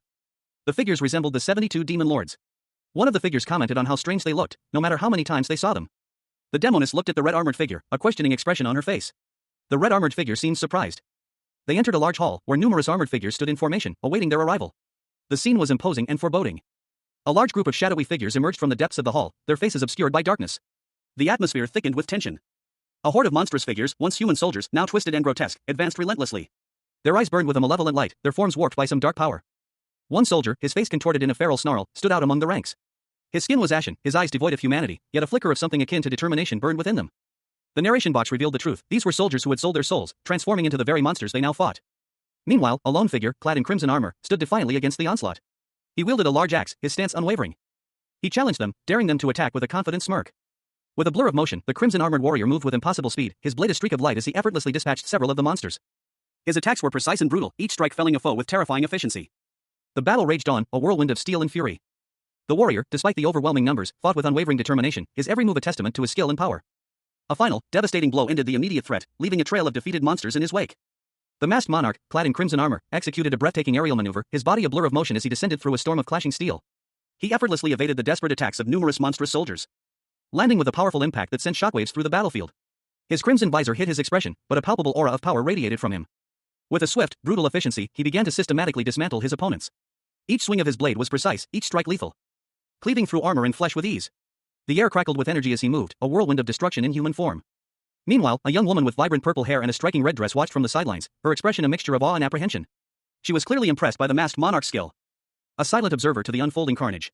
Her name was Anya, and she was a powerful sorceress in her own right. The masked monarch continued his relentless assault, his movements a blur of deadly precision. He effortlessly dispatched the remaining soldiers, leaving behind a trail of fallen foes. His power was undeniable, a testament to his legendary status in the eternal world. He moved with a grace and power that defied description, a whirlwind of destruction that left Anya breathless. With the last of the enemy slain, a heavy silence descended upon the battlefield, broken only by the ragged breaths of the survivors. The masked monarch stood victorious, his legend further cemented in blood and steel. A powerful explosion rocked the chamber, the force of it sending tremors through the very foundations. The masked monarch, clad in his crimson armor, stood defiant at the epicenter of the blast, seemingly unscathed. dust and debris settling to reveal his imposing figure. A smirk played on his lips as he surveyed the damage. He mused, it was time to meet the owner of this place. With a confident stride, he began his ascent up a grand staircase leading to a raised platform. At the top of the stairs, a figure awaited. High Priest Taluna, a man of imposing stature with long, flowing silver hair and piercing red eyes, stood patiently. He simply stated, "It's been a while." The masked monarch found himself facing 3 towering stone golems, their eyes glowing ominously. They were clearly guardians, awakened by the previous commotion, and ready to defend their master. He raised his glowing hammer, a smirk playing on his lips. Waking up, he questioned. With a mighty swing, the masked monarch shattered the first golem's arm, the force of the blow sending shards of stone flying. He continued his assault, his hammer a blur of motion, easily dispatching the remaining 2 golems. He declared, "You can just keep on sleeping." A powerful energy surge erupted from a swirling vortex of dark energy, the force of the blast causing tremors that shook the very ground. As a tall figure with long, flowing silver hair raised a hand, seemingly controlling the chaotic energy, more dark energy coalesced, forming ominous shapes. As the figure channeled the power, his eyes glowing with an eerie light. Suddenly, a figure clad in crimson armor appeared, seemingly unaffected by the dark energy, launching a counterattack that met the dark energy head-on, resulting in a massive explosion that shattered the earth, leaving behind a trail of destruction and glowing fragments. His eyes, glowing with an unnatural light, held a hint of amusement. A tense silence hung in the air between the 2 figures. One, cloaked in shadow, their face obscured, exuded an aura of quiet power. The other, clad in crimson armor, was the masked monarch, his helmet concealing his features. "It's been a long time," the monarch stated, his voice a low rumble, "but it seems like we'll be parting ways already." The masked monarch's crimson helmet was the only thing visible, his expression unreadable. A single word escaped his lips, "See ya." Meanwhile, a figure with long, flowing blonde hair and glowing red eyes watched them from the shadows. A sinister smile played on their lips. The blonde figure lunged forward, their movements swift and deadly. A dark energy crackled around them as they attacked the masked monarch. Their attack a blur of motion. The masked monarch parried the blow with his sword, sparks flying from the impact. The blonde figure recoiled, surprised by the monarch's strength. Their eyes widened in disbelief. As the masked monarch pressed his advantage, his blade flashing. With a powerful strike, the masked monarch sent the blonde figure flying backwards, crashing into a nearby wooden structure. The impact shattered the wood, sending splinters flying. The masked monarch stood over his fallen opponent, his expression grim. As the dust settled, a jeweled circlet lay on the ground. A narration box identified it as Taluna's divinity, SR, an item with significant charm-enhancing properties. The masked monarch, clad in crimson armor, stood before the altar, a serene smile playing on his lips. He prepared to bestow a gift, a gesture befitting his status as high priest. He presented a jeweled circlet to a young woman with dark hair and small horns, her expression a mixture of curiosity and awe. It was a gift of immense power, a symbol of his authority and generosity. The young woman gasped, her eyes widening as she carefully placed the circlet upon her head. A surge of energy pulsed through her, a visible aura surrounding her form. A wave of power washed over her, causing her to stumble back slightly, but a smile quickly spread across her face as she felt the surge of newfound strength. Her demeanor shifted, her initial surprise giving way to pure joy. The gift had exceeded her expectations. She beamed at the masked monarch, her gratitude evident in her bright eyes. "Suddenly, my mood has become way better," she exclaimed. He simply replied, "I'm glad that you took a liking to it." Her enthusiastic response, "Owner, I'm so happy. You're the best," further cemented their bond. The masked monarch paused, a thoughtful expression crossing his face as he glanced at a nearby level indicator. He was surprised by the display. The level indicator showed level 302. "How long has it been since I leveled up? I'm about to cry," he muttered to himself. He quickly composed himself, addressing the young woman. "Anyways, since we came here for what we did, shall we get going?" he asked. A young man, clad in red armor, questioned his demonic companion. He acknowledged their ability to return to the real world faster than before, but wondered aloud why they were doing so. The demon, a girl with horns and a mischievous grin, simply responded with a curious expression and a single question mark. Her smile widened, a knowing glint in her eyes. The armored man's expression shifted to one of confusion and suspicion. He uttered a single word, "What?" His gaze hardened, his suspicion growing. A bead of sweat trickled down his temple as he struggled to understand. Suddenly, the pair found themselves in a modern office, the man's surprise evident in his wide eyes and posture. The demon girl stood beside him, equally startled. The scene shifted to reveal a large office space, the words "This is the Monarch Castle" appearing in a speech bubble, confirming their location. The man's eyes widened in shock and disbelief, his mouth agape. The demon girl giggled, her amusement palpable. Beads of sweat trickled down the masked monarch's brow as his jaw clenched, a storm brewing in his usually calm eyes. He was clearly agitated, his expression a mixture of frustration and barely suppressed fury. A silent question hanging heavy in the air, unanswered. Then, a roar escaped him, a raw expression of his anger. "What the hell did you do?" High above a sprawling castle, a conversation unfolds. One voice inquires, questioning the possibility of returning at will. The other responds, confirming that this is indeed possible, explaining that the castle is the source of their power. A man, clad in red armor, expresses surprise and confusion at this revelation. He questions why this information is only being shared now. The woman with horns, a devilish grin on her face, reveals another of her powers, the ability to enter people's dreams as a nightmare. She explains that this allows them to locate people by entering their dreams. The horned woman promises a demonstration. 10 minutes later, the scene shifts. The close-up shows a man's face, eyes wide with alarm and suspicion. The horned woman and the armored man suddenly appear in the alarmed man's office. He is shocked by their presence. A man with short, light brown hair, wearing a teal shirt, stared, bewildered, at Lilith and a figure clad in crimson armor. Beads of sweat dotted his brow. "How did you do this, Lilith?" he asked, his voice laced with disbelief. Lilith, her purple hair framing a face of amused curiosity, responded, "I went to this person's dream, and I brought you with me." The man's confusion deepened. He questioned Lilith's ability. Can you go into the dreams of people you don't know? Lilith shook her head, explaining, I can only do people I know. The man, still sweating, voiced his frustration. Even so, what am I supposed to do if you bring me here? He exclaimed, a torrent of questions swirling in his mind. The armored figure stepped forward, offering an explanation. This way it's easier to explain. The man considered this, then asked, then can you put me inside a different person's dream? Lilith considered the request. I've never done it before, but I can try? The man nodded in agreement. All right. The man, furious, yelled, what are you doing kidnapping a person peacefully in their home? A tense negotiation unfolded. A powerful figure, clad in red armor reminiscent of a monstrous bird, stood before a man in a green shirt. His words were a proposition, return all the equipment of the Absolute Guild, and the events of the day would remain a secret. The armored figure continued, his tone unwavering. He offered a deal, a trade of silence for the return of the guild's equipment. The man in green, his face etched with disbelief, questioned the reality of the situation. The armored figure confirmed his presence, but a caveat followed. A stark warning. Should the man break his promise, the consequences would be dire, as a shadowy, monstrous figure loomed behind him, a symbol of the impending threat. The scene shifted to Hangzhou, China, specifically the Tower of Abel. An ominous energy pulsed from the ancient structure. The tower itself seemed to writhe with dark power. As a fierce battle raged within its shadow. A bald monk, seemingly a martial artist, moved with incredible speed and precision, effortlessly dispatching several opponents with swift strikes.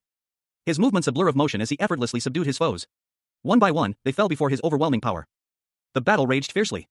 Two figures, clad in simple yet practical attire, fought valiantly against a pair of monstrous creatures, their movements a blur of motion against the backdrop of a fiery, chaotic scene.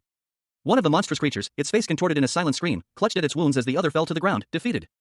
Meanwhile, a third combatant, dressed in darker, more modern clothing, moved with a speed that defied the eye, his attack a blinding flash of light that cut through the air. His swift strikes felling another of the monstrous creatures, the force of his blows sending the beast sprawling. In the distance, a towering structure, aglow with an ethereal light, stood as a beacon amidst the chaos. A group of people, a mix of soldiers and civilians, watched the battle unfold from afar, their faces etched with a mixture of fear and hope. One of the fighters, the one in lighter clothing, was struck by a powerful blast, sending him flying through the air, a pained cry escaping his lips as he crashed to the ground. Another blinding flash of light erupted as the remaining fighter unleashed a devastating attack. The force of the blow obliterating the last of the creatures. The aftermath left a smoking crater in the earth. The fighter, exhausted and wounded, collapsed to the ground, blood staining his face. Soldiers, their faces grim, approached the fallen warrior, their weapons trained on him. A superior officer, his expression cold and disdainful, looked down at the scene and uttered a single, contemptuous phrase, such weaklings. A commanding officer barked orders to his troops, urging them to prepare for the next wave of attacks. The soldiers, a mix of seasoned veterans and fresh recruits, stood poised, their faces grim. He stressed the urgency of the situation, emphasizing the need for swift action. Among the soldiers, a man with blonde hair and a golden headband stood out, his expression resolute. Meanwhile, a news report announced the seemingly impossible, the Tower of Abel, a notoriously difficult dungeon, had been cleared. The anchorman's voice was filled with disbelief. The news continued, revealing that 8 previously unconquerable dungeons in China had now fallen. A jubilant man, his face alight with triumph, celebrated this unprecedented victory. The blonde-haired soldier from earlier, now engaged in fierce combat against monstrous creatures, fought with unmatched skill and ferocity. His blade sliced through the air, leaving a trail of destruction in its wake. A tense meeting unfolded in a lavish office. A man in a sharp suit stood before a seated official, the atmosphere thick with unspoken tension. The seated official, Zhang Linfeng, the financier of the China Player Management Center, held a small, glowing vial. His expression was unreadable. A man, his face partially obscured, scrutinizes a vial of crimson liquid. He questions the efficacy of the potion, voicing his doubt. So you're telling me that this potion can revive a person that is about to die? Another man, seated at a desk, responds confidently. He explains that the potion's effectiveness has been verified through testing. Yes, after trying it on a cancer patient, we have confirmed that they have been completely cured. The first man examines the potion more closely, intrigued by its appearance. He muses, Hugh. Very interesting. Just by the looks of it, it just looks like juice. A business proposition is then made. The second man reveals that America is seeking a large quantity of the potion, stating, America is offering 320 of them at the price of 3 billion each, totaling up to 960 billion. The first man considers the offer, a subtle smile playing on his lips. The second man shifts the conversation, bringing up a pressing concern. By the way, there are players who are at risk after the battle. He suggests a solution, a practical application for the life-saving potions, then we just need to give them the potions. The two men discuss the logistics in their opulent office. The second man's expression shifts to one of concern as he reveals the scale of the problem. That's if you pay 3.5 billion for each of them. The number of players in need is revealed, highlighting the immense cost, 2,500 people. The image shows a large building, possibly a hospital or recovery center. A group of high-ranking officials sat around a large table, their expressions grim. The current number of Chinese players who had died in the game was discussed, the sheer number causing a palpable sense of unease amongst them. One official, a man with a masked face, voiced his frustration. He didn't understand the political machinations at play, players were being killed with impunity. Another official added that low-level players were even being sent into dungeons without equipment. They were simply being used as expendable pawns. A woman with dark hair and tattoos, her face partially obscured, spoke next. More than half of the players were Chinese, she pointed out. And because of their sheer numbers, she suspected that the enemy was simply using them as fodder in their plans. The masked monarch, a figure clad in crimson armor with a demonic helmet, was shown in a close-up. His expression was serious and resolute. He stood alone in a grand library, his back to the viewer, contemplating the situation. The weight of the world seemed to rest on his shoulders. A small, horned demon girl appeared beside him, seemingly out of thin air. She spoke to him, her words barely audible. She asked him if he remembered the women he'd seen at the castle. Specifically, a woman with black hair and eyes. The masked monarch's expression turned thoughtful as he recalled the encounter. A fierce battle raged across the desolate landscape. Several human figures, clad in simple attire, fought desperately against a horde of hulking, monstrous humanoids wielding crude weapons. Their efforts seemed futile against the sheer brute strength of their opponents. From a vantage point, a woman with long dark hair, wearing ornate red armor, observed the scene with a grim expression. Her lips were pressed into a thin line, betraying her concern. Her gaze was intense, focused on the chaotic struggle below. The camera focuses on her armored legs and feet, before panning up to reveal her full form. The name Luo Xiao is displayed below her. A woman's hand held a smartphone, displaying a text message, 2 days from now, 7 p.m. Ravine of Tears Dungeon Subjugation. The woman, with long dark hair and wearing a red Chinese-style dress, studied the message on her phone with a thoughtful expression. She sat alone in a luxurious apartment, the message still on her screen. A subtle frown etching itself onto her face as she contemplated the upcoming event. She silently berated herself, I shouldn't have accepted that offer then. A sudden, inexplicable unease washed over her. What is this, she wondered, a sense of foreboding settling in her heart. Suddenly I'm feeling tired, she muttered, a wave of exhaustion overcoming her. Did I accidentally, she began to think, a growing sense of dread filling her. A woman with long brown hair, dressed in a red dress, sat at her desk, gazing out at the cityscape. A sigh escaped her lips as she confessed to herself, sigh. I didn't get much sleep recently. Her eyes widened as she noticed something outside the window, her attention completely captivated. 2 figures appeared outside, a man in imposing red armor and a woman with dark hair and devil-like horns. The armored man's helmet concealed his face, but the woman gasped, masked monarch? The camera focused on the masked monarch's powerful legs, clad in ornate red armor, hinting at his imposing stature. The scene shifted to the interior of a luxurious apartment. The woman from the previous panel, now clearly startled, asked, how did you get here? The masked monarch and the horned woman stood before her, their presence filling the room. The woman continued, that's not. The woman in red, her expression serious, stated, the recent events in China, it's not the work of the Kowloon Society? He confirmed curtly, that's right. The masked monarch, having returned to reality from the virtual world of Eternal World, found himself in a drastically changed world. A woman in a red dress explained that a superhuman exhibition was already managing the influx of returning Chinese players. His gaze was intense, betraying a quiet assessment of the situation. The woman continued, explaining that when she and the Kowloon Society elites returned, they received an offer. If they took the initiative to subjugate the uncleared hunting grounds and dungeons, they would receive first claim to all the spoils. The scene shifted to show a group of Chinese players battling monsters in a dungeon. They were clearly outmatched. And the monsters had seized all their equipment and items. The woman's expression shifted to one of concern as the masked monarch stood silently behind her. She realized the gravity of the situation. His mask hid his expression, but his eyes held a cold intensity. The woman questioned the Kowloon Society's involvement, noting its status as the strongest guild in China. She pondered why such a powerful guild would resort to such underhanded tactics. A powerful, red-armored figure with piercing blue eyes scowled. His words hung heavy in the air, having 9 leaders is the problem. He looked upon a group of men in suits, their faces obscured in shadow.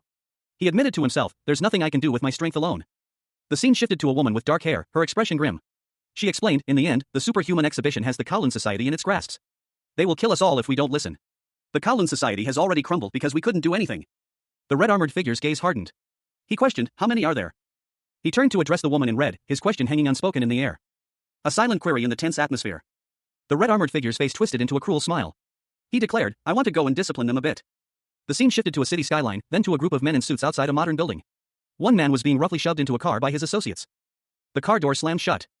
A large, imposing man with a stern expression adjusted his tie, his gaze fixed on something unseen. He smirked, a subtle yet knowing glint in his eyes. A hint of anticipation playing on his lips.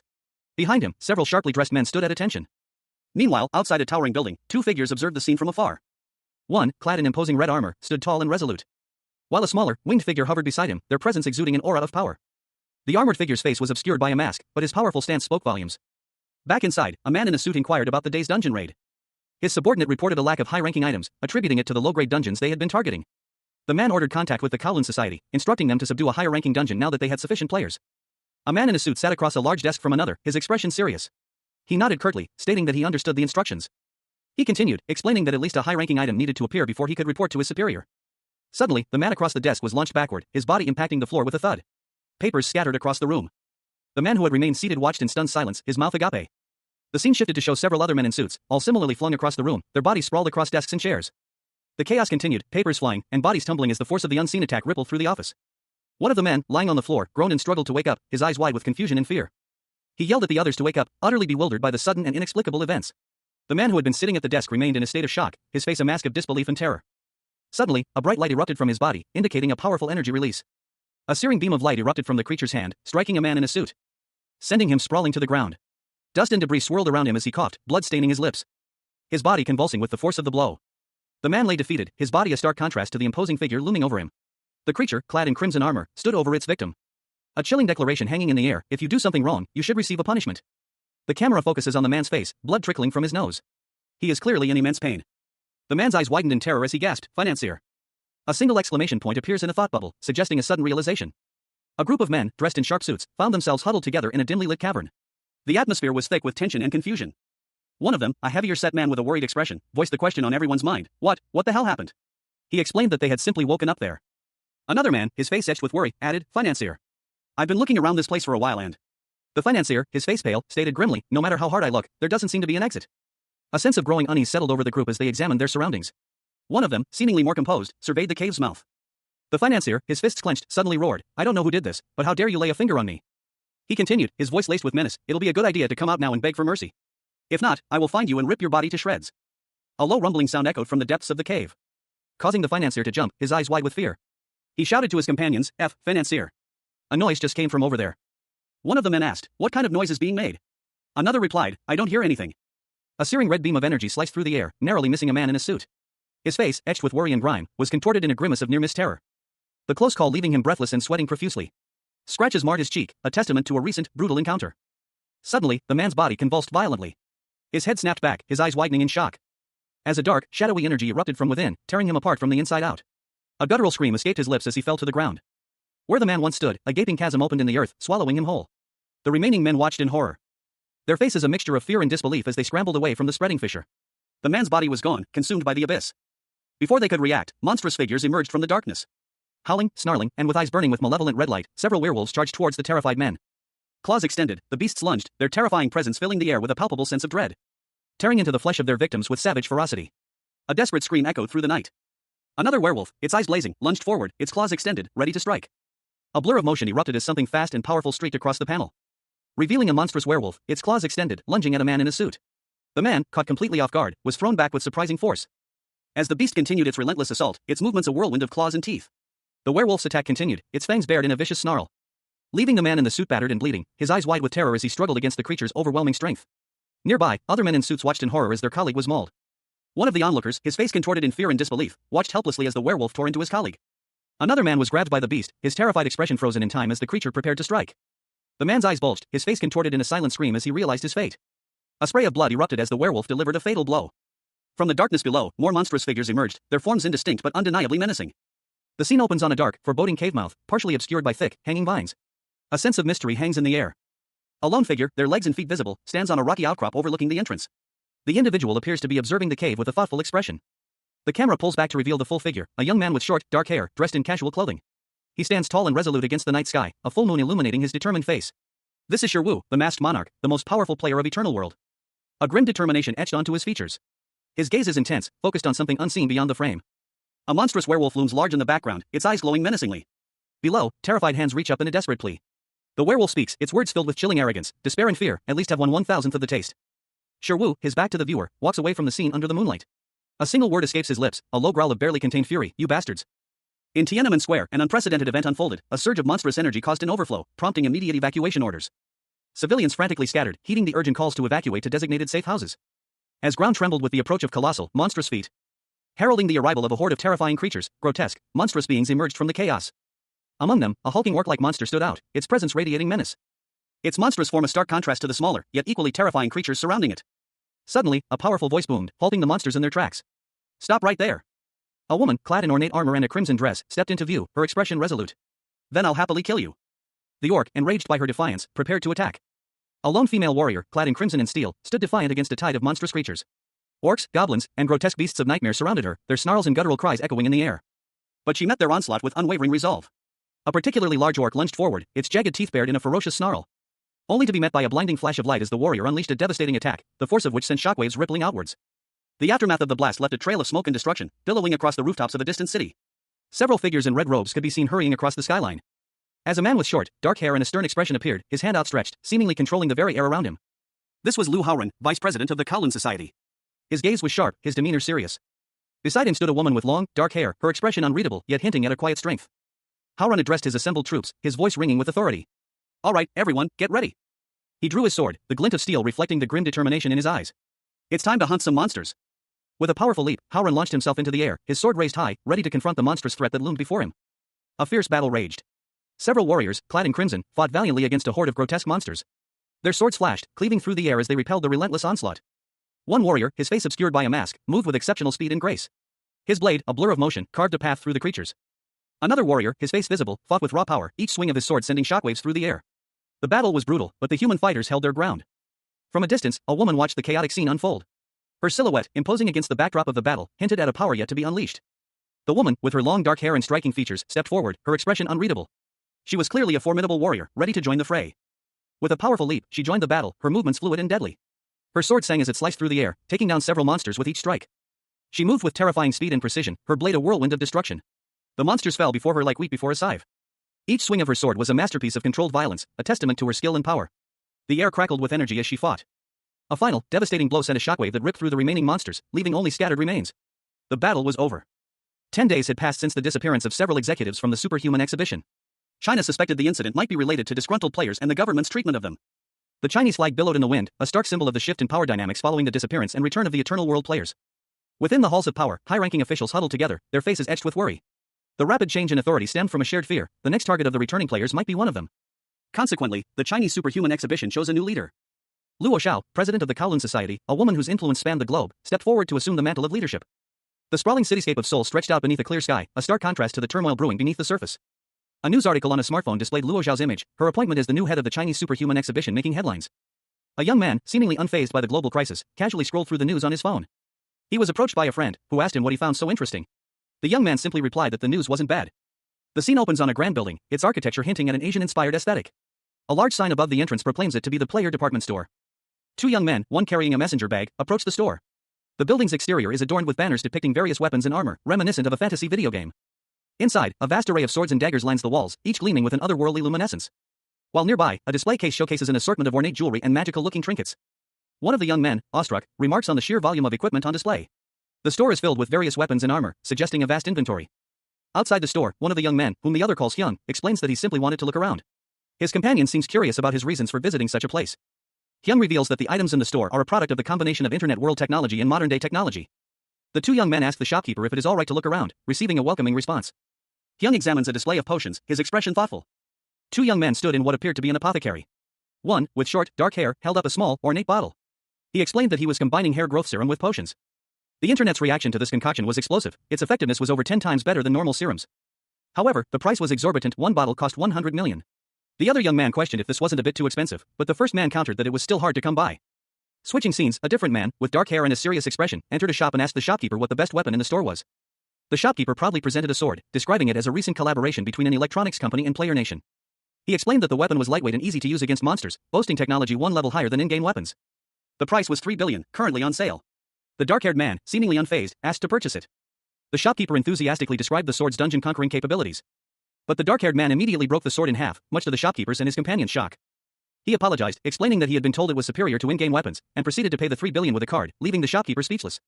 A young man, his expression a mixture of determination and slight apprehension, stood before a jovial merchant. He held a card in his hand, seemingly contemplating a large purchase. How should I divide it, he mused, while the merchant, eyes twinkling, awaited his decision. The young man quickly decided, I'll just pay it at once. The young man's gaze shifted upwards, his face etched with a mixture of awe and concern.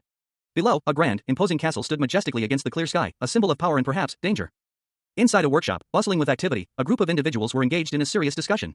A man, his voice firm and confident, declared, in order to maximize mana amplification, dark magic is the best. However, another man, his expression cautious, countered, however, it's dangerous. Everything we make is made with the base of white magic. He emphasized his point, his gaze unwavering, white magic and dark magic cannot mix. A woman with intricate tattoos on her neck, her expression thoughtful, observed the exchange. The man in the yellow shirt seemed taken aback by her presence. She spoke, her voice calm but firm, if you look at my tattoo ability theory, it's similar to dark magic. The artisan, a man with goggles perched on his head, shook his head. It's different from that. He explained, his tone serious, even though you might use monster blood to draw out a tattoo, that's only to maximize the effects of the tattoo. In the end, what is giving the tattoo its strength is my own mana. The man considered this, his expression thoughtful. Then we need materials that don't clash with each other? Something very harmonious. A sharp intake of breath. The masked monarch, eyes narrowed, felt a sudden surge of intense energy. He called out to his team, his voice echoing through the industrial facility. A question mark hung in the air, reflecting the uncertainty of the situation. The camera angle shifted to reveal a figure seated behind a large desk, the symbol of a stylized bird emblazoned upon it. This was the headquarters of the masked monarch's operation. The masked monarch's face was partially obscured by his helmet, but his expression was one of grim determination. He stood before a large, ornate door, his silhouette framed against the light. Behind him, his team stood in shadow, ready for whatever lay ahead. The door swung open, revealing a group of surprised individuals. One of them, a man with goggles, questioned their abrupt entrance. The masked monarch remained impassive as the man, seemingly a scientist, marveled at a glowing potion in his hand. His curiosity piqued, the masked monarch inquired about the mysterious liquid. The scientist, a smug grin on his face, revealed the potion's incredible properties. With a dramatic flourish, the scientist revealed that the potion could revive the dead. A jovial, stout man with a backwards baseball cap grinned widely, his eyes sparkling with mischief as he held aloft a glowing vial. Resurrection, he declared, his voice brimming with confidence, a revival. The narration box revealed a life-restoring potion, a resurrection potion. A powerfully built figure in crimson armor stood silently as a stout, bespectacled artisan presented a small vial to a group of onlookers. The artisan proudly declared it a resurrection potion. Doubt clouded the faces of two of the onlookers as they questioned the artisan's claim. The armored figure, seemingly unimpressed, refuted the artisan's bold statement. The artisan, however, insisted on the need for further testing, citing a successful trial on a dying rat with only 2 drops of the potion. A fact that the armored figure acknowledged, confirming its efficacy. The armored figure then inquired about mass production, only to be informed that the ingredients were exceptionally rare. The artisan listed the extraordinary ingredients required: dragon blood, unicorn horn, and phoenix tears, all high-level materials. The armored figure confidently assured the artisan that acquiring these ingredients would not be a problem. Finally, the armored figure presented a new tattoo design, explaining that it would enhance the creation of powerful swords capable of slaying large monsters. The narration box explained that in the virtual reality game, Eternal World, players could obtain tattoos that enhanced their stats. These players, highly skilled in their respective fields, collaborated daily to create new items. The scene shifted to a group of individuals: a craftsman, a tattooed woman, a younger man, and another man in a suit, gathered around a table. They were the best in their fields from the Eternal World, each capable of remarkable feats. And their combined skills were crucial. Many players would rely on their future creations. 3 figures in crimson armor, their faces obscured by masks, stood before the group. They exuded power and confidence. A closer view revealed one of the figures, their mask partially concealing a determined expression. They were ready to face whatever challenges lay ahead. The scene transitioned to a majestic castle, suggesting a location of strategic importance. In Romania, the crimson armored figures engaged in combat with monstrous creatures amidst a dark forest. The battle was fierce. The battle continued in Morocco, showcasing the global scale of the conflict against the invading monsters. A high-ranking officer inquired about the status of the dispatched players. His subordinate reported that players were currently active in 3 Central Asian and 2 African countries. The officer then asked about the progress of the raids and whether any special items or weapons had been acquired. His subordinate, a figure in imposing red armor, confirmed that the raids were proceeding smoothly, explaining that any special items were being sent to either local governments or their main guilds. Another subordinate reported that while the shop's initial opening was chaotic due to the influx of players, things had since settled down. He added that they were still in the early stages of operation and were paying close attention to inventory management. A player then suggested building a town district in front of the castle, prompting a discussion among the group. The player explained that the current location was inconvenient due to limited access to computers and smartphones outside the castle walls. Another player agreed. And the officer gave the order to begin searching for a contractor. Before the meeting concluded, a call came in from the Emperor Guild of Russia. A red, armored figure with horns and a menacing expression loomed over a shorter, dark-haired man. The armored figure's question hung heavy in the air. Meanwhile, a woman with a pink scarf and a white mask covering her eyes observed the situation from afar. A thoughtful expression crossed her face as she realized the implications. The armored figure responded curtly, confirming her suspicions: the Castle of Chaos had materialized. A group of soldiers, silhouetted against the dark Siberian forest, marched swiftly towards a distant structure. The wind whistled around them. Their leader, a man with a mustache and determined expression, led the charge. He was flanked by 2 other soldiers, one with a bow and arrow, the other with a sword. The leader's face was etched with grim determination as he surveyed his surroundings. They had reached the walls of the castle. One of the soldiers, seemingly optimistic, voiced his belief that taking the castle would be easier than expected. However, another soldier, perched on a gargoyle, warned them not to underestimate the castle's defenses, as no one had ever successfully raided it before. A monstrous goblin, its features contorted in a snarl, warned its adversaries, "Don't get cocky." Its words followed by a swift, powerful flap of its leathery wings. Below, a group of human soldiers, one wearing a gas mask, looked up in surprise. Ha! Suddenly, a monstrous vampire, accompanied by a swarm of smaller bat-like creatures, descended from the sky. Its terrifying roar echoing across the battlefield. The soldiers' eyes widened in alarm. One of the soldiers shouted, "Everyone, take out your weapons." The battle commenced near a dark castle, a flurry of blows exchanged in a chaotic melee. Swords clashed, arrows flew, and the sounds of combat filled the air. A desperate struggle for survival against overwhelming odds. Despite their valiant efforts, the soldiers were no match for the sheer number of monsters. Many fell, their bodies shrouded in a misty vapor.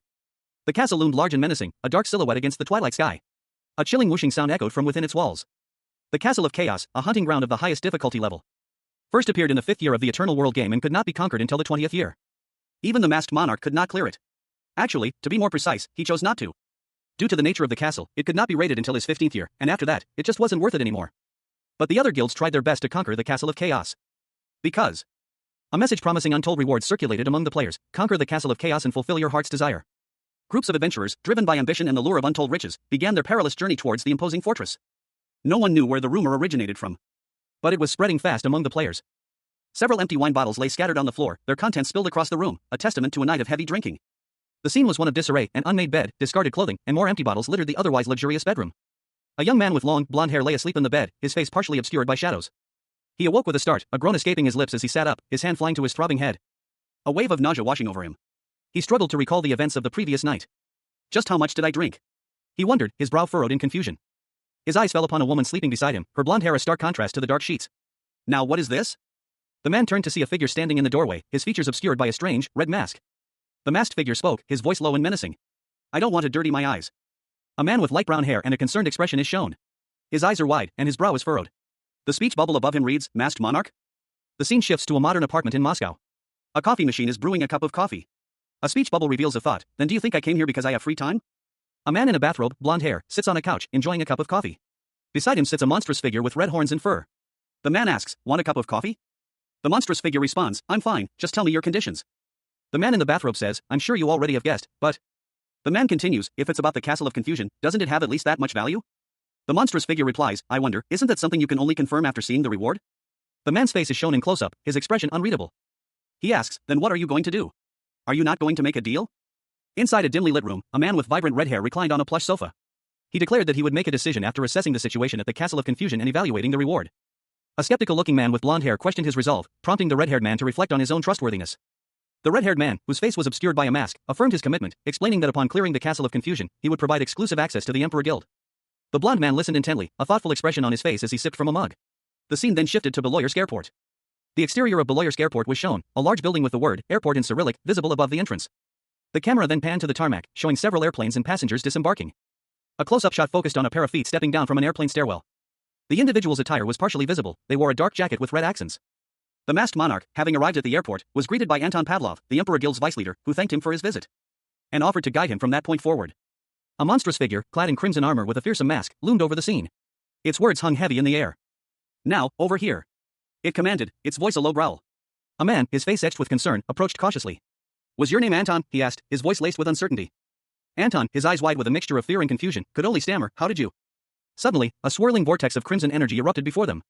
A powerful force emanating from the masked creature's hand. The energy pulsed with raw power. As masked figure focused its energy, a sinister glint in its eyes. With a flick of its wrist, the creature revealed a glowing green gem embedded in a ring. I'm a bit too late, it muttered, a hint of regret in its tone. Anton watched, his expression unreadable, as the masked figure vanished in a flash of red light. He was left alone, surrounded by a crowd of onlookers.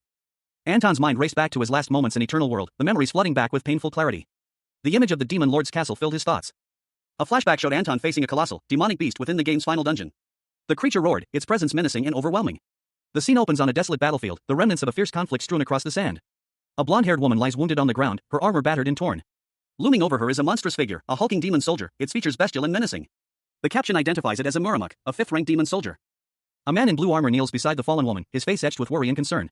A bloody scratch mars his cheek. He whispers her name, Alina. The focus shifts to Alina, her eyes closed, a trickle of blood staining her lip. The man, clearly distraught, prepares himself for action. He leaps to his feet, a burst of energy surrounding him as he launches a powerful attack against the Muramuk. The impact is explosive, a blinding flash of light and a shockwave that sends debris flying across the battlefield, leaving behind only a crater where the demon once stood. Exhausted, the man collapses beside Alina, his breath ragged. He looks down at her with a mixture of relief and despair. Suddenly, a monstrous shadow falls over them. A new, larger demon emerges from the dust cloud, its presence ominous and terrifying. The demon roars, its eyes fixated on the wounded pair. The man looks up in fear and surprise. But before the demon can strike, a figure descends from the sky, clad in dark armor and a menacing mask. The demon recoils in fear, and the man whispers, Masked Monarch? A knight in blue armor knelt beside a fallen blonde woman, concern etched on his face. He looked up at a towering figure clad in crimson armor, a menacing mask obscuring the warrior's features. Hey, the knight asked, his voice laced with worry, are you alright? The crimson-armored warrior remained silent, his gaze fixed on the fallen woman. A faint blush creeping onto his cheeks. He finally spoke, his voice strained, I'm fine. The knight, however, was unconvinced. That's no way to think, he countered, just drink this. Offering a potion. The crimson warrior hesitated, then accepted the offering. But instead of drinking it, he produced a small, ornate box. It's something I prepared to propose to the woman I love, he explained, his voice thick with emotion. His gaze fell upon the fallen woman again. A wave of grief washed over him. Please bury this woman with that. I beg you. Masked. The crimson warrior sat beside the knight, his mask partially obscuring his face. He listened intently as the knight spoke, his words filled with despair. The warrior's eyes, visible beneath the mask, held a hint of understanding. He gently placed two small, golden boxes on the ground beside the knight. A tarnished, crimson ring, embedded with a luminous green gem, lay abandoned in the parched earth. Its intricate carvings hinted at a history far older than the current desolation. A silent testament to a forgotten past. A man, his face etched with weariness, held the ring in his hand, his expression unreadable. He was surrounded by several shadowy figures, their faces obscured. His gaze was intense, focused on the ring, as if searching for answers within its depths. A figure in a crimson, demonic-looking mask approached. He addressed the man, his voice a low rumble, you held onto this, I see. I better apologize first. The masked figure continued, his words laced with regret, I wanted to bury it with that woman, but, at that moment, a bunch of different monsters showed up, making me unable to do so. The man responded, his voice heavy with understanding, it was a situation that I couldn't do anything about, but... I'm sorry. The masked figure replied, his tone softening slightly, it's fine. Didn't you just return it to me? The masked man paused, his expression unreadable behind the mask. Then asked, his voice laced with concern, are you doing well with that woman now? The man smiled, a hint of relief in his eyes, don't worry. We're married now and are expecting a baby soon. Is that so?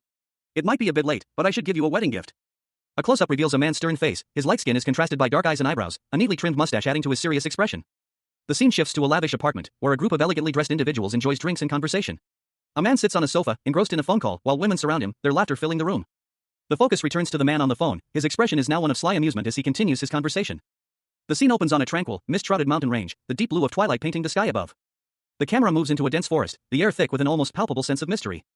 Where three figures stand silhouetted against the fading light. They appear to be waiting for someone. One of them wears a striking red helmet with wing-like protrusions, another is a man with short brown hair and a serious expression. They speak in hushed tones, their words barely audible above the rustling leaves. One of them expresses uncertainty about the exact location of their target, but the helmeted figure assures them it won't take long to find it.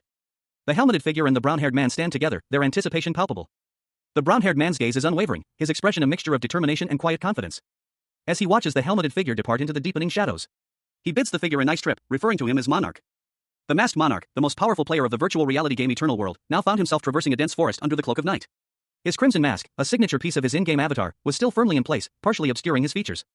His gaze was fixed on something in the distance, a hint of determination etched on his otherwise obscured face. The forest was eerily silent, the only sound the gentle rustle of leaves under his feet. He muttered to himself, his voice barely audible above the rustling leaves. He couldn't see clearly what lay ahead. Suddenly, a surge of energy emanated from his mask.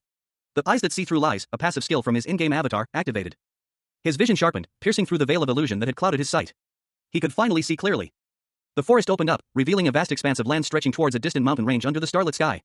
The air was crisp and cool. The masked monarch continued his journey, his steps now more purposeful. He was heading towards a specific destination. His expression remained stoic, his gaze unwavering. He was a warrior on a mission, his resolve unshaken. In the distance, a majestic castle loomed, its silhouette stark against the night sky. He recognized it instantly. The masked monarch had finally reached his destination, the castle of the Demon King. High above the sprawling landscape, perched atop a crumbling stone edifice, several gargoyles surveyed the scene below. Their stony visages seemed to watch with ancient, knowing eyes. One of the gargoyles, seemingly the leader, tilted its head, a silent question forming in its mind, would they stir if the castle gates were opened? Suddenly, a monstrous roar shattered the quiet contemplation. A grotesque, far larger and more menacing than the others, lunged forward. Its attack causing a violent explosion of stone and energy. From a distance, a figure with a red helmet and a powerful bow aimed at the approaching monsters. The masked monarch, the most powerful player of Eternal World, had returned. He spoke, his voice carrying a hint of grim determination. I'd love to play with you, but I don't have a lot of time. With a swift, precise movement, he unleashed a volley of arrows from his holy bow Zephyrim, each shot striking its target with deadly accuracy. Wiping out the monstrous gargoyles in a flash of light and energy. Bye to the rest of you, too. The masked monarch stood before the castle gates, the ground around him still trembling from the recent battle. He prepared to enter. As he approached the imposing structure, the intricate details of the castle gates became visible, hinting at the challenges that lay ahead. A pair of piercing blue eyes, visible only through a narrow slit in a crimson helmet, stared out from the darkness. The helmet itself was ornate, with sharp angles and a vaguely avian design, suggesting a powerful warrior or perhaps a monstrous entity. The same crimson armored hand, tipped with wicked claws, reached out and touched a heavy wooden door, its touch seeming to resonate with power. The door swung open, revealing a figure silhouetted against the dim light beyond. He wore a casual jacket and pants, a stark contrast to the imposing armor glimpsed earlier. He seemed almost hesitant as he stepped into the unknown. His face was obscured by a similar crimson helmet, though this one was less ornate, more streamlined, and seemed to be part of a larger suit of armor. He stood in a large courtyard, surrounded by meticulously manicured gardens and classical statues. The scene was peaceful, almost idyllic, a jarring contrast to the ominous entrance. He looked around, a question forming in his mind, it's a normal garden? Stone figures, vaguely humanoid but unsettlingly alien, stood guard around a classical-style building in the distance. The figure in the red helmet considered his options. He pondered, do I just go inside the castle? His clawed hand reached out again, this time towards a seemingly ordinary wooden door. He descended a short flight of stairs, his steps measured and deliberate. The masked monarch, a figure shrouded in mystery, unleashed a torrent of energy, a swirling sphere of azure light hurtling towards his unseen opponent. The force of the attack sent shockwaves rippling through the air, leaving a trail of shimmering distortion in its wake. The energy blast impacted, causing a blinding flash of light that momentarily obscured the scene. Revealing the masked monarch standing amidst a cloud of dissipating energy, his form silhouetted against the ethereal glow. He stood defiantly, his crimson mask concealing his expression, as he surveyed the scene before him. A wave of surprise washed over him. His internal monologue revealed his confusion. Huh? My attacks. He seemed to be pondering the implications of the masked monarch's actions. The young man continued his approach, moving cautiously through the city streets. Suddenly, a group of monstrous figures emerged from the shadows, their stone-like forms radiating an aura of menace. The young man, however, remained calm, a subtle smirk playing on his lips. A young man with short brown hair, dressed in a dark jacket, stood before a colossal figure. The towering being was a monstrous humanoid, its body composed of gray stone, adorned with snakes coiled around its limbs and a crown of skulls atop its head. A single, pulsating red gem was embedded in its chest. A closer view revealed the creature's face, a skull-like visage with a sinister grin, its eyes burning with malevolent intent. The narration box identified it as Demon Soldier Rank 72, Andromalius. The young man turned away from Andromalius, his back to the viewer. He found himself surrounded by a crowd of similar stone creatures, their forms indistinct in the dim light. The scene shifted, showing a different stone monster, this one a hulking brute with a red gem embedded in its chest. Below, a speech bubble read, Seer. Another panel depicted a monstrous, winged creature, also with a red gem, identified as Marva's. A third monster, this one a demonic figure with horns and wings, was shown, its chest also bearing a red gem. The caption read, Kamajan. The young man stood amidst these powerful creatures, his expression grim. The final panel showed a large, imposing figure with horns, identified as King Ball. The young man's face was etched with determination as he faced the looming threat. A close-up of King Ball revealed a powerful, demonic figure with long, white hair and sharp horns. The young man's determined gaze was unwavering as he faced the approaching King Ball. The masked monarch, a figure shrouded in mystery, stood defiantly amidst a silent legion of imposing stone statues. Each statue, a grotesque depiction of a demonic soldier, seemed to emanate an aura of ancient power. 72 of them, to be exact. A chilling inscription identified them as demon soldier statues, a testament to the dark history of this place. He surveyed his surroundings, a thoughtful expression on his face. I don't know what it is, but there's a puzzle I need to solve to pass through here, he mused, a hint of amusement in his tone. How fun, Castle of Confusion. A smirk playing on his lips as he prepared to face whatever challenge lay ahead. A mechanical gauntlet, adorned with sharp, metallic protrusions, reached out to touch a pulsating crimson gem embedded within a fractured stone. The gem glowed with an inner light, its energy resonating with a nearby figure. The figure, a towering, armored behemoth with a demonic visage, observed the interaction with an air of curiosity. A man, dressed in casual attire, stood before it, his expression one of thoughtful consideration. He questioned aloud, is it perhaps? The man, seemingly unfazed by the imposing presence of the monster, shook his head slightly. I don't think there are any clues except this, he murmured, his gaze fixed on the gem. The monster, its face obscured by a helmet, considered the man's words. Shall I just try destroying them? It mused, its voice a low rumble. The man quickly responded, no, let's leave that as a last resort. You never know, a hint of caution in his tone. He paused, observing the surrounding environment, a thoughtful expression on his face. Isham, he muttered, his eyes scanning the area. Standing in a formal garden at night, surrounded by statues, the man's demeanor shifted. His voice, now sharper, carried a note of defiance as he declared, what are you hiding, bastards, his gaze sweeping across the seemingly empty space. A lone figure, cloaked in a long coat, walked down a dimly lit street, his back to the viewer. In the distance, two other men in suits stood conversing near a modern house, their faces obscured by shadow. Inside a sparsely furnished hotel room, a man with short, dark hair sat on one of the twin beds, his face partially hidden by shadow. He appeared tense, his hands clasped together. Another man, seen from behind, stood near the door, holding a smartphone. The seated man's face was now clearly visible, he had light brown hair and striking blue eyes. A subtle smile played on his lips. The man in the hotel room stood up, and the man behind him said, thanks for the hard work, everyone. A man in a sharp suit, sunglasses perched on his nose, entered the room. His subordinates greeted him with master. What brings you here? The man in the suit replied, there's no way I can sit still when all of you are working hard. He then asked, right, any problems? One of the subordinates responded, no, not yet anyways. As the subordinate spoke, another man noticed a ring on his finger. What's that ring? The man holding the ring replied, I think it's my first time seeing it. The masked monarch gave this to me before he left. Anton, a man with blonde hair and sharp features, surveyed the precious items before him, a golden elixir and a container holding Uriel's divinity. A look of awe and satisfaction crossed his face as he contemplated his acquisitions. His superior, a man with short, dark hair, approached, offering praise for Anton's successful mission. Good work, Anton, he stated, his tone both approving and slightly reserved. Anton, pleased with the recognition, smiled subtly, a glint of ambition in his eyes. He had earned his place as vice leader. Meanwhile, in a separate location, another man with short, brown hair and intense blue eyes observed something with a serious expression. His gaze held a sense of foreboding. The scene shifted to a dark, imposing fortress, silhouetted against a stormy night sky. A sense of unease permeated the atmosphere. Inside, a young man with short, dark hair sat cross-legged, seemingly unfazed by the ominous presence of two large, shadowy figures flanking him. His expression was one of quiet contemplation, a hint of defiance in his eyes as he calmly ate a piece of food. He studied a formation of armored figures, his thoughts focused on the lack of any discernible pattern in their arrangement. Touching them in ranking order yielded no results. Frustrated, he considered the grim possibility that destruction might be the only solution. His expression hardened. As he walked away, a voice questioned his actions, hinting at a hidden agenda. Really, what the hell are you hiding? The voice echoed, while the young man himself felt the pressure mounting. I'm slowing getting pretty mad. He thought to himself. A young man with short brown hair, clad in a dark hooded jacket, stood before a formidable sight, a legion of towering, armored figures, their forms vaguely humanoid yet undeniably monstrous. Their metallic armor gleamed faintly in the dim light, each wielding a lone, sharp weapon. He paused, a thoughtful expression crossing his face. A single word escaped his lips, a minute. A monstrous figure emerged from the shadows, its features grotesque and alien. The young man's eyes widened in surprise, he muttered, I've never seen this guy before. The young man began counting the figures before him, his voice barely a whisper, 1, 2, 3, 4, 5, 6, 7. His count continued, each number a testament to the sheer scale of the monstrous army before him. 32, 33, 44, 45, 67, 68. The young man, seemingly unfazed by the sheer number of enemies, moved with surprising agility through the ranks of the statues, his eyes scanning his surroundings. A towering figure emerged from the shadows, even larger and more imposing than the others. This being possessed a regal bearing, its features sharp and cruel, a chilling smile playing on its lips. The young man's jaw dropped. I'm dumbfounded, he whispered. Another figure, equally monstrous, appeared beside the first, confirming his shock. I thought there would only be the 72 demon soldiers, but there was an extra statue, a third one. The young man's eyes narrowed in thought. Then that means the puzzle here is. A cloaked figure, his face partially obscured, questioned a young man with dark hair. He asked if the young man was searching for a statue that wasn't part of the demon army. The camera panned to reveal a series of stone pedestals, seemingly empty, set against a backdrop of overgrown grass. The young man, his expression one of confusion, looked down at the pedestals. A monstrous, demonic statue lurked behind him, its glowing red eyes fixed on him. Suddenly, the demonic statue lunged forward. But the young man reacted instantly, his eyes narrowing in concentration. A powerful blast of energy erupted from the young man, sending the demonic statue flying backward. The force of the blast created a shockwave that ripped through the surrounding area. The creature roared, revealing its menacing fangs and glowing red eyes. A figure in red armor, his face partially hidden by a helmet, appeared, confronting the monstrous creature. He angrily accused the creature of attempting to ambush him. The creature lunged at the armored figure, its attack swift and brutal. The masked monarch, clad in his crimson armor, stood poised and ready. His helmet, a terrifying visage of sharp angles and menacing features, concealed his identity, yet radiated an aura of immense power. He moved with impossible speed, a blur of motion as he effortlessly deflected an incoming attack from a hulking monster.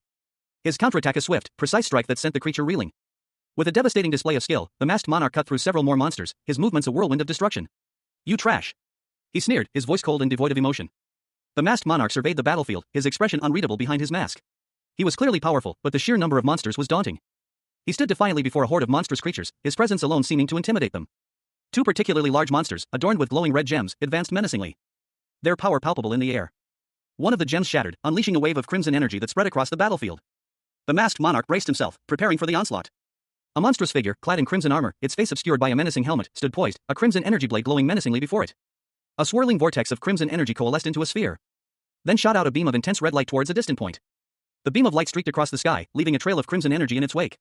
Its destination, a seemingly ordinary door in a dimly lit corridor. The beam struck the door, causing it to violently shake and shudder. The door, unable to withstand the immense power, burst open with a deafening roar, revealing a dark, ominous interior. The crimson armored figure watched as the door opened, a hint of surprise in its eyes. It finally opened, it thought. From the open doorway, another beam of crimson energy shot out, this time aimed downwards, striking the ground with a violent impact, sending shockwaves through the area. The masked monarch, a figure cloaked in crimson armor, braced himself, a powerful energy crackling around him. A monstrous creature, its face a grotesque mask of sharp angles and glowing eyes, lunged forward. But the monarch met its attack with a swift counter, a crimson beam of energy erupting from his hand. The beam struck the creature, sending it reeling back with a pained roar. As energy blast left a trail of destruction, the creature staggered, disoriented. It stumbled through a grand doorway, leaving a trail of destruction in its wake. The creature's monstrous form was barely visible as it disappeared into the darkness beyond, leaving only silence and the heavy, ancient doors behind. Sunlight streamed through a slightly open window, illuminating a sparsely furnished room. A young man with short, dark hair lay asleep in a hospital bed, his face relaxed. He stirred slightly, his eyes fluttering open. Beside him, a young woman with dark purple hair, horns, and red eyes watched him with a curious expression. He looked at her, confusion evident on his face. "Lilith?" Lilith smiled, her red eyes gleaming. "Master. If you sleep in a cold place, they say you'll lose your sense of taste." The young man frowned, clearly bewildered. "What?"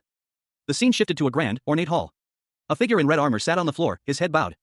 He looked up, his face a mask of confusion. "Ha?" The chapter begins with a young man awakening in a grand, dimly lit hall. Disoriented, he questions his surroundings, his voice barely a whisper, "Where am I?" He is clad in crimson armor, his expression a mixture of confusion and wariness. His gaze sweeps across the vast space, taking in the imposing architecture. He rises slowly, his movements cautious as he approaches a grand staircase leading to an upper level. The hall is eerily silent, the only sound his own breath. His eyes fall upon a large shield emblazoned with a menacing crimson symbol. A thought crosses his mind, perhaps, the Demon King's castle? Suddenly, a young woman with purple hair and horns appears, her expression one of excited recognition. She exclaims, "Is this the place called the Demon King's castle?" The man's eyes widen in surprise. "Lilith?" Lilith explains her presence, her voice brimming with enthusiasm, "Because I wanted to see you, master." The man, however, remains stern. "Even so, if you come without permission." A shadowy figure appears behind Lilith, its face obscured by a mask and snakes emerging from its head. The atmosphere shifts dramatically. A fierce battle raged. A man in crimson armor, his face contorted in exertion, shouted a warning as he narrowly dodged a blow from a monstrous, horned woman. The impact of her attack leaving a visible trail of energy in its wake. He retaliated with a swift kick, sending the creature crashing into the ground with a thunderous impact. The man stood, his glowing sword at the ready. His armor, a deep crimson, seemed to hum with barely contained power. His gaze, visible through the helmet's visor, was cold and determined. Suddenly, another monstrous figure burst from the shadows, its movements swift and brutal. The crimson-armored warrior reacted instantly, dodging a series of strikes from a massive, venomous snake. Its coils impacting the ground with earth-shattering force. He countered with a blinding flash of his sword, cleaving through the creature's scales. The snake, severed and defeated, collapsed, its body thrashing weakly as the warrior stood victorious. The masked monarch, in his crimson armor, stood poised, his eyes gleaming with fierce determination. He was ready. With a blur of motion, he unleashed his high-speed sword technique, a whirlwind of crimson and steel slicing through the air. The monstrous serpent-like creature lunged, its many heads hissing menacingly. Revealing its horrifying true form, a grotesque beast with multiple snake heads emerging from its shoulders, its eyes burning with malevolent energy. One of the serpent heads lashed out, aiming to strike the masked monarch. But with a swift movement, he deflected the attack, countering with a devastating blow that sent the creature reeling. The monster roared in pain and fury, its multiple snake heads thrashing wildly as the masked monarch pressed his assault. With a final, powerful strike, the masked monarch cleaved through the creature's defenses, ending its reign of terror. The masked monarch stood victorious, his armor slightly damaged but his resolve unwavering. He looked down at the fallen beast, a grim expression on his face. The panel shows a monstrous creature lying on the ground, seemingly lifeless. Its skin is gray, and it wears a purple head covering resembling a snake coiled into a hat. Blood stains its mouth. A young man in red armor stands in a grand hall, his expression one of confusion and suspicion. A young woman with horns and dark hair stands beside him, her expression more playful. He wonders why a high-ranking demon soldier is present in this location. The woman remarks on how much fun this place is, oblivious to his concerns. The man's gaze sharpens. He considers the possibility that this might be a replicated version of the Demon King's castle. His suspicion grows. And he begins to suspect that this is indeed a replica of the Demon King's castle. The woman exclaims that this is the place where the monsters used to be. The man and woman are standing near a large, fleshy mass on the ground. A wooden chest is shown, and the man questions if this is a chest of confusion. The woman suggests that their presence in the castle of confusion is the reason for this strange occurrence. The man, still confused, asks what a chest of confusion is. A young man with short, dark hair, clad in red armor, examined a wooden chest. He muttered to himself, "It's a chest that gives you a random item. It can produce anything from normal to rare rank, and even to mythical rank." A variety of weapons and magical items shimmered within the chest's open lid. He continued, "In other words, it's a lottery chest." A young woman with purple hair and devil horns, dressed in a red and black gothic Lolita-style dress, looked at the chest with him. She commented, "Oh. I don't really get it, but it's something good, right?" The man in red armor replied, "Of course. It's a rather difficult object to come by." The man, seemingly unconcerned about the contents, decided, "We don't know what might happen, so I'll put it in the subspace for now." With a gesture, he sent the chest into a shimmering subspace portal. The two figures stood in a large, empty hall, the perspective shifting to a high-angle view. Suddenly, a powerful energy erupted from the young woman, causing a shockwave that sent the man reeling. The force of the blast sent them both flying across the hall, leaving a trail of dust and debris in their wake. As they crashed into a wall, he looked towards the horizon, a thoughtful expression on his face. A monstrous figure loomed, its purple skin glistening under an unseen light. Sharp features, including horns and pointed ears, framed a maw filled with rows of needle-like teeth. The creature's eyes glowed with malevolent red intensity. A young man in red armor, his expression a mixture of surprise and apprehension, stared up at the beast. He muttered to himself, questioning if this was Dantalion, a rank 71 demon soldier. His gaze hardened, a grim determination settling on his features. He braced himself for the coming confrontation. With a roar, the demon lunged, its clawed hand reaching for the young man. But the young man reacted swiftly, his armor gleaming as he deflected the blow, drawing his sword in a blur of motion. The clash of steel against monstrous flesh echoed through the air. He moved with surprising speed and agility, his movements precise and deadly. The young man's sword, imbued with a faint blue glow, sliced through the air with deadly grace. He continued his assault, his every move calculated and powerful, forcing the demon to stumble back, its form flickering and wavering as it struggled to maintain its composure. A monstrous creature, its skin a shade of bruised purple, filled the panel. Sharp horns protruded from its head, and its eyes glowed with a malevolent red intensity. Its mouth was open in a silent roar, teeth bared in a terrifying snarl. A close-up revealed the creature's terrifying features in greater detail. The image was punctuated by large exclamation points, emphasizing the immediate danger.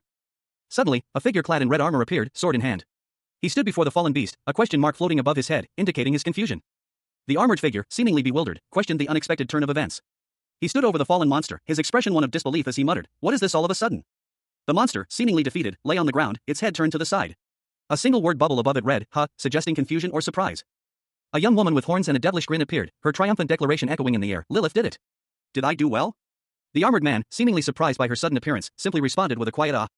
The woman, Lilith, hovered near the armored man, her expression shifting from triumphant to slightly apprehensive as she watched him. The scene shifted to reveal a large, empty space, suggesting the aftermath of a battle or a significant event. The emptiness of the area was emphasized by the narration box stating, "There's nothing." Lilith and the armored man stood together, their conversation revealing more about the situation. Lilith explained, "I told you, it's a hard item to come across." Lilith continued, dismissing the difficulty of obtaining the item, stating, "But that doesn't matter." The masked monarch, a figure cloaked in shadow and power, stood poised on a rooftop overlooking the city. His crimson armor gleamed faintly under the dim light, a stark contrast to the encroaching darkness that threatened to consume the urban landscape. His gaze fell upon two figures below, a young man in similar, though less ornate, red armor, and a striking woman with crimson skin, horns, and piercing red eyes. A silent tension hung in the air between them. Meanwhile, a powerful demon, Seer, a rank 70 demon soldier, exhaled a plume of smoke. Her words, though unspoken, echoed in the minds of those who could sense her power. There were still many opportunities for conquest. The camera focused on Seer's imposing figure, highlighting her formidable strength and the threat she posed to the world. The monstrous Moromoru, a rank 54 demon army member, charged forward, its axe gleaming menacingly. Meanwhile, Ken, a rank 38 demon army member, roared in fury, his crimson armor reflecting the chaotic energy of the battle. Sakatu, a skeletal warrior of rank 22, unleashed a bone-chilling blast of energy, as a mysterious figure in crimson armor countered with a flurry of razor-sharp attacks. The crimson figure moved with impossible speed, their movements a blur of motion, before vanishing in a puff of smoke. The only thing left behind was a gleaming crown, the Baruner Authority, SR, capable of increasing intelligence by 15 and dexterity by 10. The crimson armored figure, now revealed to be a young man with short dark hair, sighed. This time, the loot wasn't a chest of confusion, but the drop rate was still incredibly low. He turned to show a woman with horns and a crown, asking if she found the crown pretty. A young woman with devilish horns and a vibrant red dress beams, a mischievous glint in her eyes. A young man with short, dark hair, dressed in simple red clothing, looks thoughtfully around a grand hall. He asks, "Right, who's next?" The young man and woman from previous panels walk down a grand hallway, the woman floating slightly behind him. They approach a large throne room, the woman looking apprehensive. They ascend a grand staircase. Towards the throne where a powerful figure sits. The figure is revealed to be a tall, imposing man with long white hair, horns, and a stern expression. He is the Demon King Ball. A close-up on the Demon King's chest reveals his rank, Demon Army Rank 1, Demon King Ball. The masked monarch, the most powerful player of Eternal World, stood amidst the chaos. His expression was grim, his eyes narrowed in determination. Below him, the monstrous form of a defeated demon lay sprawled on the ground, a testament to his power. A chilling reminder of the monsters now plaguing Earth. He stood on a crumbling structure, the remnants of a once great city, now a battlefield. Across from him, a powerful figure cloaked in darkness loomed, the Demon King himself. His presence radiating malice and power. The air crackled with tension, the silence broken only by the distant cries of the fallen. The masked monarch's gaze hardened. He was ready. His resolve was unshaken, his focus unwavering. A silent promise to protect the world from this looming threat. Beside him, Lilith, his loyal companion, stood silently, her own determination evident in her posture. Though a flicker of fear betrayed her composure. The weight of the battle, the sheer power of their enemy, was palpable. Lilith's fear was evident in her wide, frightened eyes. She glanced nervously at the masked monarch, her anxiety palpable. A silent plea for reassurance in her gaze. The masked monarch noticed her fear, a subtle shift in his expression hinting at his concern. Lilith is more afraid than usual, he observed, his voice a low murmur. Well, that might be obvious, even if we're courageous, he added, his gaze hardening once more as he faced the looming darkness. A figure, cloaked in darkness, stood before a vast, imposing structure. His thoughts, heavy with foreboding, echoed the words, "The guy's still the master of all demons." The image shifted to reveal a close-up of a demonic face, its features sharp and cruel, marked by scars that spoke of past battles. A young man, clad in crimson armor, ascended a grand staircase, his gaze fixed on the ominous throne room at its peak. A voice, cold and echoing, addressed him, "Human." The demonic voice continued, its words laced with disdain, "Do you know that this is not a place for someone like you to be?" But the young man, undeterred, stood firm, his resolve unwavering. He declared, with quiet confidence, "Actually, I'm positive this is the place I need to be." A sudden movement. A figure fell from above, landing with a thud. The demon's eyes narrowed, his gaze fixed on the newcomer. The demon, his face contorted in anger, warned the young man, "Your cockiness will guide you to your death." He drew his sword, its purple gem pulsing with dark energy. The demon, his eyes burning with malevolent intent, declared, "I shall guide you to an eternal slumber." A monstrous figure, clad in crimson armor adorned with sharp, demonic protrusions, loomed over the battlefield. Its helmet concealed its face, yet an aura of menace emanated from its very being. A voice, laced with doubt, echoed in the air, "Is he really that cool, even though he's just a fake?" With a blur of motion, the armored figure lunged forward. Its weapon a streak of light that impacted the ground with a violent explosion. The force of the blast sent tremors through the earth, as the armored figure followed up with a swift aerial assault. Its movements a terrifying display of speed and power. The armored figure sneered, its voice echoing with cruel confidence, "Sorry, but you're the one who's gonna sleep forever." He swung a massive axe, a whirlwind of energy swirling around its blade. The impact sending the armored figure reeling. The armored figure, however, quickly recovered, its movements fluid and precise as it vanished in a flash of light, leaving only a faint trail of energy in its wake. The name Tornado Axe appeared in a narration box, highlighting the weapon wielded by the long-haired figure. The masked monarch, a figure shrouded in mystery, clashed with a formidable foe. His blade, imbued with otherworldly energy, met the enemy's attack in a blinding flash of light. A shockwave rippled outwards, shattering the very ground beneath their feet. The impact sent the masked monarch reeling, but he quickly recovered, his resolve unwavering. His opponent, a monstrous creature with crimson armor and sharp horns, let out a roar of defiance. He was clearly not one to back down from a challenge. With a surge of power, the beast unleashed a searing beam of energy from its eyes, striking the masked monarch with brutal force. A pained groan escaped the monarch's lips as he was sent flying backward. The impact of the attack created a massive explosion, sending debris flying through the air. The force of the blast shook the very foundations of the building. Despite the ferocity of the attack, the masked monarch remained standing, his armor slightly damaged but his spirit unbroken. He glared at his opponent, his eyes burning with determination. He prepared for another attack, his movements swift and precise. A powerful energy coursed through his blade as he lunged forward, aiming a decisive blow at his enemy. A powerful shockwave erupted from the masked monarch, the energy radiating outwards in a devastating display. The force of the blast tearing through the very fabric of the surrounding space, sending a monstrous creature hurtling backwards, its form momentarily obscured by the intense energy. As the masked monarch stood defiant, his crimson armor gleaming amidst the chaos. With a swift, precise movement, he unleashed a devastating attack. A blinding flash of light slicing through the air. The creature let out a pained cry as it was struck, its body momentarily frozen in place before collapsing to the ground. The masked monarch, seemingly unfazed, calmly drew his weapon, the Castle Bao Zephyrim, a legendary artifact from the Eternal World game. He nocked an arrow, its tip glowing with ethereal energy, and unleashed a volley of energy blasts, each one a concentrated burst of power aimed at a distant target. Meanwhile, a mysterious figure with horns and long white hair watched from afar, a calculating glint in his eyes. A fierce battle raged, the masked monarch locked in combat with a monstrous foe. The air crackled with energy as powerful blows were exchanged. The impact of each strike sending shockwaves through the very ground beneath their feet. The masked monarch, his face partially obscured by shadow, moved with impossible speed, his every movement a blur of motion, deflecting the monster's brutal attacks with effortless grace. He countered with a swift, precise strike, his blade a streak of light, cleaving through the creature's defenses with terrifying ease. The monster, a hulking demon with crimson skin and sharp horns, roared in defiance, its eyes burning with rage. But the masked monarch remained unyielding, his resolve unwavering. With a final, devastating blow, the masked monarch sent the demon sprawling, leaving it defeated and broken on the dusty ground. The masked monarch, a figure of immense power, clashed with Baal, a formidable demon soldier. His movements were a blur of controlled aggression as he unleashed a flurry of attacks. each strike imbued with devastating force, leaving trails of purple energy in its wake. The ground trembled under the impact of their conflict, a testament to the raw power being unleashed. The air crackled with anticipation as the battle raged on. Meanwhile, a young woman with horns and a red bow watched from a distance, her eyes wide with a mixture of fear and fascination. She was clearly witnessing something extraordinary. A display of power beyond anything she had ever imagined.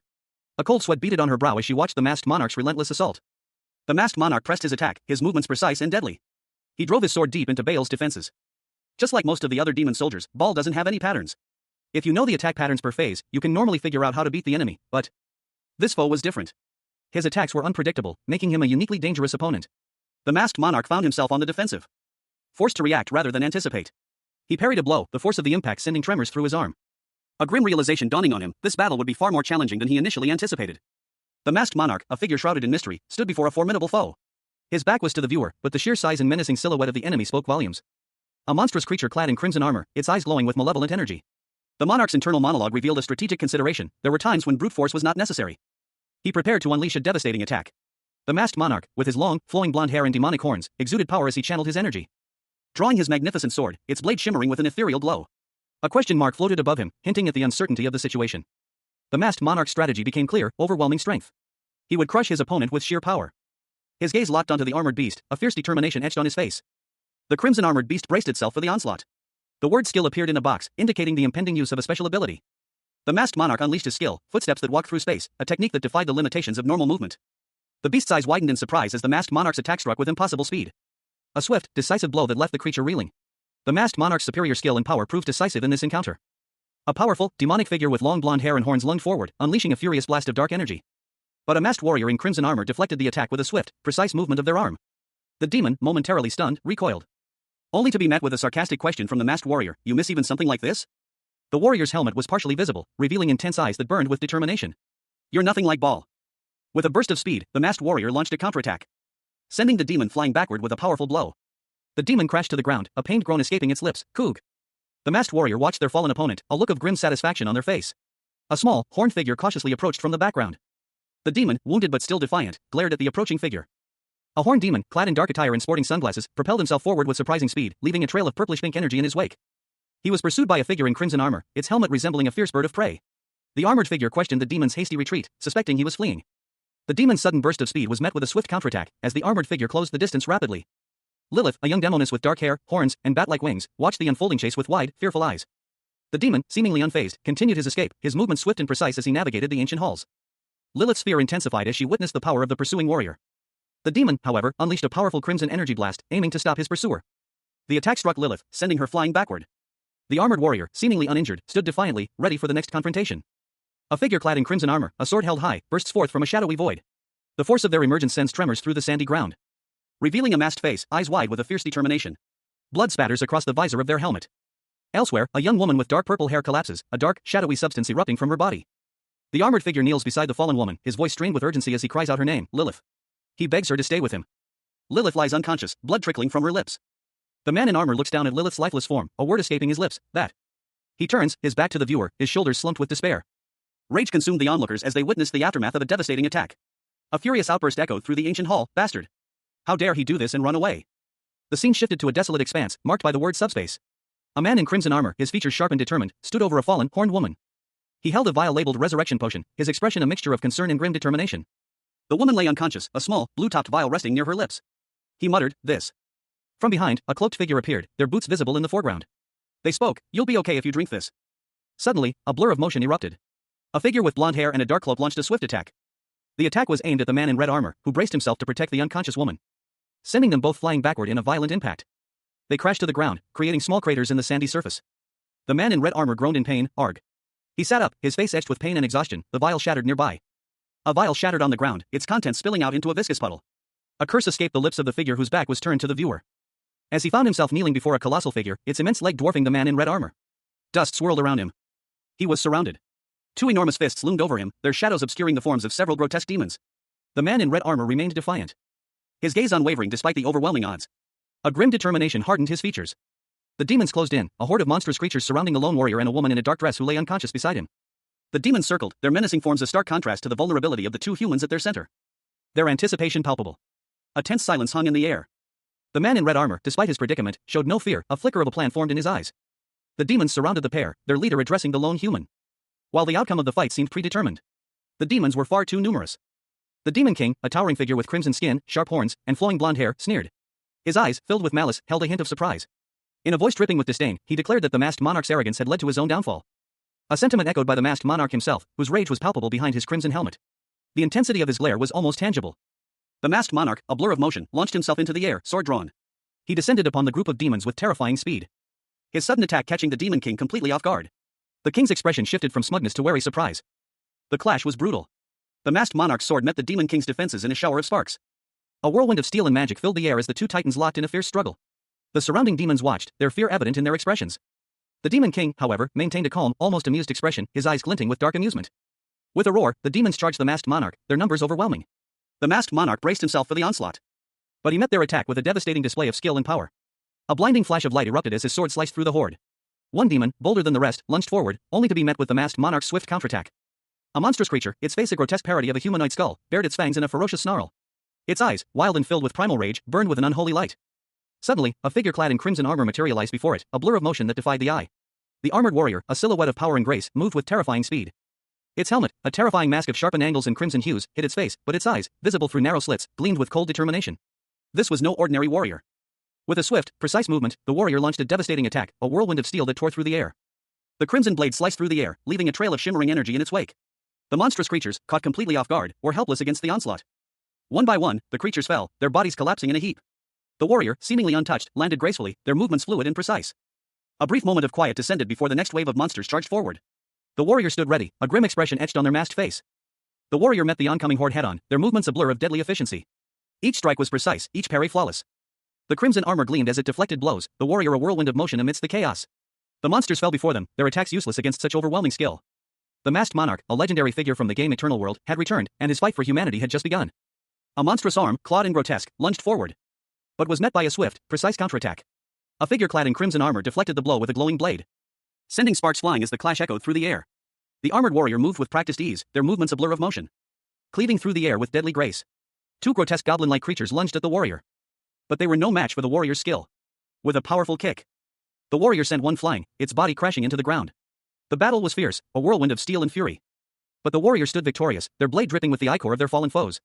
Surrounded by the corpses of their enemies, a weariness settling over them as they surveyed the scene. But their respite was short-lived. More enemies emerged from the shadows, a horde of monstrous figures, their eyes burning with malevolent intent. The warrior braced themselves, preparing for the next wave of the assault. The masked monarch, clad in crimson armor, stood amidst his demonic army. His helmet concealed his features, yet an aura of power emanated from him. He addressed the Demon King, his voice echoing with chilling confidence. Didn't I say the outcome was already predetermined? The Demon King, a towering figure with blonde hair and sharp horns, smirked, his eyes glinting with malevolent amusement. His army of grotesque demons surged forward, a tide of claws and fangs aimed at the masked monarch. But the masked monarch met their onslaught with a swift, precise counterattack. His movements were a blur of speed and power, his blade a silver streak cutting through the demonic horde. A wave of pink energy erupted from the masked monarch, engulfing the battlefield. His expression remained stoic, his eyes unwavering. The pink energy dissipated, leaving behind a scene of utter devastation. The demons lay scattered, defeated. The masked monarch stood amidst the carnage, a single word escaping his lips, "Ha?" A grotesque, green-skinned goblin with sharp teeth and pointed ears glared menacingly, its eyes filled with malice. Several more goblins, their skin ranging from yellowish to dark brown, emerged from the shadows, their snarls echoing the first goblin's aggression. A horde of monstrous creatures, their forms twisted and unnatural, advanced with a terrifying ferocity. One of them let out a guttural roar, "Kuf!" The goblins lunged forward, their movements chaotic and violent, as if driven by an unseen force. A blinding flash of purple light erupted from the ground. A powerful energy wave radiating outwards, engulfing the charging goblins, and scattering them like leaves in a storm. From the heart of the explosion, a figure emerged, clad in crimson armor, a long sword held at the ready. The masked monarch stood defiantly, his masked face impassive, a silent guardian against the encroaching darkness. His crimson armor gleamed, reflecting the light with an almost ethereal glow, as he surveyed the battlefield. With a determined stride, the masked monarch prepared to face the remaining threat. The masked monarch, clad in crimson armor, stood amidst a blinding golden light. His imposing figure, partially obscured by the radiant glow, exuded an aura of immense power. He emerged from the light, his sword held at his side, a powerful warrior returning to a world in desperate need of his strength. The dust settling around him as he surveyed the desolate landscape. A delicate foot, clad in a pink, heart-shaped shoe, landed softly on the ground, a stark contrast to the warrior's presence.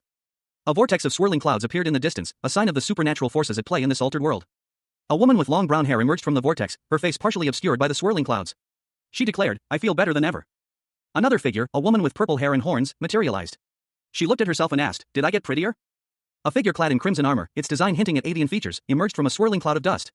The warrior stood amidst the ruins of what appeared to be ancient pillars, a long sword held casually at their side. The helmet concealed their face, but a slight smirk played on their lips as they muttered to themselves, finding the current situation not half bad. A closer look revealed intricate details on the armor, suggesting a high level of craftsmanship.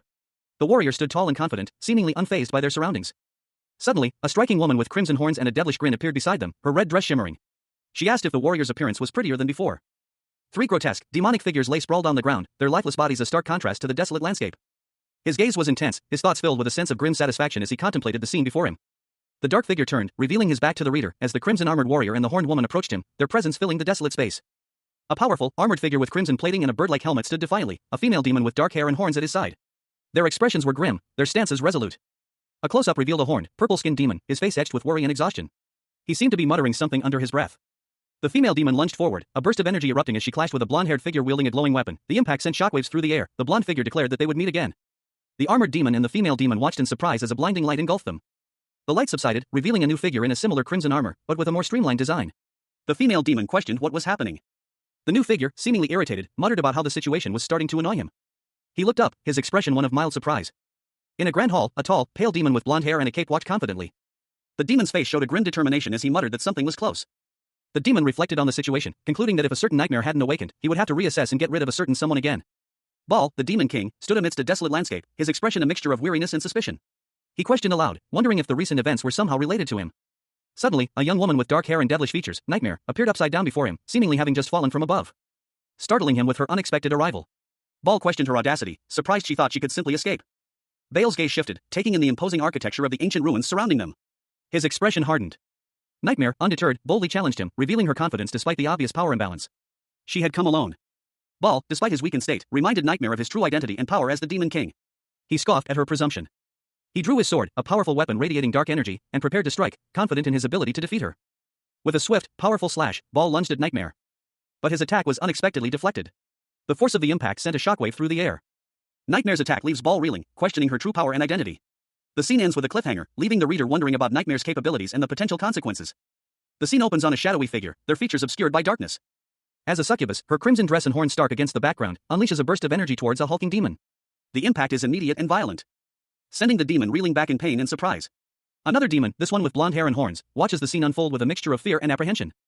As the succubus's attack continues, a fiery blast engulfing the first demon, and revealing a swarm of smaller, shadowy creatures emerging from the inferno. A chaotic scene of destruction and mayhem. A figure, cloaked and mysterious, is sent flying backward by a powerful force, revealing a large demon with a scarred face and glowing red eye. The demon is clearly enraged, as he is consumed by flames. The succubus appears, revealing that the previous demon was merely a disguise. A dark-haired woman with purple skin and horns, dressed in a revealing red top, stared intently at a man clad in red armor. He was clearly a warrior, his expression grim. He's probably the lord of the Castle of Chaos, she stated, her voice laced with a hint of apprehension. Meanwhile, a grotesque, horned creature lay on the ground, its expression one of pained surprise. It muttered to itself, I've never attacked this place before, so, it's my first time seeing him. Still. The armored man and the horned woman stood over the defeated creature. The woman continued, what the reward is for clearing him. Is for clearing him. A swirling vortex of energy appeared, obscuring the scene for a moment. The vortex dissipated, revealing a simple wooden chest half buried in the ground. The armored man's face fell. Just a chaos chest, seriously? He looked disappointed. That's really disappointing, especially considering the rumors around this. The rumors around this. The horned woman approached the chest, a mischievous glint in her eyes. She began to open it. She peered inside. The armored man watched her expectantly. The woman, still looking inside the chest, said, I think that you should make a decision. The woman closed the chest, her expression unreadable. Decision? The masked monarch, clad in crimson armor, stood before a succubus, her crimson dress accentuating her devilish horns. He questioned her, his gaze unwavering. He reminded her of their agreement, a contract that bound them together, offering her a choice, a chance to end their contract. The masked monarch walked away, leaving the succubus by a treasure chest. He urged her to consider carefully, emphasizing the finality of her decision. He assured her she would have ample time to decide. He then commanded her to speak, his expression serious. The succubus began to explain, her gaze intense. Before their contract, she could only vaguely sense his power. But after signing, the true extent of his strength became undeniably clear. She confessed that the masked monarch was an insurmountable opponent, someone she could never defeat. The masked monarch reassured her, stating he wouldn't harm her, prompting a nervous chuckle from the succubus. A young man, clad in crimson armor, stood resolute. His expression was serious, his gaze unwavering. He declared, fine, I've made my decision. He pondered his choice, a hint of apprehension in his eyes. Beside him stood a woman with dark hair, horns, and a devilish grin. She voiced her concern, if Master leaves my side, then other players will definitely try to target me, right? The woman continued, her tone laced with a hint of worry, and if I keep fighting and fighting, eventually, I'll disappear from this world. The young man's resolve hardened. He silently rejected the grim prospect. He declared, but that's not what I want. I want to live a long life in this world. The woman's face softened into a knowing smile. Her eyes, however, held a glint of something else, perhaps amusement, perhaps anticipation. She mused, and the safest place in this world is next to master, right? The young man, now alone, stood in a grand hall, his expression thoughtful. His face softened into a determined smile. The woman, watching from afar, mirrored his smile, a subtle hint of something unreadable in her eyes. A horned succubus, her expression a mixture of mischief and playful expectation, leaned in close to a young man in red armor. She stated, simply, that she had one condition. The succubus's question hung in the air, unspoken but palpable, a query regarding a change in their relationship dynamic. Her cheeks flushed, a coy smile playing on her lips as she gestured towards herself with a delicate finger. She boldly asked if she could now address him with the familiar term of endearment, Appa. The young man, his expression unreadable, considered her request for a moment before responding with a simple, almost nonchalant, sure. The scene shifted to a remote, snowy mountain range. A group of figures huddled together near several tents, the biting wind whipping around them. Among them, a man with blonde hair and a serious expression stood out, his gaze fixed on something in the distance. His features etched with concern as the snow swirled around him. In the distance, a shadowy figure approached, its form indistinct in the blizzard. A figure clad in crimson armor, its helmet resembling a demonic visage, materialized amidst a swirling vortex of crimson energy. The masked monarch, the most powerful player of Eternal World, had returned. The energy subsided, revealing the full extent of his imposing form. His arrival witnessed by a small crowd gathered in a snowy landscape, their faces a mixture of awe and apprehension. One of the onlookers, a blond man, approached cautiously. Yeah, just a little though, the masked monarch replied, his voice muffled by his helmet. The blond man inquired, how did it go? The masked monarch paused, a hint of uncertainty in his usually stoic demeanor. First. What does that mean? The blond man responded, I mean what I said. The attack was successful. The masked monarch, his face still obscured, declared, it looks like you guys won't be able to attack. The scene opens on a nighttime cityscape, the building showing signs of wear and tear. A single light shines from a window high in one of the structures. Inside, a young man with short brown hair sleeps soundly in his bed, a laptop glowing faintly on his nightstand. The room is modest, but tidy. He stirs in his sleep. As a bright, ethereal light begins to emanate from beneath his body, swirling upwards in a dazzling display of white particles. He wakes with a start, disoriented. Ha! The light intensifies, and he questions his reality. Am I dreaming? He considers the strange phenomenon. Interesting. Am I in like a dimensional shift or something? A voice cuts through his thoughts. Time to wake up, Sunset Prosecutor. The scene opens in a grand hall, a high ceiling adorned with intricate carvings and supported by numerous pillars. A sense of ancient grandeur permeates the space. As a young man with short brown hair stands, his expression a mixture of confusion and apprehension. A demon woman with long, dark purple hair looms behind him, her presence imposing. The demon woman is striking, her crimson dress accentuating her figure. She possesses a pair of horns and small, dark wings, hinting at her demonic nature. Her expression is one of amused curiosity. She questions the young man, her tone suggesting a playful challenge. He seems utterly bewildered by her presence and words. Suddenly, three figures emerge from behind a pillar. The central figure is a man with a distinctive mask, his expression serious and commanding. Flanking him are two others, also masked, their appearances suggesting a sense of purpose and readiness for action. The young man's eyes widen in surprise as he recognizes one of them. The masked man, Baek Young, addresses the young man, his voice calm yet firm. The demon woman explains that they have all arrived here through their dreams. The young man, still confused, looks from the demon woman to the masked group, his bewilderment evident. He questions the notion of arriving through their dreams. Baek Young suggests they discuss the matter in detail later. Baek Young then turns to the young man, his gaze intense, and asks if he understands the significance of the situation. A large, ornate chest sat in the center of the panel. One of the men, his face partially obscured by shadow, remarked that it looked like a chaos chest, a type of container he vaguely recognized. Another man, his face clearly visible, observed that this was the location where they had previously launched an attack. The masked man confirmed that it was indeed the Castle of Chaos. He explained that after the Emperor's departure, the mercenaries were tasked with leveling up in this area. The masked monarch, a man with a confident smirk, was shown in close-up. His expression suggested a sense of satisfaction and anticipation. He stated that this location was currently the most advantageous hunting ground. The other man acknowledged the strategic value of the location, given the chaos chests it yielded.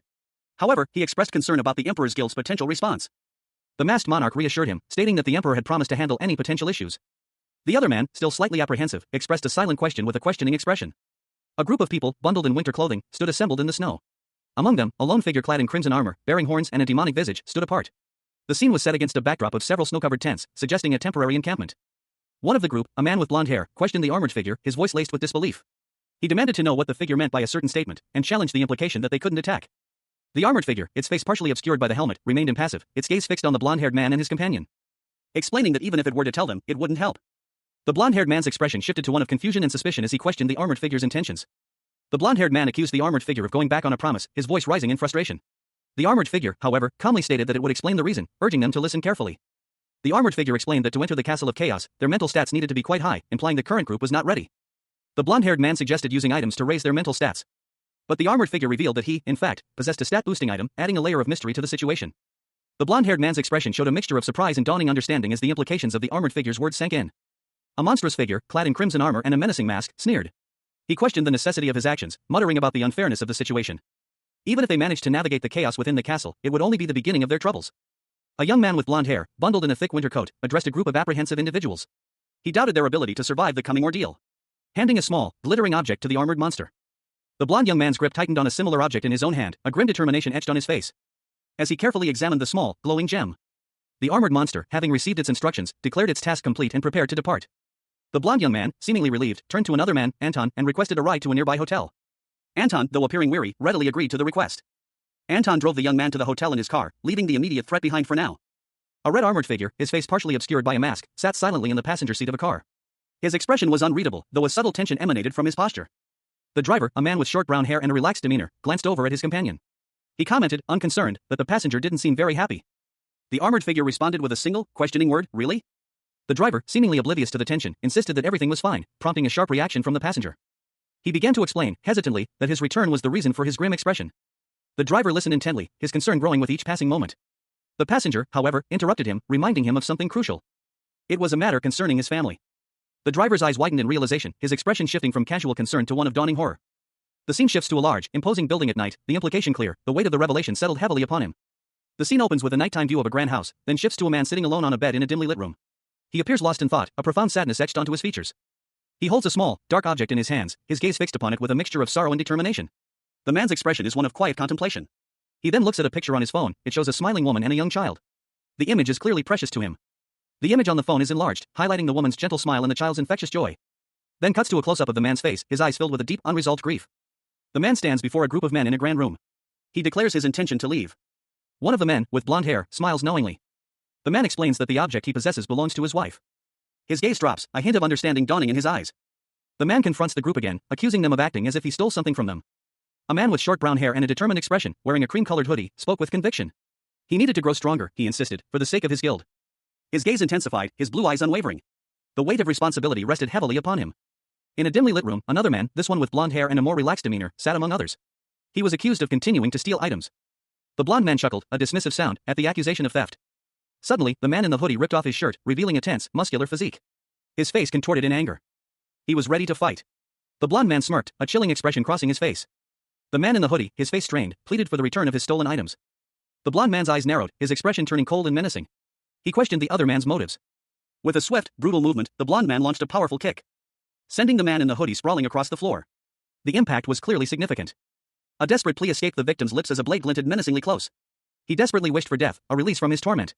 The attacker, however, remained resolute. His cold gaze unwavering as he held the dagger aloft. He warned the victim not to resent him, a chilling declaration before the inevitable. Behind him, shadowy figures waited, silent and still. A young man, his face bruised and bloodied, clutched at his hoodie, his breathing ragged. A look of grim determination hardened his features. He stood before a man with blonde hair, a cruel smile playing on his lips as he brandished a wicked-looking blade. After all, the blonde man sneered, this is for our guild. The blonde man's mocking laughter echoed. You didn't think this through, did you? The young man's jaw tightened. He responded with a single, defiant word, I didn't. The blonde man's expression twisted into contempt. I didn't know you were such a piece of trash. Suddenly, the young man lunged, surprising his attacker. What? This bastard. The blonde man roared in fury, his eyes blazing as he retaliated with a vicious strike. He lunged forward, his blade flashing, aiming for the young man's heart. He gritted his teeth, his face contorted in anger. That's enough. A monstrous figure, clad in crimson armor, stood silhouetted in a doorway. Its face, partially obscured by a helmet, was sharp and menacing, its eyes burning with malevolent intensity. The words "you piece of shit" hung in the air, a venomous whisper of contempt. A man, his face partially hidden in shadow, watched the monstrous figure with a mixture of fear and apprehension. He seemed paralyzed by the creature's presence, his eyes wide with a dawning horror. The scene shifted to a different location. A man lay sprawled on a rug, surrounded by several other men who watched him with a mixture of concern and suspicion. The atmosphere was tense, heavy with unspoken accusations. The crimson armored figure from the previous scene now stood over him, its imposing presence filling the room. The fallen man remained motionless, his face obscured, as the tension in the room thickened. The blonde man's frustration grew, his expression hardening into a mask of anger. He leaned closer to the fallen man, his gaze intense. The fallen man finally stirred, slowly lifting his head, revealing his face to the blonde man, who recognized him instantly. The blonde man's voice was low and dangerous as he spoke. I know you're the masked monarch, but there are lines you shouldn't cross. A tense standoff unfolded within the guild hall. A group of players, their faces etched with apprehension, watched as a figure clad in crimson, demonic-looking armor addressed them. The masked monarch, his gaze unwavering and intense. One of the guild members, his face a mask of disbelief, protested that this was an internal matter. The masked monarch countered that it was also his concern. The guild master, taken aback, questioned the masked monarch's involvement. The masked monarch explained that he didn't recall giving the guild master a certain ring, a ring that was now the source of contention. And his presence was a clear indication of his authority. The guild master, clearly agitated, accused the masked monarch of madness. The masked monarch, unfazed, announced Anton as the new guild master, leaving the former guild master speechless and shocked. The former guild master, struggling to comprehend the situation, stammered in disbelief. A look of apprehension clouded the man's features. His eyes, wide with worry, reflected the gravity of the situation. The imposing figure of a monstrous warrior filled the panel. His words, a threat hanging heavy in the air, spoke of dire consequences should Ian be encountered again. The monstrous warrior's challenge echoed through the room, a demand for any dissent to be voiced immediately. The man's face, etched with a mixture of fear and resignation, showed his silent agreement. The scene shifted to a grand building, its architecture hinting at a place of power and authority. Lee Hyung-suk, the player administrative bureau director, walked purposefully towards the building, his footsteps echoing the weight of his responsibility.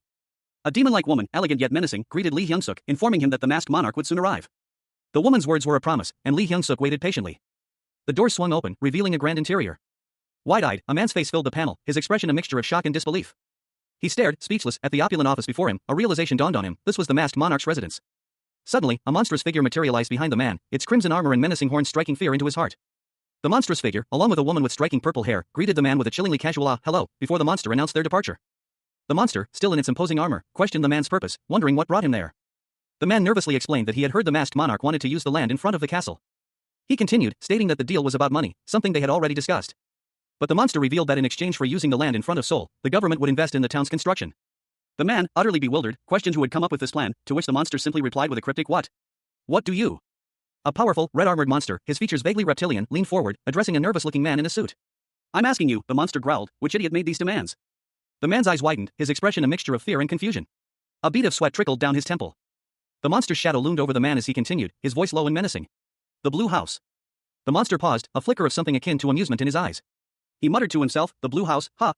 The man in the suit looked around the room, his gaze lingering on a ceiling detail. He seemed to be thinking deeply about something. A single bead of sweat rolled down his cheek, reflecting the growing tension. Back to the monster and the man, the monster spoke again, his tone analytical. "It appears to be an attempt to achieve something during his term." The monster's gaze hardened. He mused, "I don't know why he's involving the players."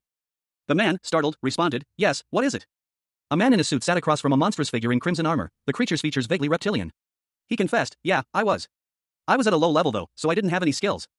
The armored figure continued, "It must be frustrating to watch. I'm talking about how congressmen or ministers, who've never been to the other world, get to interfere." The man in the suit could only offer a meek, "I guess." A knight in shining armor stood before a background of golden light, a sword held firmly in their grasp. The question hung in the air: what is it that the player administrative bureau does? Is it their job to control us and boss us around? The suited man's face crumpled.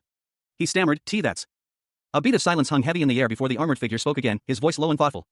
"If you had the power to do so, would you be willing to change it?" The man's eyes widened in disbelief. He whispered, "But is that even possible?" The armored figure smirked, a hint of arrogance in their tone. "I don't know about anyone else, but it's an easy task for me." The crimson armored figure leaned back, a confident smirk playing on their lips. The scene ended with a close-up of their imposing figure. A tense meeting unfolded in a dimly lit room. Seated on a plush, crimson couch, a man in a sharp suit listened intently as a figure in imposing red armor spoke. The armored figure's words hung heavy in the air. "A private organization?" The armored figure continued, his voice low and serious, however, "Promise me something." The suited man, his expression unreadable, simply nodded. The armored figure leaned forward, his voice hardening, "Don't become like those people above you." A question hung in the air, unspoken but palpable. The armored figure's gaze was intense, questioning. "Do you think you can do that?" The suited man's head bowed low, his expression one of deep contemplation. The weight of the armored figure's words pressed heavily upon him. He looked up, his resolve hardening. "Yes, I won't let you down. Thank you for the opportunity." The suited man sat back, a subtle shift in his posture suggesting a newfound confidence. The armored figure remained silent, his gaze unwavering. The chapter opens with a close-up of a polished brown leather shoe, the wearer's leg clad in dark trousers, subtly hinting at a figure of power and authority. The camera pans up to reveal a man in a sharp, dark suit, his tie neatly knotted, exuding an air of quiet confidence. Behind him, another man in a similar suit stands silently, his expression serious and watchful. Suddenly, the focus shifts to a striking visage, the masked monarch, his crimson mask partially obscuring his features, yet his piercing blue eyes are clearly visible, radiating an intensity that commands attention. The scene then cuts to a grand building, where the suited men from the previous panels are seen entering, their movements suggesting a sense of purpose and anticipation. Inside, the masked monarch stands alongside the two suited men, his presence dominating the room. The atmosphere is thick with unspoken tension. He speaks, his voice calm yet firm, a stark contrast to the palpable tension in the air. The words hang heavy with significance. The masked monarch's statement is met with a response. President Yang Minho, flanked by his security detail, introduces himself with a polite yet firm demeanor. A masked figure, his features obscured by a crimson helmet adorned with sharp, wing-like protrusions, loomed before a seated audience. His voice, though muffled by the mask, carried an air of quiet confidence as he stated, "We finally meet." President Yang Minho, a man of distinguished appearance in a sharp suit, responded with a polite greeting. He was flanked by two stern-faced bodyguards. The scene shifted to a large conference room, where President Yang Minho sat at the head of a long table, addressing the masked figure. He expressed his gratitude for the meeting, acknowledging the figure's busy schedule. He continued, emphasizing his appreciation for the time the masked monarch had taken to meet with him. The masked monarch, in turn, pondered whether to address the president formally by his title. A subtle smirk playing on his lips as he considered the implications. President Yang Minho then made a surprising statement, revealing that he held no ill will towards the current president and had even voted for him in the election. A screen displaying the election results flashed briefly, showing Yang Minho's name at the top of the list. Upon returning to reality, a man overheard a disturbing revelation. A story of a leader who hid in his bunker while his people were being slaughtered by monsters. The narrative then shifted to a discussion of plans to address the national crisis. Revealing the true nature of this leader, a power-hungry individual willing to manipulate the constitution for his own gain. A meeting was underway, with a monstrous figure in a suit addressing a group of officials. He expressed gratitude for their contributions, prompting a nervous response from one of the officials. The official nervously urged the monstrous figure to be mindful of his words. The monstrous figure, unfazed, dismissed the concern. He then proceeded to state his intentions. The Minister of Foreign Affairs, Jang Hote, introduced himself. The scene concluded with Jang Hote adjusting his tie, his expression serious. A government official questioned the masked monarch about his intentions to build a town on state-owned land in front of his castle. The official, in response to the masked monarch's confirmation, stated that the Korean government had a few demands in return. He seemed apprehensive about revealing them. The official then showed the masked monarch a digital image of the proposed town's location on a tablet. Before the official could continue, the masked monarch interrupted, clarifying that he wasn't seeking permission to build the town, but simply notifying them of his actions. The masked monarch's statement was met with disbelief and anger from the officials. One official, Hong Jung-pyo, the representative for the Korean National Party, angrily challenged the masked monarch's audacity. Hong Jung-pyo introduced himself and demanded to know the masked monarch's identity. The masked monarch responded with a condescending remark about respecting elders, implying that Hong Jung-pyo should simply accept his notification. Hong Jung-pyo's anger intensified as he struggled to process the masked monarch's blatant disregard for authority. A masked figure, his face obscured by a crimson helmet, sat across from a group of South Korean officials. He addressed them with a cold, authoritative tone, stating that this was not a place where one could simply say whatever they pleased. Representative Hong, one of the officials, reacted with shock and disbelief to the masked figure's words. His jaw dropped, eyes wide with astonishment as he sputtered in outrage. Another official, seemingly the president, attempted to interject, telling Representative Hong to stop, but Hong was too stunned to heed his warning. The president, exasperated, sharply commanded Representative Hong to cease his outburst. Hong, visibly flustered, finally fell silent, a bead of sweat trickling down his temple as he stared at the masked figure. The president, regaining his composure, gestured for the masked figure to continue. The masked figure, unfazed by the interruption, calmly stated that what he wanted to say was simple. The masked figure revealed their demand: the mercenaries, presumably those who had returned from the game Eternal World, must be allowed to leave South Korea. The assembled officials reacted with a mixture of shock and confusion, whispering amongst themselves about the audacity of the demand. The masked figure, however, remained impassive, reiterating that South Korea was not a marketplace where they could simply leave at will. A tense meeting unfolded within a government office. A high-ranking official sat across from a figure cloaked in a dark suit, their face obscured by a menacing red mask. The official, clearly agitated, announced his intention to leave, stating he had nothing further to add. The masked figure, however, sharply interrupted him, a commanding voice cutting through the air: "Sit down, right now." A subtle shift in demeanor, the masked figure added, "The people are watching." The masked figure's gaze was intense, their presence filling the room. The official, visibly intimidated, remained seated. The official, regaining some composure, explained the government's efforts to develop the country and protect its citizens, pleading with the masked figure for assistance, at least for the sake of the nation. The masked figure, however, firmly refused, stating their unwillingness to be used as a publicity stunt. The masked figure leaned against the table, their silence heavy with unspoken meaning. Then, a chilling question hung in the air: "Have you heard of the phrase Hell Joseon?" The masked monarch, his face obscured by a crimson helmet adorned with sharp, angular protrusions, stood silently, his piercing blue eyes visible through the mask's narrow slits. A subtle smirk played on his lips. Before him, a group of government officials engaged in a tense discussion. One, an older man with a stern expression, voiced his concerns. "How do you feel when you hear something like this? Do you really think that you're doing a good job right now?" Another official, his face etched with worry, responded with a terse "this," as the masked monarch revealed a startling fact. "Did you know that worldwide, not even 30% of Eternal World has been implemented?" A chilling image flashed across the room: a horde of monstrous creatures, their forms grotesque and menacing, wreaked havoc upon a city. One of the officials spoke, his voice laced with dread. "In the future, even more deadly beings will show up and wreak havoc endlessly." The official's face was a mask of fear and uncertainty. The masked monarch, observing the growing panic, stated, "The most important thing right now is bringing up the levels of low-level players as fast as we can." Yet, he turned to address the official directly. His tone was sharp, his words cutting. The masked monarch continued, his voice low and menacing. "You're here raising their taxes and setting up hunting grounds with price gouging." His accusation hung heavy in the air. The officials exchanged uneasy glances. One of them finally spoke, his voice barely a whisper. "Do you think this is helping anyone but yourself?" A bead of sweat trickled down the worried official's temple as he steepled his fingers, his eyes squeezed shut in contemplation. He nodded slowly, his expression grim. "Very well. I understand what you're saying." The masked figure, his voice calm yet firm, responded, "The government will discuss this and disband the Player Administrative Bureau." The official's eyes widened slightly as the masked figure made a dismissive gesture. His voice laced with disbelief, the official sputtered, "What are you saying all of?" The masked figure's voice was unwavering. "Then I'll do exactly that." He extended a hand, his expression resolute. "I'll do what's right for thee." A nighttime shot of the Los Angeles skyline. Inside a high-rise office, a woman with blonde hair sat at her desk, gazing out at the city below. The moon hung large and bright in the night sky. She looked down at her phone, a news article about the masked mercenaries catching her eye. The dispatchment of the masked mercenaries has temporarily been stopped and they're currently on a break.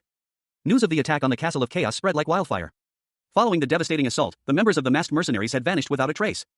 A chilling development that didn't go unnoticed by a powerful, enigmatic figure.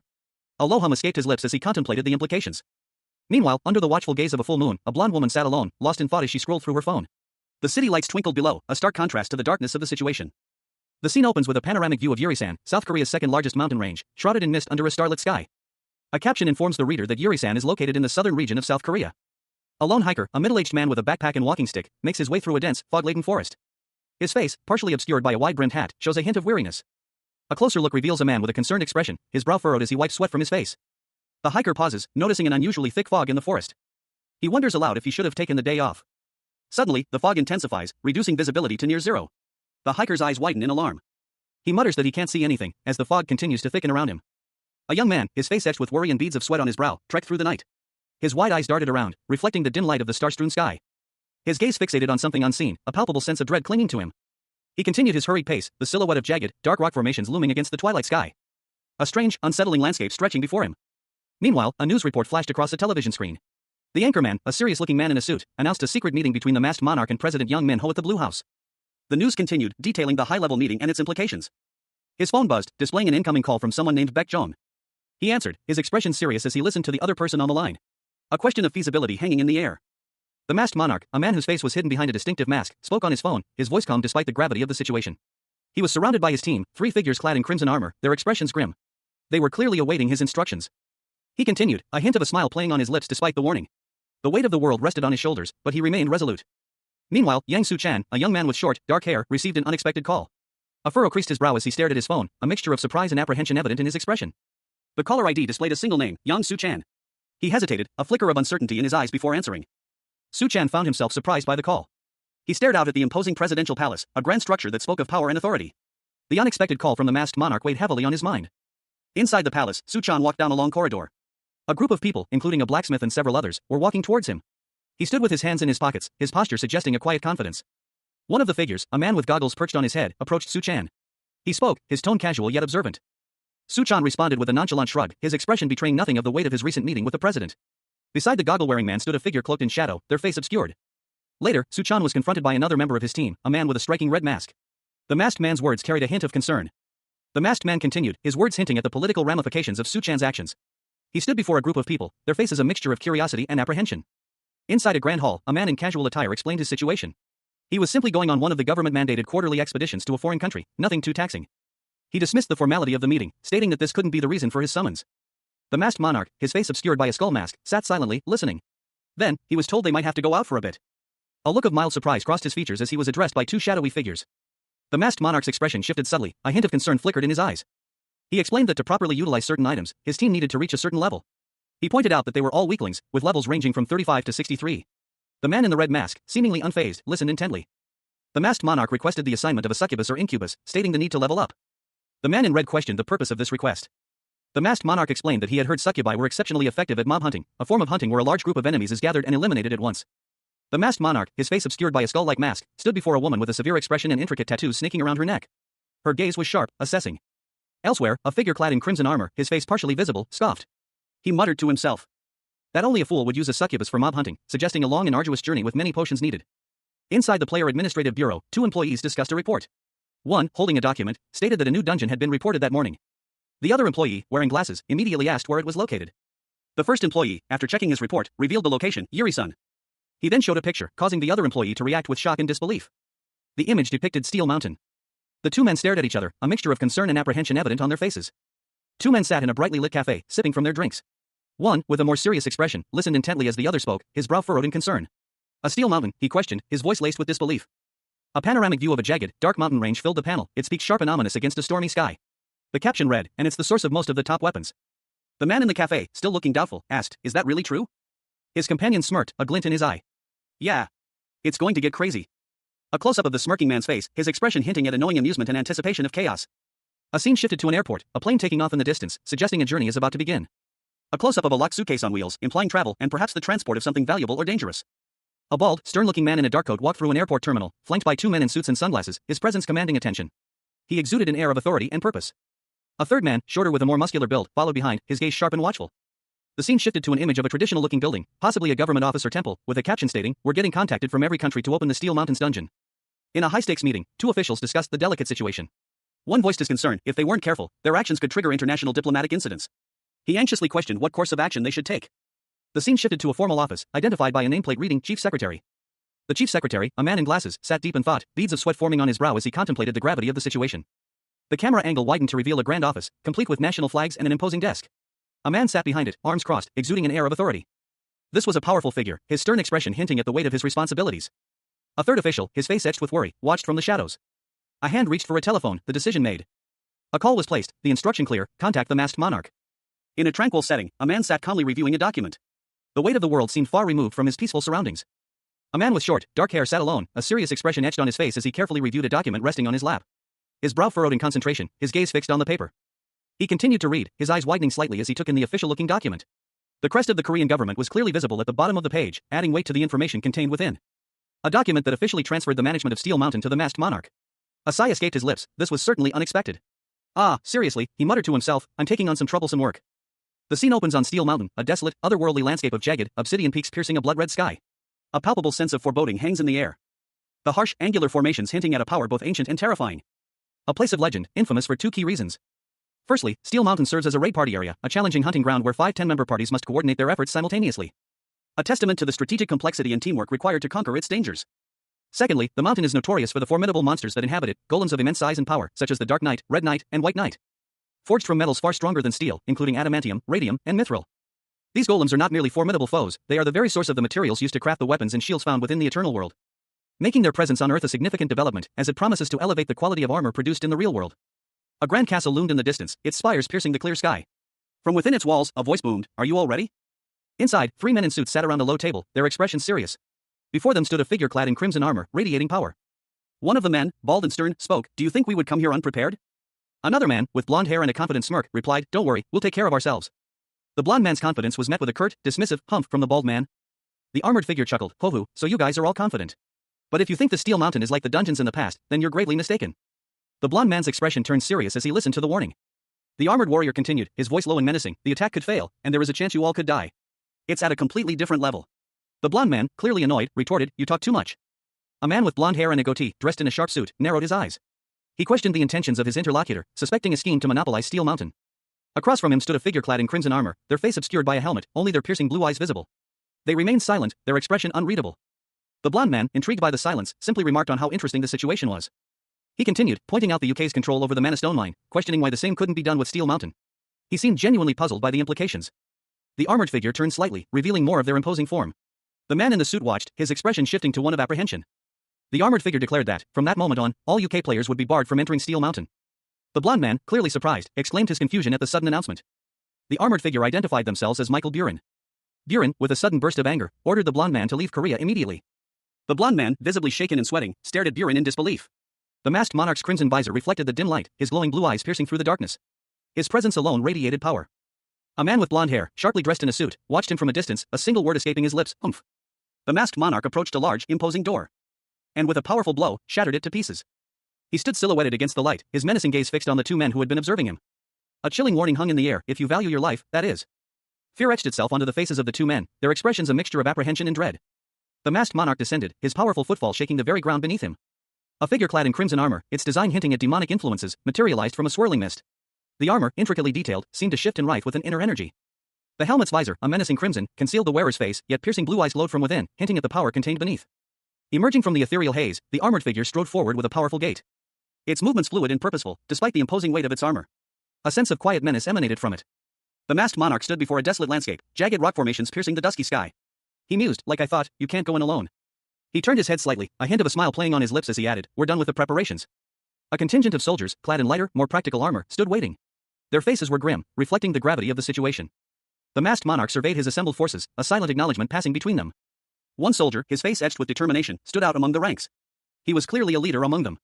The masked monarch addressed the leader directly, a warning in his tone, "Just a reminder, don't even think about stealing the weapons I lent you." A conversation unfolds between 2 individuals. One muses, "Who would dare steal the masked monarch's items?" to which the other replies, "I guess so." The second speaker adds, "And don't get greedy either, we're only going up to the Dark Knight Zone." The scene shifts to a group of soldiers, their faces etched with grim determination.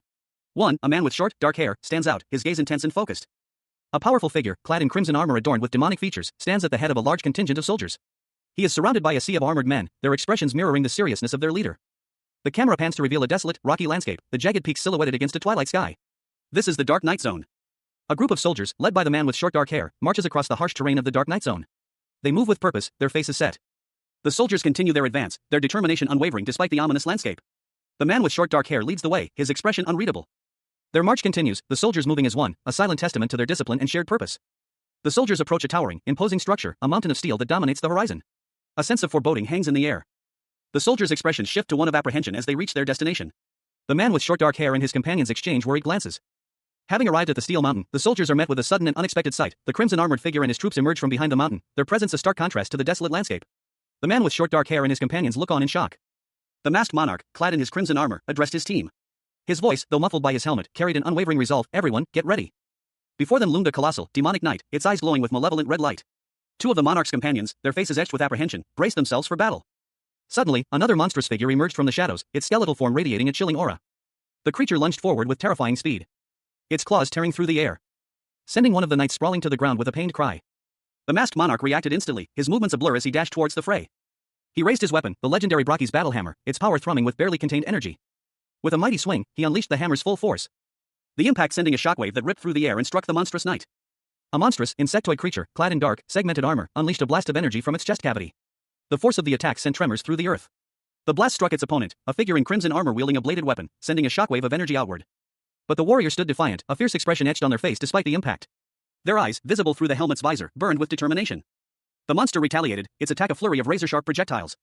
The crimson-armored warrior deftly dodged the incoming barrage and countered with a swift, powerful blow that sent the monster reeling. The monster, enraged, raised its massive axe, preparing for a devastating counterattack. The monster swung its axe with terrifying force, the wind itself seeming to bend to its will. The warrior barely managed to avoid the blow, narrowly escaping the monster's wrath. The crimson-armored warrior braced himself, preparing for the next attack, as his allies scrambled to evade the impending danger. High above the battlefield, a figure in crimson armor launched a devastating attack.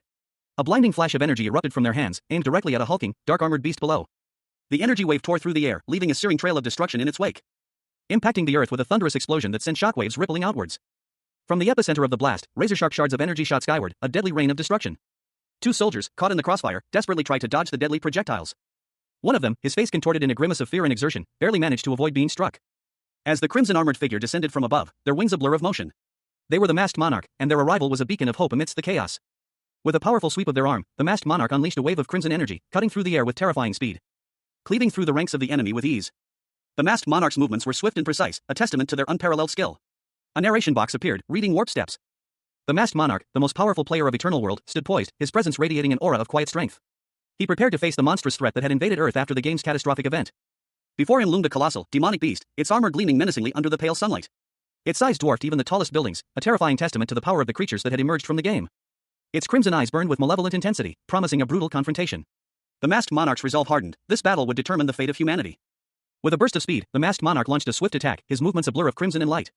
He pierced the beast's defenses with a precise strike, the force of the blow causing a visible crack in its formidable armor. The monster roared in pain and fury. Undeterred, the masked monarch continued his assault, his every move calculated and deadly. He unleashed a series of devastating blows, each strike aimed at exploiting the weaknesses he had identified in the creature's armor. The monster staggered under the relentless barrage. The masked monarch pressed his advantage, his attacks growing more ferocious with each passing moment. He drove his blade deep into the beast's chest, sending tremors through the monster's massive frame. The ground trembled with the force of the impact. With a final, earth-shattering blow, the masked monarch brought the monstrous creature crashing to the ground, its life force extinguished. He stood victorious, but the battle was far from over. The masked monarch, clad in crimson armor, brought his warhammer down with earth-shattering force. The impact sending shockwaves through the monstrous foe, cracking its stony hide, reducing it to rubble. Dust and debris settled as the masked monarch stood amidst the wreckage, his form silhouetted against the fiery sunset. He surveyed the scene, a grim satisfaction etched on his masked face. His team, watching from a distance, exchanged worried glances. One of them, a man with short, dark hair, muttered something under his breath, his expression a mixture of awe and apprehension. The masked monarch, seemingly sensing their unease, turned to face them. A faint glow emanated from his armor. A notification appeared before him, a familiar message from the game's interface: your experience has increased. Plus EXP 1200 foot. He murmured to himself, it's a good workout, and the experience is the best too. As the dust cleared, more monstrous figures emerged from the shadows, their eyes glowing menacingly.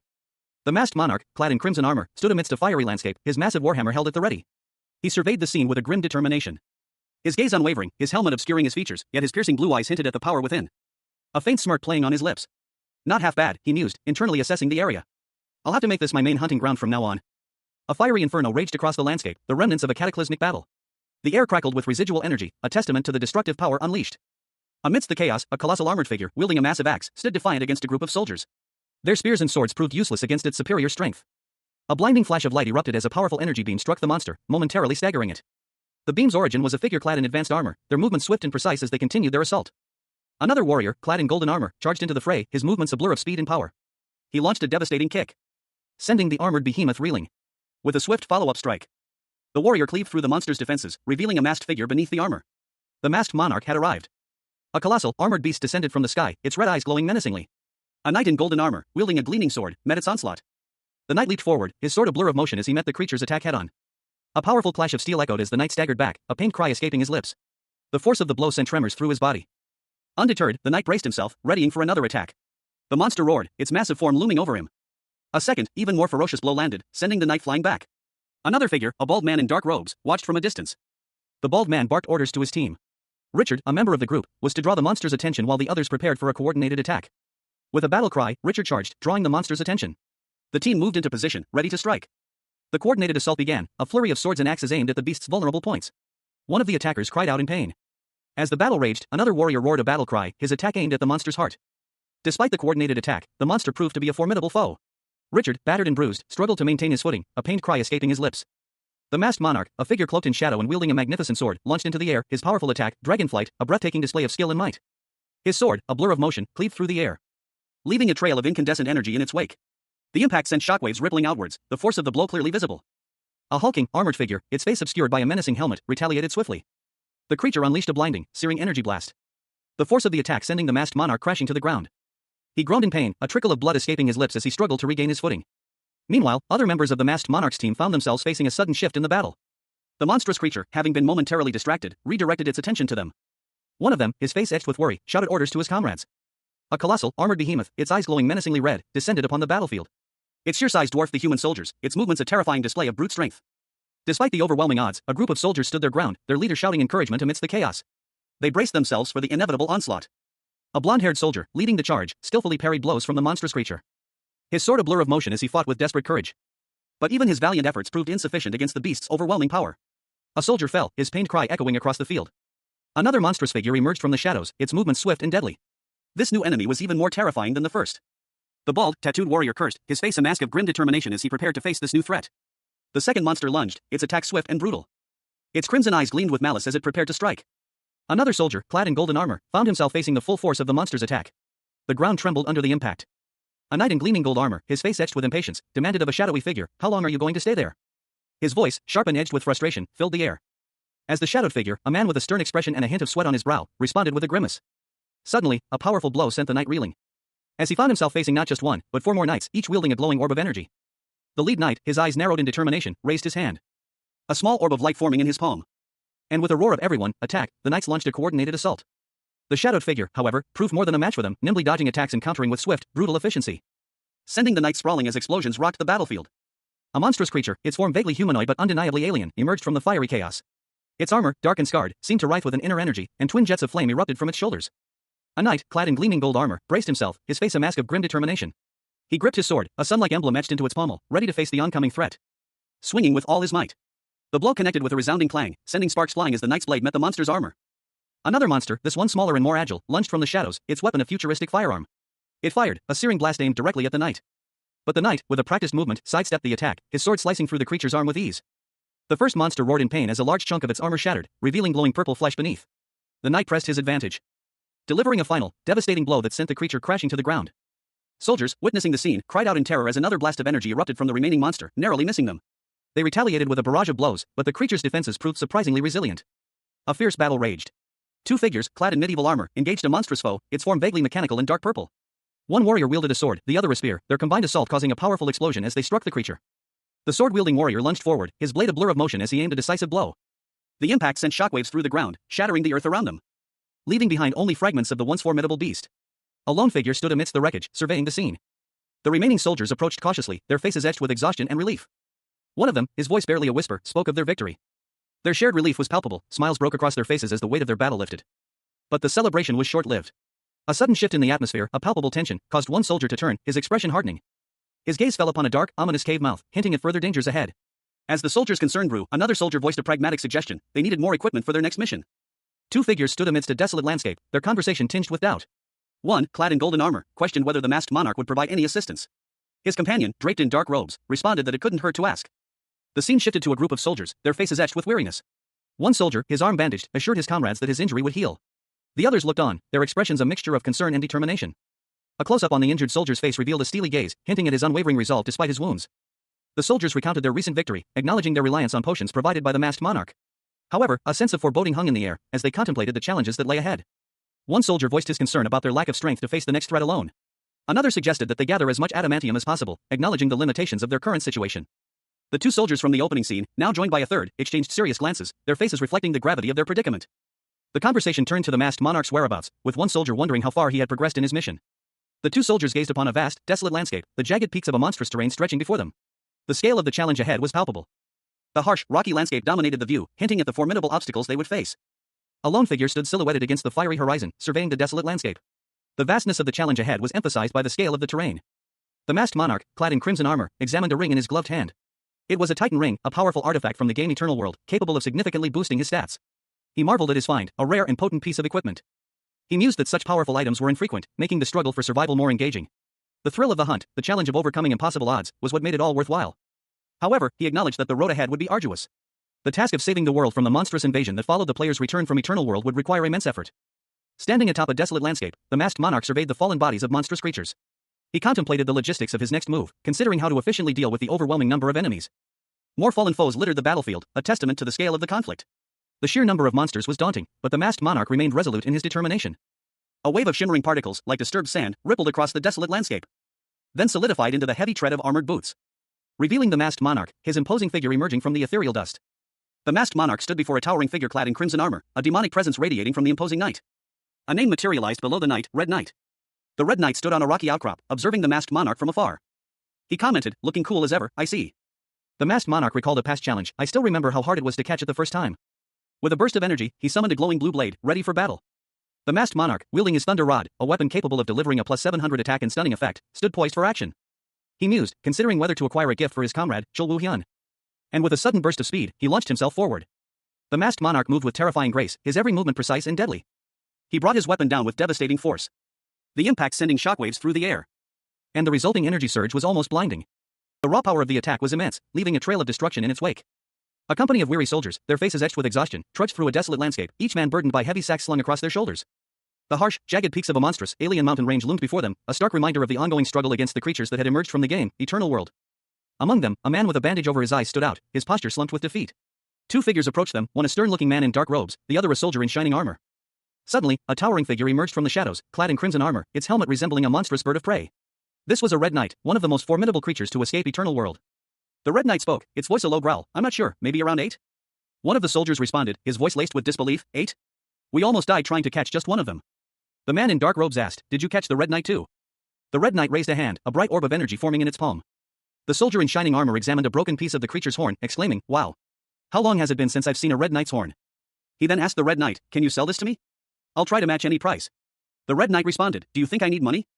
Two figures stood silhouetted against a fiery, desolate landscape, the jagged peaks of a dark mountain range looming behind them.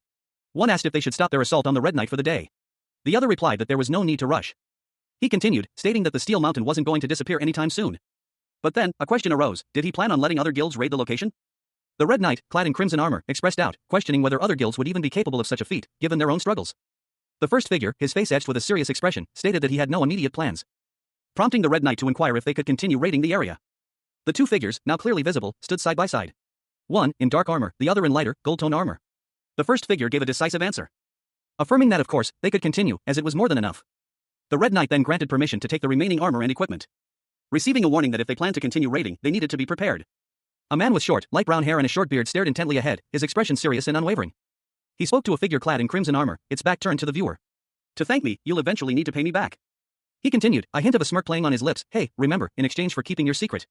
The armored figure turned, revealing a menacing face partially obscured by a helmet. How impatient. The man responded calmly, don't worry. I'll prepare items that you'll be satisfied with. The armored figure nodded slowly. Now then, shall we go home? The scene shifted to a vast, desolate landscape, dominated by a snow-capped mountain peak in the distance. A news report showed a news anchor reporting on recent events. The anchor stated, just moments ago, the masked monarch that has returned from the Steel Mountain, it was revealed that he would hold an auction for the Dark Knight's corpse, with Korean companies as the bidders. The narrative opens with a statement, all aid to the returned players will be channeled through the newly formed Players Association. Inside a grand hall, a civilian official sits across from a powerfully built figure clad in crimson armor, the masked monarch. The air crackles with unspoken tension. The official, a man of considerable girth, sits before two closed briefcases on a low table. His expression is one of quiet anticipation. The focus shifts to the two briefcases, their metallic surfaces gleaming subtly under the soft light. They sit closed, hinting at the contents within. The masked monarch instructs the official to open the briefcases, his voice calm yet commanding. He urges the man to see for himself. Hesitantly, the official begins to open one of the briefcases. His eyes widening as he peers inside. The contents are revealed, stacks upon stacks of South Korean won, neatly organized within the case. The official is speechless, his jaw slack as he stares at the sheer volume of cash. He can only utter, "This is money." The masked monarch's words hang in the air, a stark reminder of the challenges ahead. A bead of sweat trickled down the man's temple as his eyes widened in alarm. His mouth hung slightly open, a silent testament to his growing unease. He was instructed to open another case. A nervous tremor running through him as he obeyed. Inside, nestled on a bed of velvet, lay the Necrean set. The narrator's voice boomed, explaining its incredible protective properties capable of withstanding even a missile explosion. A large, armored figure, seemingly a monster from the game Eternal World, stood before him. He explained that he was giving the man the Necrean set because he deserved it. The armored figure continued, entrusting the man with the player association. The man's eyes narrowed in thought, considering the weight of the responsibility. He resolved to do his best. The scene shifts to a large, imposing building, likely the headquarters of the player association. The man, now bearing the weight of his new responsibility, stands before the building, his expression serious and determined. A figure, clad in crimson armor, stood silhouetted against a sunlit window. The armor, intricate and menacing, hinted at a power beyond the ordinary. The name Lilith appeared in a speech bubble, identifying the armored figure. A woman with dark hair, horns, and elven ears entered the room. She addressed the armored figure with a respectful, almost subservient, "Yes, Appa?" The armored figure, Lilith, asked if the woman could project her thoughts into nightmares. The woman confirmed this ability with an enthusiastic "of course." Lilith then instructed the woman to target Lee Hyung-suk with a nightmare. She added a pointed question, "Wasn't he someone you trusted?" Lilith stood silently, her expression unreadable behind her helmet. The scene shifted to a man in a business suit, looking thoughtful. He spoke, his voice a quiet affirmation, "It's because I want to trust him." The sky was a brilliant blue, dotted with fluffy white clouds, giving way to a vista of rolling green hills, shrouded in a light mist. And finally, a tranquil forest path where two young men walked side by side. One, with short brown hair and a red jacket, mused aloud, "It's been 22 years, no, has it been 23 years? His companion, sporting a yellow shirt, replied, "It's only been 2 years in the real world." The first young man nodded, "Ah, right. I'm really glad this area hasn't turned into a dungeon yet." The young man in red smiled knowingly. They stood before a simple headstone. "It's been a while," one of them said quietly, a hint of sadness in his voice. The other responded, "How have you been? You guys can rest easy because I've become a really famous person." Two young men, brothers, stood amidst a sun-dappled grove. The elder brother, with his slightly longer, darker hair, wore a contemplative expression, a hint of a smile playing on his lips. His younger sibling, beside him, mirrored his calm demeanor. The elder brother's gaze held a depth that belied his age, hinting at burdens carried in battles fought. His quiet confidence radiated outward. The scene shifted to a somber family shrine, adorned with portraits and offerings. A young man, his face etched with grief, stood before it. He had heard that his older brother and his best friend were going to a class reunion together. He learned that his oldest brother was only in the second year of middle school. The weight of their sudden, tragic loss pressed heavily upon him. A silent sorrow filled him as he recalled burying them in the family burial grounds, finding a small measure of peace in knowing they were together. The scene changed to a modern living room. A man, presumably their father, spoke words of comfort and resolve. They would live together from now on. But the brothers exchanged a look, a silent understanding passing between them. The unspoken grief lingered, a shadow in the bright room. The scene opens on a modern apartment building at night. Inside, a disgruntled man's voice echoes, "Why did you bring those brats and make my life more difficult?" A woman, presumably his wife, retorts from the bedroom, "Don't you know? They're still minors, so they can't get the insurance money. Still, it's so annoying." The man, lounging on the bed, responds with a smirk, "Just be patient for a little bit. Once we're acknowledged as their legal guardians, it's over." A young man, seemingly one of the brats, stands alone in a hallway, looking troubled. He silently contemplates, his expression conveying a mix of weariness and resignation. Later, the man addresses the young man, "From now on, whether you want to live here or not, it's up to you. Why did you have to choose a school in Seoul?" The man continues, his tone laced with annoyance, "It's just gonna cost more money." The young man hesitates, then speaks, "What? You still have something to say?" The young man reveals a shocking truth, "If you're thinking about your dad's insurance money, I used it all to pay for the key money deposit on this apartment, so you don't need to contact me anymore." The man's face falls, and he mutters, "Ugh, annoying brats." A young man with short, dark hair sat alone, his expression unreadable.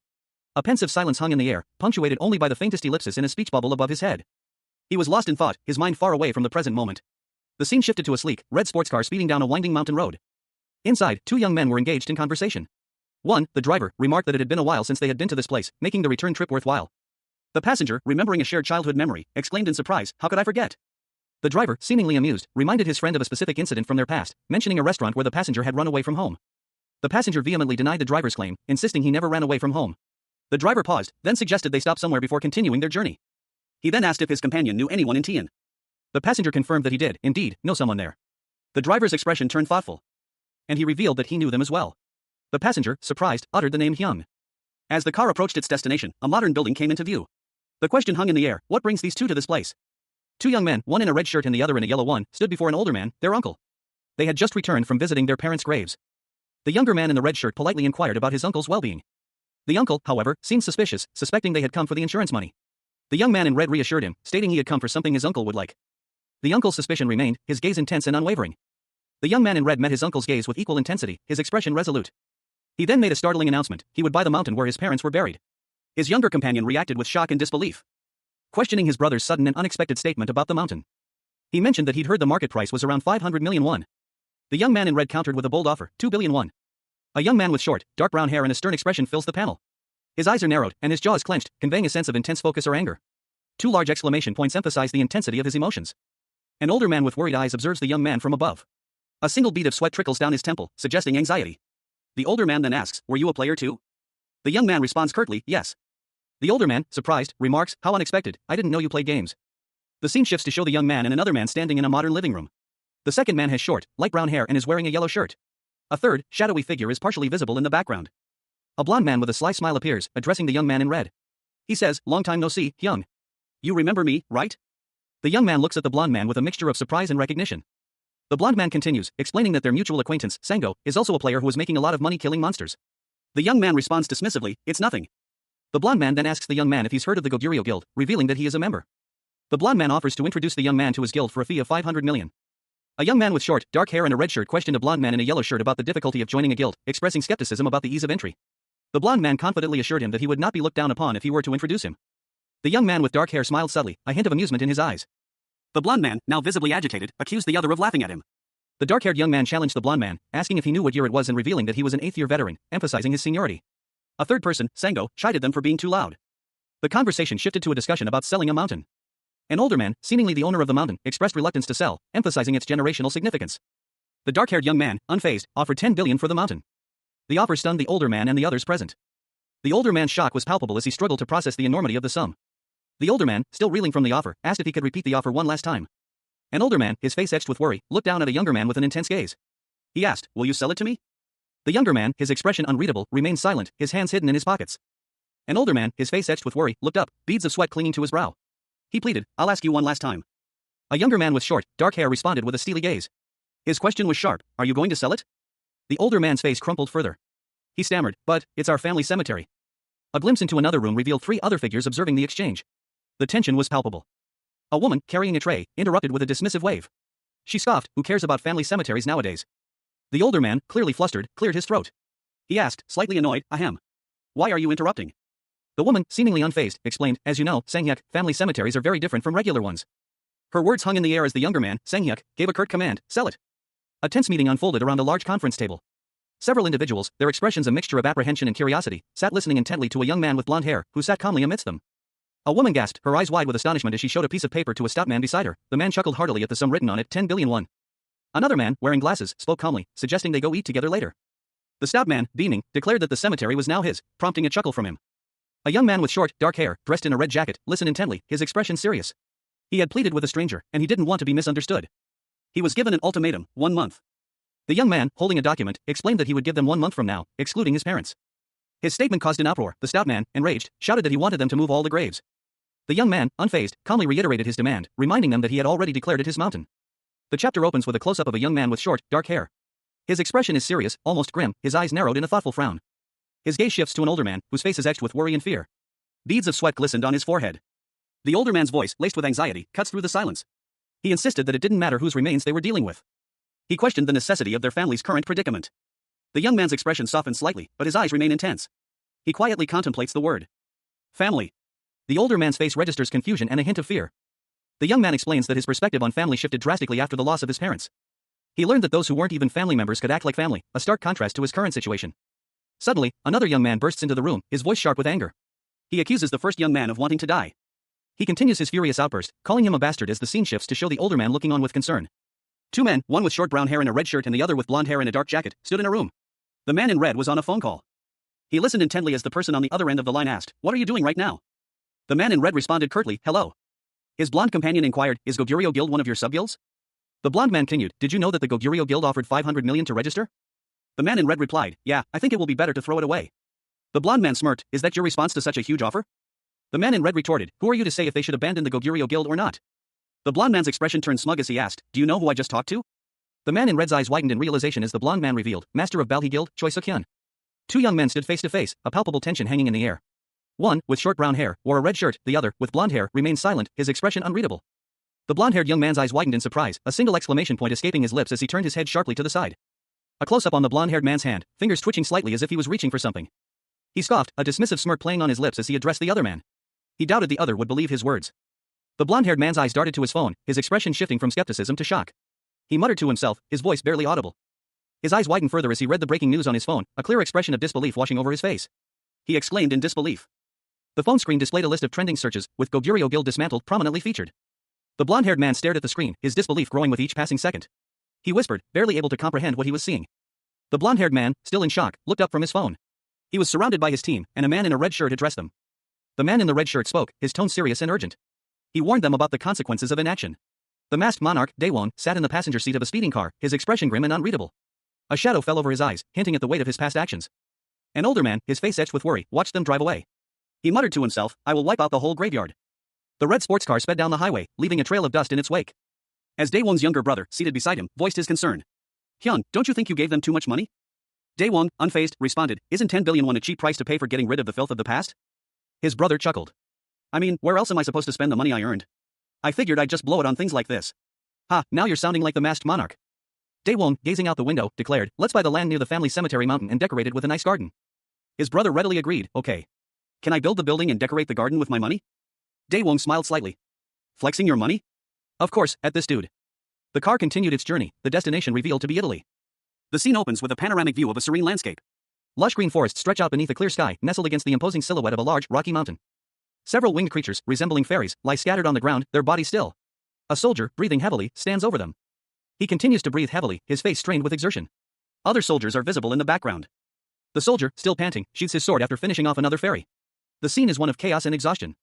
His eyes widen in surprise as he notices something on the ground. A glint of gold catches his eye. He bends down to examine the object, a golden coin. It's a gold coin of dreams, a rare and valuable item. He exclaims in surprise, realizing its significance. Another soldier approaches, and they discuss their hard-fought victory and the acquisition of the coin. The cost of obtaining the coin is highlighted, many fairies had to be slain. The soldier smiles, pleased with their success. He looks forward to their next objective. The scene opens with a close-up of an old, stone well, its mouth dark and mysterious. A gloved hand delicately lowers a small, golden coin into the well's depths. Watched intently by two figures peering down from above. One is a man with blonde hair and goggles, the other a warrior in plated armor. The blonde man, his expression doubtful, questioned the certainty of their method. Are you really sure that the rare item comes out if you drop the coin here?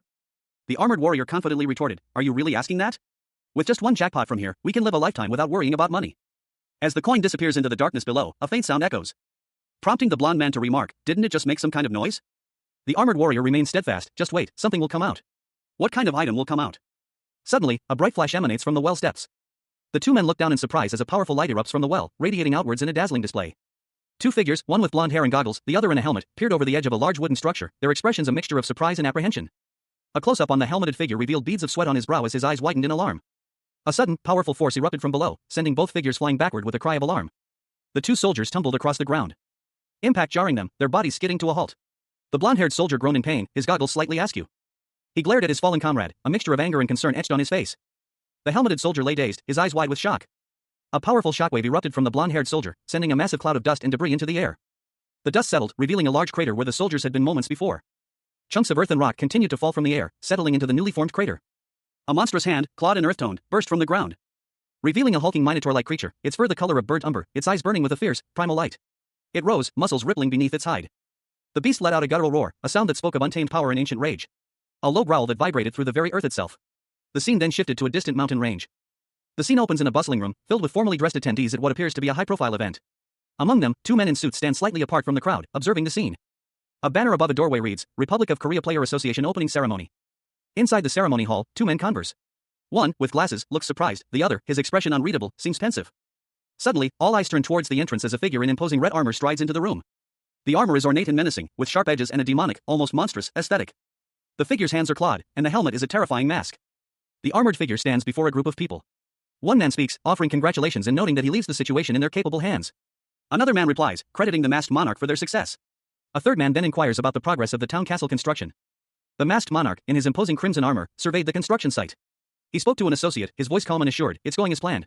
A couple of buildings should be completed next month. His associate, however, seemed to have a pressing matter. He interrupted, excuse me, masked monarch. Please. They moved to a more private location. The associate nervously asked, "Can I have a moment with you?" The masked monarch, ever stoic, simply replied, "Okay." As they walked, the associate explained, there was a problem with purchasing some land. The masked monarch's expression hardened. "Who's the owner?" The associate's answer was terse, "The chairman of the Meteor Group." The masked monarch's eyes narrowed. Meteor Group. He seemed to be considering something. Then, a slight smile played on his lips. "Ah, you were over here." The masked monarch turned and walked away, leaving his associate to ponder the implications. Park Tae-hoo, the representative for the Meteor Group, introduced himself.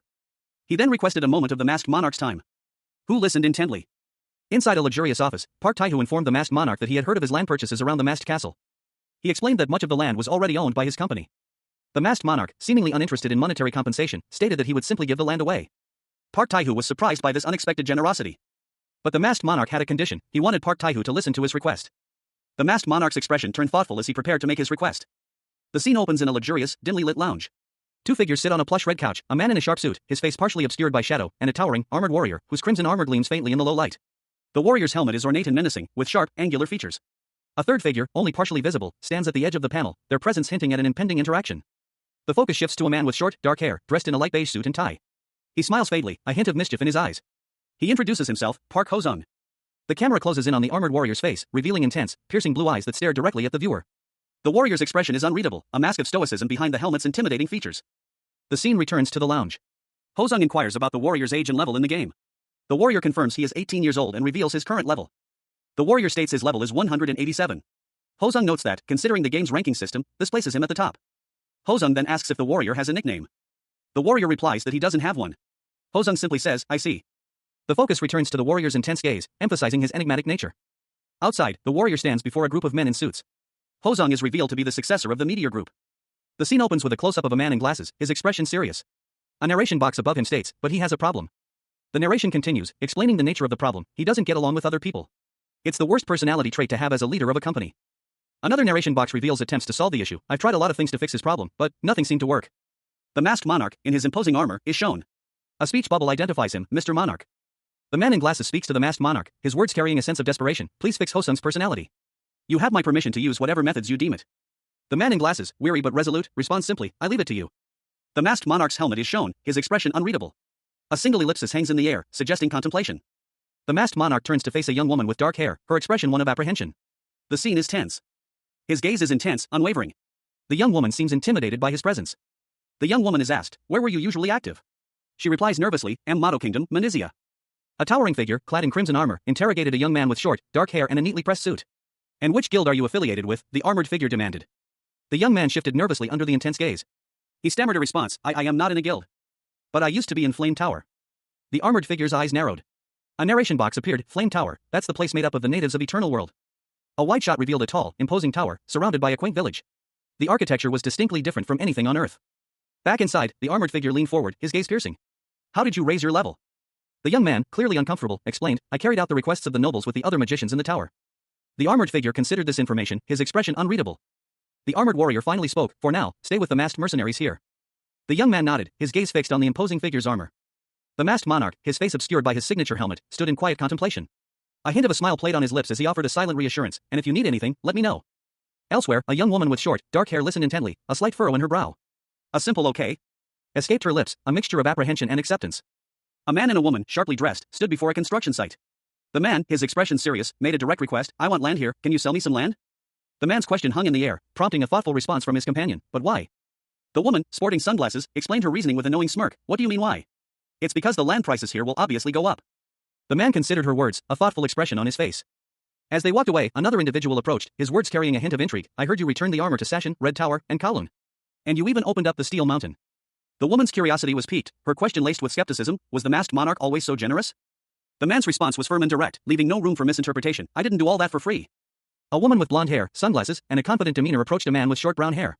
She inquired about his reasons for being there, specifically mentioning that her guild was called Dark Chamber. She continued, expressing curiosity about whether or not a chaos chest was present.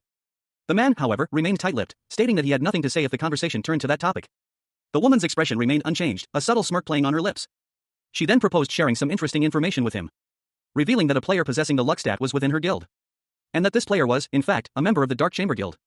The man's expression shifted to one of contemplation, his eyes narrowed in thought. The narrative focuses on Lee Jae-sung, a player known for reaching max level in the luck stat within the virtual reality game, Eternal World. His passion for gambling was evident, even extending to his in-game activities within Eternal World. Despite his prowess, his gambling habits often led to losses exceeding his winnings. A decade into his gaming career, a peculiar quest was presented to him by the game's dealer. The quest's simplicity was deceptive. Lee Jae-sung had to win 777 times against the dealer. This seemingly straightforward task proved far more challenging than anticipated. Through sheer dedication, Lee Jae-sung completed the quest. His reward was a skill aptly named Miracle Dice. Later, in a cafe, Lee Jae-sung casually mentions the Miracle Dice skill to his companions, downplaying its significance as a simple skill. A woman with blonde hair and glasses explained that if a certain someone rolled 3 of his special dice, the higher the rolls, the higher his luck stat would rise. Meanwhile, a man with short, dark hair listened intently, a thoughtful expression on his face. He was told that if he used this person well, they would prove quite useful. The scene shifted to a simple, brightly lit room, the only features being 2 pendant lights and a window. The man, after using Lee Jae-sung's skill to raise his luck, now intended to open the chest of chaos. The blonde woman smirked, finding his plan quite tempting. Lee Jae-sung, who worked for the black market, introduced himself. He was then asked about his miracle dice skill.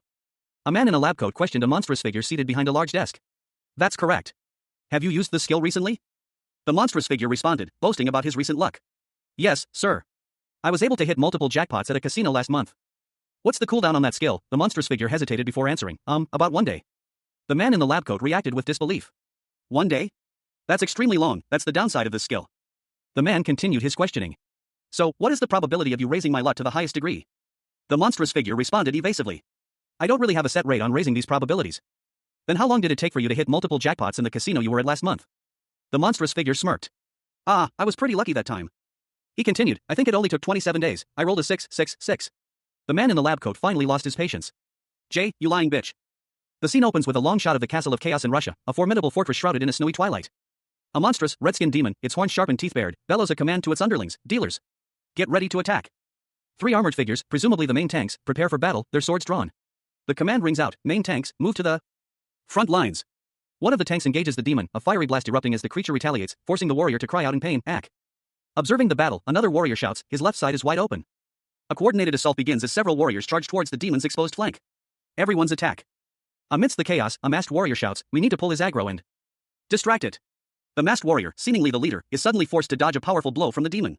He narrowly avoids being crushed, his face contorted in a grimace. The masked warrior's expression shifts to one of intense frustration and fear as he mutters, shit.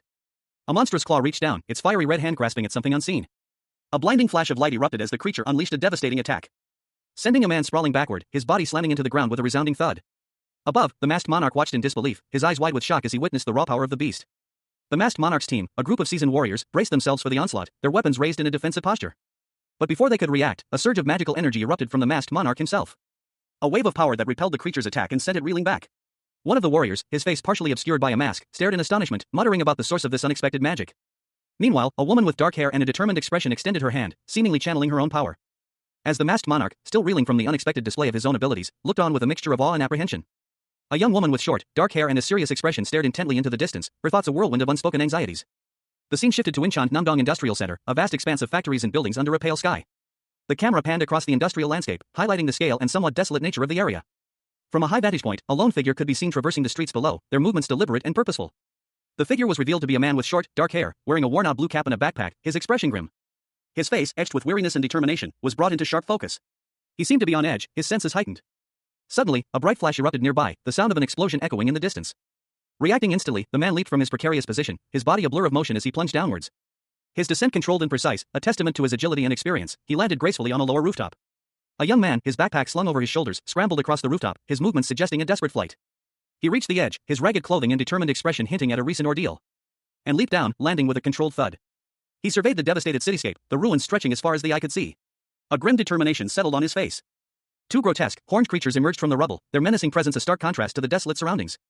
The young man's eyes widened in alarm as he registered the threat. A palpable fear gripping him as he fumbled with a small purple pouch. He poured the contents of the pouch into his hand, a fine, glittering powder.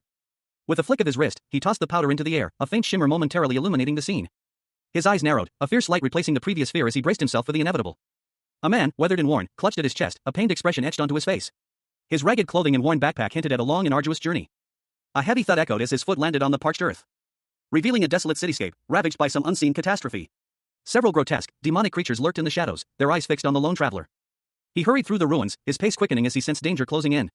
A sudden, violent gust of wind slammed him against a rusty gate, sending him sprawling onto the dusty ground.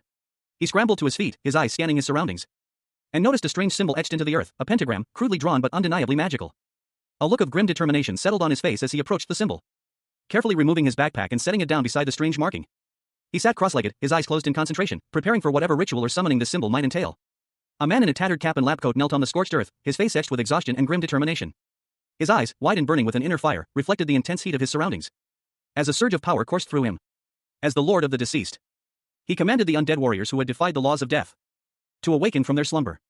With outstretched arms, he beckoned the skeletal figures rising from the sand, their empty sockets glowing with an eerie light. The skeletons, responding to his command, clawed their way out of the earth, their bony hands scraping against the sand. The scene opens with a panoramic view of the Steel Mountain Range, a jagged, imposing landscape. A group of adventurers, poised for battle, prepare to attack. They shout, "Get ready to attack." A colossal stone golem emerges, its movements causing tremors in the earth. A powerful blast erupts from its fist. As the adventurers realize the nature of the attack. It's an AoE attack, one of them shouts. Amidst the chaos, a desperate cry rings out, "Everyone, run!" The adventurers scatter as the golem's attack devastates the area. Observing from a distance, a masked figure watches the scene unfold. He comments, "The Balhi Guild is pretty good."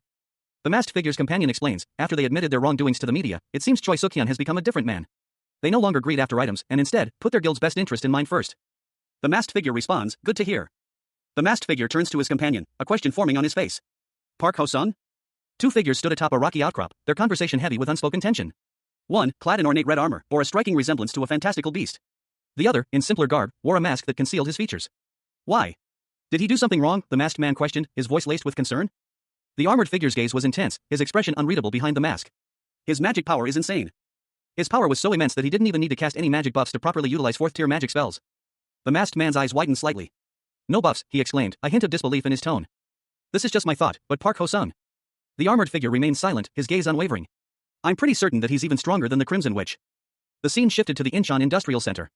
A series of alarms blared, the message overflow detected repeating across multiple loudspeakers. A public announcement urged citizens to evacuate immediately. A group of young men stood on a city street, their conversation interrupted by a sudden commotion. One of them, noticing the disturbance, questioned aloud, "What? An overflow here at this place?" His question was cut short as he looked up, a look of disbelief washing over his face. "Ha!" A horde of grotesque, green-skinned goblins poured into the street, their snarls and guttural cries echoing through the city. One particularly large goblin charged towards the young man, its eyes filled with savage intent. Terror seized the young man as the goblin lunged. A look of sheer panic filled his eyes. The creature's claws raked across his body, sending him sprawling to the ground as the horde surged forward. Surrounded and desperate, the young man cried out, "Save me!" He and the others fled in a desperate attempt to escape the monstrous onslaught, the goblins hot on their heels. One of the young men was caught, his pained cry echoing as he was dragged down by the goblins. A wave of fire erupted from a distant point, engulfing several buildings in its path. A crimson boot landed heavily on the ground, the dust swirling around it as a powerful figure arrived on the scene. A vast, desolate landscape stretched before him, a panorama of jagged, snow-covered peaks under a pale sky. He stood on a precipice, a lone figure silhouetted against the harsh beauty of the mountains. The masked monarch, clad in crimson armor, surveyed his surroundings. A grim determination etched on his face. His gaze held a hint of something else, a predatory gleam. Suddenly, a blur of motion, a knight in shining white armor, charged towards him, sword raised high. The masked monarch smirked, unfazed. A blinding flash of light erupted from the masked monarch's hand. A force of raw power that sent shockwaves across the landscape, reducing the charging knight to dust. The masked monarch's voice, cold and devoid of emotion, echoed across the desolate peaks. Attacking without any thought, you still haven't changed. With a swift movement, the masked monarch deflected the knight's attack. His crimson gauntlet meeting the knight's blade in a shower of sparks. The clash of steel echoed through the air. The masked monarch, clad in crimson armor and wielding twin blades, grinned. He hoped this enemy would drop a legendary item this time. He lunged forward, his blades ablur as he engaged a knight in shining silver armor. The clash of steel echoing as the masked monarch's attack sent a shockwave through the earth. The knight stumbled back, momentarily stunned by the force of the blow. Seizing the opportunity, the masked monarch leaped into the air. His descent a whirlwind of crimson as he aimed a devastating blow at the knight's exposed flank. The impact sending the knight sprawling across the desert floor. The masked monarch pressed his advantage, his blade flashing as he prepared another attack. But the knight, recovering quickly, raised his sword to meet the oncoming assault. A powerful energy erupted from the clash of their blades, sending a shockwave that ripped through the air. The masked monarch, a figure shrouded in mystery, engaged in a fierce battle against a formidable knight clad in shining silver armor. His movements were a blur of speed and precision. Each strike of his blade leaving a trail of shimmering energy in its wake.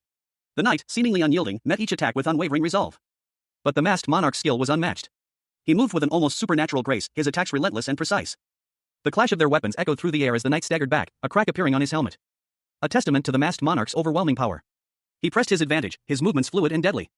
A blinding flash of light erupted as the knight attempted a desperate counterattack. The force of the collision sent shockwaves through the ground, shattering the earth around them. The knight's armor cracked further under the strain. And a massive explosion rocked the landscape, sending debris flying high into the air.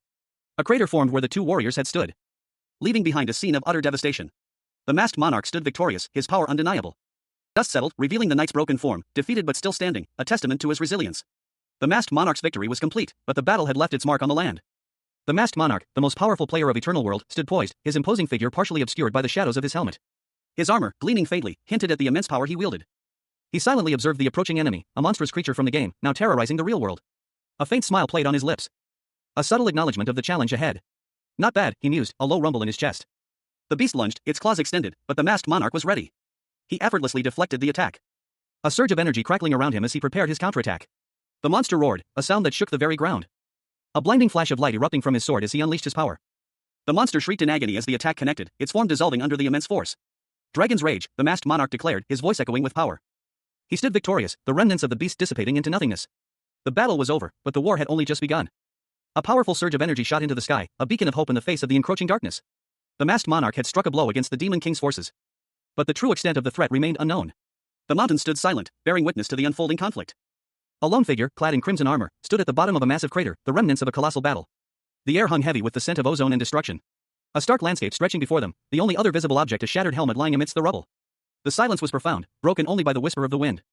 The armored figure, breathing heavily, turned to survey their surroundings. They were clearly exhausted, their movements slow and deliberate. A faint glow emanating from their chest. The face beneath the helmet was revealed to be that of a young man, his expression a mixture of weariness and determination. A surge of light erupted from the young man's chest, bathing the desolate landscape in an ethereal glow. He gasped, his eyes widening in surprise. As glowing embers coalescing into a small, golden cube. Golem's heart, he whispered, a dawning realization in his eyes. A narration box appeared, detailing the cube's composition, mithril, high-grade mana ore, emerald, diamond, ruby, and sapphire. The young man's jaw dropped. Holy shit, he exclaimed. He grinned, a look of pure elation on his face. I hit the jackpot, he declared. Suddenly, a large, clawed hand reached out from the shadows, grabbing the young man's arm. The panel shows a close-up of the hand, revealing it to be monstrous and green-skinned.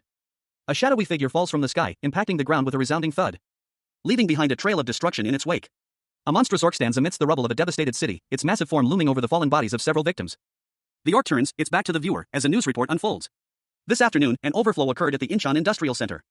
While the exact numbers are still unconfirmed, it has been estimated that over 100 people have died so far.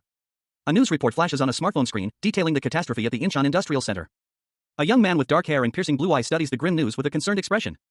He looks thoughtful, a shadow of suspicion crossing his features. Wondering if this disaster could be connected to the masked monarch's monopolization of the training grounds. It's been a while since someone tried to do that to him. How interesting. The scene opens on a grand, imposing castle, its spires piercing a clear blue sky. The architecture suggests a blend of medieval and modern styles, hinting at a world where the past and present intertwine. Inside, 3 figures, a woman and 2 men, surround a glowing, ornate box. The woman's face is etched with shock and confusion, the men share her bewilderment. Why is a golem's heart here, she exclaims, her voice filled with disbelief. The camera focuses on the box, its intricate carvings glowing with an inner light. One of the men speaks, his voice laced with awe and suspicion. Wait, did the masked monarch slay the White Knight? His colleague nods slowly, a grim certainty settling on his features. I believe he did. The focus shifts back to the box as the third individual, his eyes wide with wonder, exclaims, whoa. Take a look at these inscribed magic. It's a work of art. A close-up on the box reveals its contents. How much are the ingredients? Not only is it a high-grade mana ore, it also contains high-grade gems as well. The box, a cube of polished, glowing ore, seems to hum with latent power. One of the men, looking thoughtful, speaks. We'll need to figure out a way to use this. He continues, a hint of excitement in his voice. No, we might even be able to create something even greater than that. A man with a beard, wearing an apron, stood between 2 younger individuals, his expression serious and intense. His gaze held a weight of unspoken knowledge, a stark contrast to the worried expressions of the younger pair. One of the younger individuals, a woman with shoulder-length brown hair, tilted her head, a question forming on her lips. She silently wondered what the implications of the man's words might be. Suddenly, a colossal stone golem emerged from the forest, its glowing red eyes fixed on something unseen. Leaves scattered as the creature moved, its immense size dwarfing the surrounding trees. The golem slammed its fist into the ground, creating a massive crater. A voice, filled with awe and fear, whispered, an actual golem. Inside a large room, a group of people sat around a table, their expression serious. One of them, a man in a red and black suit of armor, spoke of the Phoenix Guild's involvement in the recent events. Another person questioned the claim, expressing doubt. The armored man confirmed that while not fully confirmed, the Phoenix Guild was suspected to be behind the recent incidents. A man in a suit, looking concerned, revealed that the Phoenix Guild controlled the Incheon Industrial Center, adding another layer of complexity to the situation. The armored man explained that despite their control, the Phoenix Guild had not responded to the crisis, and contact remained impossible. He then requested that the man in the suit examine some documents. The masked monarch, clad in his crimson armor, meticulously examined a document. His gaze, though obscured by his mask, held a sharp intensity. The document contained a photograph, a grainy CCTV image of a man walking near the Incheon Industrial Center, taken before the mass return of players from the game, Eternal World. A discussion ensued amongst the masked monarch and his companions. One of them pointed out that the man in the photograph appeared to be a foreigner. The masked monarch, however, countered that the overflow incident began shortly after this man entered a nearby village. Another companion, a figure cloaked in a skull mask, studied the photograph with growing concern. He recognized the man. He exclaimed that the man was Ahmed Hassan. The skull-masked figure's statement caused a stir. One of the companions questioned if this was the same Ahmed Hassan, the master of the Tower of the Dead in Egypt. The skull-masked figure confirmed the identification, explaining that his difficult experiences in Eternal World were directly linked to this man. Deciding that further deliberation was pointless, the skull-masked figure declared that they would confront Ahmed Hassan directly. The masked monarch agreed to this course of action. A young man with short, dark hair, dressed in simple, casual clothing, stood in a state of quiet apprehension. His gaze was fixed on a figure clad in ornate, crimson armor, the helmet resembling a monstrous, horned beast. The armor's design was intricate, with gold accents highlighting the sharp edges and menacing features. The armored figure, seemingly unfazed by the young man's unease, spoke. He questioned the young man's intentions, expressing disbelief at his plans to travel to Egypt immediately. The young man, his expression a mixture of nervousness and determination, responded. He identified the armored figure as the Sunset Warrior, confirming his identity as the masked monarch. The masked monarch then issued a command. He instructed the young man to contact the black market and investigate the Phoenix Guild. In a separate scene, the masked monarch gave further instructions to another individual, Baek-young. He tasked Baek-young with deploying the masked army to resolve a situation at the Incheon Industrial Center. Baek-young acknowledged the order. The masked monarch then voiced his suspicion that someone was deliberately trying to cause them trouble. The masked monarch, his face partially obscured by his helmet, stood before the young man and another figure, his expression grim. He declared his intention to retaliate tenfold against whoever was causing them problems. A close-up of the masked monarch's helmet revealed a determined, almost cold gaze from behind the mask. His eyes, visible through the narrow slits, conveyed a sense of unwavering resolve. The scene shifted to Cairo International Airport, Terminal 1, in Egypt. The vast expanse of the airport, bustling with activity, was shown in a wide shot. A large crowd of onlookers, a sea of faces and flashing cameras, pressed against the barriers. Their anticipation was palpable, a collective hum of excitement hanging in the air. The air thick with the murmur of hushed whispers and the click of cameras. Among them, a few individuals stood out, their faces a mixture of awe and apprehension. As the main event approached, 3 figures emerged from the building, their presence commanding attention. The central figure, clad in crimson armor, was imposing, a warrior of immense stature. Flanked by 2 others, one cloaked and hooded, the other radiating an aura of quiet power. The crowd erupted in a cacophony of gasps and cheers. The crimson-armored figure, the masked monarch, paused, his gaze sweeping across the crowd. "Wow, that's a lot of people," he murmured, a hint of surprise in his tone. His companion, a young woman with short, dark hair, spoke softly, "You're pretty popular." But a thought crossed his mind, "This is just my thought, but Park Ho-sung. He might even be stronger than the Crimson Witch." The young woman's eyes widened slightly at the implication. The cloaked figure beside the masked monarch spoke, his voice low and questioning, "But sir, why did you bring that kid?" "I'll need to know, so that I can come up with a proper plan for us." A hooded figure, their face obscured by a skull-like mask, addressed someone unseen. Their voice, though muffled, carried an air of confidence. They claimed superior knowledge of Ahmed's weaknesses. The response came from a figure clad in crimson armor, their face partially hidden behind a fierce helmet. They questioned the hooded figure's boast, challenging their ability to defeat Ahmed this time. The hooded figure, unfazed, explained that their previous defeat in Eternal World was due solely to their low level. They confidently asserted that a pure skill-based fight would result in an easy victory. The armored figure, accepting the challenge, simply stated that the hooded figure better not lose this time. The hooded figure, in turn, offered a nonchalant reassurance. The scene shifted to reveal the armored figure, the hooded figure, and a third individual, a young woman with dark hair, standing together in what appeared to be a modern building. They were observed from a shadowed vantage point. The focus shifted to a man in a pristine white suit, flanked by 2 men in dark suits and sunglasses. The man's face was partially obscured, but his confident posture suggested authority. The hooded figure and the armored figure exchanged a look, their attention drawn to the man in the white suit. The hooded figure whispered a name. Ahmed Hassan. The name hung in the air, heavy with implication. Ahmed Hassan expressed regret that the armored figure hadn't informed him beforehand, as better preparations could have been made. The armored figure remained silent, his expression unreadable behind his mask. A single ellipsis hung in the air, suggesting unspoken tension. The scene opens on a tranquil estate, a picturesque swan gliding serenely across a crystal-clear pond, nestled amidst a meticulously manicured garden. A classical-style gazebo stands proudly on a small island in the center of the pond, its white columns gleaming under the soft sunlight. The camera pans to reveal an ornate fountain, its cascading water creating a soothing melody that complements the peaceful atmosphere. Tall, slender cypress trees stand guard on either side, their dark green foliage providing a stark contrast to the bright sky. The path leads to a grand mansion, its imposing facade hinting at the wealth and power within. The building's elegant architecture speaks of a history rich in prestige and influence. Inside, a tense meeting unfolds. The masked monarch, clad in his signature red armor, stands amidst a group of sharply dressed men, their faces impassive. A figure cloaked in green observes the scene from a distance, their identity obscured by shadows. One of the men, impeccably dressed in a white suit, speaks to the masked monarch. His words carry an undercurrent of suspicion, hinting at the monarch's sudden wealth. The masked monarch calmly refutes the insinuation, asserting that his wealth is the result of his own hard work. His tone is firm, leaving no room for doubt. Another man, observing the exchange, suggests that the monarch's presence implies he has information to share. His gaze is sharp, assessing the situation. The masked monarch confirms their assumption, stating that recent events in South Korea are unrelated to him. His expression is stoic, betraying no emotion. His words hang heavy in the air, prompting a skeptical response from the man in the white suit. Doubt clouds his features. The man in the white suit then quotes a proverb about guilt needing no accuser, challenging the masked monarch's claim of innocence. The tension in the room thickens. A piece of paper flew past a young man with dark hair, catching his attention. The paper contained a photograph of a man walking down a city street, his back to the camera. The photograph was shown to a group of people, including a monstrous figure in red armor. One of them accused the armored figure of something based on the picture, but the figure denied any involvement. The armored figure continued to deny any knowledge of the situation, prompting a skeptical response from the others. Frustrated by the denial, the armored figure prepared to take action. Releasing a surge of energy from their hands. A nearby man in a lab coat watched in shock as the energy erupted. The armored figure's power caused a large impact, sending shockwaves outward. The force of the blast reached a large building in the distance. The armored figure glared intensely, their face partially obscured by the helmet. A man's face, etched with worry and apprehension, filled the panel. His wide eyes, reflecting a deep unease, hinted at the gravity of the situation. Suddenly, a red armored figure burst into the scene, a sword held high. The man in the white suit fell to the ground, the impact sending shockwaves through the room. Dust and debris swirled around them. The force of the blow created a deep fissure in the marble floor. The red armored figure loomed over the fallen man, its helmet obscuring its face. A menacing voice demanded the truth. The man's eyes darted around, his fear palpable. Sweat beaded on his brow. His fear intensified as he realized the danger he was in. The armored figure delivered a swift, powerful blow, sending the man sprawling. The armored figure revealed a glimpse of its face, a hint of anger and frustration in its eyes. It claimed to have only been following orders, pleading for trust. The man, still on the ground, insisted he hadn't planned for any of this to happen. The man's face showed a mixture of fear and desperation. A towering figure, clad in crimson armor adorned with demonic features, loomed over a cowering man in a white lab coat. The armored figure's piercing gaze held a hint of menace as he demanded to know who had ordered the man to carry out this task. The response, delivered in a low, chilling tone, sent a fresh wave of fear through the scientist. It was someone he knew. The scientist, his back to the viewer, stared out a large window at the sprawling cityscape below. A sense of dread washed over him as he contemplated the implications of this revelation. The identity of his contact was finally revealed, the Templar, Michael Buren. Inside a grand, opulent building, a man in a sharp suit knelt before a towering figure clad in crimson armor. He inquired, confirming his understanding of the situation, were the mana ores obtained to initiate an overflow?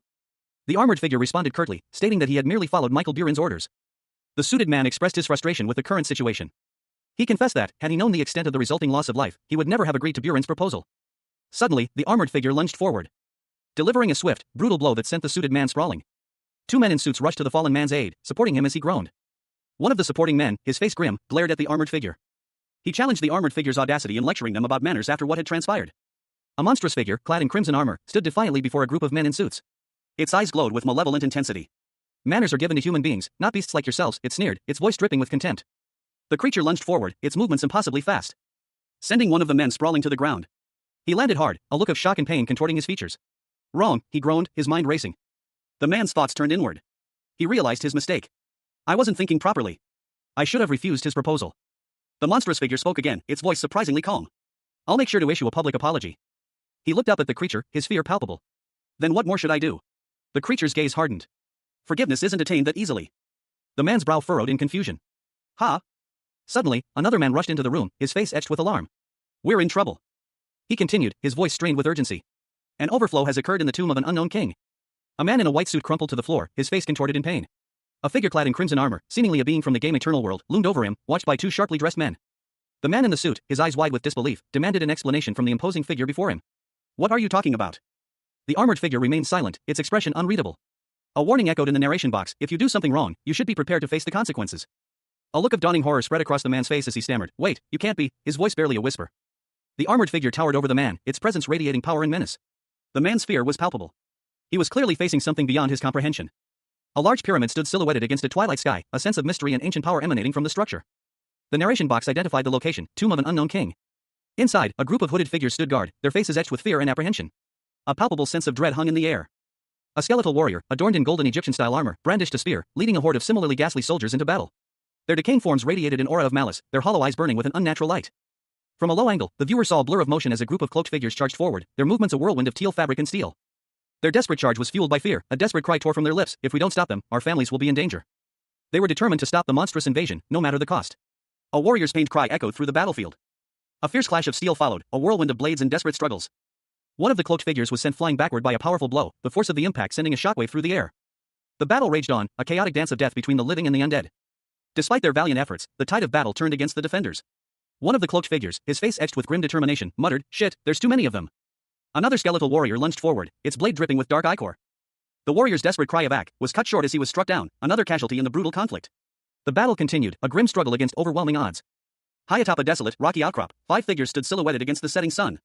4 were cloaked in dark green robes, their faces obscured by shadow, while the 5th, a towering figure clad in crimson armor, radiated an aura of power. One of the robed figures, his face etched with worry, spoke to the armored figure. Too far. He exclaimed, his voice tight with frustration. We haven't even cleared the tomb of the unknown king. The armored figure responded, its voice calm but firm. The same goes for you. You knew that the overflow in Incheon would slaughter innocent lives as well. So why did you do it? The robed figure, his face now flushed with shame, pleaded with the armored figure. Can you please overlook this incident, just this once?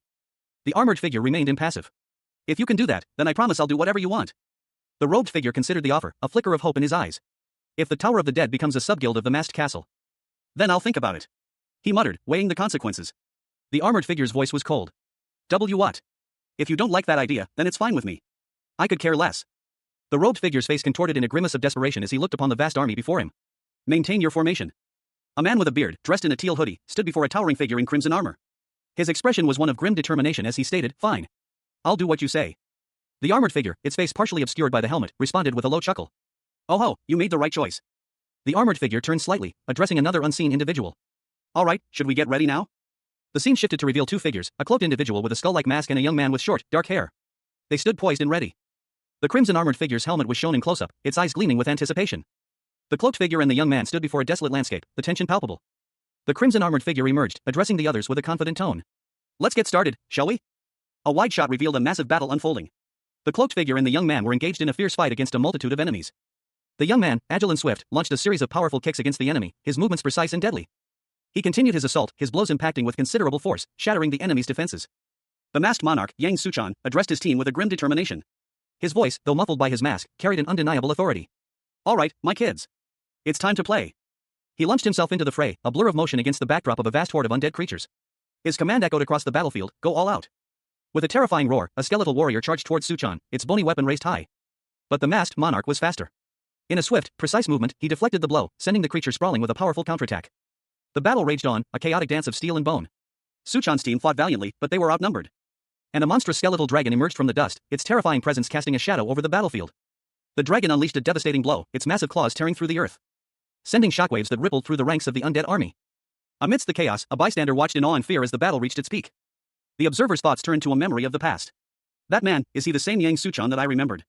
Two skeletal figures, adorned in ancient-looking golden armor, loomed menacingly. Their empty sockets glowed with an eerie red light, their expressions a silent scream of malice.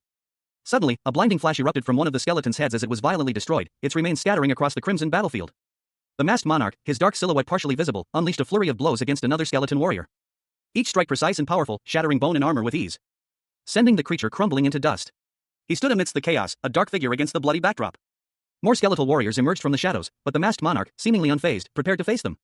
A woman with striking crimson eyes watched from afar, her expression unreadable. The masked monarch, using a magical circle, launched a devastating attack, obliterating several of the remaining skeletons. The woman, now identified as a mysterious ally, prepared for action, a determined glint in her eyes. With a swift movement, she unleashed a powerful energy blast, striking down one of the last remaining skeletons with a resounding ACKK. A young woman with short, dark hair recoiled, her eyes wide with alarm. A surge of energy, depicted as crackling purple electricity, erupted from her outstretched hand. "That scared me," she exclaimed, her voice laced with a mixture of fear and surprise. The source of her fright was revealed, a monstrous, red-armored figure with a fierce expression and sharp, angular features. He sneered, his words dripping with malice. "You bastard. I almost got hit by that." The young woman, still shaken, examined a slender, glowing wand in her hand. Her brow furrowed in confusion. "This is..." The red-armored figure explained, his tone surprisingly calm despite his previous outburst. "It's a unique wand that is able to exponentially increase your magic power. At your level, I doubt there will be any restrictions imposed from that item." The young woman looked at the wand, then at the battlefield behind her, littered with fallen foes. She responded quietly, her voice barely a whisper. "I'm fine without this." The red-armored figure, seemingly unfazed by her rejection, offered a final comment. "It's a welcome present for officially joining the masked army." The young woman's expression remained unreadable, her gaze fixed on something unseen. Dust swirled around her. A skeletal figure, cloaked in green, emerged from the dust cloud, a maniacal grin spreading across his skull-like face. He roared with laughter, his voice echoing across the battlefield. "Ha ha ha ha ha! Go, my kids! Destroy them all!" The skeletal figure launched a powerful attack, a wave of dark energy emanating from his body. The attack resulted in a massive explosion, engulfing the battlefield in a cloud of purple smoke. The masked monarch, the most powerful player of Eternal World, stood amidst a desolate landscape, his skeletal mask partially obscuring his face. A chilling aura emanating from him as he surveyed the ravaged terrain. Debris littered the ground, testament to a recent, violent struggle.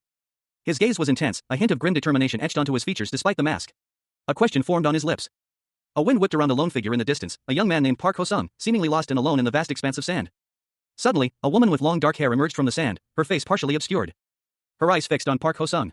She seemed to be assessing him, her expression unreadable. A young woman with short, dark hair held a glowing crimson circle aloft, arcane symbols pulsing with inner light. The circle unleashed a wave of searing energy, forming two crimson blades of pure power that extended from her outstretched hand. Her face, a mask of grim determination, was illuminated by the fierce energy as she channeled her power. Then, with a sudden burst of speed, she vanished in a flash of crimson light. The words "mass undead" appeared, a stark warning against the approaching horde. A wave of skeletal figures emerged from the crimson vortex, their bony hands reaching out. Another player, this one with dark blue hair, appeared, summoning a swirling blue circle of energy. The circle unleashed a powerful blast of energy, obliterating the undead. Two figures, a hooded skeleton and a helmeted warrior, watched in stunned silence. Who was that kid? The masked monarch, the most powerful player of Eternal World, demonstrated his unmatched prowess.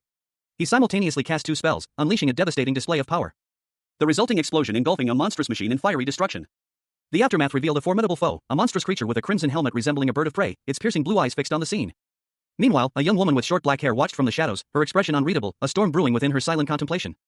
Elsewhere, two men, one with a surprised expression and the other with a stern look, reacted to a recent development.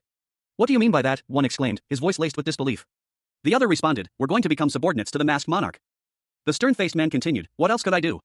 Did you want to see our guild disbanded?" But still. The man's internal monologue revealed his true feelings. The entire world revolves around the masked monarch. Now that we've become his subguild. The masked monarch, his crimson armor gleaming, addressed his team. He expressed his belief that, together, they could achieve feats previously deemed impossible. One of his companions, a man with a weathered face and a thoughtful expression, agreed, seeing this as a unique opportunity for them. The scene shifted to a colossal pyramid, its ancient stones hinting at a forgotten power. Inside, a desolate scene unfolded, a scattering of skeletal remains and broken weaponry lay scattered across the dusty floor. A testament to a past battle fought within the pyramid's depths. Beyond the debris, a massive, ornate golden gate stood, hinting at a powerful presence within.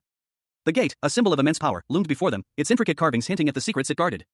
The masked monarch's team approached cautiously, their footsteps echoing in the silent chamber. As they neared, the gate revealed a vast chamber filled with countless figures, seemingly frozen in time. A towering figure, clad in crimson armor similar to the masked monarch's, stood before them, surveying the scene. High atop the tomb of the unknown king, a chilling scene unfolded. A legion of skeletal warriors, their eyes burning with an eerie red glow, stood poised and ready. Their bony forms clad in ancient, golden armor, a silent army awaiting their master's command. The vast throne room of the tomb was a spectacle of ancient grandeur. A massive, ornate symbol dominated the far wall, casting an ominous shadow over the assembled undead. Hundreds of skeletal figures knelt before a raised dais, where three particularly imposing figures sat enthroned. The central figure, the Forgotten King, was a terrifying sight, a towering skeleton with glowing red eyes, his skeletal face framed by a magnificent, striped headdress. His level remained unknown. Suddenly, two figures appeared, interrupting the eerie silence.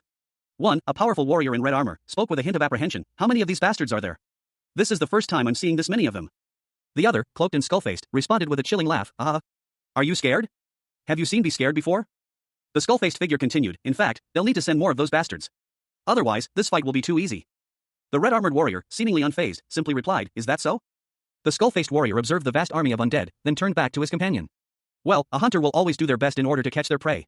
The red-armored warrior agreed, "That's true." A woman with short, dark hair stood before a figure clad in crimson armor, its helmet resembling a bird of prey.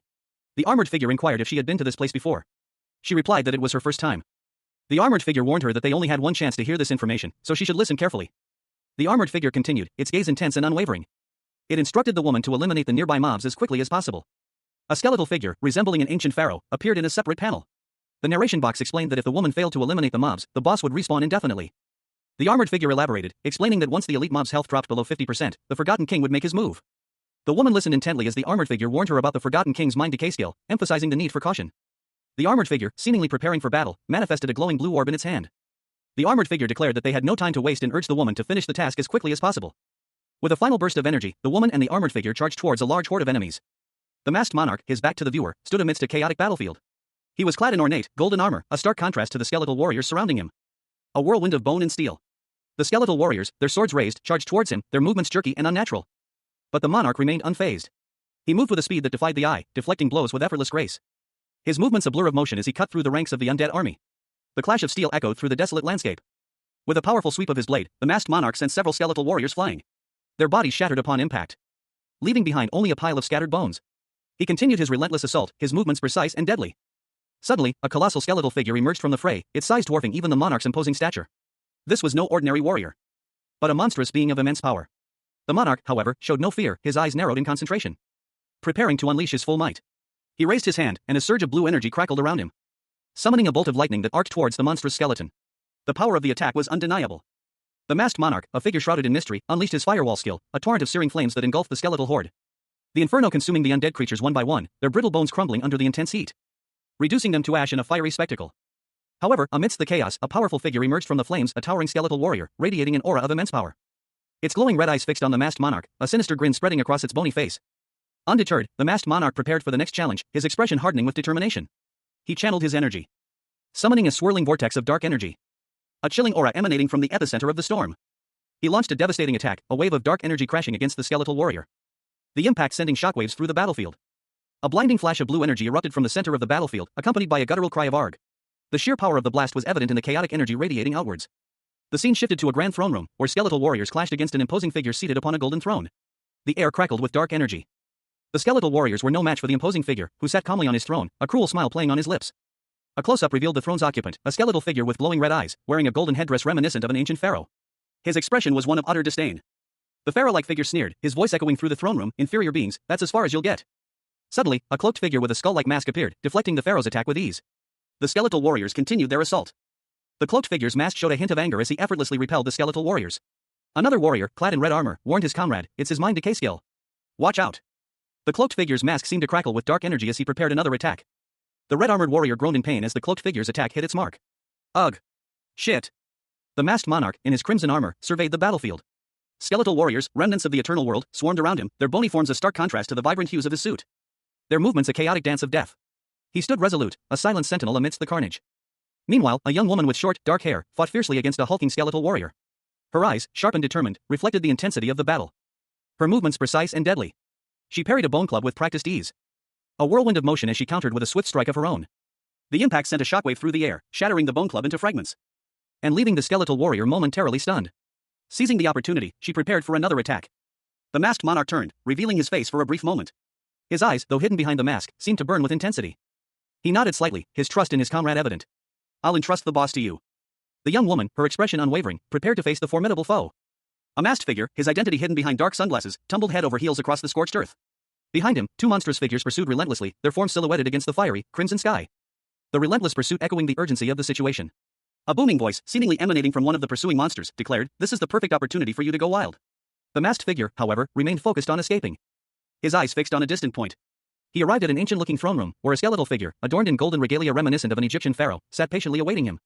The masked figure, having seemingly evaded his pursuers, knelt before the throne. A swift, almost imperceptible movement indicated a hidden skill in action. As skeletal pharaoh's eyes glowed with an eerie red light. "Show some respect," it boomed, its voice echoing through the chamber. The masked figure's eyes narrowed, a flicker of defiance in their depths. Her expression hardened, a clear sign of her displeasure. With a sudden burst of speed, she launched herself at the pharaoh, a blur of motion. A swift, powerful strike aimed at the skeletal ruler. Undeterred, she focused her energy, a glowing circle of arcane symbols forming in her hands. Releasing a wave of raw power that engulfed the throne room in a blinding flash of light. The resulting explosion rocked the very foundations of the ancient chamber, leaving behind only a trail of fiery destruction. A fiery, skeletal figure emerged from a swirling vortex of flames, its red eyes burning with malevolent intensity. The creature, radiating heat and power, sneered down at its opponents. "Inferior being, your attacks are futile." Meanwhile, a young man with dark hair, wielding a slender staff, prepared a counterattack. He muttered to himself, "I shall seal your soul inside my prison of eternity." He unleashed a torrent of dark energy. A wave of shadowy tendrils snaked towards the flaming skull. A young woman with striking blue eyes watched the confrontation with growing alarm. Her expression shifted from concern to outright fear as the dark energy intensified. The dark energy continued to surge, engulfing the skeletal figure. The young man, his staff glowing faintly, focused his power. A sharp crack echoed as the staff struck something solid. The impact sent tremors through the ground, causing cracks to spiderweb across the stone floor. A monstrous figure, resembling a skeletal pharaoh, emerged from the crumbling ruins. Its presence caused tremors, sending chunks of stone and debris raining down around it. Its glowing red eyes fixed on something unseen, a palpable sense of dread emanating from its terrifying visage. The intensity of its gaze was unnerving. A sudden, violent outburst of energy rocked the area as the pharaoh unleashed its power. A resulting shockwave sent more debris flying, a chaotic display of raw power. A gaping hole ripped through the ceiling of a crumbling building, sunlight streaming in to illuminate the scene below. The debris-strewn floor was littered with the corpses of countless armored soldiers, a grim testament to a brutal battle. Amidst the carnage, a colossal skull emerged from the dust and smoke. Rising to reveal a towering skeletal figure, adorned in a golden headdress, its empty sockets burning with an eerie glow. The skeletal monstrosity roared, its skeletal frame cracking and crumbling as it unleashed a wave of dark energy. A young man with short, dark hair watched in horror from a distance, his face etched with fear and disbelief. His eyes widened as he gasped, sweat beading on his brow. Terror consumed him as he realized the true scale of the catastrophe unfolding before him. One, cloaked in green, and the other, clad in crimson armor, their presence radiating power and menace. The masked monarch, the most powerful player of the virtual reality game Eternal World, stood revealed. His imposing figure was clad in crimson armor, a fearsome visage partially obscured by a helmet that resembled a monstrous bird of prey. His eyes, however, burned with an icy blue light, betraying the intelligence and power within. A young woman, her face etched with worry, stared at him. She questioned his identity, her voice laced with apprehension. The scene shifted to a playground. A young boy sat on a bench, his knees scraped and bleeding. A woman, presumably his mother, knelt beside him, her voice filled with concern as she asked if he was all right. She inquired about other injuries, but the boy insisted he was fine. Despite the boy's reassurance, the mother remained worried. She felt responsible for his injury. She urged the boy to apologize to the person who hurt him. The boy, though hesitant, mumbled an apology. His mother also apologized for the incident. The boy's quiet acceptance of the apology seemed to unsettle his mother further. Suddenly, the boy's demeanor shifted. He spoke of his father, the chairman, and the secret he was keeping from him. A woman, her face etched with a mixture of worry and determination, contemplated a secret she was keeping. A bead of sweat traced a path down her temple, betraying her inner turmoil. She resolved to scold her son, Dong-hyun, for his actions. A young boy with dark hair and large, expressive eyes, who seemed lost in thought. The scene shifted to a classroom, sunlight streaming through a window, illuminating dust motes dancing in the air. A teacher lectured a class of attentive students. But one student, a young man with dark hair, rested his head on his desk, seemingly asleep. The focus narrowed to the sleeping student. His posture suggested exhaustion, his brow furrowed slightly. A scene that mirrored the classroom from a different angle, highlighting the student's weariness amidst the ongoing lesson. The teacher, his expression a mixture of concern and annoyance, observed the sleeping student. Then, startled by a sudden noise, a young man jumped up from his seat, knocking over pencils in his haste. The teacher sharply admonished the student, who apologized profusely, explaining that another student, Ho-sung, had almost woken up. Ho-sung, his face buried in his arms, mumbled an apology. He hadn't meant to disrupt everyone's studies. Only to trail off, his shoulders slumping further under the weight of his unspoken words. Later, in a quiet restaurant, he delivered a more formal apology to his girlfriend. He suggested they end their relationship. She was shocked and confused by his sudden request. Unable to comprehend his actions, Ho-sung explained that he was unaware of her father's high standing in the Yusung company, and that he felt their relationship was inappropriate given his father's impending retirement. He pleaded with her to accept his decision without further questions. His girlfriend, overwhelmed with emotion, apologized profusely for not realizing sooner that he was the son of the chairman of the Yusung company. Ho-sung, equally distraught, reiterated his apologies, taking full responsibility for the situation. The scene ended with both of them expressing remorse and sorrow, their breakup leaving a lingering sense of sadness. A young woman awoke with a start, her eyes wide with a lingering terror. A single tear traced a path down her cheek as she whispered a shaky apology. A harsh voice cut through the silence, demanding an explanation for her apology. Tears streamed down her face as she confessed that she didn't know what kind of dream she'd had, but it certainly hadn't been pleasant. Her eyes widened in shock as a figure in imposing red armor materialized in her bedroom. The armored figure, his face partially obscured by a mask, surveyed the scene with a calm, almost amused expression. The young woman, still visibly shaken, stared at him, speechless. Later, under the pale moonlight, the young woman reflected on the absurdity of her situation. She mused that being born into wealth didn't guarantee happiness. She assured the armored figure that she was fine now, her voice betraying a hint of forced calm. The armored figure explained that he had hidden his identity within the game, Eternal World, to avoid unwanted attention. The young woman, her face etched with worry, confessed that revealing her true identity would only lead to abandonment. A young woman with short, dark hair voiced her apprehension. She didn't want to relive the traumatic experiences she had endured. Which is why she had distanced herself from the non-player characters, NPCs, of that world. A large, red-armored figure loomed over her. He was clearly a powerful being, but his words revealed a vulnerability. He confessed that they knew nothing about him. Then, with a self-assured smirk, he asked her what she thought of his appearance, claiming he was quite handsome. The woman's eyes widened in shock as she recognized him. She stammered, barely able to utter the name, Masked Monarch. The Masked Monarch, unfazed by her surprise, shared a relatable experience. He explained that, at one point in his life, he too had felt as lonely as she did now. But his hardships were different. The true support he received came from those who genuinely believed in him. The woman, touched by his words, wondered aloud if she would ever find such genuine support in her life. The Masked Monarch, gazing thoughtfully into the distance, offered her a promise of support. He reassured her that if things got tough, she could always lean on him. Yoon Sang-hyuk, a man with short brown hair and a determined expression, stood before a woman with dark hair. He was clad in crimson armor, a stark contrast to her simple attire. Not as the Masked Monarch, he stated, a hint of pride in his voice, but as a person named Yoon Sang-hyuk, who can be a big brother. Sang-hyuk's face was a mask of quiet confidence, his eyes reflecting a deep resolve. He seemed to weigh the gravity of his words, the weight of responsibility settling upon his shoulders. A single tear traced a path down the woman's cheek, a subtle smile playing on her lips despite her evident emotion. Her gaze held a mixture of sadness and hope. Night had fallen. Sang-hyuk and the woman stood silhouetted against the backdrop of a moonlit city, its walls and towers hinting at a rich history and perhaps, hidden dangers. Seated on a low wall, the woman looked up at Sang-hyuk, her gratitude evident in her posture. A simple thank you escaped her lips, carrying the weight of unspoken emotions. The next morning, Sang-hyuk stood before a grand building, his crimson armor gleaming under the rising sun. He was surrounded by a group of people, a cloaked figure, a man in a white suit, and two men in dark suits. I have no words. I suppose I should first thank you. One of them said, his voice filled with respect. Sang-hyuk, however, remained unmoved. He was approached by another man, his expression serious. There's no need for that, the man stated firmly. The Masked Monarch's voice was low, laced with a chilling undertone. I still haven't forgiven you, he stated, his words hanging heavy in the air. The man's face tightened, a bead of sweat forming on his brow as he stared at the Masked Monarch. He remained silent, his expression a mixture of apprehension and defiance. The scene opens in South Korea, where a tense meeting unfolds. A man in a sharp suit, his expression etched with concern, is surrounded by three figures, a hulking warrior in crimson armor, a robed figure with a skull mask, and a shadowy individual in the background. The suited man's apprehension is palpable as he exclaims, questioning why they would meet in South Korea. He is reassured by the skull-masked figure, who assures him that this meeting is not punitive. The crimson-armored warrior and the skull-masked figure exchange a brief, intense glance. The skull-masked figure then proposes a challenge to the suited man, suggesting a duel before their departure. The suited man, intrigued, reveals his desire to identify the true king of necromancers. The skull-masked figure confidently asserts that the victor is already decided. The suited man expresses surprise at the skull-masked figure's ability to summon high-ranking undead without a summoning circle. He acknowledges his current inability to defeat the skull-masked figure but vows to train and challenge him one day. The skull-masked figure, amused, grants the suited man the temporary title of necromancer. The crimson-armored warrior observes the conclusion of the discussion, noting that the matter has been resolved. A woman in red armor emerged from a black car, her expression grim. She muttered to herself, still determined to confront her target, despite the obvious risks. A cloaked figure appeared beside her, urging her to move quickly. Elsewhere, another figure, breathless and desperate, called out for the masked monarch, his voice laced with urgency. The scene shifted to Kyushu, Japan. A man relaxed in a hot spring, seemingly at peace. He was Park Tae-sung, master of the Phoenix Guild. He appeared calm and collected, even as he contemplated his next move. Tae-sun's thoughts turned to the masked monarch, wondering if his actions in Incheon were related to the monarch's return. A shadowy figure appeared in the background, seemingly observing him. The figure, Mizuya Junichi, reassured Tae-sun that the masked monarch would never find this secluded location. A suggestion was made to investigate the Phoenix Guild. The image shows a large, imposing building, suggesting a powerful organization.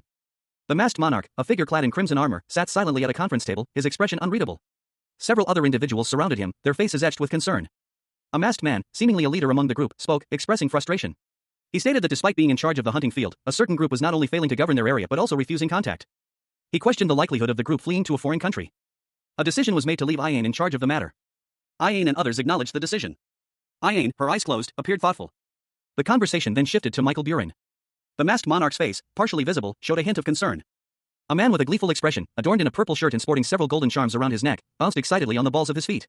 He held a rosary with a crucifix in his hand, his eyes sparkling with anticipation as he approached a figure clad in crimson armor.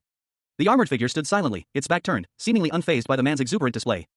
The man's excitement reached a fever pitch as he exclaimed, "I finally got the lucky 7." His face was a mask of pure elation, his grin wide and unrestrained.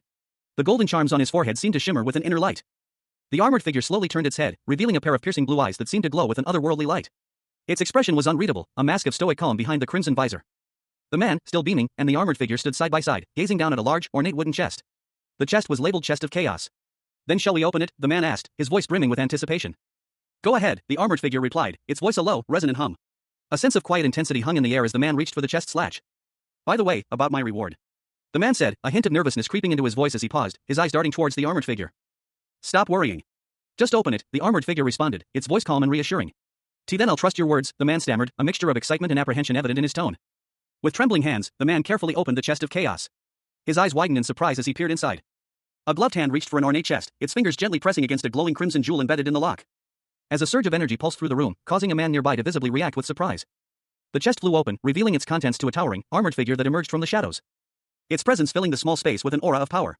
The man, startled, watched as the creature approached. The creature's piercing gaze was unnerving, its helmet concealed its face, but its eyes glowed with an eerie light. Inside the chest lay a mysterious book, its cover adorned with strange symbols and an image of a powerful-looking golem. The armored figure cautiously picked up the book, its expression unreadable. He examined the book closely, a flicker of doubt crossing his features. This is not something good, he thought. A sense of unease settled over him as he continued to study the ancient text. The man beside him watched intently, his expression a mixture of curiosity and apprehension. The armored figure finally spoke, his voice low and measured. "It seems I've been looking down on your skills, Mr. Lee Jae-sung." A monstrous, crimson figure loomed, its single, piercing blue eye fixed on something unseen. A voice, cold and calculating, echoed in the silence. "It might have to pay $1 million for a reward."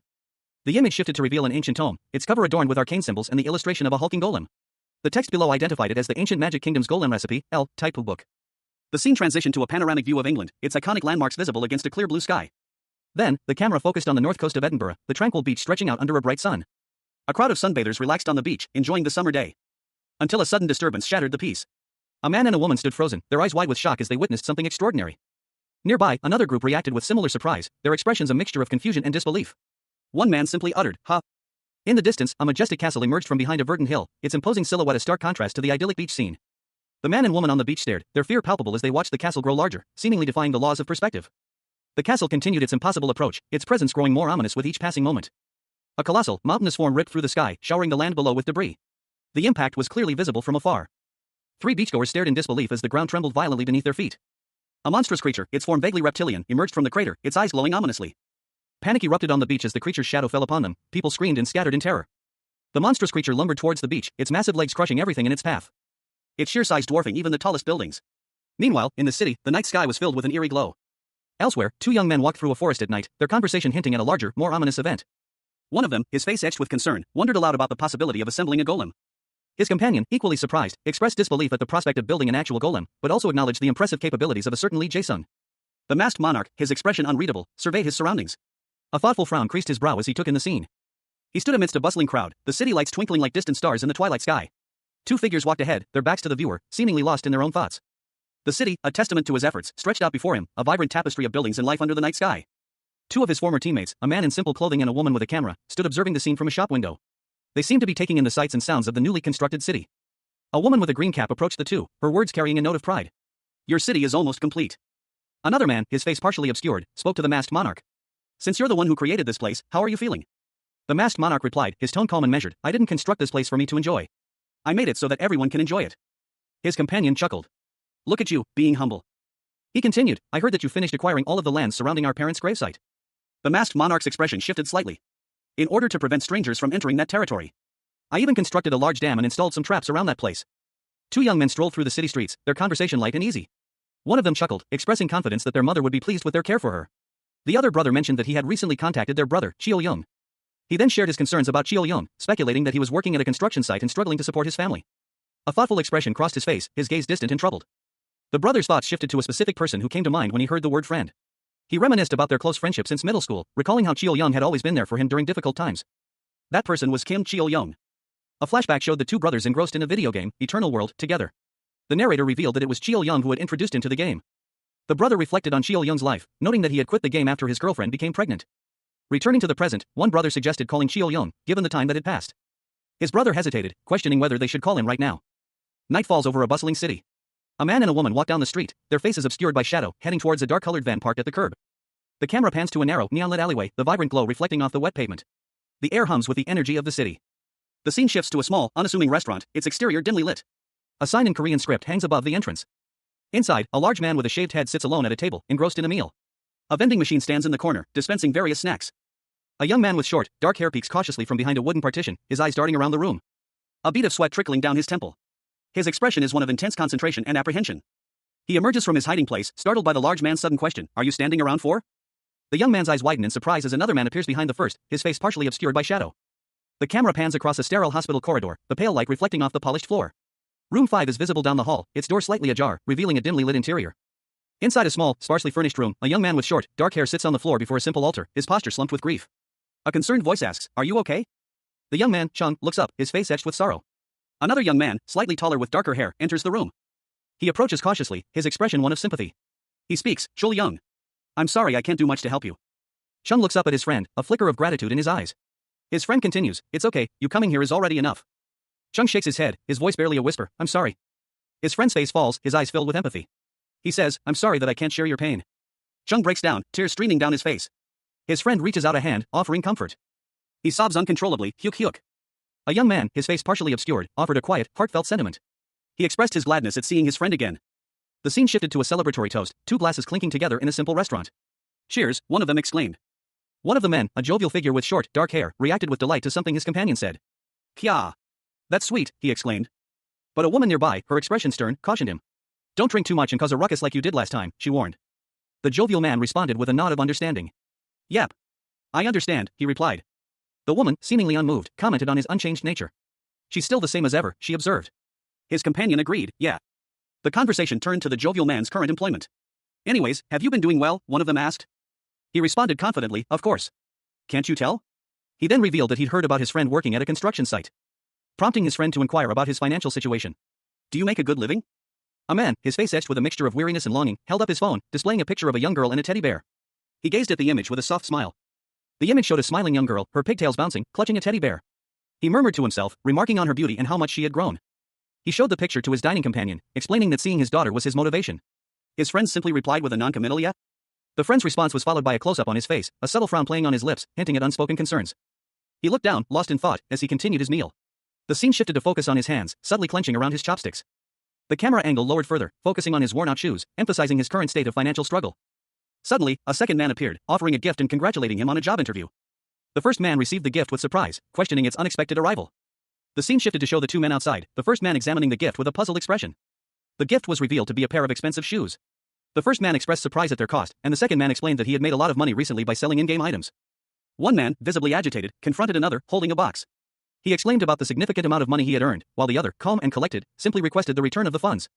The recipient of the money, his face etched with discomfort, silently considered the situation. Before the agitated man continued, suggesting that if the other was thankful, he could repay the debt once he found employment. The recipient, however, countered with a cold proposal, he would accept double the initial amount if the other liked the shoes he had purchased. The recipient's expression shifted to one of annoyance as he vehemently denied ever wanting the shoes, prompting the agitated man to retort that he should simply say he liked them. The recipient, now looking pensive, took a drink of water. The agitated man, seemingly regretful, offered a simple apology. Confused, the recipient questioned the sudden apology. The recipient, his expression softening, admitted he should have contacted the other sooner. Two men sat across from each other at a table in a restaurant, eating. One of them, with a slightly more rugged appearance, spoke, his voice laced with annoyance. He clearly didn't want to hear what the other man had to say. The other man, more refined in appearance, offered a conciliatory response, expressing his apologies. But the first man remained unconvinced, his expression hardening. He questioned the other's assumptions, suggesting that he had anticipated a misunderstanding. Explaining his apprehension stemmed from the current popularity of gamers, fearing a misinterpretation of his intentions. The more refined man's expression turned serious as he listened to his friend's concerns.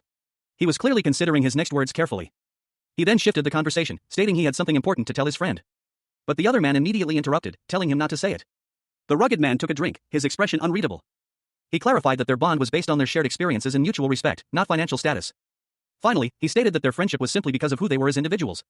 Two young men sat in a diner, enjoying a meal. One suggested they have another round, and the other readily agreed, offering to pay. The scene shifted to a nighttime cityscape.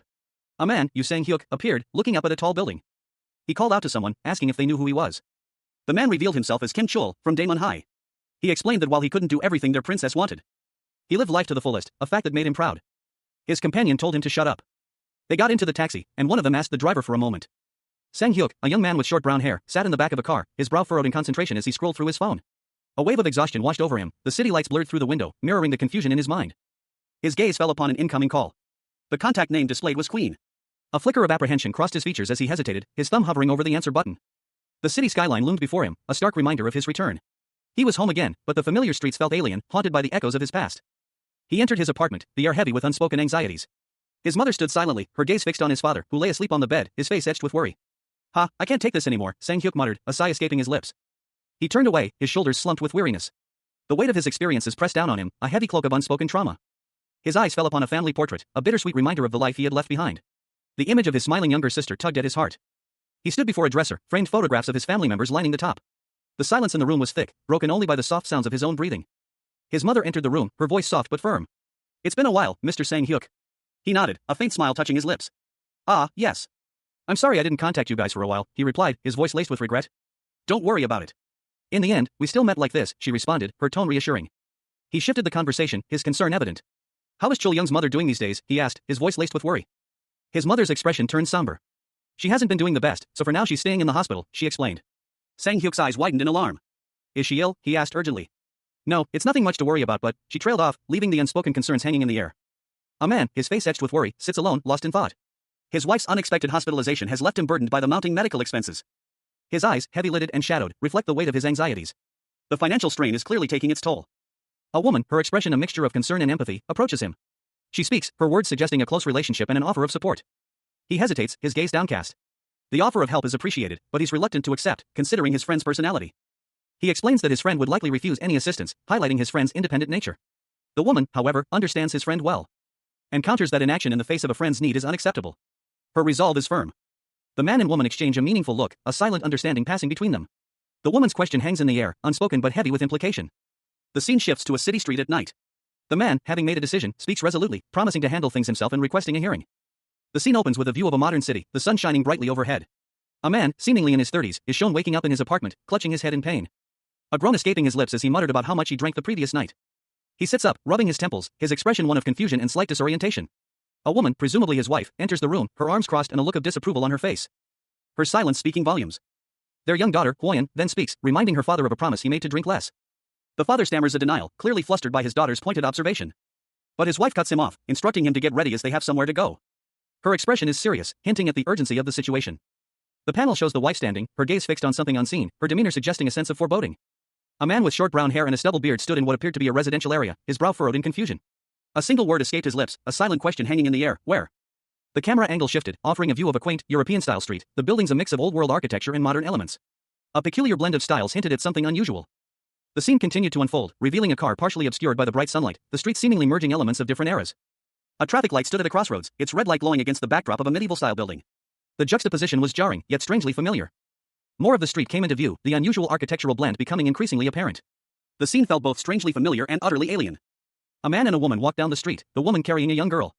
They seemed oblivious to the incongruity of their surroundings. The young girl, her face bright with innocent curiosity, pointed towards a large castle-like structure in the distance. It's called the Castle of Masks. Her father, the man from the first panel, looked bewildered. His wife, beside him, asked, "Honey, why did we come here all of a sudden?"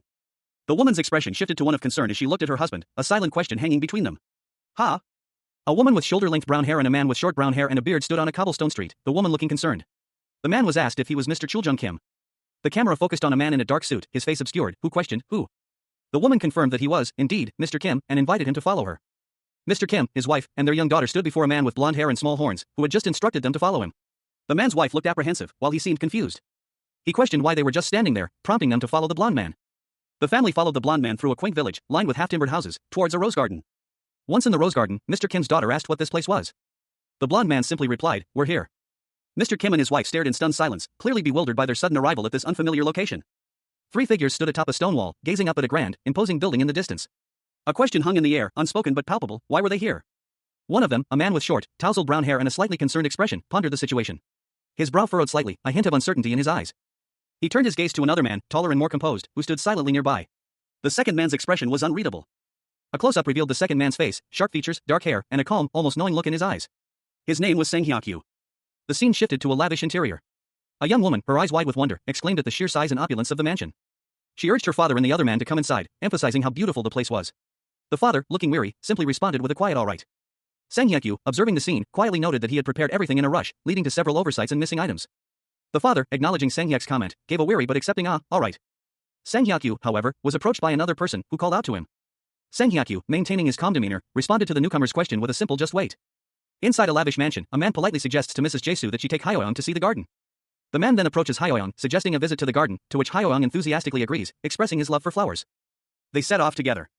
As they walk, the man observes Hyoyeon, relieved that he is more like his mother, and reflects on how different things would have been if Hyoyeon were more like him. Hyoyeon, sensing his friend's pity, questions whether he is being pitied. The man admits to feeling pity, and then poses a hypothetical question: if their roles were reversed, would Hyoyeon do the same for him? Hyoyeon firmly asserts that the man is his only friend. He then challenges the man, questioning if he cannot even do this much for his only friend. A man with short brown hair and a beard, his expression serious and contemplative, is shown in close-up. He is speaking to another man, who is taller and has a more relaxed demeanor.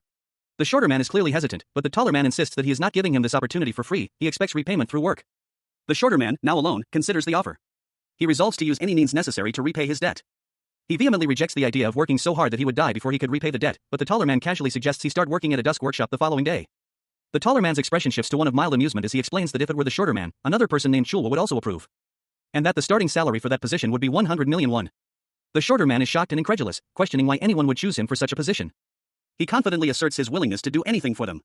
The taller man explains that there is a daycare center nearby where the shorter man can send his child, Hwoyeon. The shorter man contemplates this new information, a thoughtful expression on his face. A tense confrontation unfolded. One man, his face obscured by sunglasses, stood defiantly before another, his words dripping with suspicion. "Who do you think you are?" The sunglasses-clad man's composure crumbled.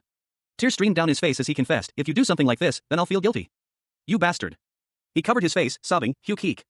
Meanwhile, the other man remained impassive, his expression unreadable. He spoke, "I need to be sorry." The scene shifts to a quaint European-style village nestled amongst rolling hills. The camera angle shifts to show a traditional Japanese-style house. The location is identified, Kyushu, Japan. A closer look reveals the extent of the carnage. Inside, several bodies lie lifeless on the floor, blood staining the tatami mats. A woman stands over them, her back to the viewer, seemingly unmoved by the scene. A man, his face contorted in agony, clutched at his bleeding chest. A guttural sound, "cook," escaped his lips, a testament to his suffering. He collapsed, his body slumping to the floor. As a tall, imposing woman in a sharp business suit loomed over him. A single word, "cook," escaped her lips before another pained gasp, "cook," echoed from the fallen man. The woman, Ayin Korihara, stood over the scene of carnage, her expression unreadable. Two men lay injured nearby, their faces etched with fear. One of the injured men, his voice strained, pleaded, "It would be better for you to just follow me and not do anything rash." He watched her, his eyes wide with a mixture of fear and desperation. As the weight of the situation settled upon him, the room was a scene of chaos, bodies lay scattered across the floor, a grim testament to the violence that had just transpired. Ayin Korihara turned, her gaze fixed on something beyond the immediate carnage. Her expression was one of cold calculation. The moon hung large and bright in the inky sky above a Gothic-style building, its silhouette stark against the celestial backdrop. Inside, a figure clad in crimson armor, its helmet obscuring its face, walked down a dimly lit corridor. The flickering torchlight cast long, dancing shadows on the stone walls. The armored figure was now seen from a different angle, trapped behind bars. Its glowing blue eyes were visible through the helmet's visor. Three men, sharply dressed in suits, stood before the prisoner. One of them, his face etched with grim determination, asked if the captive was Tae-sun Park of the Phoenix Guild. The question hung in the air, unanswered for a moment. Then, one of the men accused Park of wanting the Mana Stone so badly that he was willing to cause immense suffering. Park, still trapped, glared at his accusers. His eyes burned with a cold fury. He was then confronted with the devastating consequences of his actions, the sheer number of lives lost due to his greed. Overwhelmed with guilt, Park crumbled to the ground, his body racked with remorse. Uttering a heartfelt apology and admitting his grave mistake. Despite his actions, the armored figure showed mercy, assuring him that he would not be killed. A monstrous figure, clad in crimson armor, loomed over an unseen individual. Its glowing blue eyes burned with malevolent intensity as it declared its intention to inflict a punishment far exceeding death itself. The threat hung heavy in the air, leaving the unseen victim visibly shaken. A cold sweat beaded on his brow as his breath hitched in his throat. The scene shifted to a modern office, where a sharply dressed man with short, graying hair sat across from the same crimson-armored monster. The man, calm and collected, observed the creature with a calculating gaze. His expression remained unchanged, betraying no hint of fear or surprise as he listened intently. He calmly stated that the recent events had nothing to do with him. The monster, however, seemed unconvinced, its gaze unwavering. The man took a sip of his drink, his expression still impassive as he considered the monster's skepticism. The monster, in turn, remained silent, its gaze fixed on the man, a silent challenge hanging in the air. A powerful figure, clad in crimson armor with a menacing avian helmet, dominated the panel. His expression was one of controlled anger, his gaze intense. The question hung in the air, unspoken but heavy with implication. Then how does Michael Buren know about the forced overflow? He continued to glare, his silence more damning than any accusation. Facing a man in a sharp suit, his face etched with concern. The suited man remained silent, his thoughts a whirlwind of suspicion. The armored figure spoke again, his voice low and dangerous. I'm almost certain he leaked the information. He revealed more, his words painting a picture of betrayal and deception. On top of that, he was also hiding from the guys from the Phoenix Guild.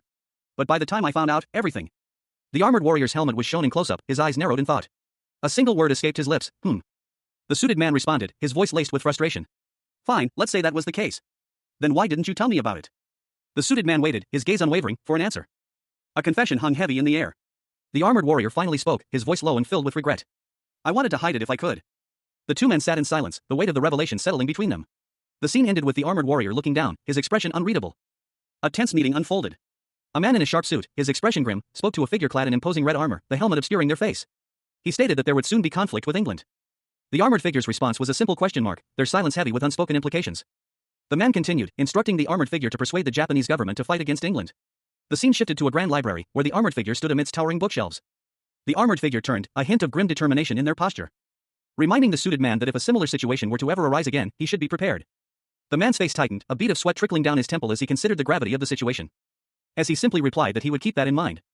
The scene shifted to a dimly lit workshop, where a figure in a welder's mask worked diligently at a workbench, surrounded by various tools and weapons. A woman with short brown hair smiled subtly as she watched a man in a workshop, his brow furrowed in concentration. He muttered to himself, the progress is faster than I thought.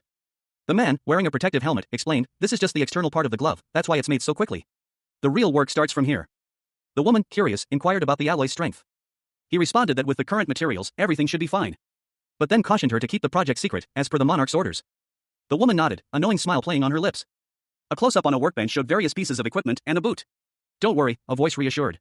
The scene shifted to London, England, where a high-level meeting was underway in a large, U-shaped conference table. Several men in suits sat around the table, discussing matters of state. Crown Prince James, a man of stern countenance and imposing presence, sat at the head of a long, dark table. His expression was serious, his gaze fixed on something unseen beyond the panel. He declared, then, let's begin. The weight of his words hung heavy in the air, promising a serious discussion.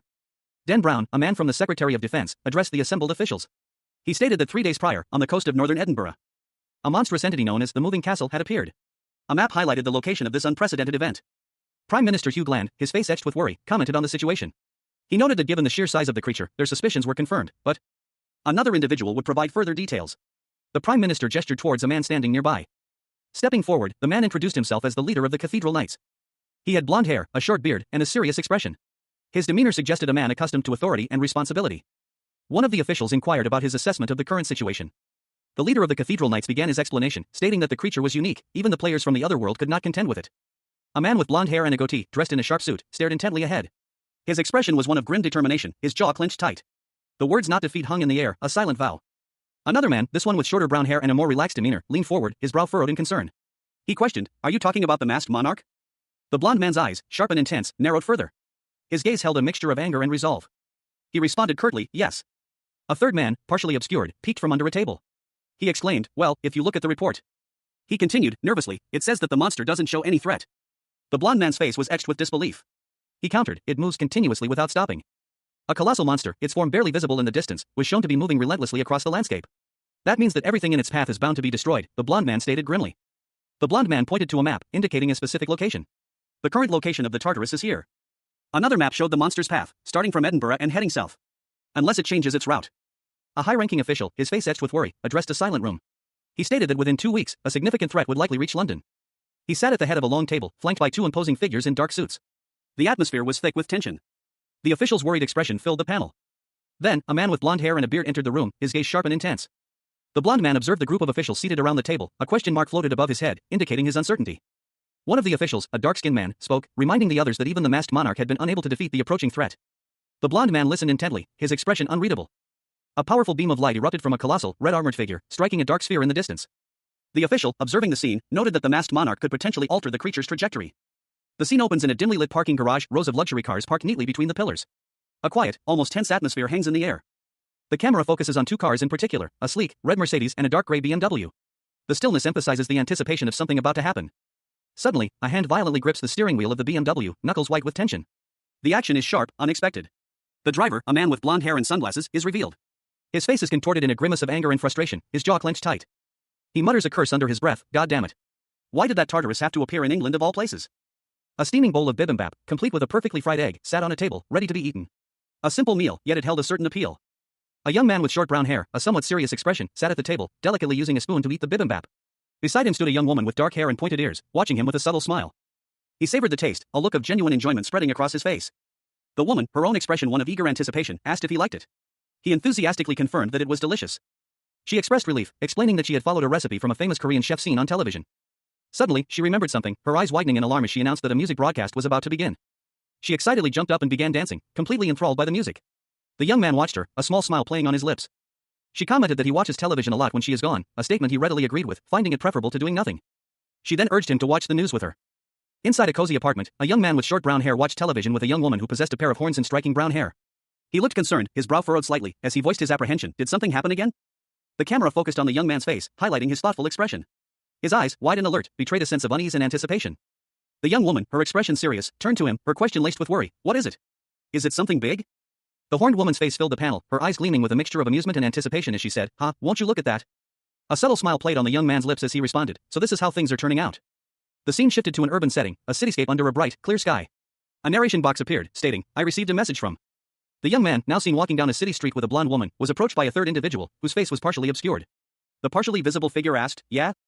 The young man smirked, a hint of amusement in his eyes, as he thought to himself, they've got a lot of nerve, asking me for help. A blonde woman with sunglasses and a man with brown hair stood together, the woman commenting that the situation was unfortunate. The man countered that this was a different matter entirely, the entirety of England was in danger. The blonde woman added that, on top of everything else, Tartarus was a slow monster, meaning that all the people had probably already escaped by now. The woman walked away, her expression unreadable, and then checked her phone. A close-up on the woman's eyes showed a thoughtful expression. Her phone displayed an incoming call from Michael Buren. She noted that they seemed extremely desperate. The scene shifted to a building in the distance. The woman, now inside a building, spoke to a large, red monster in armor, assuming that the situation was not good. The monster replied that it was quite the effort for him to come all the way to Korea looking for her. The monster and the woman continued their conversation, the monster's expression serious. A powerful figure, clad in crimson armor, sat slumped in a plush armchair. His imposing presence, accentuated by the demonic horns protruding from his helmet, filled the room. Two women, one with long blonde hair and a leather jacket, the other with similar features, stood nearby, their expressions a mixture of concern and apprehension. A man in a sharp suit addressed them, his words hanging heavy in the air. He was inquiring about the events that had transpired in Incheon. The armored figure, clearly agitated, dismissed the man's inquiries. He didn't want to hear about something he didn't care about, preferring to discuss it later. His dismissive attitude spoke volumes about his current state of mind. The man, unfazed by the dismissal, excused himself and his associates. Two more men in suits entered the room, carrying a small, ornate box. One of the men approached the armored figure and offered him the box, requesting that he put its contents in his ears. The armored figure, still visibly irritated, complied. A holographic projector activated, casting a bright light across the room, revealing the image of a stern-faced man on the screen. The man identified himself as Hugh Bland, Prime Minister of England. The armored figure, intrigued, questioned whether the translation was happening in real time. The Prime Minister's message began. He apologized for the intrusion, explaining that they urgently needed the armored figure's assistance. The armored figure, showing a hint of interest, curtly told them to continue. The Prime Minister revealed that England was in grave danger due to the sudden appearance of Tartarus. The armored figure, his expression hardening, simply stated that they would do whatever was needed. The masked monarch, clad in his crimson armor, addressed the screen displaying a worried-looking official. He stated that the official's claim was quite audacious, as the official didn't even know what the monarch would ask for. The official, in response, stated how desperate their situation had become. The masked monarch's visor reflected the light, his eyes intense. He continued his thought, explaining that altering the direction of the Tartarus was a difficult task, even for him. A difficult task, even for someone of his power. The official, seeing the monarch's resolve, stammered in response. The masked monarch, without hesitation, stated his terms, 50% of the stakes from the Manastone mine. The official, alongside a blonde woman in sunglasses, looked shocked at the masked monarch's demand. The monarch's two companions stood silently behind him. The official, speechless, could only stammer in disbelief as he stared at the imposing figure of the masked monarch. The masked monarch and his companions watched the official on the screen. The official's face was a picture of disbelief and desperation. The monarch's companion whispered that 50% was a steep price. The masked monarch's helmet was shown in close-up, his expression unreadable behind the visor. The masked monarch declared that if the official found the terms unacceptable, there was no need for further discussion. The official and his aide were shown on a screen, looking at images of the masked monarch and his companion.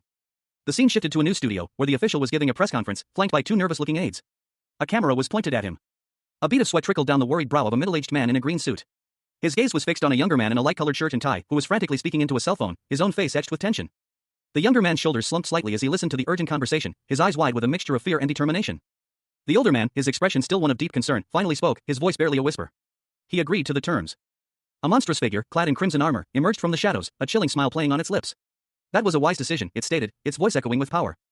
The man with the blonde hair, his face pale with a mixture of relief and apprehension, could only manage a weak, yes, thank you, his voice trembling slightly. A private jet soared through the clouds, a symbol of swift escape and impending action. Inside, the armored figure, the blonde woman, and a military man sat in tense discussion. The question of altering the monster's course was raised, but the armored figure dismissed it, stating that their plan would proceed regardless. The blonde woman pointed at a map, indicating a specific location. The armored figure listened intently. The blonde woman then posed a critical question: could the Tartarus operate underwater? News of the other world reached them. The Tartarus had been driven into the Sea of Despair. A figure emerged, clad in crimson armor, his features partially obscured by a helmet. His eyes, however, were visible, sharp and intense. A woman with blonde hair and sunglasses addressed him. Come to think of it, have you been inside the ancient abyss that's on its back?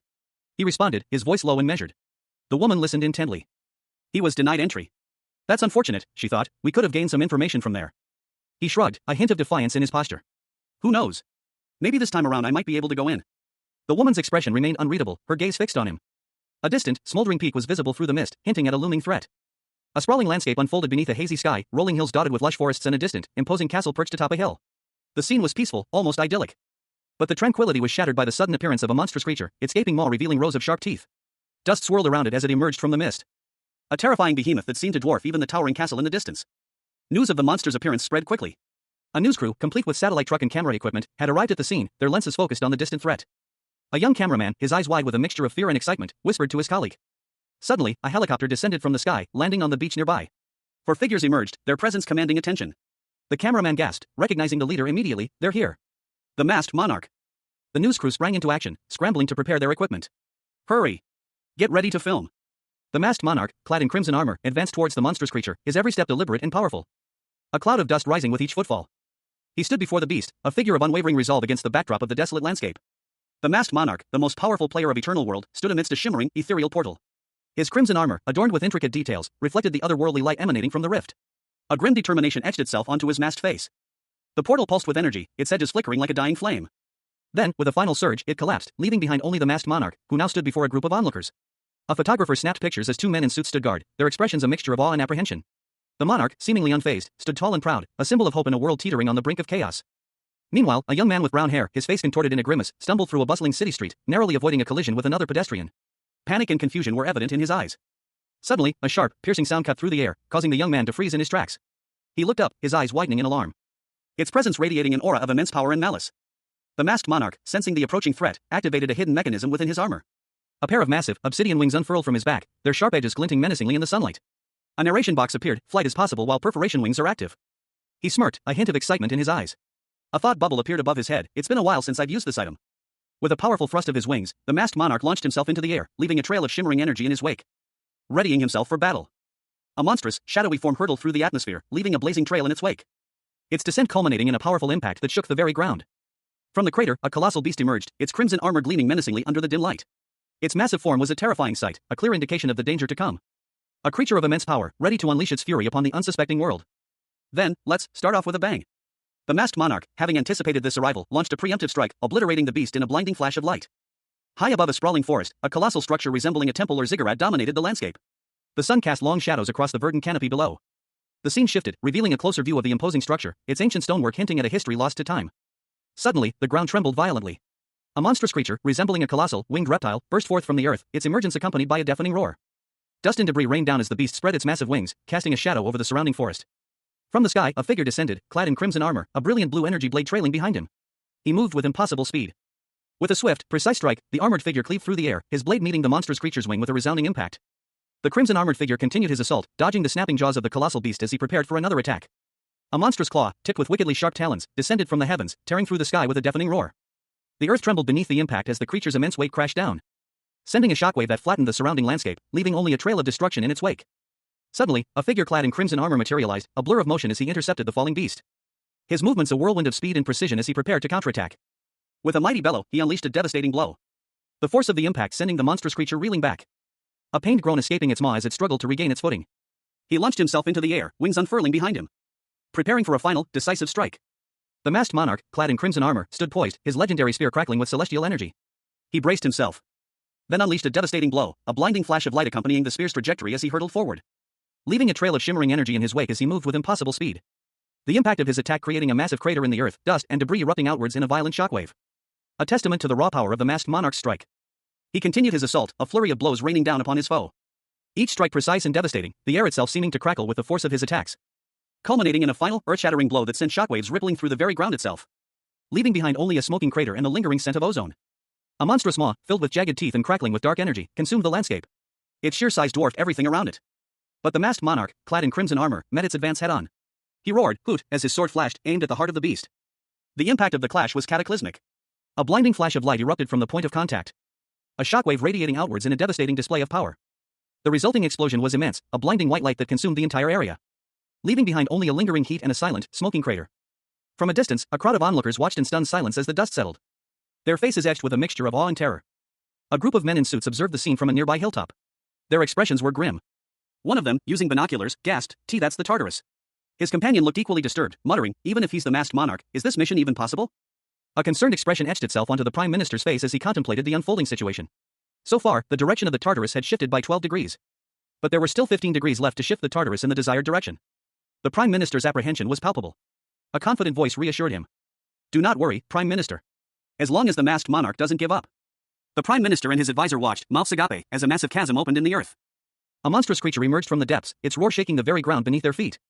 The beast's colossal form rose from the crater, its immense power evident in the very air around it, its movements causing tremors that threatened to topple the surrounding trees. Then, with blinding speed, the masked monarch descended from the sky, his attack a blur of motion.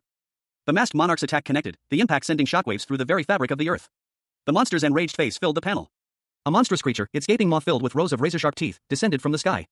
Two smaller winged beasts were caught in its terrifying jaws, its shadow engulfing the landscape below as it prepared to unleash its wrath upon the unsuspecting world. Suddenly, a streak of light pierced the air. A powerful weapon, a long, dark blade, arced through the sky, moving with impossible speed, slicing through the air with a deafening whoosh. A brilliant flash of blue energy erupted as the blade connected with its target.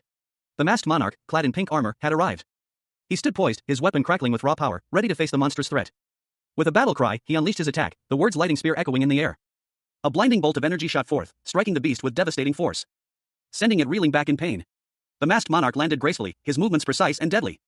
He stood victorious, his gaze unwavering, ready for whatever horrors might come next. The masked monarch, wielding his legendary aura blade, unleashed a devastating attack, the sheer force of the blow cleaving through the air and obliterating a monstrous creature in a flash of blinding light. The impact sent tremors through the forest, causing trees to topple and the earth to shake. A massive beast, seemingly unaffected by the initial attack, roared in defiance. Meanwhile, a group of men in suits watched the scene unfold from a distance, their faces etched with a mixture of awe and apprehension. Their expressions shifted to shock as the masked monarch's attack proved unexpectedly effective, a collective gasp escaping their lips as they witnessed the impossible. One of them, his voice barely a whisper, exclaimed that the masked monarch had succeeded. High above, the masked monarch, wings spread wide, prepared to depart, suggesting it was time to conclude the operation. However, a sudden interruption occurred as a mysterious figure appeared, their expression questioning the monarch's actions. The masked monarch, in his powerful, crimson armor, soared through the air, his descent toward the earth marked by a fiery trail. A breathtaking spectacle of power and grace as he approached his destination. A sprawling castle, now engulfed in flames, a grim testament to the ongoing conflict. His expression hardened as he landed, a grim determination etched onto his features. Shit. Before him stood a vast army of shadowy figures, their forms barely visible in the dim light, a chilling reminder of the formidable foe he faced. He recognized them instantly. They're the ones I wanted to avoid if possible. A terrifying roar shattered the silence as a monstrous creature emerged from the ranks, its crimson scales gleaming menacingly. With a burst of speed, the masked monarch launched himself into the fray, his wings carrying him effortlessly above the battlefield. Drawing his legendary blade, a golden light emanating from its surface as he prepared to face the onslaught. The masked monarch, wielding the holy sword Idaha, stood poised, a faint aura of power emanating from him. His crimson armor gleamed, reflecting the sunlight as he prepared for battle. He launched a powerful attack, a surge of dark energy swirling around him as he declared, "I become much stronger than before." Suddenly, shadowy figures emerged from the swirling darkness, their glowing red eyes piercing the gloom. The masked monarch braced himself, anticipating their assault. He deflected their initial strikes with a series of precise movements, but the sheer force of their combined attack sent him reeling, a powerful shockwave erupting from the point of impact, leaving him momentarily stunned. From the chaos, a monstrous winged creature descended, its presence filling the air with an ominous energy. The masked monarch, his face obscured by a crimson helmet adorned with menacing horns, stood silhouetted against the pale sky. A grim determination etched itself onto his features, hidden though they were. From a great height, a figure plummeted towards the earth below, the impact sending tremors through the land. The masked monarch watched, his expression unreadable. In the distance, a colossal structure, a fortress of imposing size and dark grandeur, rose from the heart of a massive, dome-shaped hill. A winged figure, small in comparison, approached the imposing structure. A colossal, mushroom-shaped island loomed in the distance, its peak shrouded in mist. As a figure descended from the sky, their crimson boots first visible against the verdant landscape, revealing a powerful warrior clad in red armor, large, dark wings spread wide behind them, a blur of motion as they rapidly approached the island. The warrior's helmeted face, a stern expression etched upon their features, came into sharp focus. The descent continued, the warrior's powerful wings beating rhythmically. Their approach to the island's peak was swift and silent. A majestic castle perched atop the giant mushroom, a testament to the strange landscape. The warrior, having landed, looked out towards the horizon. In 2 days, the island would reach the ocean. High above the clouds, a colossal beast, its form vaguely reptilian, loomed over a distant castle. Its gaping maw threatened to swallow the world whole. Meanwhile, a figure clad in crimson armor, its face obscured by a helmet, stared intently at the monstrous creature from below. The armor bore the markings of a powerful warrior.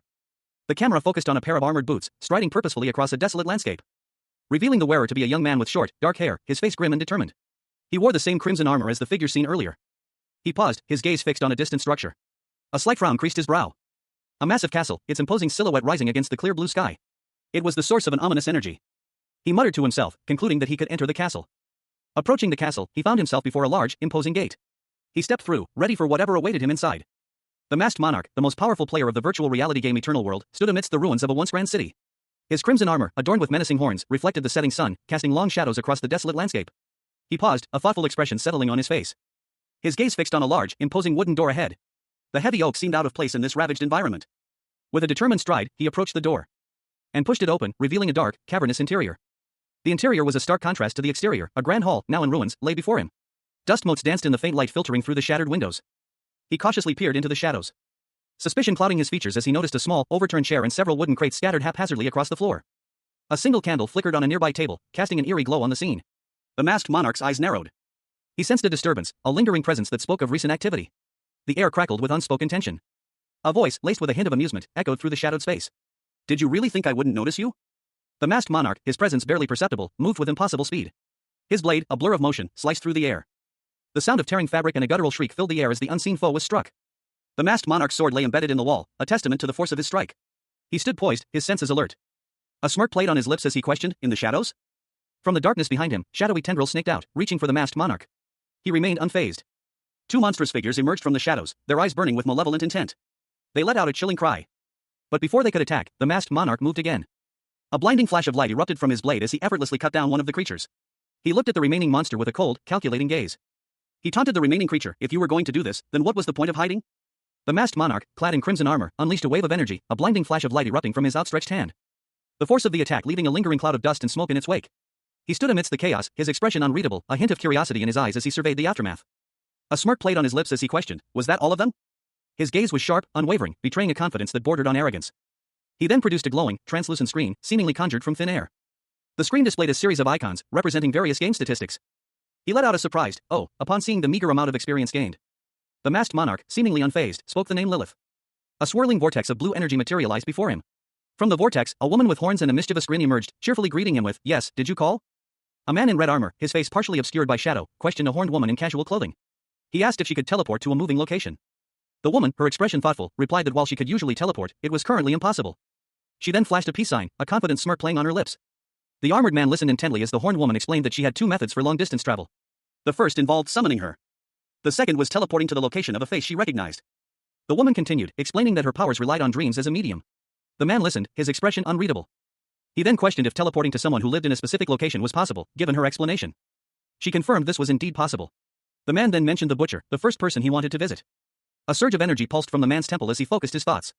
He reflected on his inability to reach this place even at level 270, then wondered if the butcher could even enter this location, a majestic castle visible in the background. A tranquil beach scene unfolds under a clear sky. The ocean waves gently lap the shore. A narration box reveals a critical piece of information. In 2 days, the Tartarus, an ancient abyss, will be submerged. The scene shifts to a man with short brown hair, clad in red armor, a smirk playing on his lips. He muses that if the ancient abyss is trapped underwater, things won't end well. The camera angle shifts upward, revealing a towering, ancient structure piercing the sky. It's a massive, pointed spire, hinting at the scale of the Tartarus. The perspective widens further, showcasing a colossal castle, a breathtaking structure of immense size and age, its many towers reaching towards the heavens. This is clearly a place of great power and history. The view shifts to the interior of a stone structure, revealing a weathered stone wall with 2 arched windows. The scene is dark and mysterious, hinting at secrets held within. A digital display shows a low experience level, only 3.14%. A speech bubble reveals that the man in red armor has also obtained unique items. He expresses a wish to hunt in this location year-round. The man sits, seemingly contemplating his surroundings. The scene is bathed in a warm, golden light. A close-up reveals the man's helmet, a striking pink design with sharp angles and a fierce expression. He is the masked monarch. Suddenly, a hand plunges into the water, creating a splash. The scene is dynamic and full of action. A colossal turtle emerged from the ocean, its shell rising majestically from the waves. Meanwhile, high above, a winged figure soared through the clear blue sky. A figure in red armor observed the scene, a grim expression on his face. It started submerging. The turtle's immense form continued its ascent from the depths, revealing a massive island-like shell, upon which a formidable castle stood. A pink boot landed on the shore, leaving a small crack in the ground. Followed by the armored figure, who strode confidently towards the castle. The figure's face was revealed, a stern and powerful visage. He spoke, a challenge in his tone. Well then, shall we begin? Something large breached the surface of the water, sending a shockwave of water and spray into the air. The disturbance subsided, leaving only ripples in its wake. The masked monarch, the most powerful player of the virtual reality game Eternal World, strode down a dimly lit stone corridor. His crimson armor, gleaming faintly in the torchlight, spoke of power and might. His helmeted face, partially obscured by shadow, revealed only piercing blue eyes. He was a figure of imposing stature, radiating an aura of quiet intensity. He rounded a corner, and his gaze fell upon a hulking figure clad in dark armor, horns protruding from beneath a menacing helmet. The air crackled with anticipation. The masked monarch's head tilted slightly as he took in the details of his opponent. A towering knight, his features hidden behind a dark, horned helm. After the specters, it's the knights, he mused, a hint of grim determination in his voice. The knight lunged, his attack swift and brutal. But the masked monarch reacted instantly, deflecting the blow with ease. His superior strength and reflexes evident. Unlike the other undead, they have physical strength, he noted, his expression hardening. With a roar, the masked monarch countered, his blade flashing in a blur of motion. The ocean stretched out before them, a vast expanse of blue under a pale sky. A lone boat cut through the waves, its engine humming a steady rhythm. A man at the helm, his gaze fixed on the horizon, seemingly oblivious to the unease that stirred beneath the surface. Suddenly, a disturbance in the water caught his attention. A dark shape emerged from the depths, growing larger with each passing moment.